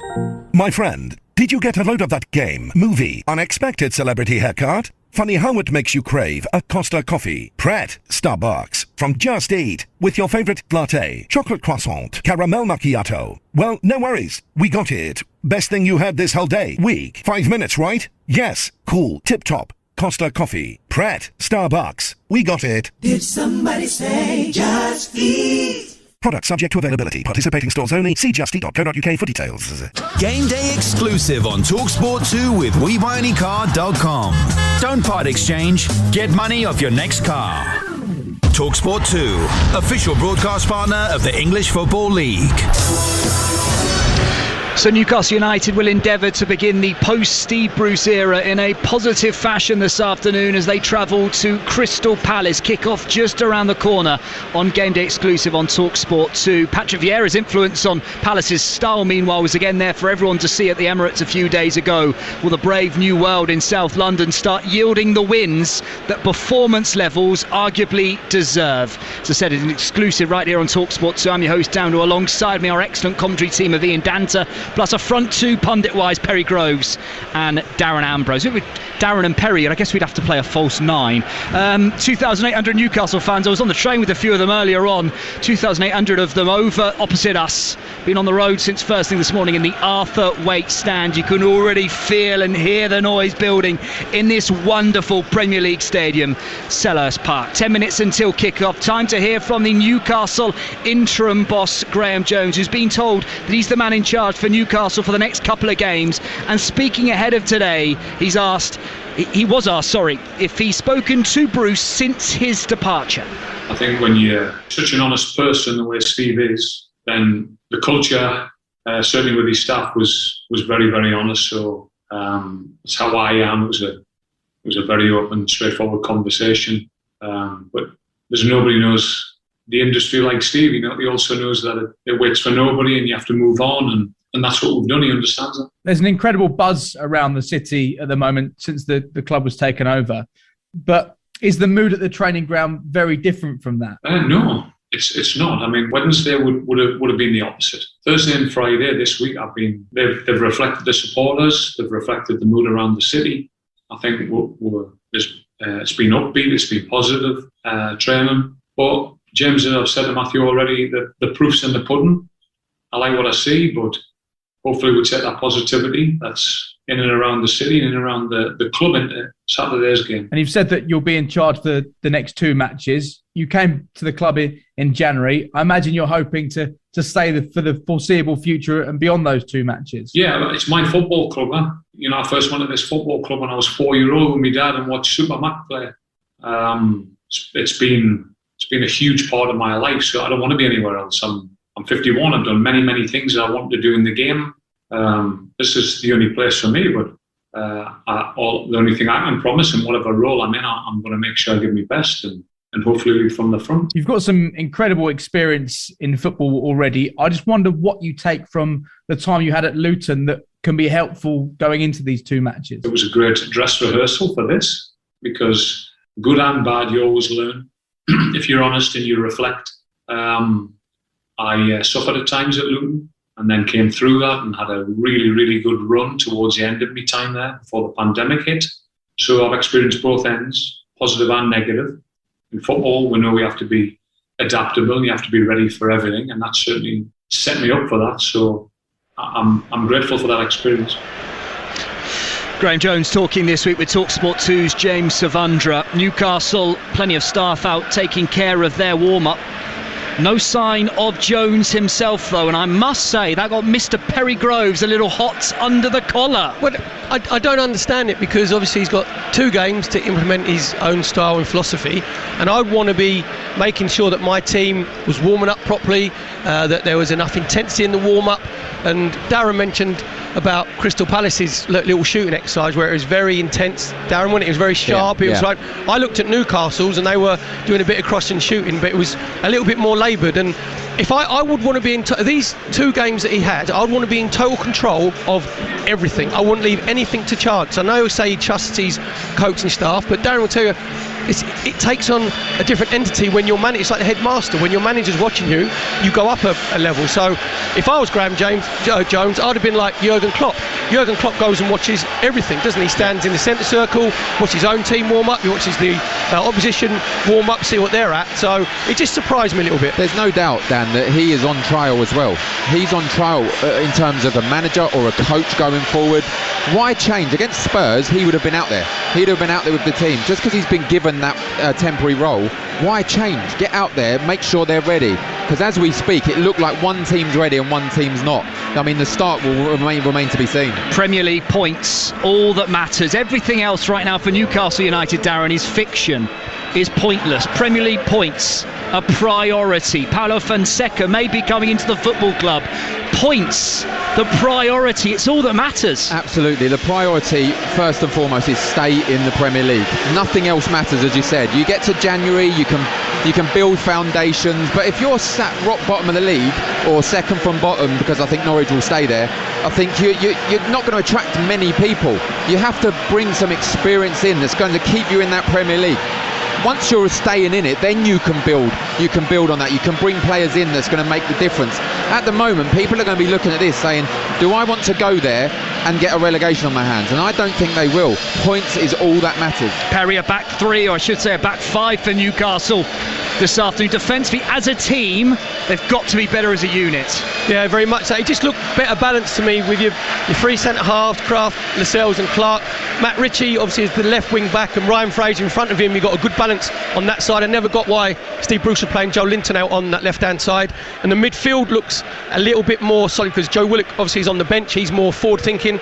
So it looks like, quite rightly, Graham Jones has looked at this Newcastle team and thought, right, we've got to be better set up. We've got to be more disciplined, especially when the games not going their way. They've got to make sure they don't lose their team shape. Well, here comes Newcastle, led by their skipper Jamal Lascelles. Brighton, Manchester City, don't forget, live over on TalkSport from the Premier League at the Amex Stadium with Clive Tilsley and David Connolly. And the TalkSport app is available from all your normal providers, the best way to move between stations. Also listen back to your favourite shows and catch all of our available podcasts. The rebuild of Newcastle United, you could argue, begins right here. Will they breathe life into their top flight campaign and kickstart a new era for the football club? Do rock bottom confidence levels start getting repaired this afternoon? They'll have to subdue a dangerous, a lively, a loud Crystal Palace who are finding their feet and improving swiftly under Patrick Vieira. A right racket being made here at Selhurst Park. It's time for the start on Game Day exclusive on TalkSport 2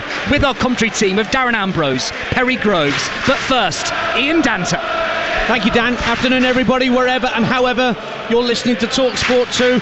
Well, we've all been binging on this brand new Newcastle United soap opera, haven't we? But this new series had barely started and we've already had a cast member depart.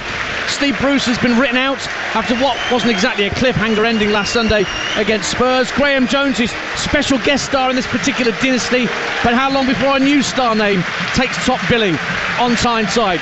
Well, we know Jones has 2 games at least in charge before any new name marches in. The first of which is here in South London against a Crystal Palace side unbeaten at home so far under Patrick Vieira. Late goals have cost the Eagles points in recent times though. Had they kept Brighton out late on here for a win, and had they not seen it out at the Emirates on Monday for another win, they'd be top 10 and not 14th as they are starting this afternoon's game. Well, Wilfried Zaha is fit to take his place on the Palace substitutes bench. Illness ruled him out on Monday at the Emirates, but Patrick Vieira has elected not to risk him from the start. He has made a change though, has Vieira, from Monday. Michael Olise, having arrived from Reading in the summer, is preferred to Jordan Ayew in attack.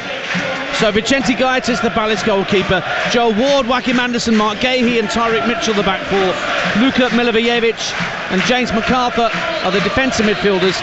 Michael Olise, Conor Gallagher and Odsonne Edouard in behind Christian Benteke. So what of Newcastle then, and the first side selected by Graham Jones? Well, there's 2 changes and a change of system. Out go Joe Willock and Joe Linton from the team that lost to Spurs. In come Ryan Fraser for his first start of the season, and Swedish defender Emil Kraft for his first appearance since the opening weekend of the season. It's a 5-2-3, it would appear, for Newcastle. We'll see how that bears out once we're underway. But Carl Darlow is the Newcastle keeper. Emil Kraft, Jamal Lascelles and Kieran Clark will be 3 centre-halves. Javier Manquillo and Matt Ritchie as right and left wing-backs. Isaac Hayden and Sean Longstaff will be the defensive midfielders. And then Alain Saint-Maximin and Ryan Fraser either side of Callum Wilson in attack. On the benches for Palace, Butland, Tompkins, Kouyaté, Ayew, Zaha, Hughes, Mateta, Schlupp and Klein. For Newcastle, Gillespie, Cher, Joe Linton, Lewis, Hendrick, Murphy, Almiron, Willock and Gale. Ready for the off then here on TalkSport 2. Our commentary position is at the back of the main stand here at Selhurst Park. The White Horse Lane end to our left, the Holmesdale Road with the Palace Ultras to our right, and the packed away end opposite us in the Arthur Waite stand with the Newcastle fans.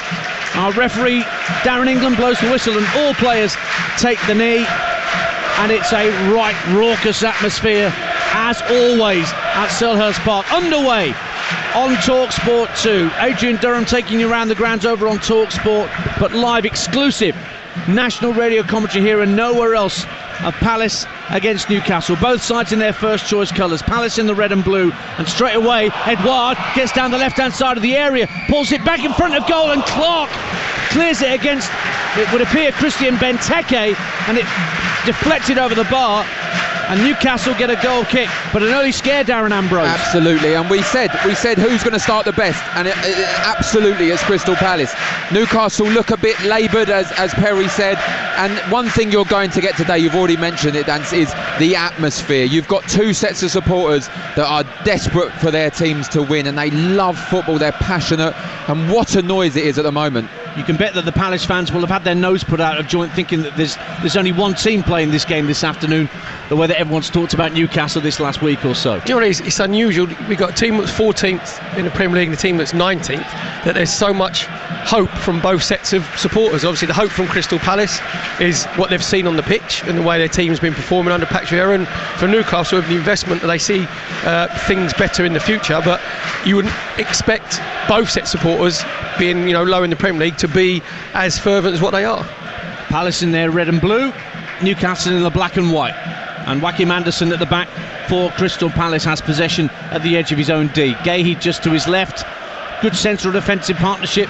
Andersen was at Fulham last season. Gahey, of course, came in after a couple of loan spells at Swansea from Chelsea. Andersen hits an aimless long ball too far downfield, bounces twice and through to Carl Darlow, 0-0. Dan, just looking at the way that Newcastle set up, it is definitely a 5-3-2 with Sam Maximan playing a little bit more central, getting himself alongside Callum Wilson. And for Crystal Palace, we thought they might go a 4-3-3 or 4-2-3-1. It's definitely a 4-2-3-1 for Palace, because you've got Conor Gallagher, who's playing in the centre of the three, trying to get himself in and around Christian Benteke. Sam Maximan in his trademark headband works the ball back to the halfway line for Kieran Clark.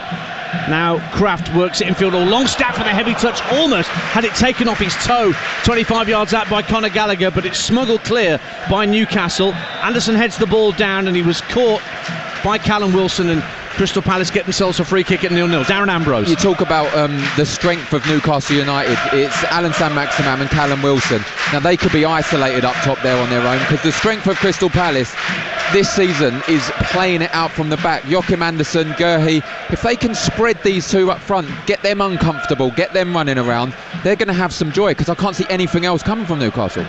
Joe Ward in possession, the right back for Crystal Palace. Andersen just backwards a square from him, but he's found Milivojevic instead. Crossfield pass to young Tyreek Mitchell, the left back, who can steam over the halfway line for Crystal Palace as they attack the Holmesdale road end in this first half. They were turned round obviously by Newcastle. They prefer to head for the Holmesdale in the second period of games. Back with Andersen once more on halfway. Burton Albion 0, Oxford 1 in League One. First goal going in the 3 o'clock kickoffs. Chelsea 7-0 winners at lunchtime against Norwich. You heard it on Talk Sport. Now here's Ryan Fraser trying to burst into the Crystal Palace half, but Joel Ward, the right back, stepped in front of him well for Palace and won it back. Elise lobs the ball in field from tight to this near touchline. Slightly heavy touch from Gallagher, but Ritchie couldn't get onto the loose ball. Milivojevic tidied up, and Gahey brings the ball up to halfway for Palace. Rolls it into the feet of Benteke, gives it back to Gahey, and back for Joachim Andersen. 0-0 on Talk Sport 2 with nearly 4 minutes gone here at Selhurst Park. Now Milivojevic looking long downfield for Edouard, half cleared by the Newcastle backline. It might drop here for Hayden. Oh, he's caught by Milivojevic. It was a 50-50. Both players have stayed down, but here's Sam Maximin looking for Callum Wilson at the edge of the area. Gahey with a vital touch to get it away for Crystal Palace. Milivojevic is still down, having made that challenge, and he's holding his arm up. He wants attention very quickly, and referee Darren England has brought play to an end. It was a crunching challenge just shy of the centre circle, Perry Groves. Just a 50-50. Said Hayden's touch was a little bit too far in front of him. Both players have made an honest attempt to play the ball, and it just looks like it's basically a clash of shins, and Milivojevic has come off a little bit worse, but on the good side, he's holding his shin just below his knee, that he was waving about, and if you're really hurt, you just stay prone, you don't move whatsoever. So a bit like just an impact injury. Full-blooded challenge. They're actually checking, I think they're checking the knee there, Perry. They're doing the test of like the medial ligament. Yeah. It was a full-blooded, like you said. There was no one pulling out of that, and he just come off second best, and he does look in a lot of pain. Hopefully he's okay. He's the captain, he's the leader, but like I said, no one was pulling out full-blooded, but he looks in a lot of pain there. Well, Luka Milivojevic was out after injury in May. He made his first appearance of the season against Tottenham after an injury earlier in the season. He didn't have a great season last season, Dance, and he was out of the team for a little while, like you said. And since he's come back this season, Patrick Vieira he's put him back as captain of the team, and he's looking a lot better this season. So this will be a big blow if he doesn't get up. He's looking like he's moving around though. With a bit of luck, as you said, they've just done the knee, just made sure that the lateral movement's okay. You know what the good signs are, Perry? There aren't really many warming up. You've got Kouyaté down there warming up, but you'd normally get Will Hughes, you'd get everyone out there that just to make a decision, so it looks like he could be okay. I think he was more worried on the initial impact, and as I said, when you're rolling around and you're waving, normally when it's really serious, you don't move. Yeah. Well, he's back on his feet now and hobbling over to the far top. Don't say it. I'm not going to say it. Hesitantly. Yeah, I'm not going to say it. Not gingerly. No. Hesitantly. I've taken that out of my lexicon a long time ago. Good. Thanks to you. We have goals elsewhere, incidentally, but still waiting for action to get back underway. Everton have taken an early lead against Watford in the Premier League. Tom Davis at Goodison Park, and Walsall lead Barrow by a goal to nil in League Two. Milivojevic getting a warm round of applause as he makes his way over to the touchline. He's still hobbling quite badly. Let's see what happens when he gets back on and whether he can run it off. Meantime, it's going to be a throw for Newcastle on the far side of the field in their right wing back position, about 10 yards from the halfway line. 0-0 then on TalkSport 2. We've had about a 2-minute delay here whilst Milivojevic got treatment, and it's thrown back in, and Wilson sportingly lobs it back to Gaeta, who will take a goal kick for Crystal Palace. It was quite good to see there, Darren England, the referee. He just knew it was a full-blooded challenge, both of them going for the ball. Hayden just got there a little bit earlier than Milivojevic, and he just said, play on, which is quite refreshing. I mean, after all that dance as well, they had a big chance. St. Maximin had the ball, he was on the attack. If he could have fed Wilson, he'd had a big chance there. Now ball's back with Anderson. Palace, as usual, playing it out from the back. Joel Ward, real stalwart for Crystal Palace at right back, floats the ball up to the centre circle, helped on well by Benteke. MacArthur sends it out left. Milivojevic is back out there for Palace, incidentally, so we're back to the full complement of 11 against 11. Here he is, Milivojevic, finding Odson Edouard, who had such a brilliant game here against Tottenham in a game we brought you on TalkSport when they won 3-0, a thumping victory over Nuno's men. 0-0 here at the moment with nearly 8 minutes gone on TalkSport 2. Shrewsbury 1, Cambridge 0 in League 1. Here's Michael Elise, right wing for Palace, taking on Matt Ritchie. Fraser's come out to engage him as well, so Elise lays it off to Joel Ward. He's told to go back to halfway and find Anderson. Gahey in the centre circle, faced up by Callum Wilson, rolls it into Edouard, who tries to spin away from Hayden. Plays the ball up to the edge of the area, but intercepted by Longstaff, who immediately looks up to see where Sam Maximin is. Lovely ball along the halfway line to find Fraser, and then laid off neatly by Longstaff to Ritchie. Wilson making a run down the left-hand side, well found by a slide rule pass from Ritchie. Now Ryan Fraser lofts the ball into the box. Sam Maximin tries to get ahead on it, but he had to twist his neck muscles too much, and it just bobbled through to Gaeta. 0-0. You can already see the game plan of Newcastle. As soon as they win it, St. Maximin drops into that little number 10 role, and you're firing it into it. It's a great pass, it's straight into him. He turns and he gets at the back four. They are trying to get Wilson and St. Maximin, and that's it. That's their outlets. It was a great ball from Matt Ritchie, wasn't it, down the left-hand touchline to get Callum Wilson in. The problem you have is when Callum Wilson's coming out wide, then you've got nobody in the box. But just looking right in front of us, Darren, Newcastle's team shape, you can tell that Graham Jones has worked on the functional play side of it and shadow play, because basically it's a flat back five with the three midfield players, Fraser, Longstaff and Hayden in front of those five, and it's a very tight block. And when I've seen Newcastle play before, there's been too many gaps between the back four and the midfield. Yeah, 0-0. Clean sheets is what it looks like he wants to go for, and then if they can hit him on the counter with the two up top, absolutely. But this is what Crystal Palace have to do. They have to go from Mitchell to Gurhey to Anderson to Ward. Keep moving them, try and create a gap. Conor Gallagher in the number 10, see if Elise can get it and just try and create a gap. You're listening to TalkSport 2, game day exclusive at Selhurst Park. We played nearly 10 minutes. Goalless between Crystal Palace and Newcastle United. Palace in possession of the centre circle with MacArthur, who drives further into the Newcastle half. Clips the ball into the area right hand side. Gallagher goes down under minimal pressure from Kieran Clark.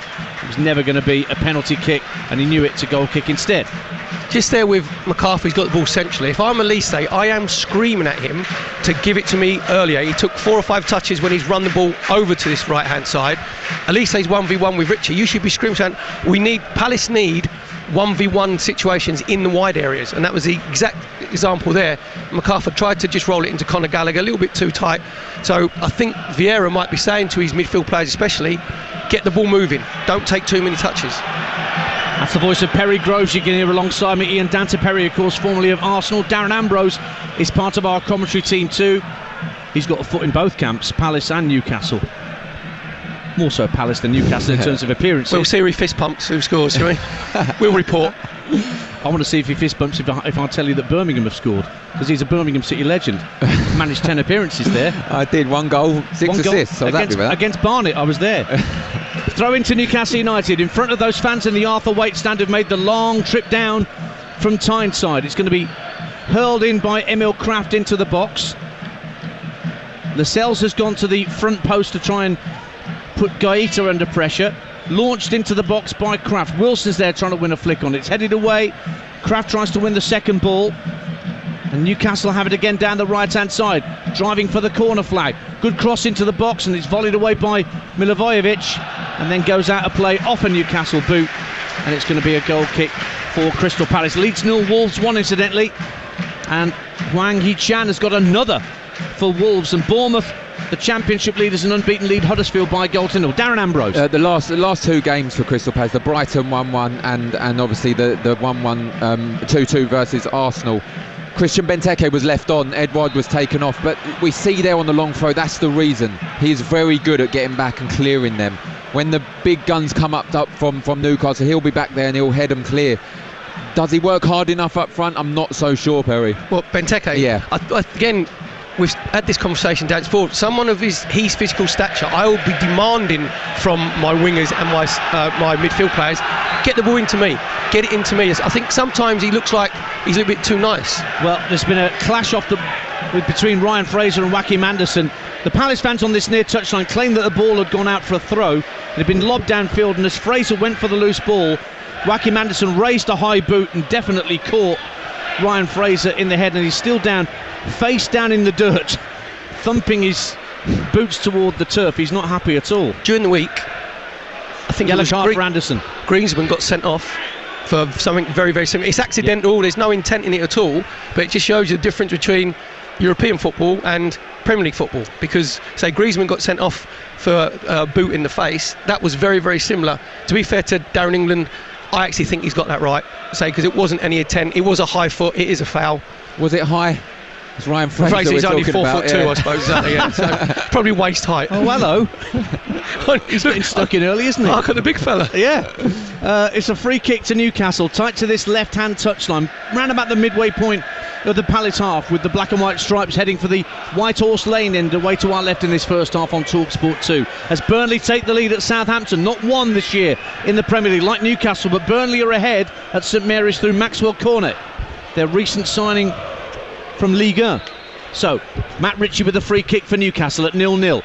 Diagonal ball into the box, the heads go up, Lascelles nods it down, it's hooked towards goal by Longstaff, deflected to the far post and put into the side netting at the far post, and it ends up being a goal kick. Wilson tried to steal in behind the back line, but it's a goal kick to Crystal Palace, but a scare for Crystal Palace at 0-0. Yeah, that's just a hopeful delivery into the box. Callum Wilson trying to get on the end of it, and he snuck round the back post.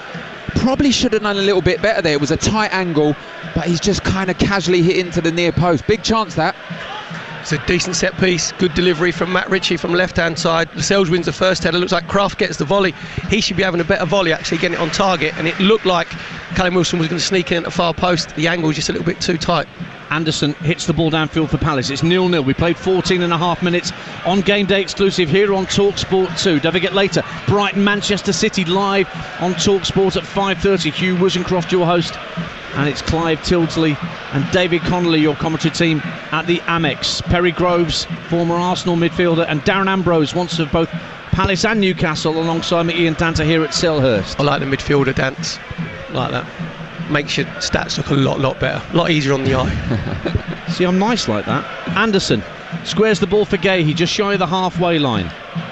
He rolls it into Tyreek Mitchell, and Edouard, gives it back to Gahey. Milivojevic, who's clearly run off that injury from the 50-50 clash with Isaac Hayden, floats it out to Joel Ward on this near side, just in front of our commentary position, but he got a bit of an amble in his boot, trying to send it down the right-hand side for Elise, but Elise's quick, but he's not that quick. Newcastle goal kick, 0-0. Yeah, you can sense an air of frustration a little bit in Crystal Palace, because Newcastle have set up very well. They've got that back five, as we said, and the two midfielders they're holding, and they're frustrating Newcastle. They just need to be patient, gaps will arise. The longer the games go on, gaps will arise, and if they are patient enough and they keep their confidence, they'll utilise them. 0-0 here, 1-1 at Goodison. Watford have equalised through Josh King.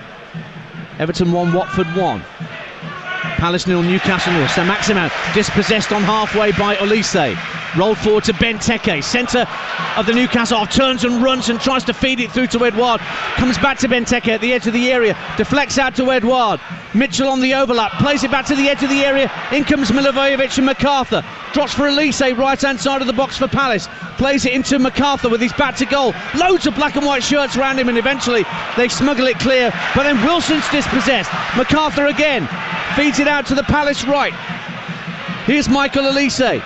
Faced up by Ritchie, rolls it back 10 yards for MacArthur, further infield to Milivojevic, and back they go to Anderson. It's patient from Crystal Palace. Now they go forward again to MacArthur, inside right, gets to the edge of the area, plays it right for Olise, first time cross, headed up in the air by Clark for Newcastle, outside the box, but Palace have got it again. Joel Ward up to Conor Gallagher at the edge of the box, couldn't take the ball with him, and it's thumped away downfield for Saint-Maximin to give chase, but Gahey is there first for Crystal Palace to guide it back to Gaeta. But that was real circle the wagon stuff from Newcastle United, Perry. That was just like bees round a honeypot, wasn't it? As soon as the ball goes centrally, you get the Newcastle back five. They all come nice and central. The three midfield players come, so you basically got 8 bodies there in the 18-yard box. Just earlier, I think Benteke could have put a better ball through to Edouard, and what he's tried to do is play it to Edouard, where he should just be in that right-hand channel, just putting it into the space. 0-0 on TalkSport 2. Palace coming forward again. Edouard, centre of the Newcastle half, lays it off to Gallagher. Gallagher's got Mitchell making a lovely run down the left-hand side. He's going to retrieve the ball just before it goes out of play. Gives it back to Gallagher for Palace. In it goes to James MacArthur. Turns away from his man and works it back to Anderson just ahead of the centre circle. Gahey along the deck looking for Gallagher down the left hand side. Gallagher let the ball run across his body, but that allowed Newcastle to get the ball clear. Longstaff looking for Saint-Maximin, as ever looking to dribble his way forward for Newcastle United. Great run, he's trying to play through for Fraser, he's overhit the pass, and out comes Vicente Gaeta to put his right boot through it and send it downfield. Darren Ambrose. It's end-to-end stuff, and like we said, soon as Newcastle win it, they whack the pass into Saint-Maximin and he goes at them. And Callum Wilson made an early run, he couldn't play and it would have been offside, so he just goes direct at it, tried to play Ryan Fraser, great positioning from Gueye to come and cleared it, but it's end-to-end stuff at the moment. 18 minutes gone on TalkSport 2. Crystal Palace 0, Newcastle United 0. There's a free kick for Newcastle United in their right back position. What you spotted, Perry? We're just looking at Saint-Maximin, as Daz said there, he drops into that sort of 10 position, and his first movement and his first turn is excellent, where he gets away from players. That's the second time he's had the opportunity just to roll the final pass in. First one was to Callum Wilson on the right hand side, that one was to Ryan Fraser. Just better execution of the final pass, and Newcastle are in. So Palace have got to make sure at the back, Anderson and Gurhey, their concentration levels are high, because we had little sort of 8 to 10 minute spell where it was forwards against defence, where Palace are trying to break Newcastle down. They've got to make sure they keep their concentration levels for when Newcastle break on them. 0-0. Palace have the ball on halfway with Gahey. Now Joachim Anderson finds Joel Ward out to this near touchline for Conor Gallagher, faced up by Ryan Fraser, so he lays it off to his captain Milivojevic. Luton 1-0 in the Championship. Elijah Adebayo gets another for the Hatters. And here down the left hand side, Edouard for Crystal Palace. Mitchell in support, tries to play a 1-2 with Edouard, but it's cleared away by Lascelles.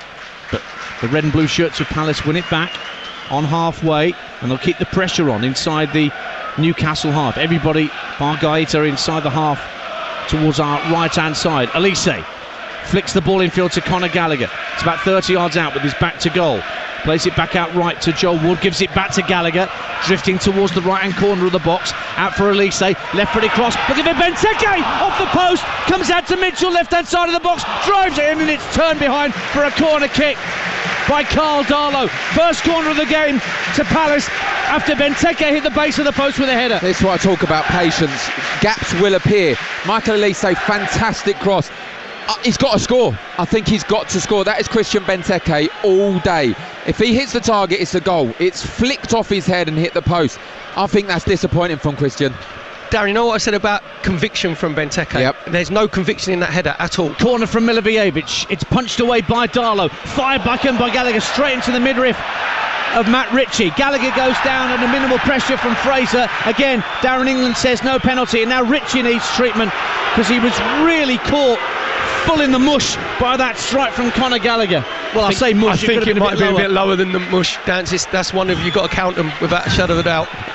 Well, he's getting he might be getting treatment. I'm not sure how sympathetic Darren England is, but he's a bit winded, in fairness to Matt Ritchie, but it was a fearsomely struck hit by Conor Gallagher. Darren Ambrose.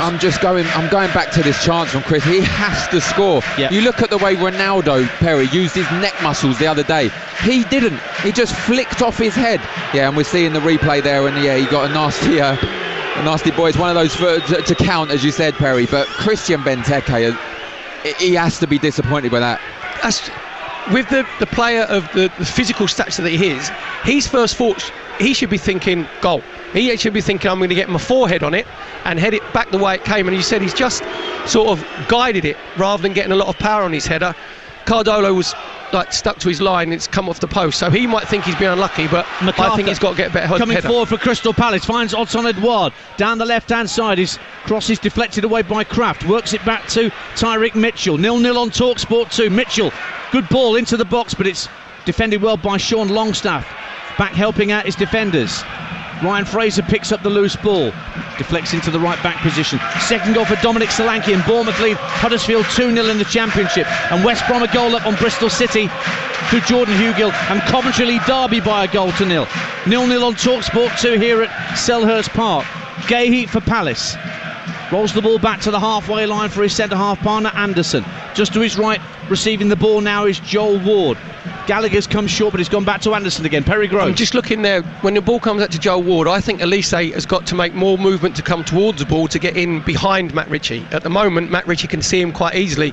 Even if you're not getting the ball, you have to put that bit of doubt in his mind, then you can go into Conor Gallagher. But at the moment, Elise is just hugging this right touch line without making any runs in behind. Yeah, agree. And demand the ball. And demanding, like you said, Perry, doesn't always mean shout. It means the movement and the speed of movement. Make him give it to you. And he's not really. We've seen what he can do when he gets the ball. Fantastic deliveries. Midway through the first half, 0-0, and Palace in possession again with Edouard down the left-hand side, checks onto his right, crosses in, it's headed away by Lascelles, but it's tidied up by Gahey and kept in play on the far side once again by Tyreek Mitchell. Poor ball in field though, and Newcastle have got it clear. Wilson finds Sam Maximan, who's bundled out of the way by Milivojevic. Free kick given to Newcastle bang on halfway. You're listening to Crystal Palace 0, Newcastle 0 on TalkSport 2 with Now. Don't forget, with the Now Sports Day membership, you can watch Brighton versus Manchester City live today on Sky Sports for just £9.99 without a contract. Search Now Sports. I'm Ian Danter. I've got Perry Groves, former Arsenal man, and Darren Ambrose, once of both Palace and Newcastle, with me as Newcastle have a free kick inside their own half, 0-0. Here is Isaac Hayden looking to loft the ball down the right hand side, but I don't know who he was looking for, but whoever it was wasn't there. It's gone straight through to Vicente Gaeta, and Palace can start again from the back. If you look at Gahey, he's playing like a midfielder sometimes, and we're kind of playing Joel Ward, they're playing Joachim Anderson, and Tyreek Mitchell's going right up on the left. I mean, that's a dangerous game to play when you've got the pace of St. Maximo and the finishing ability of Callum Wilson. But at the moment, every time they get the ball in the final third, as it were, he's playing like a midfielder. Ball in possession with Crystal Palace, and Gahey out to the left hand side for Mitchell, gives it back to the former England Youth World Cup winner when he was being coached by Steve Cooper, who then took him to Swansea on loan. Now it's out with the former Reading man Michael Elise. Has to give the ball back to Joel Ward, and Newcastle are going man for man here, Perry Groves. Yeah, even there, when it comes to Elise and he gives it back to Joel Ward, he's got to spin and make a 20-30 yard run behind Matt Ritchie. Good turn from Benteke, darting towards the area left hand side. Brilliant challenge from Longstaff to temporarily win it back, but Edouard tries to get a shot away, it's blocked. Here comes Gahey steaming in, drives it in, a weak shot in the end, which is easily dealt with by Darlow. But again, Palace turned on the afterburners, and Benteke with a good turn, Darren Ambrose, to buy himself some space, but they just couldn't get the shot away the way they wanted. And now Callum Wilson and Joel Ward are having a bit of afters with one another, and Graham Jones and Patrick Vieira are trying to sort it out themselves, and Graham Jones is having words with the Palace captain as well at 0-0. Yeah, just a little scuffle right in front of Graham Jones, and he did kind of try and get involved. Milivojevic went over to try and separate them, and I'm not sure Graham Jones knew it, so he kind of got involved as well. Milivojevic tried to play the peacemaker. Listen, it was 6-1, half a dozen to the other. But yeah, going back to what you said, Benteke, brilliant, great turn, and he attacked the centre halves. Couldn't get his shot off quick enough, but these gaps will appear and they've got to make them count. Referee's just having a word with Callum Wilson, but I think that's all it's going to be, just a word with Wilson and Ward. Oh no, he's booked Joel Ward. Forgive me, I thought it was just going to be a friendly warning from Darren England. Joel Ward's a little bit lucky there because he's put his hand in Callum Wilson's face, and to be fair to Callum Wilson, I've seen players actually go down and start rolling around, which you don't want to see. You can't put your hand in someone's. It was, as Darren said, that it was playground stuff to start off with, a bit of pushing and shoving, but the funny thing that Graham Jones is squaring up to Patrick Vieira, and you have to just raise your eye level just a little bit, and instead of pointing him in the chest, his fingers actually point upwards as if to say, yeah, all right, sunshine, you be careful. And Patrick Vieira's like, calm yourself down, wee man. 26 minutes gone on TalkSport 2, Palace 0, Newcastle 0. So 2 yellow cards for Palace in this first half an hour. Gallagher caught by Matt Ritchie on this near touchline free kick, and of course now the Palace fans want a yellow card for Matt Ritchie for that challenge. I'm not sure they're going to get it, but it is a free kick level with the edge of the area for the Eagles at 0-0. It's not a yellow card, it's a free kick. It's the right decision. Darren England, he's doing okay, he's managing this quite well. 2 passionate teams, passionate supporters, you know, it was just a free kick, so good decision. It appeared that Wilson also was booked, so Dan Windle tells me. Here comes the free kick from Elise. Comfortable claim for Darlow. In fact, he's going to leave it his far post. He knew where his far post was, so we could just let it go on the full behind for a Newcastle goal kick. So Perry Groves, Darren Ambrose, tell me, what do you think those Newcastle fans in the Arthur Waite stand opposite us are thinking at this point? 0-0 with 27 gone. I think they were looking at their team and they're set up better, their shape is better, their defensive shape is far better. We said it's like a 5-3-2. When Crystal Palace get in central positions, there's always a Newcastle player that goes and engages the player on the ball, you know, so you can tell that Graham Jones has worked on that, and they still are a threat. If they can get possession quicker, they still are a threat going forward with Sam Maximan and Callum Wilson. So I think the Newcastle fans will be quite happy at this particular time. Back it goes from MacArthur into the halfway line. In that big Northwest derby in the Championship, Blackpool lead Preston by 0-0. Keshi Anderson for the Seasiders. Elise jinking down the right hand side for Crystal Palace. Couple of step overs. He's got Fraser and Ritchie watching him like a hawk. Back it goes infield looking for Milivojevic, but it was intercepted by Sam Maximan. Now Wilson protecting the ball inside his own half. Sends it out to the right hand side, and a chance for Newcastle to break with Emil Kraft. Ball in field. Oh, it's just got away from Sam Maximan, and now steaming forward is Tyrick Mitchell for Crystal Palace. Edouard out on that left hand side works the ball in field to the Palace captain Milivojevic. He leaves it for Conor Gallagher. The blonde-haired midfielder has got options to his right, and one of those is Michael Elise. Elise once again with Fraser and Ritchie watching him, goes backwards of square to Joel Ward. Ward for Crystal Palace, 0-0 with nearly half an hour gone on TalkSport 2's Game Day exclusive. We said how well Newcastle set up. There's one thing that Graham Jones won't want is his right-sided centre-half going on overlap down the right-hand side, going past Manquillo. But to be fair to Isaac Hayden, then he just sat in.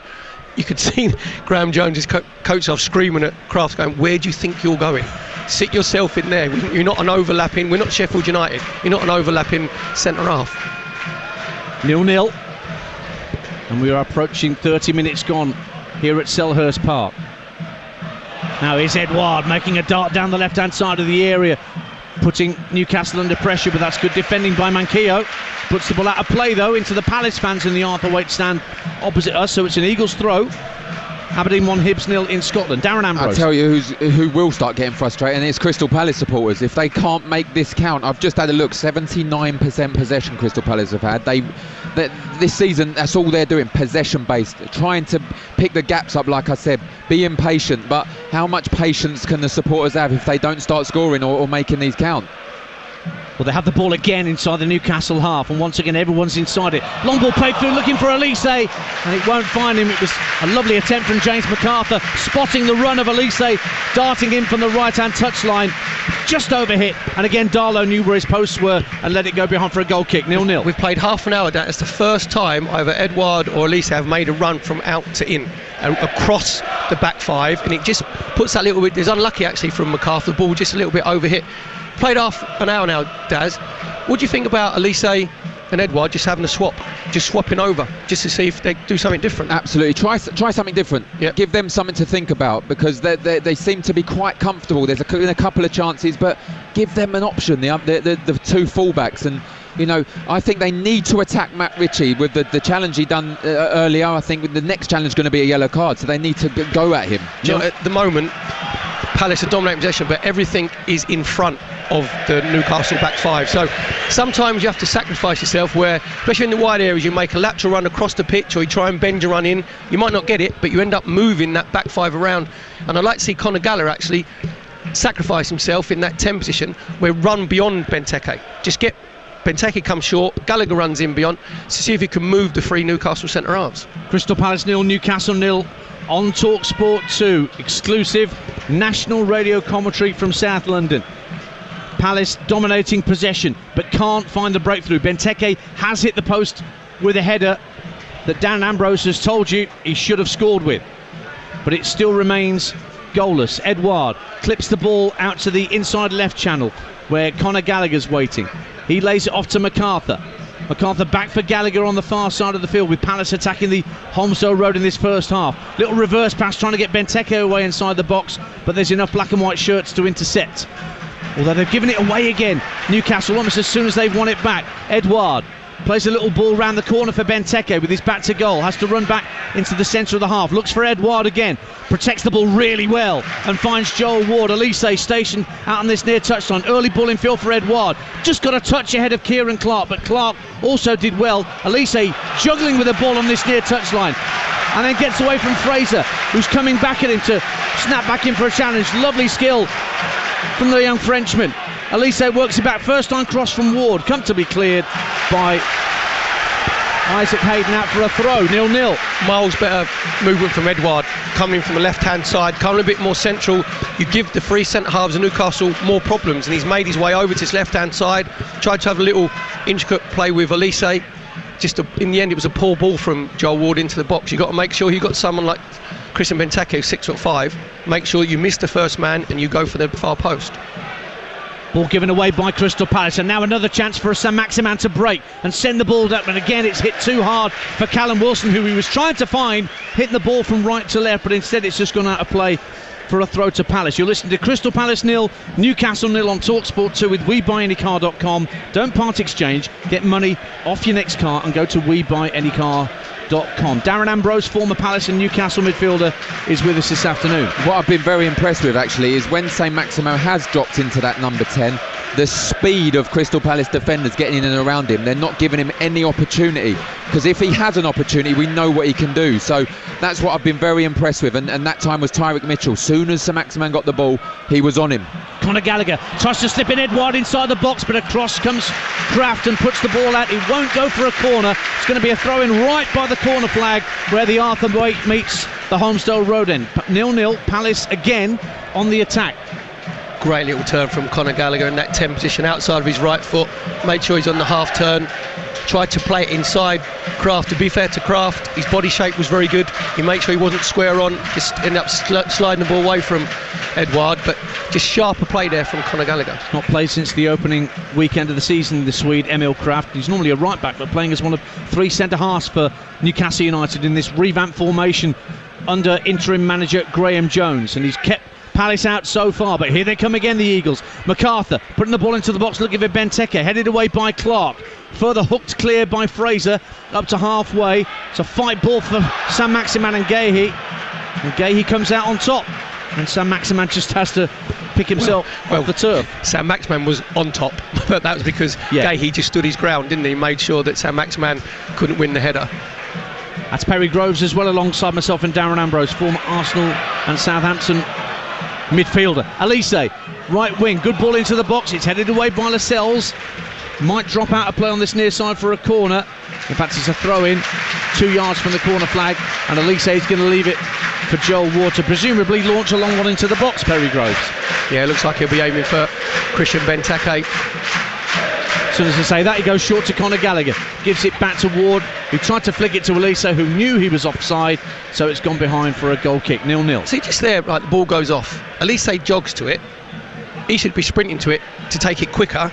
You can understand Joel Ward saying, no, I'm going to take a long throw, but he jogs over and he takes a short one as well. So you've just got to up the tempo a bit, make sure that when it's going out, going for throw-ins, get the throw-in in quickly, get on with the game. 10 to half-time, 0-0 between Palace and Newcastle. Don't forget, starting next weekend on TalkSport 2, our exclusive rugby commentaries from the Autumn Series Internationals, Scotland against Tonga, and then Wales against the All Blacks from 2:30 onwards. And we've got 16 live commentaries for you from the Autumn Series.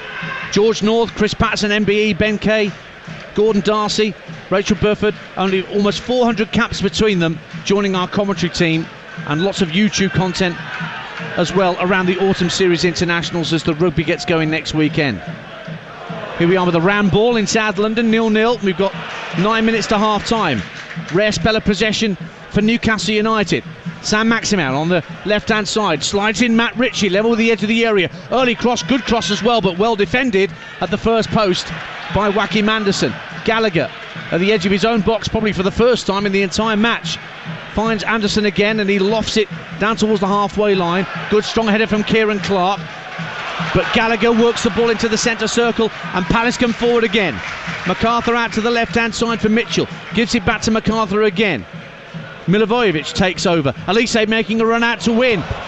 And he brings the ball down brilliantly inside the box, lofts it to the far post. It's over the head of Benteke, headed back across goal by Mitchell, and it's into the arms of Darlow. I'm not sure whether Elise was about 10 yards offside, but the flag never went up, and it's another half chance that's gone begging for Palace, 0-0. Yeah, I think if we would have gone to VAR there, I think it would have been given offside, but that's exactly what Perry was talking about. Make them runs out to in and create a problem, and fantastic ball from MacArthur there, right onto Elise. Brought it down magnificently. I do think he was offside though. Goal kick for Newcastle United. I'll be hearing that Mick McCarthy is no longer Cardiff City manager. They lost at lunchtime. Was that 8 on the trot? 8 defeats on the trot. And Mick McCarthy has been relieved of his duties as Cardiff City manager. And that's breaking news this afternoon on TalkSport 2 after their defeat that was at lunchtime at home to their former manager Neil Warnock and Middlesbrough. Got to get elsewhere today. Chelsea just put the 7 past Norwich. Do you know, in some ways, Palace want Newcastle to have a bit of attacking play, because when Newcastle had the attacking down the left-hand side, when I looked over, Palace left up Elise, Benteke and Edouard. Well, there's claims for a foul by Lascelles climbing on the back of Edouard, but I think Edouard was just stock still and made it difficult for Lascelles. Now Newcastle try and break clear with Sam Maximan down the left-hand side in a race with Gahey. Gahey got there first. Brilliant challenge. It is a corner, though, at the White Horse Lane end to Newcastle United, 0-0. Magnificent challenge. He had to get that right, because if he didn't, it's a penalty, it's potentially a red card, or he jumps it and he's in on goal. So fantastic challenge there from Gahey. Hearts lead Dundee by 1-0 in Scotland in the Premiership. Corner to Newcastle United, and it's only now that Matt Ritchie's just gently jogging over to take it where the main stand that we're sat in meets the White Horse Lane in the way to our left. 6 to half time. It's goalless, remember, if you're just tuning into Game Day exclusive on TalkSport 2. Going to be a left-footed out-swinging corner. Make sure marking. You miss Benteke at the near post. That's the remit for Matt Ritchie. In comes the corner, and he's hit Benteke, who's headed it out for a corner kick. You are a soothsayer, Perry Groves. You have to know, Chris Benteke is zonal at the near post, right? Graham Jones is saying nothing to him now. He should be telling him now. Just put it to go the back far post. Yeah, he's just hands in pockets, Graham Jones, at the edge of his technical area down beneath us. So it's not brass in pockets. Very good. So Ritchie again with another corner. Swung a bit deeper this time, up to the far post. It's headed away by Gahey this time. It's a couple of black and white shirts go down inside the box, but nothing doing, says Darren England. Elise chasing after the ball as it's cleared. Out to the far side. He's on the right, or on the left rather, for Palace at the moment.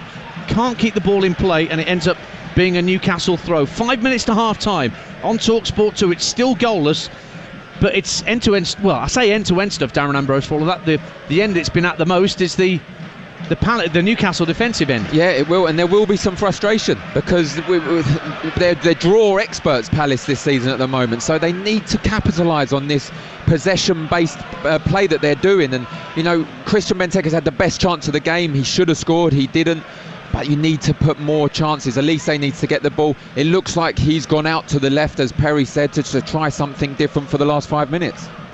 It's 0-0. Palace have drawn 5 of their 8 Premier League games, the most since Arsenal and Sunderland did that in the 2014-15 season. 0-0. Tom halfway with Anderson, swings it out wide to Tyreek Mitchell.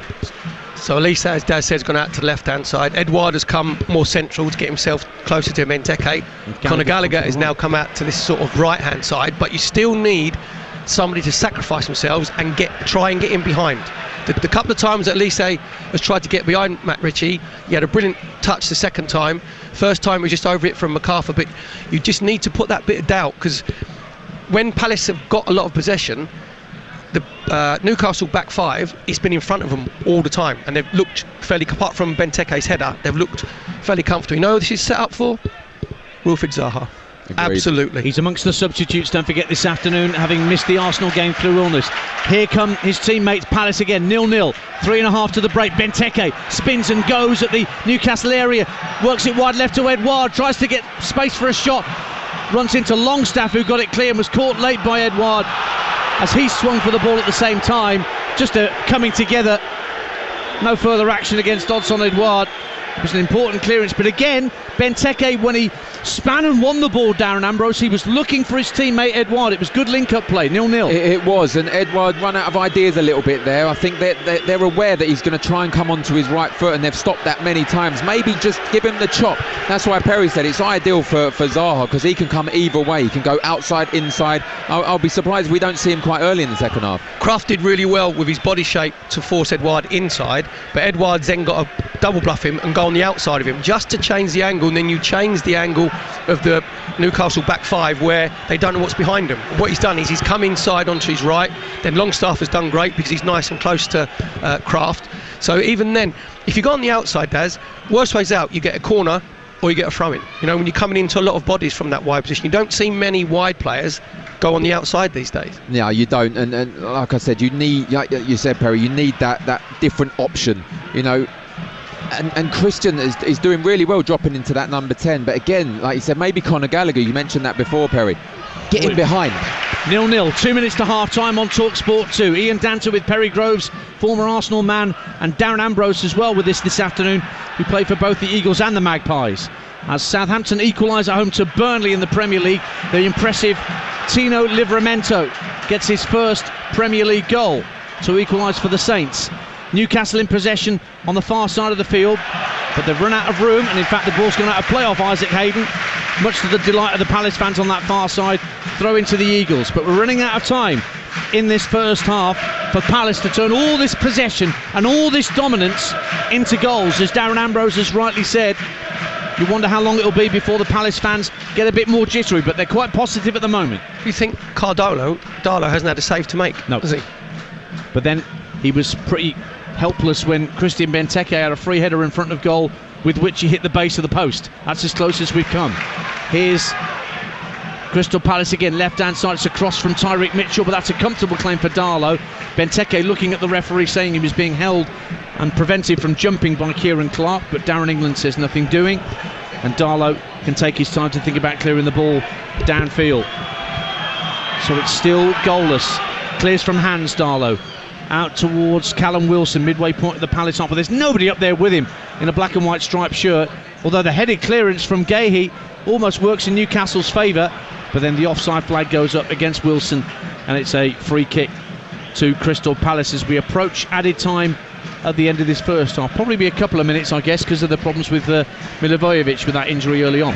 Yeah, I think Newcastle will be delighted. I think we're going in at 0-0 after how much possession Crystal Palace have had. But as you rightly said, Cole Darlow's not had much to do. He was rooted on his goal line, obviously, for the Christian Benteke header that he should have done better. But other than that, he's not had much to do. We're into 2 minutes of minimum stoppage time at the end of this first half on TalkSport 2. Crystal Palace 0, Newcastle 0. Poor touch from Ritchie allows Gallagher to pick it up for the home side. Slides in Elise down the right-hand side as they attack the Holmesdale Road end. To our right in this first half. Now Milivojevic takes over. Midway point of the Newcastle half. Plays a little 1-2 with Gallagher. Drifts out to the right. Floats across into the box looking for Benteke. Headed up and out by Kraft. Further cleared by Hayden. But it's only as far as Anderson. It's really compressed. All the outfield players are beyond the centre circle inside the Newcastle half of the field. Milivojevic looks infield for Elise. Gallagher's offside. Free kick to Newcastle that can get the ball down the other end of the field as we approach half-time on TalkSport 2. Good line held by the Newcastle three centre-halves there. You could hear Lascelles shouting to Clark not to drop, just to keep himself, make sure he's outside the 18-yard box. And Conor Gallagher trying to make a run, just coming back, get himself caught offside. I think with Palace, they've had a lot of possession, but I think their possession, Daz, has been a bit laboured. I don't think they've passed the ball quick enough. They haven't 1 and 2 touch, getting it out wide. There's not been enough movement off the ball, runs in behind. So, and we've seen Palace a couple of times, Daz, haven't we? And Patrick Vieira's had a good change at half-time, hasn't he? Team talks where Palace have come out more on the front foot. It was a terrible back pass from Joel Ward, putting Gaeta under all sorts of pressure, but he managed to prevent it going out for a corner. It is, though, a throw to Newcastle United at the White Horse Lane end of the ground, left-hand side, that Matt Ritchie's going to take. We're into that second minute of the 2 minimum that have been added on by Darren England. And now Matt Ritchie's going to leave the throw for Sean Longstaff to take, just to eat up a couple of seconds at the end of this first half. It's going to be launched into the box by Emil Kraft, actually, who's going to take this throw, the Swedish defender. Cleaning the ball on his jersey. You can hear the Palace fans getting a bit irate. They want this to come back into play. And it's thrown in, headed away by Ward at the near post. And Darren England signals half-time, or Graham Jones is 45 minutes into his Newcastle United managerial career, and he'll be happy enough with that. They've had to repel borders, Newcastle United, in this first half, because Crystal Palace have dominated possession, but for all that, only one real gilt-edged chance that Palace had in the first period, where Christian Benteke was found by a lovely first-time cross from Michael Elise, but Benteke's header from 6 yards out smacked against the base of the post and came out. Will Patrick Vieira make changes and make Palace into that strong second half team that have been quite so often this season, or can Newcastle hold out and get a precious point for Graham Jones? At the break on TalkSport 2, it's Crystal Palace 0, Newcastle United 0. Dan, thank you. If you're just joining us, where you been? Thanks for your company. TalkSport 2, so often you're home of the EFL. You might have missed the news developing in the last hour. Cardiff City have sacked Mick McCarthy and his assistant Terry Connor as well, after the club suffered their 8th consecutive defeat in the Championship. Their last for McCarthy, beaten 2-0 at home by Middlesbrough this lunchtime, to leave them very close to the Championship bottom 3. Our summarisers in place here at Selhurst Park, Darren Ambrose and Perry Groves. Perry, feisty, combative, good tempo to the game. Palace looking certainly more comfortable in possession, but Newcastle well drilled, a back five operating smartly, and they also have that ability to break through Saint-Maximin as well. Yeah, I think Graham Jones would be delighted. The team shape of Newcastle have been very good. The distances between, you mentioned, the flat back five and the three in midfield have been nice and compact, whereas before Newcastle have been a little bit open. A couple of times Saint-Maximin has broken and his final pass has been a bit sloppy, where a bit more quality in.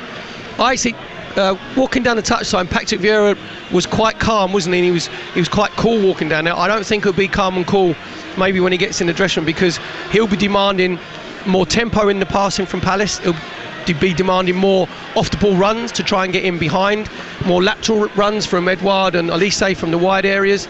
So apart from the Benteke header where he should have scored, Carl Darlow hasn't really had anything to do. It's not been Palace have dominated, but it hasn't been like intense pressure where they've been peppering like Newcastle's goal. No, and Elise put a wonderful cross in for Benteke, and he's had a few options to do that again. He hasn't got it right. I mean, if you're looking, he's winning them. I think Lascelles, Kraft and Kieran Clark, they'll eat them up all day unless you put it in exactly the right area, which he did, and like we said, Benteke should have scored. You're adamant he should have scored. Darlow was rooted to the spot, wasn't he? Well, I just look at this. I'm not comparing him to Cristiano Ronaldo in the air, but he's he's good in the air, Perry. That's what he's known for. And he didn't use his neck muscles. He kind of skimmed it off his head and tried to go for the back post instead of really directing it into the back where it came from, as Perry said. So it was disappointing. And I think if you're playing against a unit that Newcastle have come out like that, they've really gone for a smash and grab performance, it looks like. You need to make them chances count. A unit of 8 and then leaving 2 up front is Maximan and Wilson, Perry. And Graham Jones will be pleased with how that first half has gone in South London. Yeah, you can tell that in the old days it was functional play and shadow play where they've gone in pretty fine detail with players' positions and the yardage away from each other, especially the 3 centre-halves have played probably 25-30 yards in a lateral line from each other, apart from Kraft when he had his sort of rush of blood and he thought it would go on overlap on the right wing, and Graham Jones like, sunshine, forgot who he played for and where he was. Yeah, you're not a Sheffield United, get yourself back. We don't have overlapping centre-halves. So I think with Graham Jones, he'll just ask for a little bit more quality and conviction when they are sort of breaking forward. And from Palace's point of view, it would do them a favour if Newcastle had a little bit of possession and maybe just relinquish themselves a bit to see if they can hit Newcastle on the counter-attack. So it's an intriguing tactical game. I actually think it'll be interesting to see, for Palace's point of view, you've either get width and get balls into the box, or you need a bit of individual brilliance in those tight areas around the 18-yard box, and it's screaming Wilfried Zaha. So it'll be interesting to see if he makes that decision at half-time, or he thinks, right, managers normally say, I want more intensity, I want more runs off the ball, I'm giving you 10-15 minutes. If it ain't changed, then I'll make changes. Second half to come with Ian Danter, Perry Groves and Darren Ambrose shortly here on Game Day exclusive on TalkSport 2. Half-time at Selhurst Park, Crystal Palace 0, Newcastle 0. TalkSport 2, official broadcast partner of the EFL. Game Day exclusive on TalkSport 2 with WeBuyAnyCar.com. Rated excellent on Trustpilot with over 100,000 reviews.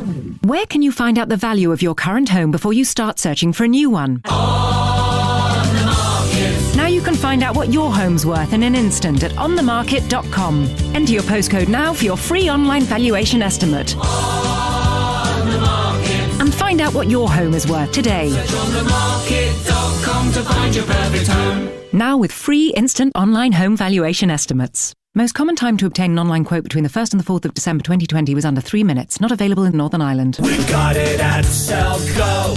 Selco, it's where the trade goes. At Selco Builders Warehouse, we've got real deals on a wide range of trade quality building products. In October, we've got a pack of 6 1200 by 455 by 100mm Rockwool thermal cavity insulation for only £17.99 ex VAT. Now that's a real deal. Find even more real deals at Selco Builders Warehouse and online at selcobw.com. We've got it at Selco. Selco, it's where the trade goes. That charged at 20%. Well, there's not a great deal to talk about. They'll need something special in the second half to turn this around. We can't tell you if this will be the greatest second half since Istanbul 2005. But with Capital One's balanced transfer guarantee, we can tell you if you'll be able to transfer the amount you need before you apply, without affecting your credit score. Balanced transfer guarantee from Capital One. That's credit done right.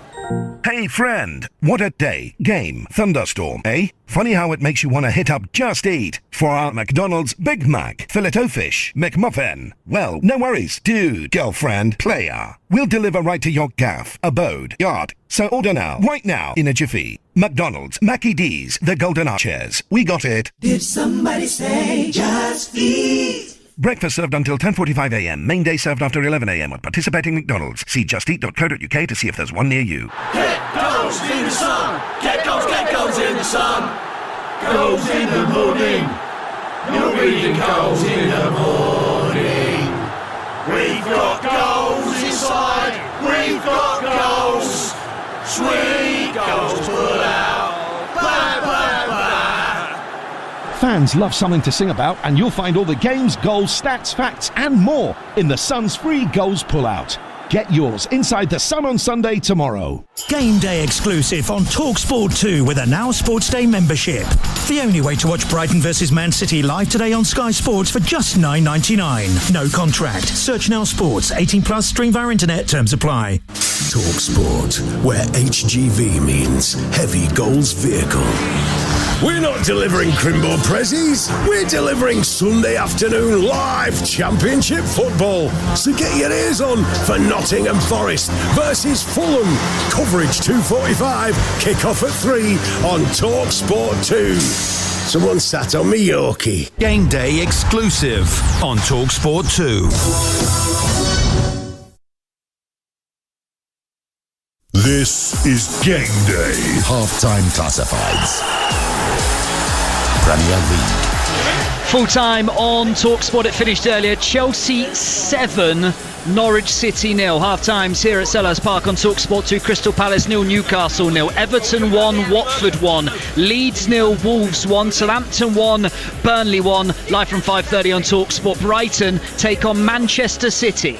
Sky Bet Championship. Mick McCarthy sacked after Cardiff's 8th straight defeat. It finished earlier. Cardiff 0, Middlesbrough 2. Half-times, Birmingham 0, Swansea 0. Blackburn 0, Reading 0. Blackpool 1, Preston 0. Bournemouth 2, Huddersfield 0. Coventry 1, Derby County 0. Luton Town 1, Hull City 0. Millwall 0, Stoke City 1. Peterborough 0, QPR 0. And a late start at the Hawthorns. Currently West Brom 1, Bristol City 0 in the first half. Sky Bet League One.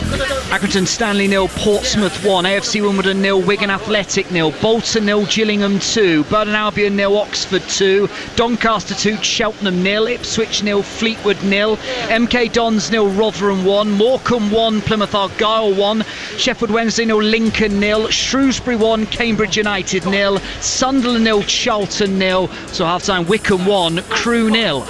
Sky Bet League 2. Into League 2, Bristol Rovers 1, Newport County 2, Carlisle 0, Oldham 0, Exeter City 0, Mansfield 0, Forest Green Rovers 1, Salford 1, Hartlepool 0, Harrogate Town 2, Port Vale 2, Colchester 0, Rochdale 1, Sutton United 0, Scunthorpe 1, Crawley Town 0, Stevenage 0, Leyton Orient 0, Swindon Town 0, Bradford City 2, Tranmere Rovers 0, Northampton Town 0, Walsall 1, Barrow 1. The Scottish Premiership. Aberdeen 1, Hibernian 0, Celtic 1, St Johnstone 0, Dundee United 1, Motherwell 0. That one about 36-37 minutes gone in the first half. Hearts 1, Dundee 0. So half time, Ross County 1, Livingston 2. Let's take a look now at tonight's Premier League action with Now. Stay ahead of the game on TalkSport 2 with a Now Sports Day membership. The only way to watch Brighton versus Man City live today on Sky Sports for just $9.99. No contract. Search Now Sports. 18 plus. Stream via internet. Terms apply. 5:30 start on TalkSport with Hugh Wozencroft, Clive Tilsley and TalkSport's match summariser David Conley. Brighton, Manchester City. Dave Conley with us now. Dave, how are you? Good afternoon, Dan. Very well, you? Yeah, very well, thank you. Brighton can leapfrog City with a repeat of last season's win at the Amex. That would take some going, win it for Brighton. Maybe unfair to say on a downturn, but a couple of goalless draws heading into this one. Yes, look, they are, but I think one thing you do if you obviously can't win the game or you're behind, as they showed against Palace, is get back into it. And you know, they've been stubborn, hard to beat. They probably look back on the Arsenal game and thinking they'd had enough chances in that to win it. Maybe, you know, they probably took the point against Norwich, so it's probably kind of evened itself out, really. And I think Pep is very effusive in his praise of Graham Potter. He's a big fan of him, obviously. You know, those two have got mutual respect. I think Pep will probably play. He's had the luxury, hasn't he, all the changes he made in midweek to field a really strong team here, and I think that will also be down to the way Graham Potter plays. He knows they always give City a tough game, so I don't expect this to be any different. Well disciplined Brighton.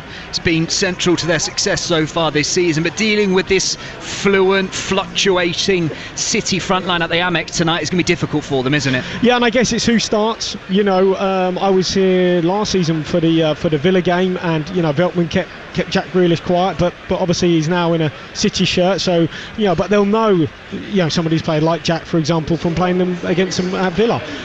Whether Foden plays, obviously going down the outside, he's so strong.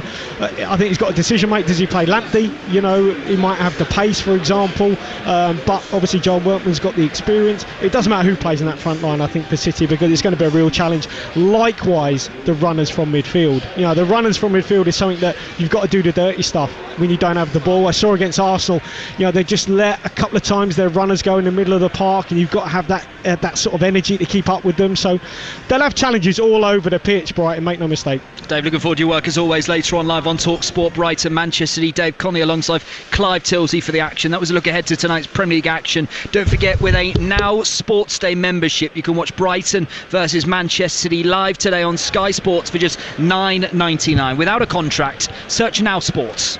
Stay ahead of the game on TalkSport 2 with a Now Sports Day membership.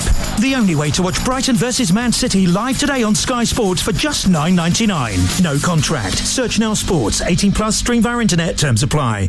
Half time in South London at Selhurst Park. Game day exclusive on TalkSport 2. Still waiting for that opening goal.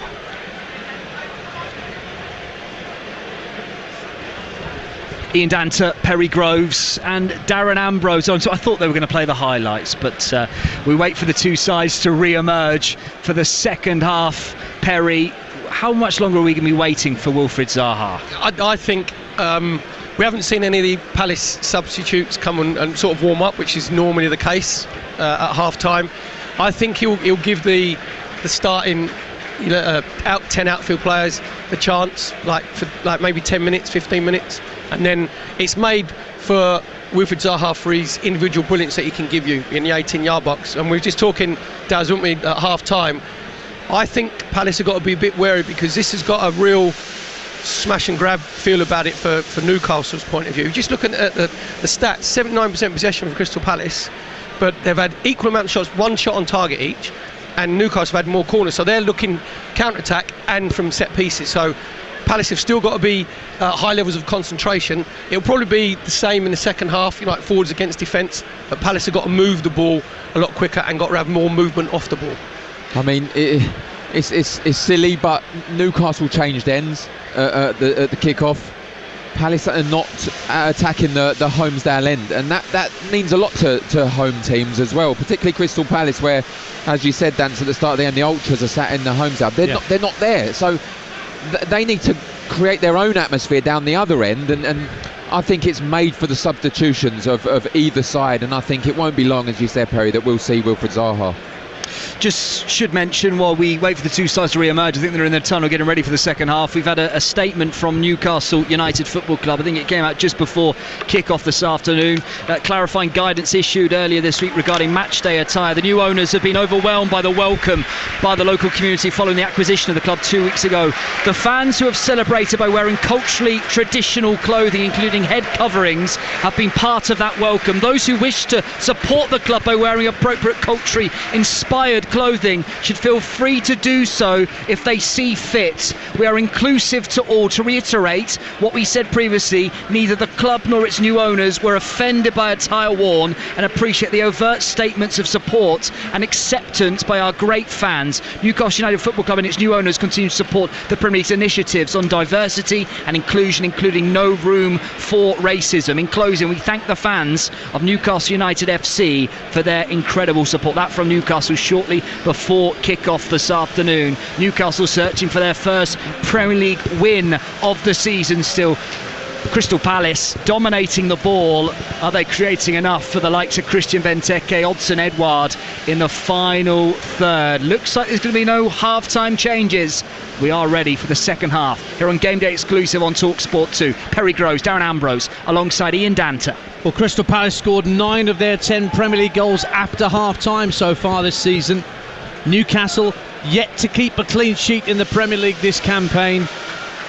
Something's got to give. Would that be 90% of their goals? Well done. Your maths is absolutely sharp. C-grade O-level. Remember the days of O-levels? O-levels. Now you're showing your age. And mine, because I agree with you. We're underway once again on TalkSport 2. Second half.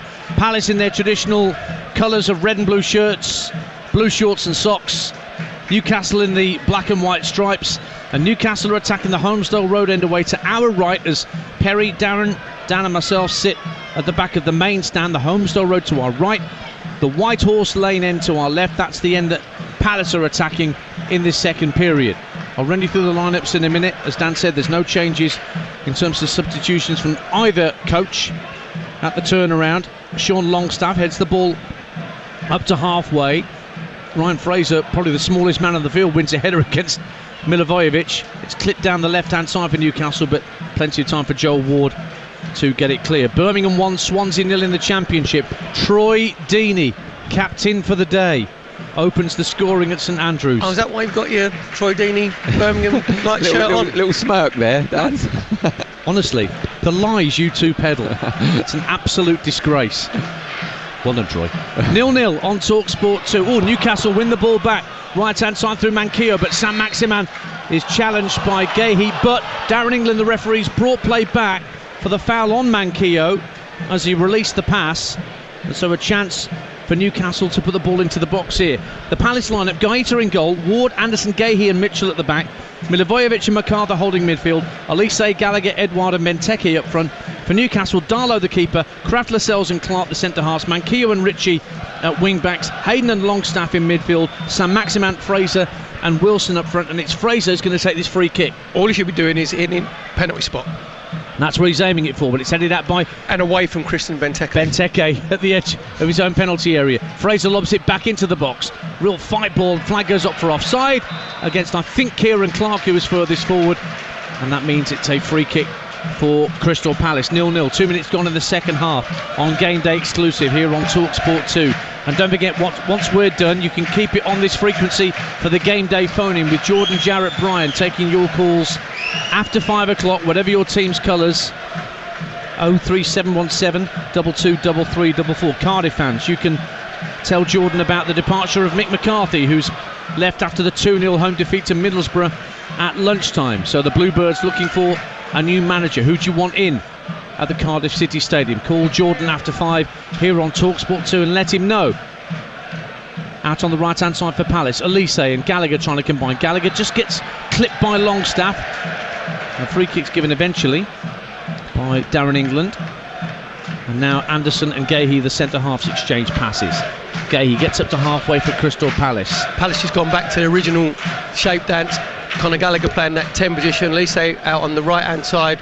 Edouard's coming more in from the left, see if he can get himself a bit closer to Christian Benteke. Oh, Gallagher's been caught again. And it will be another free kick for Crystal Palace. Longstaff, the man protesting to Darren England that there was no foul, but that's what's been given. So the free kick is for Palace, midway inside the Newcastle half, but it's to the right of centre, and Elise will be favourite here, Darren Ambrose, to just float a ball into the box and try and get in between centre-halves and goalkeeper. He will. It's almost identical position to the one Newcastle just had, and as Perry said, miss the front man, get it towards the penalty spot and let them have a battle and get the knockdowns, see if he can deliver better. Elise with the delivery, looking for Gay, he goes over his head, headed out to the edge of the box, and an important clearance from Fraser with McArthur herring down at him. No foul given as he was caught. Fraser has released the ball. It's given us a Palace throw instead in front of the Newcastle technical area, 0-0. Just on that delivery, obviously from the right hand side with Elise's left foot, it's just too floated. Yeah. It should be actually whipped in with his instep onto the penalty spot and just say, right, are you going to make Cardolo make a decision to come? You've got to get the free Newcastle centre half, turn round, facing their own goal. When you just float it to the far post, that doesn't create any panic, does it? It doesn't create any... You've got to be brave to take them like that, though. I used to take free kicks and I loved whipping them, and I think that's what it is. Hit it as hard as you can. Sometimes you get it wrong and you can hit it way over the bar and you get a groan from the crowd. It's just being brave to be able to do that instead of them easy floaty ones. Palace 0, Newcastle 0. Conor Gallagher, right wing for Palace, clips the ball into the box over the head of Edouard. Benteke on the volley just over the bar. Fantastic technique from Christian Benteke, but he couldn't quite keep it down. Lovely floated cross from Gallagher.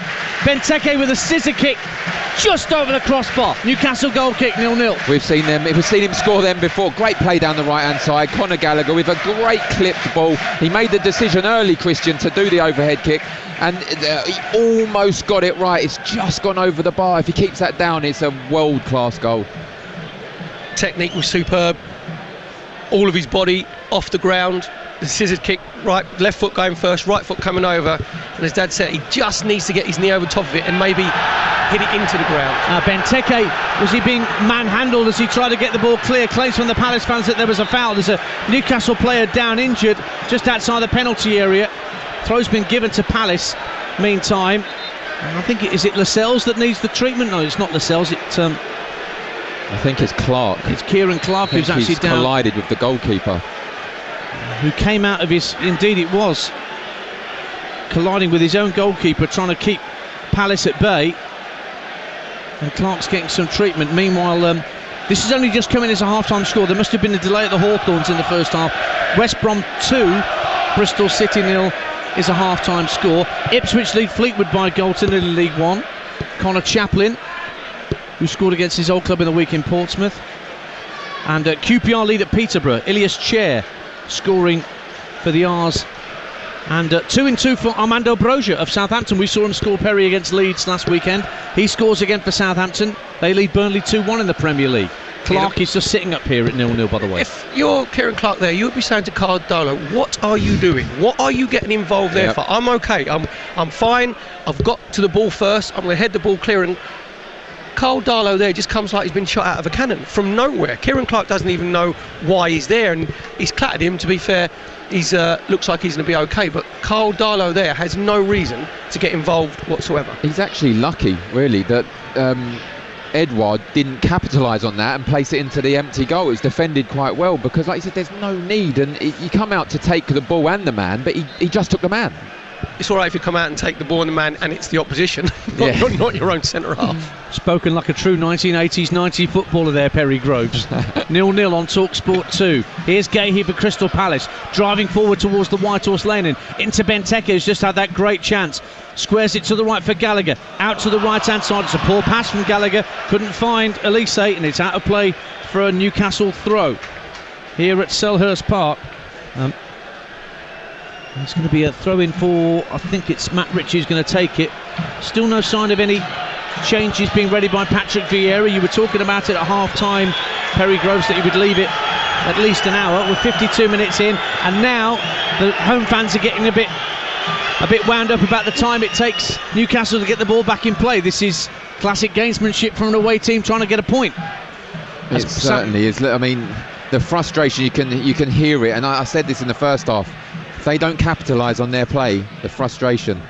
Ritchie tries to drive across an important ball, hooked clear by Gallagher, and away comes James MacArthur for Crystal Palace. We're going to float it out to the inside left channel. Edouard giving chase up against Kraft, nips inside Kraft, and then back comes Longstaff. Players go to ground. Edouard is the man penalised. It's getting lively at Selhurst Park. It's 0-0 and the locals don't like it. Brilliant play from Longstaff, because Edouard's 1v1 with Kraft, comes inside him. And again, you can tell that Graham Jones has said you've got to get close to your teammate, so he makes sure he's the next man in. Longstaff did brilliantly well. 24,609 is the attendance here at Selhurst Park. 0-0. We played 8 minutes since the restart. Ian Danter, Perry Groves, former Arsenal midfielder, and Darren Ambrose, who's played for both of these clubs that we're watching today. That's our commentary team, as Wigan lead AFC Wimbledon in League One, and Hartlepool have come from 2 goals down to level it up at 2-2 against Harrogate Town in League 2. Newcastle in possession with Manquillo, does really well to keep the ball in play. Sam Maximan tries a couple of tricks, and he's won a throw off James MacArthur right beneath our commentary position, with Newcastle attacking the Holmesdale Road end in the second half. It's like Crystal Palace are kind of running out of ideas. They don't know how to break this team down, and substitutions, they need to make them. Now, it has to come because... While they're still on top. Yeah, Crystal Palace players are getting a bit frustrated. It's getting a bit niggly. Newcastle want it to be very bitty and disjointed, which it is. The crowd are getting a little bit frustrated. That negative energy goes on the pitch. If you get Wilfried Zaha now, it gives everybody a lift. Agree. 0-0. MacArthur looks to swipe a long ball left to right, looking for Elise, but it's volleyed clear from the edge of the Newcastle box by Ritchie. Manquillo picks up the loose ball, finds Ryan Fraser, who darts toward the halfway line. He's caught from behind by a challenge from Elise. He doesn't get a yellow card for that, and it's a free kick to Newcastle to shy the halfway line. Palace fans will be heartily sick, guys, of that stat about how few games Palace win when Zaha doesn't play. So let's not trot that stat out again. Let's just say that they'll want to get him on toot sweet. Thing is, they were excellent at the Emirates on Monday without Wilfried Zaha for an hour. They dominated Arsenal. Just a little bit naivety, obviously conceding the last minute again. But this is different. They're not converting their chances. Here's Eduardo coming forward for Crystal Palace. Squares the ball in field. Gallagher Back to goal at the edge of the D, protecting the ball really well, good skill.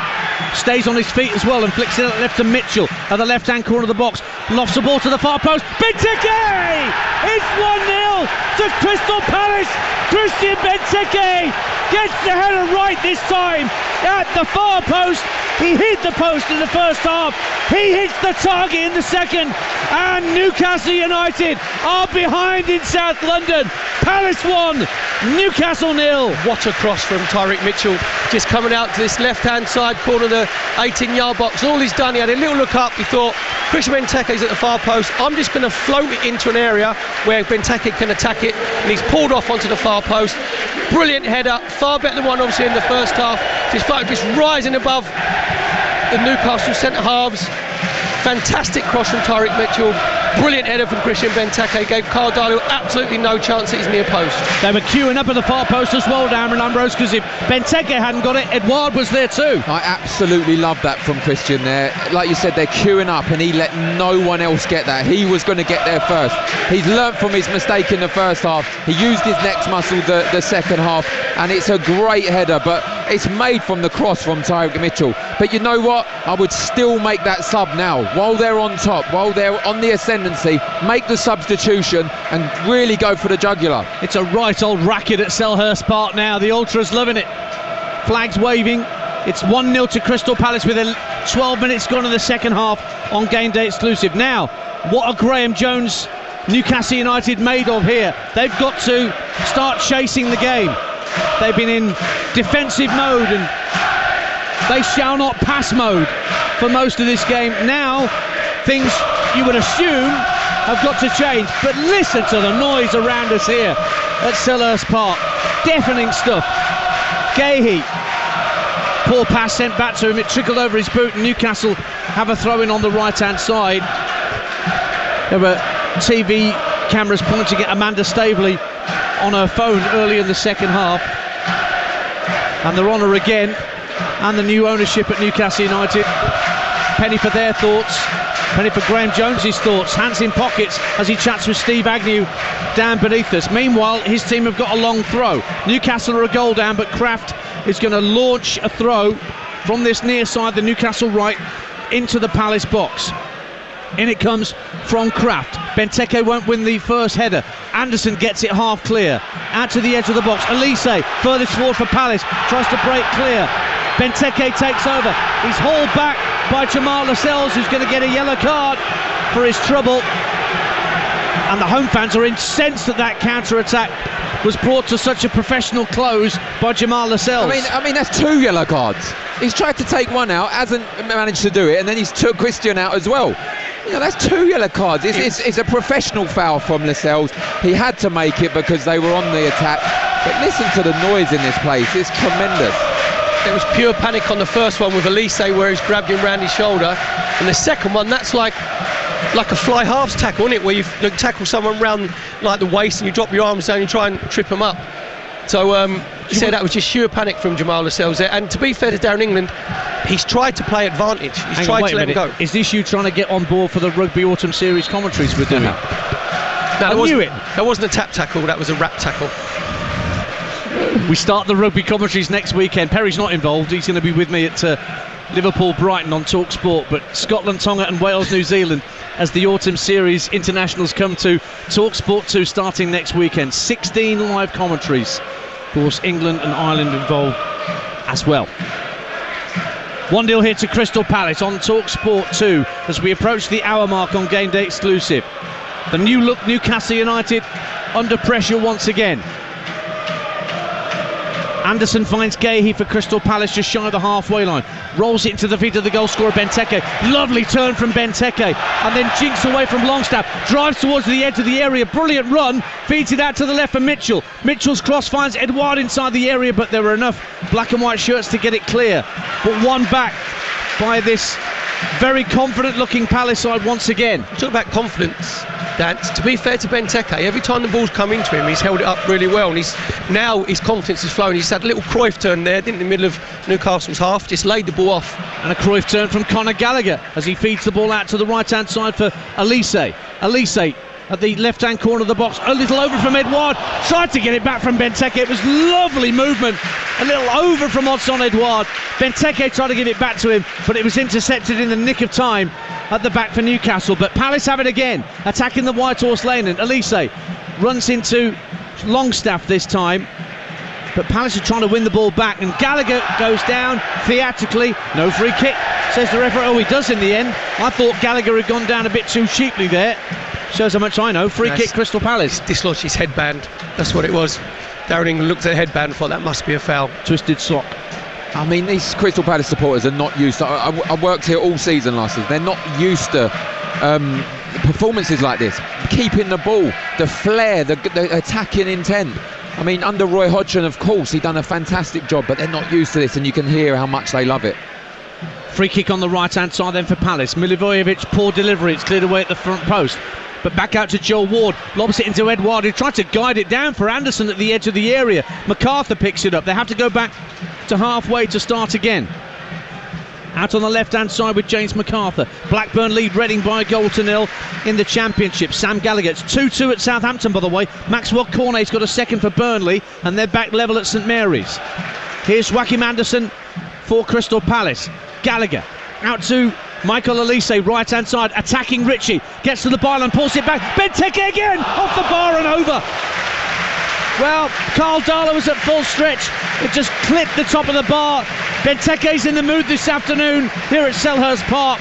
He's hit the post, he's scored, and now he's hit the bar. 1-0 Palace. I mean, the crossing that Crystal Palace are putting in, it's like Patrick had said this at half-time. Just float them in. He will win them. If he has an opportunity to jump with any of them back three, he will win them. And the two crosses, Tyrick for the goal and Elise there for the chance there. And it's a good header, that. Do you know what the difference is? Elise going on the outside of Matt Ritchie. Just opens a completely different angle. You said the closer you get to the byline, then you have to just stand up on the far post. Benteke couldn't quite redirect it down, but Palace now are even more in the ascendancy. I'm looking at Graham Jones, what he's going to do. Is he going to bring Dwight Gale on and go 4-4-2, or is he going to make... It looks like he's going to make a couple of substitutions as we speak. Double change being ready by Graham Jones and Newcastle, but they're in possession with Sam Maximan. Tries to drive it forward towards Callum Wilson, but he gets no change out of Joachim Andersen, and then a foul on Sam Maximan gives Newcastle a free kick just in front of the centre circle. You're listening to Crystal Palace 1, Newcastle 0 on TalkSport 2 with Now. Don't forget, with the Now Sports Day membership, you can watch Brighton against Manchester City live today on Sky Sports for just £9.99 without a contract. Search Now Sports. And the changes will include Miguel Almiron, he'll be on, and also Joe Willett is going to be the other change. We'll find out who's coming off for Newcastle in just a moment. Bournemouth 3 up on Huddersfield, by the way. Staying unbeaten then in the Championship. Lloyd Kelly with a third for the Cherries. Here's Newcastle's free kick. They're a goal down here. Attacking the Holmesdale Road in. Longstaff lofts it to the left-hand corner of the box. Headed up in the air by Kieran Clark, and he's won a corner. Joel Ward was forced to head it behind. So it's a corner where the Arthur Waite stand meets the Holmesdale Road. 1-0 Palace. Just got to make sure now Matt Ritchie taking the ball over on Newcastle's left-hand side. With his left foot, will be out swinging. Chris Benteke is in his normal position on the 6-yard box at near post. Make sure that you get it over him to the far post.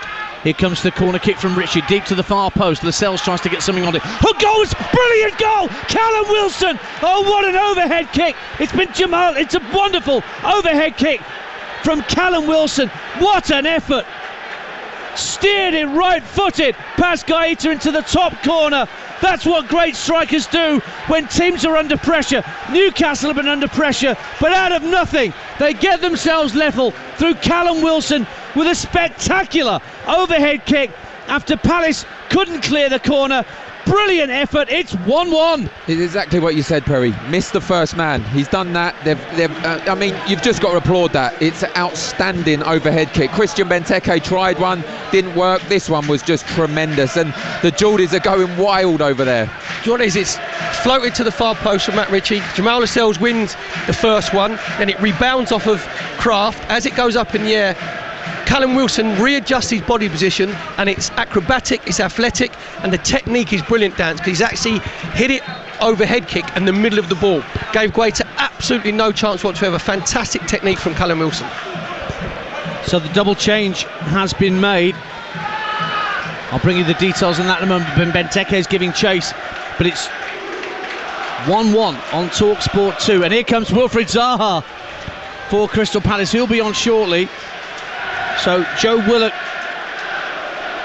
and Miguel Almiron are on for Newcastle United. I saw Ryan Fraser go off. I'm just looking to see who the other player is that's been withdrawn by Newcastle United. Sean Longstaff is the other one that's gone. And here comes the change for Crystal Palace. And Wilfried Zaha, back from a little illness he picked up on international duty, comes on for Michael Olise to try and get Palace's noses back in front here, Darren Ambrose. Yeah, you can hear the supporters as well, what they thought of Olise's performance. He done absolutely fantastic, in my opinion. His first start, he played very, very well. But like we've said, me and Perry were saying, you have to get Wilfried Zaha on. Listen, it's an unfortunate goal. Sometimes you just got to applaud that goal from Callum Wilson. It was tremendous. But Palace need to continue what they're doing and try and get back in front. Crystal Palace 1, Newcastle 1. A quarter of the game to go on Game Day exclusive here on TalkSport 2. Don't forget Brighton Man City live on TalkSport at 5:30 with Clive Tilsley and David Connolly, your commentary team at the Amex. Ball's back with Luka Milivojevic, works the ball up to the edge of the Newcastle box, but they've cleared it away. Here's Miguel Almiron, who's been back on international duty himself. He just nutmegs Joe Ward on the right hand side, but in fairness to Ward, he snapped back on one possession for the hosts. Back it goes into the centre circle, and Palace will build again with James McArthur, faced up by Joe Willock, who's just on the field for Newcastle United. Just look at Newcastle, dance, no change in the team shape. Joe Willock just going in that midfield position for Longstaff over on the left hand side. Almiron just going in for Ryan Fraser to keep the two left footers over there with. But Joe Willock is not as defensively minded as Sean Longstaff is. No, so he's got to show the discipline that Longstaff has shown, keep himself in that midfield free in that shape.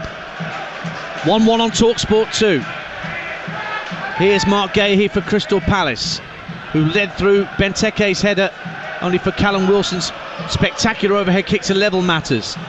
Little 1-2 attempted at the edge of the area again between Edouard and Benteke, but it doesn't come off, and it's back in the grateful arms of Carl Darlow. It'll be interesting, because to be fair to Graham Jones, even though it's the same shape, it is attacking substitutions, because he said Joe Willock likes to get forward, Almiron is more forward thinking. So on the reverse side, are they going to be able to keep that discipline that Ryan Fraser and Longstaff have shown in protecting their back five? I think he just wants to have a go. I think the first half they didn't, in my opinion, and I've already seen when the ball goes forward, he's telling his back line to squeeze up, he's telling Callum Wilson to stay upfield. I think he wants to have a go this half.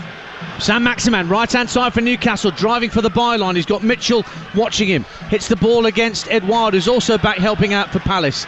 Again, Sam Maximan trying to wriggle through challenges, as he often does. Palace put the ball out of play. Mitchell goes to ground. He's hurt himself in making that challenge. It will be a Newcastle throw on this near touchline.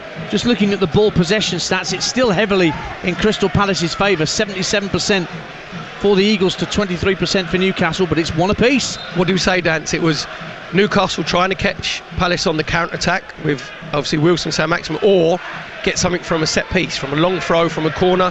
It was a decent delivery from Matt Ritchie. Here's a throw in for Emil Kraft into the Palace box. It's flicked on by Kieran Clark ahead of Benteke. It's nodded back into the box by Hayden. Volley clear by Palace, but Manquillo was the last player back on halfway, retaining possession, and then Sam Maximan loses out to Edouard. Rides one challenge, and he's giving chase. Edouard down the left-hand side, but Lascelles comes across and stops him getting anything on it. Shock score at the Stadium of Light in League 1, Sunderland 0, Charlton 1. Johnny Jackson, Stockley, new manager. Johnny Jackson in charge with Jason Ewell, and Jayden Stockley's given them the lead at the Stadium of Light. And in that Northwest derby, 2-0 to Blackpool against Preston. Gary Medine with the second for the Tangerines. Another change coming up for Newcastle, I think. We'll wait for this throw-in to be taken first by Emil Kraft at 1-1. We've got 20 minutes to go on TalkSport 2. Anybody's game this. Callum Wilson giving chase with a ball over the top, down the right-hand side of the box. Gahey's gone with him. Wilson gets to the byline, tries to pull it back and wins a corner off Gahey for Newcastle United. They are getting more into the Palace half here, far more than they were in the first half. It's all square, 1-1. Callum Wilson's goal has just given Newcastle a little injection of confidence. Just playing a little bit further up the pitch. Callum Wilson trying to get in on the right hand side there. Just got to say with Emil Kraft dance, if you're going to push people away when you've got a long throw, make sure that it is a long throw, because he's only just got it into the 18-yard box. Here's the corner for Matt Ritchie with the main stand meets the Holmesdale Rodebeer. Left-footed in swinger from the Scot. Ritchie right onto the 6-yard line, punched clear by Gaeta, comes out as far as Almiron, looks for Sam Maximan at the edge of the area, but Milivojevic just got a boot in ahead of him, drops in the centre of the Newcastle half, and Benteke finds Conor Gallagher. Break on for Crystal Palace. Now Zaha gets his first touch since coming on as a substitute. Right hand corner of the box, couple of step overs, feints to shoot, gets the shot away, it's blocked by Clark, comes out to Milivojevic, his shot is blocked, and it comes out to this near side, the Palace left, and the Eagles will build again with Gahey. Now it's infield to James MacArthur. The Palace captain Milivojevic now rolls it right to Joel Ward moving forward. 19 minutes to go. 1-1 on TalkSport 2. Gallagher for Crystal Palace. Guides the ball back out to Joel Ward. He gives it back to Gallagher. Now Zaha again. Right hand side looking to twist and turn away from Ritchie. Floats across in. Up goes Benteke. He's beaten to it quite comfortably by Kraft. But the header clear. Will only find a red and blue shirt. Will it? No, Sam Maximan's there first. Hooks it over his head, but gives it away. Here come Palace again. Schlupp will be on in a minute for the Eagles. Oh, lovely dummy by Edouard. Benteke's in! Oh, he's put it wide! He's rolled it wide from 6 yards out. A superb dummy from Odson Edouard to let Benteke in. The goal at his mercy, but he rolled it the wrong side of the post. Goal kick, 1-1. How has he missed that? How has he missed that? He's calmed himself down. You said a brilliant over from Edouard, which has been a feature of those two's play today, and he's got himself into that, and it looks like he's going to calmly roll it in Cardolo's near post. He should be going across him maybe, or a little dink, and he's completely missed the target. Worst ways out. Make sure you make the goalkeeper make the save. Absolutely. There was one here a few weeks back against Brighton, and it was Ayew, exactly the same from the other side, and they have to make these count. You can't keep missing chances like that. And Christian with a header in the first half, okay, he's got his goal, his confidence is high. He actually done everything right, Dance. He calmed himself down, as Perry said. As you've got to do in front of goal, you go cold. But then he's just casually side-footed into the near post. Should have scored. So it should have a hat-trick, then. Stays 1-1 on TalkSport 2. He could and maybe should have had a hat-trick. You're right, Darren Ambrose. Perry Groves, former Arsenal midfielder, alongside me as well. Darren played for both of these clubs. Newcastle try and win a throw on this near side, but they don't. So it's 1-1 here. Incidentally, Jeffrey Schlupp is on for Palace, and Luka Milivojevic has been taken off. So an attacking move from Patrick Vieira to try and win the game. Edouard lobs it down the centre of the field. Zaha trying to get the better of Emil Kraft. Zaha's going to go for goal. Weak shot, just dribbles wide for a goal kick in the end. You're listening to Crystal Palace 1, Newcastle 1 on TalkSport 2 with WeBuyAnyCar.com. Don't part exchange, get money off your next car and go to WeBuyAnyCar.com. We've got less than 17 minutes to go here, and all score lines are possible. Could be a home win, away win, draw, all seemingly likely. Newcastle goal kick, driven downfield by Darlow, looking for Callum Wilson, who scored that wonderful over the head kick to bring Newcastle level. Sam Maximan tricks himself in the end on this near touchline and gives away a throw to Crystal Palace. There's a real tempo to this game, gentlemen, isn't there? There is, and you know what, they've handled St. Maximin really well, the Crystal Palace defenders. I don't think he's had many opportunities. Sometimes that's not the greatest thing, because any opportunity he has now could be the commentator's curse, but listen, they've done well, and like you said, the tempo of this game is tremendous. There could be any winner, although Crystal Palace having more possession. They look dangerous now on the counter-attack, Newcastle. Benteke, who's just had that absolute gilt-edged chance to put Palace back in front. He's fouled by Manquillo on this near touchline, so it's a free kick. Don't forget, more Championship action tomorrow on TalkSport 2 at the City Ground. Resurgent Nottingham Forest against Fulham. 3 o'clock kick-off at the City Ground. Adam Bridge and former Arsenal midfielder Adrian Clark. And then we've got 4, count them, Carabao Cup commentaries Tuesday and Wednesday night across the TalkSport network. Arsenal, Leeds and Chelsea Southampton on Tuesday. West Ham, Man City and Burnley Tottenham on Wednesday. 1-1 at Selhurst Park here this Saturday afternoon on TalkSport 2. Game day exclusive. Schlupp getting involved now, having just come on as a substitute. It's rolled left to Gahey, who just spins away from Saint-Maximin. Gallagher driving towards the edge of the area. Benteke holds it up 25 yards out, fires it to Zaha in the inside right position. Down goes Edouard at the edge of the box, Schlupp rather at the edge of the box, thinking he was fouled. Held his arms out to his sides to the referee, who gave him absolutely nothing in return. Yeah, Zaha just trying to slide him in. To be fair to Kieran Clark, he just made sure that Schlupp couldn't get the wrong side of him and just sort of ease him off it. Nowhere near a penalty. Be interesting now from Palace point of view with Wilfried Zaha, because they need some width. He's gone over to that right hand side, so if Palace get the ball to him, Almiron's got to do his job for Newcastle and go and help Matt Ritchie and make sure that there's a 2v1 situation. Less than quarter of an hour to go on TalkSport 2. 1-1 between Crystal Palace and Newcastle United, and Crystal Palace are coming forward, and it's Wilfried Zaha laying the ball off to Joel Ward on halfway. Just a moment of calm here at Selhurst Park, but the volume will surely go back up again if Palace get the ball anywhere near the Newcastle penalty area. It's back with Joachim Andersen just inside his own half. Squares it left for Gahey. Infield to the centre circle, and Conor Gallagher has come deep. Now Gahey again. Options left and right. Goes slightly to his left for Edouard, who rides the challenge of Willock. Drives towards the area. Edouard still going. Hits the ball against the defender. Picked up by Tyrick Mitchell. Now it's laid off to Conor Gallagher down the left-hand side. Mitchell's there again. Good sliding challenge from Almiron, puts it out of play for a Crystal Palace throw. Swansea equalise at Birmingham 1-1 there. Michael Obafemi. Throw in for Crystal Palace in their left-back position, about 10 yards from the corner flag as they attack the White Horse Lane end. Sent in for James MacArthur in the centre of the half. Lofts it into the path of Joel Ward. He has to go back for MacArthur once again. First time pass round the corner for Conor Gallagher. Here's Gahey now striding forward from centre half. Edouard finds Benteke 30 yards out, looks for Zaha, right hand corner of the box. Zaha driving past Ritchie, gets the cross and it's cleared away, and Newcastle will try and get the ball further clear, but they run into trouble, they run into traffic, and Palace have it back. Joel Ward drifts out to the right hand side and finds Wilfried Zaha. Zaha coming infield from that right-hand touchline. Looks for Benteke inside the box. Benteke on the turn, hits it straight at Carl Darlow, who holds on to it 2 yards in front of his goal line, and it stays 1-1 on TalkSport 2. You can see what Crystal Palace are trying to do. I think Joel Ward got the ball, had the opportunity to put it into the box. No, get the ball out to Wilfried Zaha, see if he can create something from the right-hand side, which he nearly did. Good ball into Christian, good turn, just hit the unconvicted shot into the arms of Carl Darlow. Millwall have come from a goal down to lead 2-1 against Stoke City in the Championship. Gahey heads clear for Crystal Palace. 1-1 here on TalkSport 2, 12 to go. Newcastle just loft a long ball forward, but Gahey's there again to put his head on it and guides it down for Conor Gallagher. Gallagher will drive into the centre circle.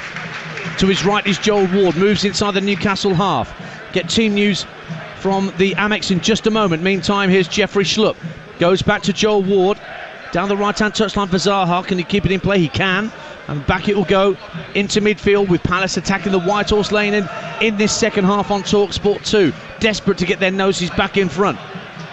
After Wilson's spectacular overhead kick cancelled out Benteke's header. Gallagher looking out to the right-hand side for Zaha. Is he? No, he's given it away. It's gone out of play. Let's get the team news from the Amex Stadium. Brighton against Manchester City. Clive Tilsley. One change for the home side. Solly March recalled at the expense of Shane Duffy. Sanchez in goal. Looks like a back three of Veltman, Dunk and Byrne, with March and Cucurella the wing backs. Gross, Lallana and Modder in midfield, and then Trossard of Neil Mopai. Manchester City, two changes from Bruges in midweek. De Bruyne and Mahrez get a rest. Gundogan and Gabriel Jesus return. Ederson in goal, back four Walker, Diaz, Laporte and Cancelo.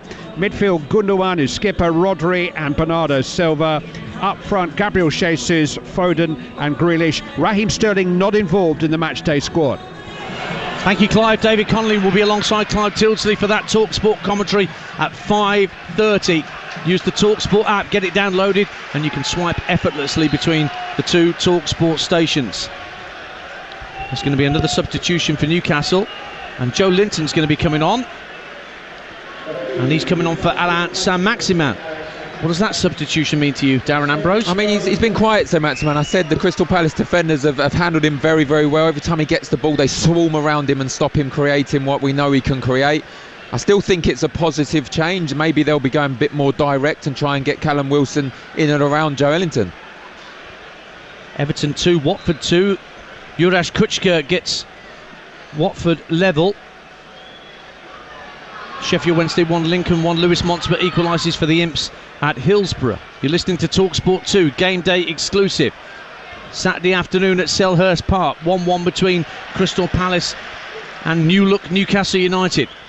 Graham Jones homing in on a precious point to start his interim management spell. Do they want more? Well, Almiron starting down the left-hand side of the box, puts the ball in, looking for Wilson, and headed behind by Anderson for a corner kick to Newcastle United at the Holmesdale Road end. Palace got to be very careful on the counter-attack there, because Almiron going down the left-hand side, good link-up play, Joe Linton just rolling him in, and then when you looked up, you have Callum Wilson in the middle, Joe Willock's trying to get himself into the penalty box. It was a decent ball actually from Almiron, and just well defended in the post from Anderson. Josh King has put Watford back in front at Everton. It was 2-0, now it's 2-2, now it's 2-3. Birmingham leads Swansea 2-1. Riley McGree, the Australian, puts Birmingham back in front. Corner for Newcastle at the Holmesdale Road end for Matt Ritchie to strike out from the left-hand side. Toe pokes it out to about the penalty spot. Joe Linton heads it up in the air, having just come on, and it's Edouard who will just thump it downfield gleefully, getting it out of harm's way, but it's picked up in the centre circle by Manquillo. Long ball downfield, but it's straight into the grateful arms of Gaeta. We're into the last 8 minutes plus added time on TalkSport 2. Crystal Palace 1, Newcastle 1. West Brom 3, Bristol City 0. Karlan Grant with another goal for West Brom this season, in excellent form now for Valerian Ismail's men. Ball cleared downfield, straight onto the chest of Mark Gahey. Faced up by Joe Linton. Man on is the cry as Almiron came steaming in at MacArthur, but he found Wilfried Zaha. Picks the ball up just ahead of the centre circle, works it out right to Jeffrey Schlupp. Schlupp moves in field, finds Edouard. Another little ball round the corner. We're going to find Benteke, finds him eventually, but he runs out of room. Palace lost possession. Now Benteke has it back. Finds Schlupp at the edge of the D. Tries a left-footed drive. It's deflected. Can they prevent the corner? Yes, they can. No, they can't. Got that wrong. Darlow thought he prevented the corner, but it's the assistant who's given it on the far side in front of those Newcastle fans. So it's a Palace corner at the White Horse Lane. Don't doubt yourself, big fella. Go with your instinct. You knew it was a corner. Should have used the force, shouldn't I? Jordan Jarrett Bryan with the game day phone in as soon as we're done here on TalkSport 2. 03717 223344. Get your calls into Jordan about anything you've seen and heard this afternoon from all the football. Norwich fans, Jordan will give you a commiseratory ear for the next 2 hours. Here's the Palace corner for Conor Gallagher at the White Horse Lane end. Right-footed delivery into the near post. Hits the first defender, Joe Linton. Comes back to Gallagher. Another chance to send the ball into the area. Tries to drill one in this time, and it's cleared away again. Gallagher lofts the ball over Joe Linton's head. Now he tries a third cross. This one balloons way over the crossbar and behind for a goal kick. 1-1. I actually think they're probably three of the worst crosses you've seen in the space of 10 seconds. First one from the corner, doesn't get it past the first man. Second one, doesn't get past the first man. Third one where he's got his centre halves, Anderson, Gurhey, and he's got Benteke in there, and he just snap hooks it and it goes behind Cardalo's goal. I don't understand why they don't just... We've seen what Christian can do when the ball's just floated in. Just do it. Sometimes a cross don't have to be good.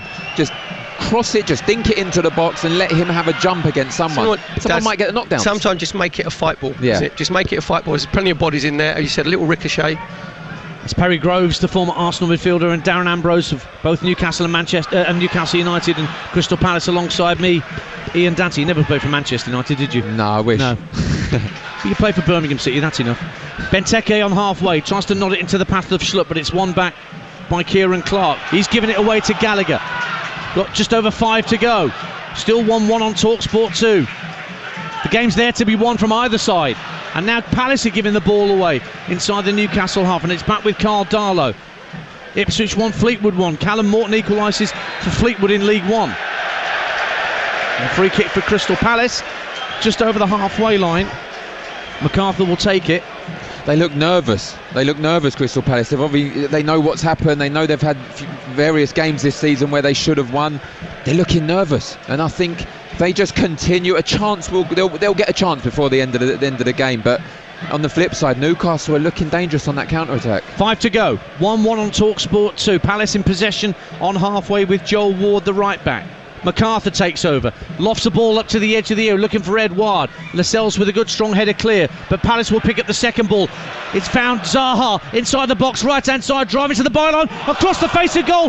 Benteke with his bat to goal, tees up MacArthur, it's deflected wide for a corner kick at the White Horse Lane end.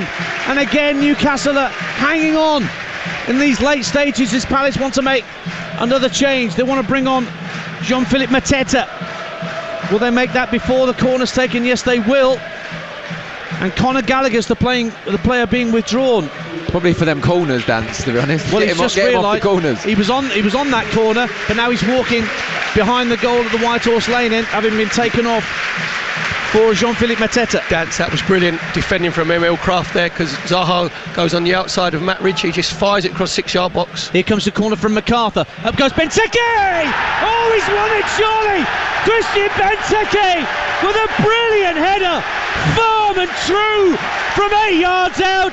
Darlow beaten, Newcastle beaten it seems, and the new era continues to get off to a rocky start for Amanda Staveley and co. But Palace, having conceded late lately, may have won it late. Benteke again. He could have had 4. He's got 2. It's Palace 2, Newcastle 1. Dance, what a header again from Benteke. MacArthur taking the corner from outside, just floating it into the area. Benteke actually unmarked on the far post. How Newcastle can leave him unmarked is beyond me, but it's a fantastic, powerful header.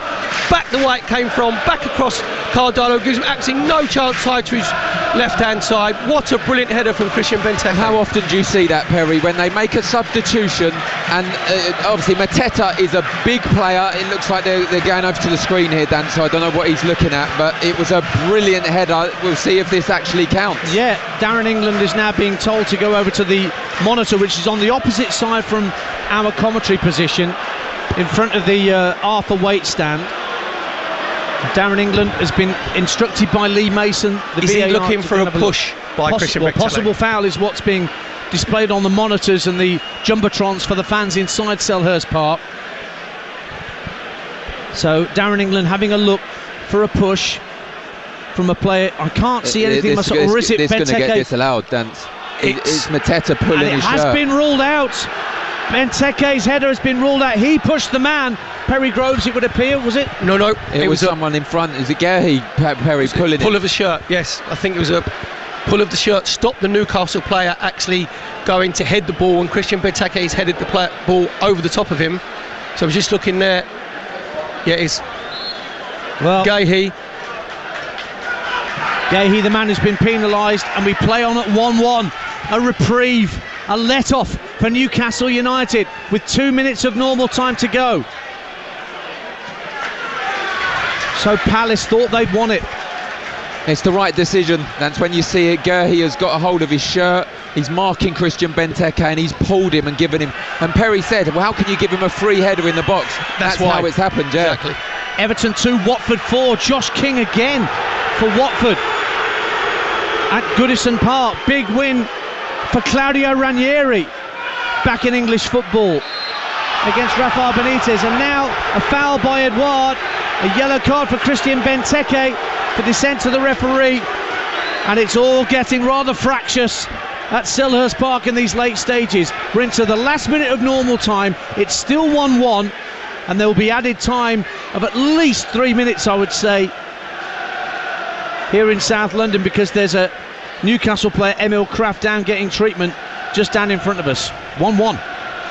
You can just hear the frustration, and you can. And when the supporters see that back, they'll say, "Yeah, that was a foul." It's a foul by Gahey. It's a good decision. He's actually got hold of the Newcastle player's shirt. He's got hold of his arm, and he stops him going engaging Christian Benteke, and that's why he's unmarked. It was a fantastic header. But to be fair to Lee Mason, you said he's a VAR man, and he's 100% right with that call. Yep, he is the man that's been placed in the head honcho position of the VAR system, Lee Mason. He's no longer an on-field referee since the end of last season. Kraft, by the way, is back on his feet. You know what's a shame about that, Dan? He would have beaten him in the air anyway. Yeah. It was a great ball into the box. He didn't need Gehi to do that. He would have actually had the jump on him. Yeah, Gehi's done his striker a disservice there. So 1-1 it stays. So we're into added time. 5 minutes of minimum stoppage time that we're into now. Here come Newcastle with Almiron. Down the left-hand side of the box. Ritchie drives it into the area off the chest of Ward and behind for a corner kick at the Holmesdale Road end. Here we go. Can Newcastle snatch it now? They? Well, if they score, I don't want to be Darren England. I thought you were going to say I don't want to be Darren Ambrose. I don't want to be him anyway. Well, it's going to be Matt Ritchie with a left-footed delivery from where the Holmesdale Road meets the Arthur Waite stand. Stoppage time. 1-1 on TalkSport 2. Ritchie's corner to around the penalty spot. Joe Linton just goes over his head, and Palace can try and counter quickly with Odsonne Edouard. Zaha, the only player inside the Newcastle penalty, Newcastle half at the moment. Edouard runs into Willett and fouls Willett. Free kick to Newcastle United. Darren Ambrose. Absolutely fantastic defending from Willock there. That was a break there. All the big players, Mateta, Benteke, Zaha, they're all getting forward, and he just ushered him out, showed him out down the outside, knew exactly what he was doing. Brilliant defending from Joe Willock. So it's a free kick for Newcastle United. They're in no hurry to take it. Graham Jones prowling his technical area. He's 4 minutes away from a precious point as interim Newcastle manager. Patrick Vieira complaining to the fourth official down beneath us meantime as the kick goes into the Palace box, comes out to Almiron, darts down the left hand side, gets to the byline, pulls it back. Joe Linton went for an acrobatic kick and he was a high boot, and it's a free kick to Crystal Palace. 1-1. Brilliant defending from Gehi there, because you said Joe Linton looks like he was going to connect with a sort of a scissor kick, and Gehi knew that he was going to get kicked in his midriff. Made sure that he attacked the ball. Yellow card for Joe Linton as well. Peterborough looked to have won it against QPR. They've come from behind 2-1 at the Western home. Sikiri Dembele makes it 2-1 late on. We're in stoppage time on TalkSport 2 at Selhurst Park with the game day phoning to come with Jordan Jarrett Bryan after 5. It's 1-1. Palace have got the ball in their own penalty area. They're being urged to get it downfield, but there's a high press on from Newcastle all of a sudden. Gaeta clears it down to the halfway line, but it's picked up by Joe Willock. Mateta with far too strong a challenge to try and win it back gives Newcastle a free kick. 1-1. Crystal Palace have just lost their shape completely. They're trying to play out from the back. So basically they was playing a 4-6. You had the back four and then 6 up front, and that's why there's been a bit of panic. It's gone back to Guaita. He snap hooked it straight into Joe Willock. Newcastle get the ball back. So they've just, Palace now, and it might be a sign of a sort of a young team, have just lost their composure and just lost their team shape. So another free kick to Newcastle United. This is just ahead of the centre circle and quite central. We played 3 minutes of the 5 minimum that have been added on by Darren England, and they're taking their time over this free kick. Matt Ritchie just moves the ball a centimetre to the right and gets a yellow card for time wasting from Darren England, much to the delight of the locals, but he's still got to take the free kick. And he's looking, will he go left or right, to the left or right corner of the box? Looking to the right hand corner for Lascelles, who's pushed forward, heads it back to the edge of the box. It's a fight between Zaha and Almiron over the loose ball. It's guided back to Ritchie, who tries an ambitious drive from 40 yards out. Here's Lascelles up to the edge of the area looking for Wilson. Poked clear by Gehi. Mitchell heads it back to the centre of the half. Edouard with a flick that he didn't need to do and giving the ball back to Newcastle. Anderson with a header down, but it's broken for Joe Linton for Newcastle. Into the area, slides in Almiron. Almiron to the byline, wins a corner kick for Newcastle right at the end of the game. 1-1. Oh, a better ball there from Joe Linton down that left hand side. Almiron gets his crossing. It gave Joe Ward the chance to slide and put it out for a corner. This will be the last chance of the game, Dance, probably. So Matt Ritchie's got to make sure, as he did with Callum Wilson's goal, that you just put it into a decent area and make sure that Lascelles and Joe Linton can go and attack the ball. Massive players around the penalty spot as this left wing corner comes in from Ritchie. Headed down, but it won't go anywhere near goal. Gaeta will pick it up, urged to send it straight downfield, but Zaha's the furthest player forward, picks it up on halfway. The 5 minutes is nearly up. Throw into Crystal Palace just over the halfway line. They've got one last chance, the home side, to get it forward. We're nearly out of time here at Selhurst Park on TalkSport 2. Newcastle so close to a precious point. Anderson inside his own half, told to go long. and he goes long, but it's too late. The whistle's gone, and Newcastle United have their first point under Graham Jones, their interim manager. They still haven't won in the Premier League, but they've got themselves a precious point in South London, and the draw specialists, Crystal Palace, strike again. They were ahead through Christian Benteke's second half header. Lovely, delightful cross from Tyreek Mitchell from the left-hand side. And Benteke at the far post obliged, having hit the post in the first half with a header that he should have done better with. But Newcastle were not to be outdone, as Patrick Vieira, I should say, is having strong words with Darren England in the centre circle, as he's come right out to march into the centre circle to talk about, presumably, the disallowed goal that went against Crystal Palace late on. That after Callum Wilson had acrobatically levelled matters for Newcastle United. Brilliant effort from him after a corner kick was only half cleared. But Benteke thought he'd won it from a corner from the right-hand side. But VAR showed that Mark Gahey had pulled down an opponent in front of Benteke. It didn't count, and once again Crystal Palace drop points. They're unbeaten still at Selhurst Park, but once again frustration for Vieira, but for Graham Jones and Newcastle United, just a little bit of comfort as they head back up to the northeast.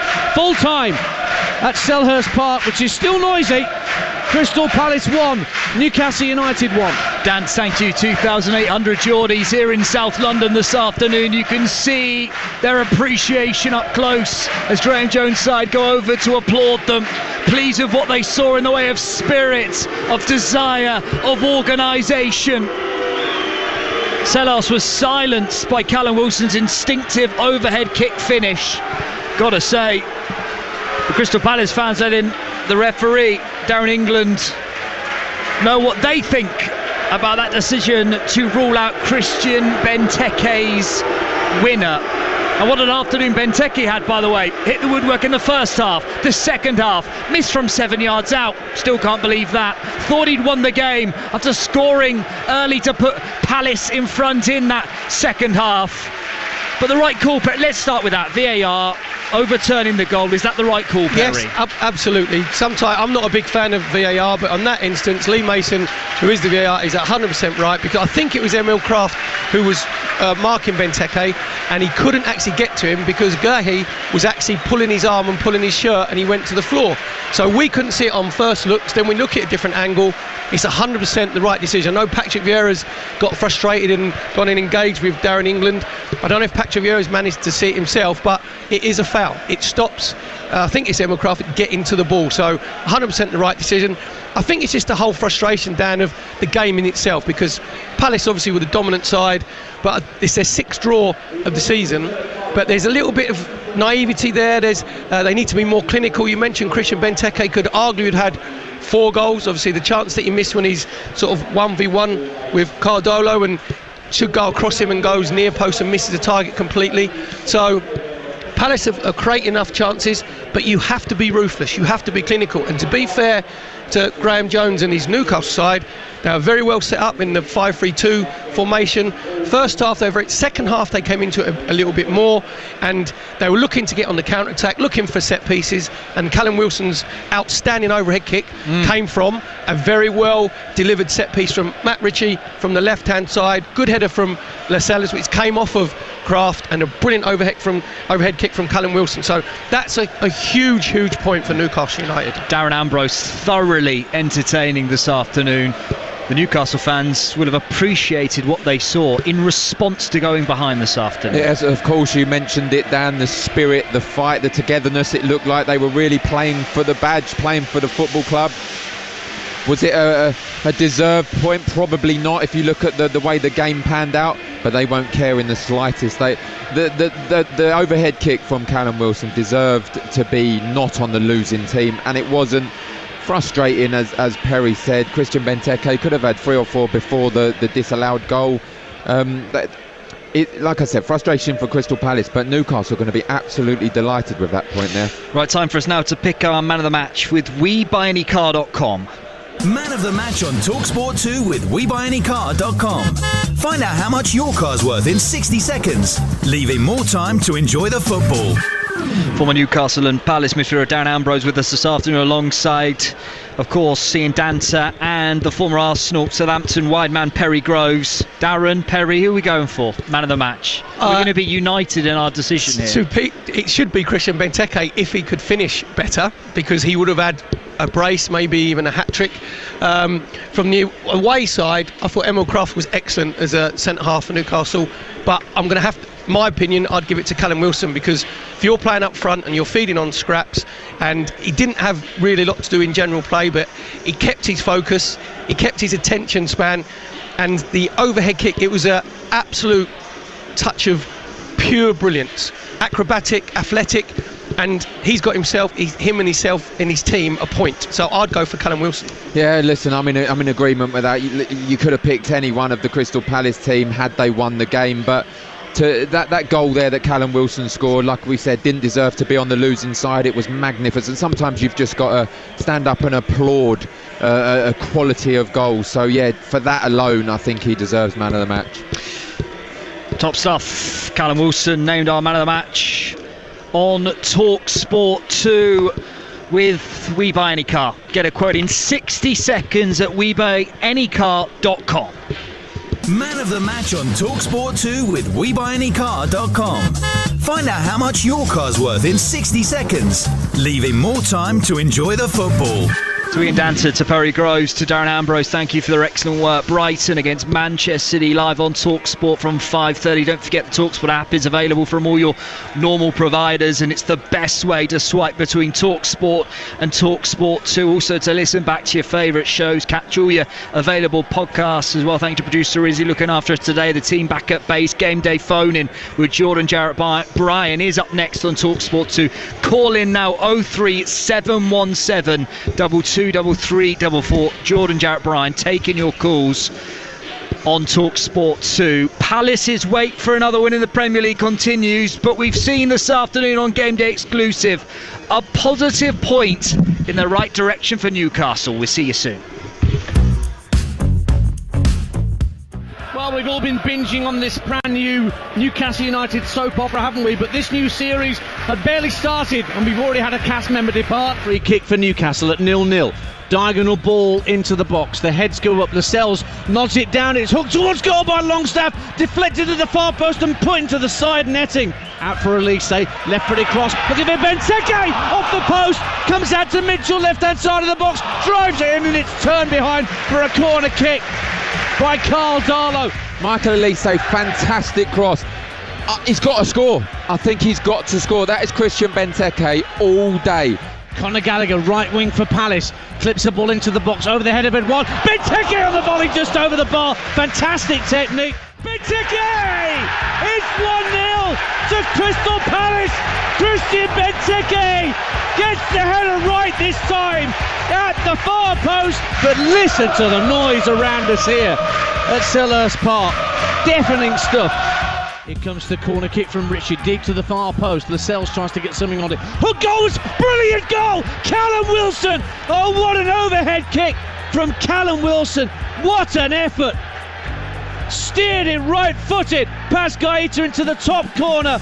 That's what great strikers do. Here come Palace again. Schlupp will be on in a minute for the Eagles. Oh, lovely dummy by Edouard. Benteke's in! Oh, he's put it wide!